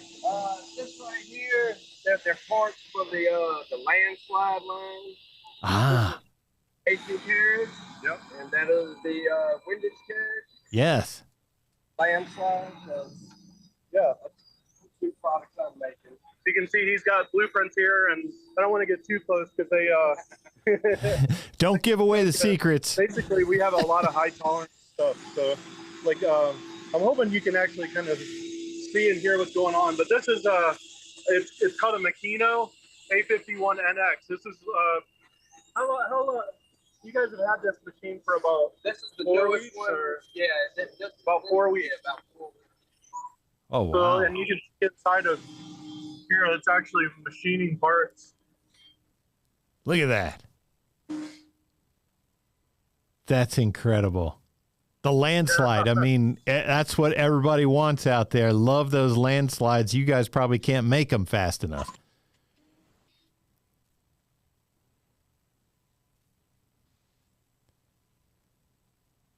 So yeah, while that's being machined, then he can actually, can you open that?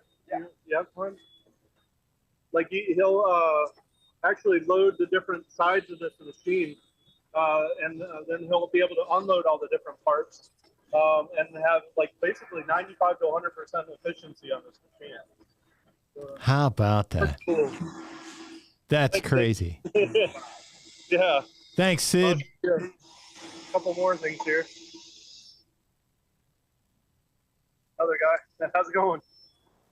So he's making parts. This is some of the finger pieces for. Oh yeah. For the all the different flex releases that we have. Yeah, yeah. And then if you go over here, we've got. I'll just put everything away on. Everything's clean. Anyway, these are some of the sight pins for the landslide right here. Come on. So he'll put these he'll put material in like this, and then it'll come out like looking basically like this. Holy cow. Basically, so it's That- pretty wild. You get an idea of what he's doing on that machine. That's crazy. He's working on a lot of different parts at the same time. So Yeah. cool. You can see all the parts here. Unbelievable. Gotta get it exactly right with the tapping. Look at that.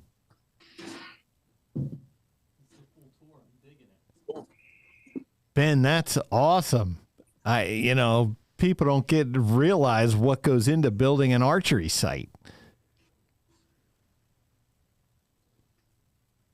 This is actually making the Picatinny rail. Oh yeah, okay, yeah.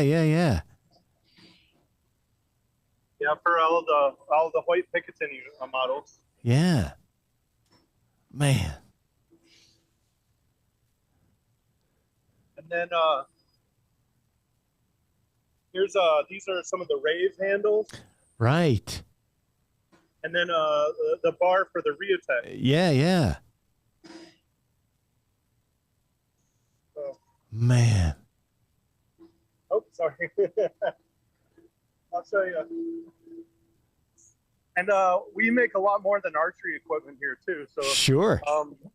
I've got a really, really amazing thing that's going on here. This is actually, we do a lot of nuclear stuff here.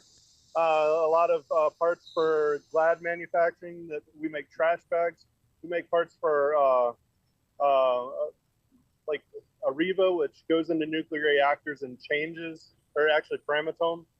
They've changed their, but they go into nuclear reactors and repair everything. We actually started with robotic arms that repair things, but this actual part is going into a machine that makes enemas. So, what? Come on.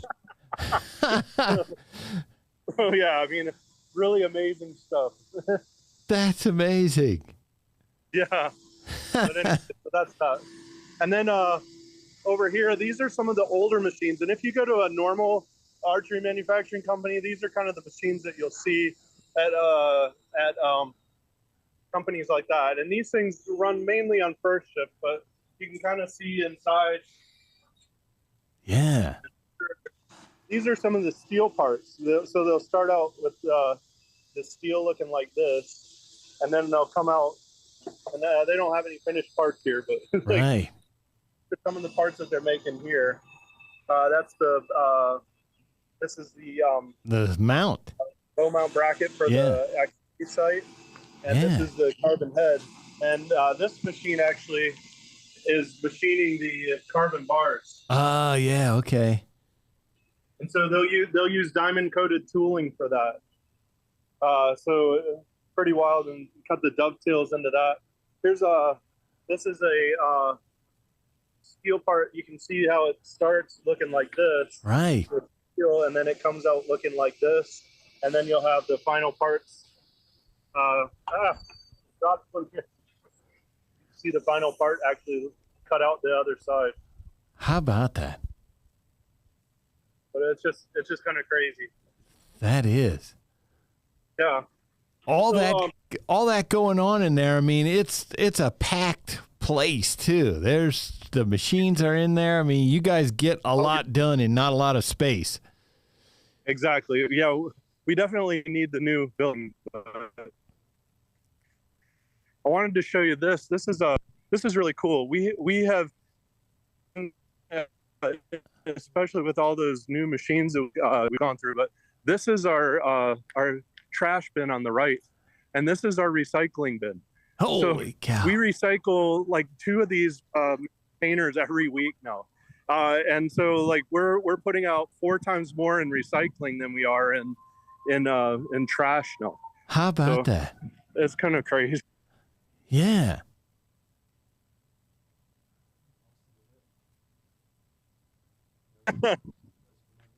Oh. Do we got you there, Ben?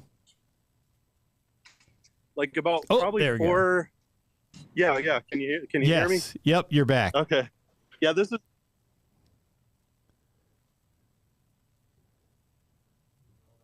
Okay. This is our aluminum. We get probably 2 to 4 deliveries of these bars of brass every day. Every day. Every day. Yeah. So it's kind of crazy. And it's going to be a little bit loud in here. This is these are some of the parts that were just finished today. So oh man! You kind of just the sheer volume of what. Jeez.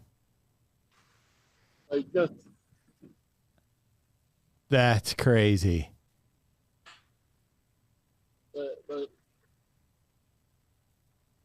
man.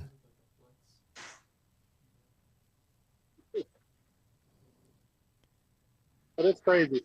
That's unbelievable. I don't want to get too close because it's going to be loud. But then, and I kind of picked a later time in the day to talk to you so that like, there wouldn't be people here too. But this is our water jet machine. Oh yeah, I remember this one. Yeah, so this is the flow water jet, and this is the material being cut out of the actual carbon sheet, and it actually kind of looks like yes, like that's the what's left over, and then all the rest becomes carbon bars. And you can see this is some of the material that we had that was with the oil instead of the yes. The coolant. So we'll actually spin this. This is a centrifugal, and you can open this up, maybe. But you can see they'll put the chips in this, and it'll spin the oil out of it. So we use the oil, and we're being extremely environmentally friendly at the same time as really caring about everything like that. That's amazing.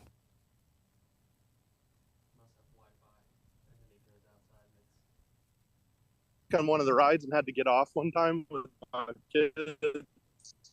And this is like that.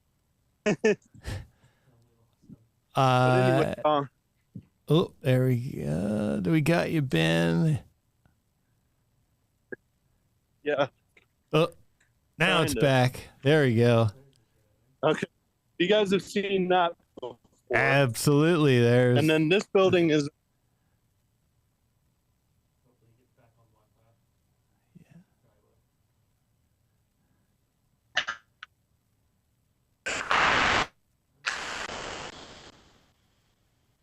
Oh, there we go. Okay, yeah. Okay, so this is our main entry or main lobby for the TRU Ball side. And you can see we got tons of animals and everything. But what's cool, this is our wall of patents. All right. Yep, so these are just a few of them. We still need to update a lot. This is our some of our registered trademarks here. Yeah. How many of those animals did Brandon shoot? The majority of them. That guy gets out a whole lot more than the rest of them.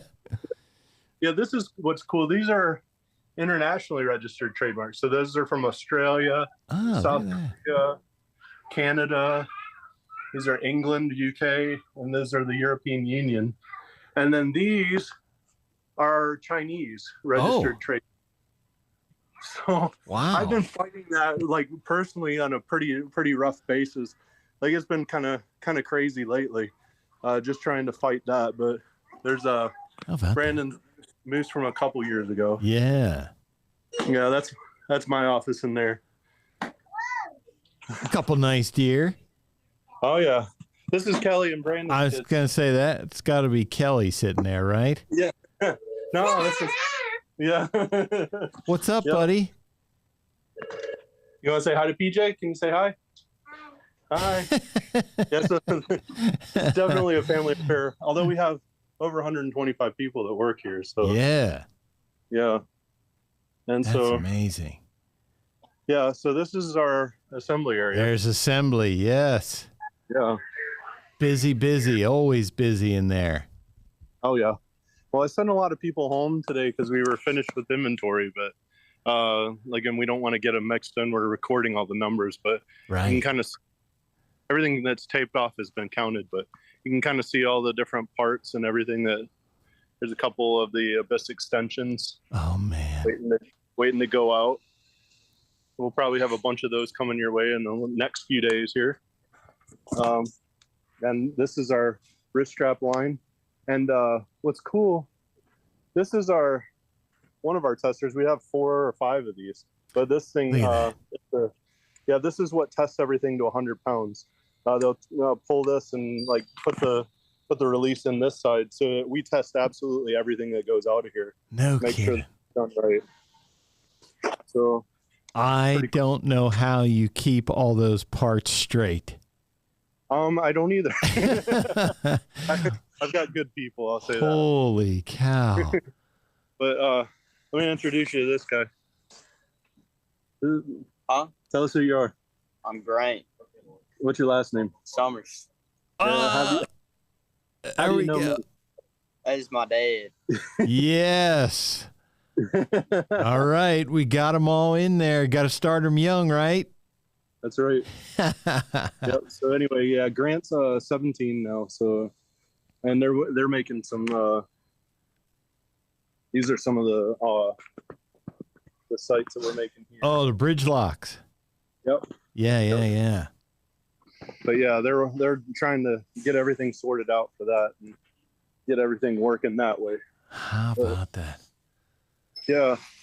This is Josh. His dad actually was the 3rd employee of TRU Ball. No kidding. Yeah. How are y'all doing? All right, Josh. Good to see you. Yes, sir.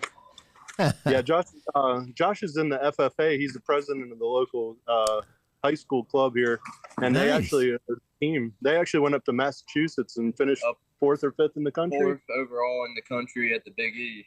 Yes, Come sir. on. Nice. First time I've ever been up north, and honestly, I don't plan on going back. Too cold for you. No, it ain't the cold. It's just the food quite as good as it is down here.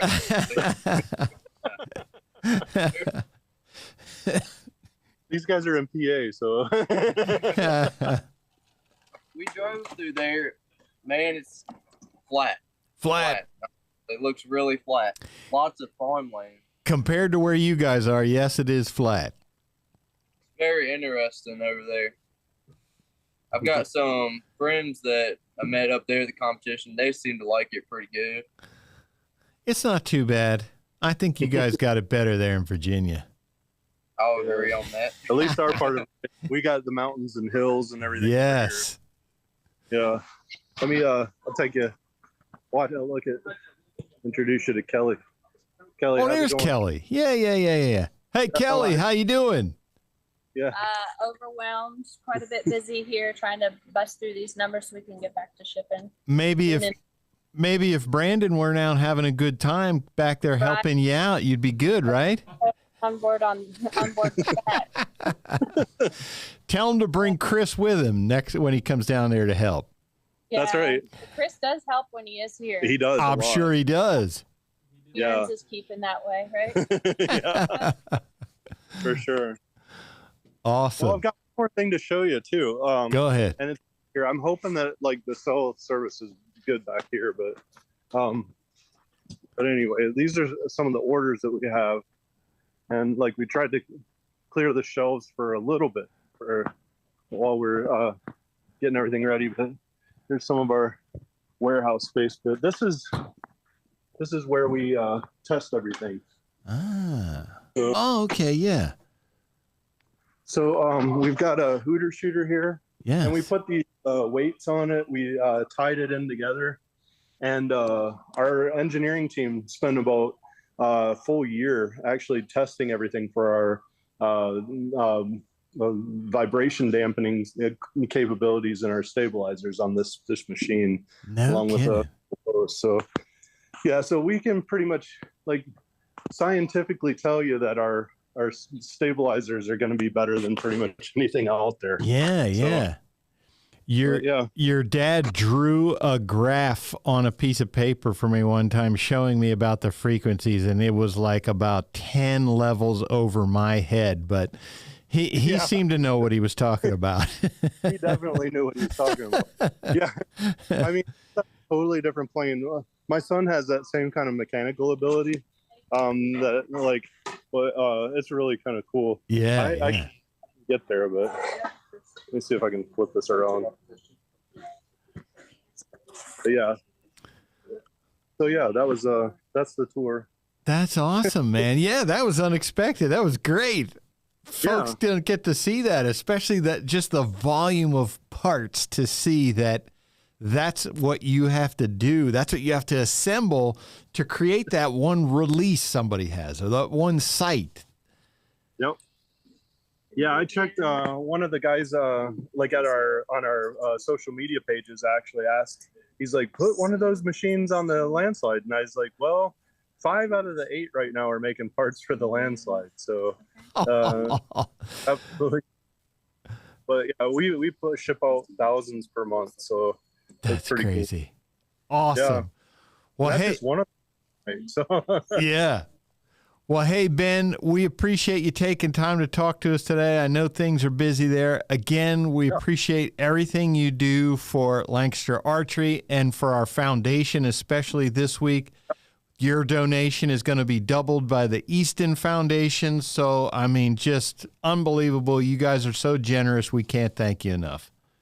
Yeah, well, we really appreciate all of the people at Lancaster and like really believe in what you guys are doing there. So awesome. Thanks, Ben. Appreciate you, man. Yeah, you too. See ya. Thanks a lot. See you later.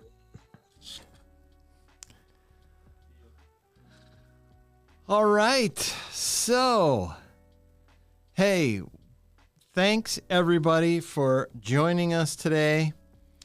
The donation period is continuing through tomorrow, September 30th. We have all the way till, I guess, 11:59. As long as the date says 9:30, we have met the time period for Easton Foundations to match those grants up to, what am I looking at here? That's for today, $2,220. Thank you to everybody who donated today. That's just from you folks on the Donate-a-thon, not from the manufacturers or anything that we talked to today. Hey, so we certainly appreciate you. That's $2,220. That's going to be $4,440 after Easton Foundations. There's Jared Weaver, Jack Singerling. 2 latecomers coming in here. We appreciate you. We appreciate all of you. Pay attention to those announcements that we talked about from these different manufacturers, especially there's going to be several next week from Bear, and Elite will be coming up soon. And who knows? We may have more stuff. But I thank you all for joining us today. I thank you for your donations to the Lancaster Archery Foundation. It is our mission to, take that money that you've entrusted us with and send it out to do good for the sport of archery, get new bows into kids' hands, introduce archery to a whole bunch of new people. That's what you have helped us to do. For that, we are extremely thankful. And thanks to our team here, Kyle McCleister, Kyle Kovalarch. They kept all this technical stuff rolling today. I just sat here and talked, but those guys kept it going. So thank you, PJ. Thank you for sitting with me for 9 hours.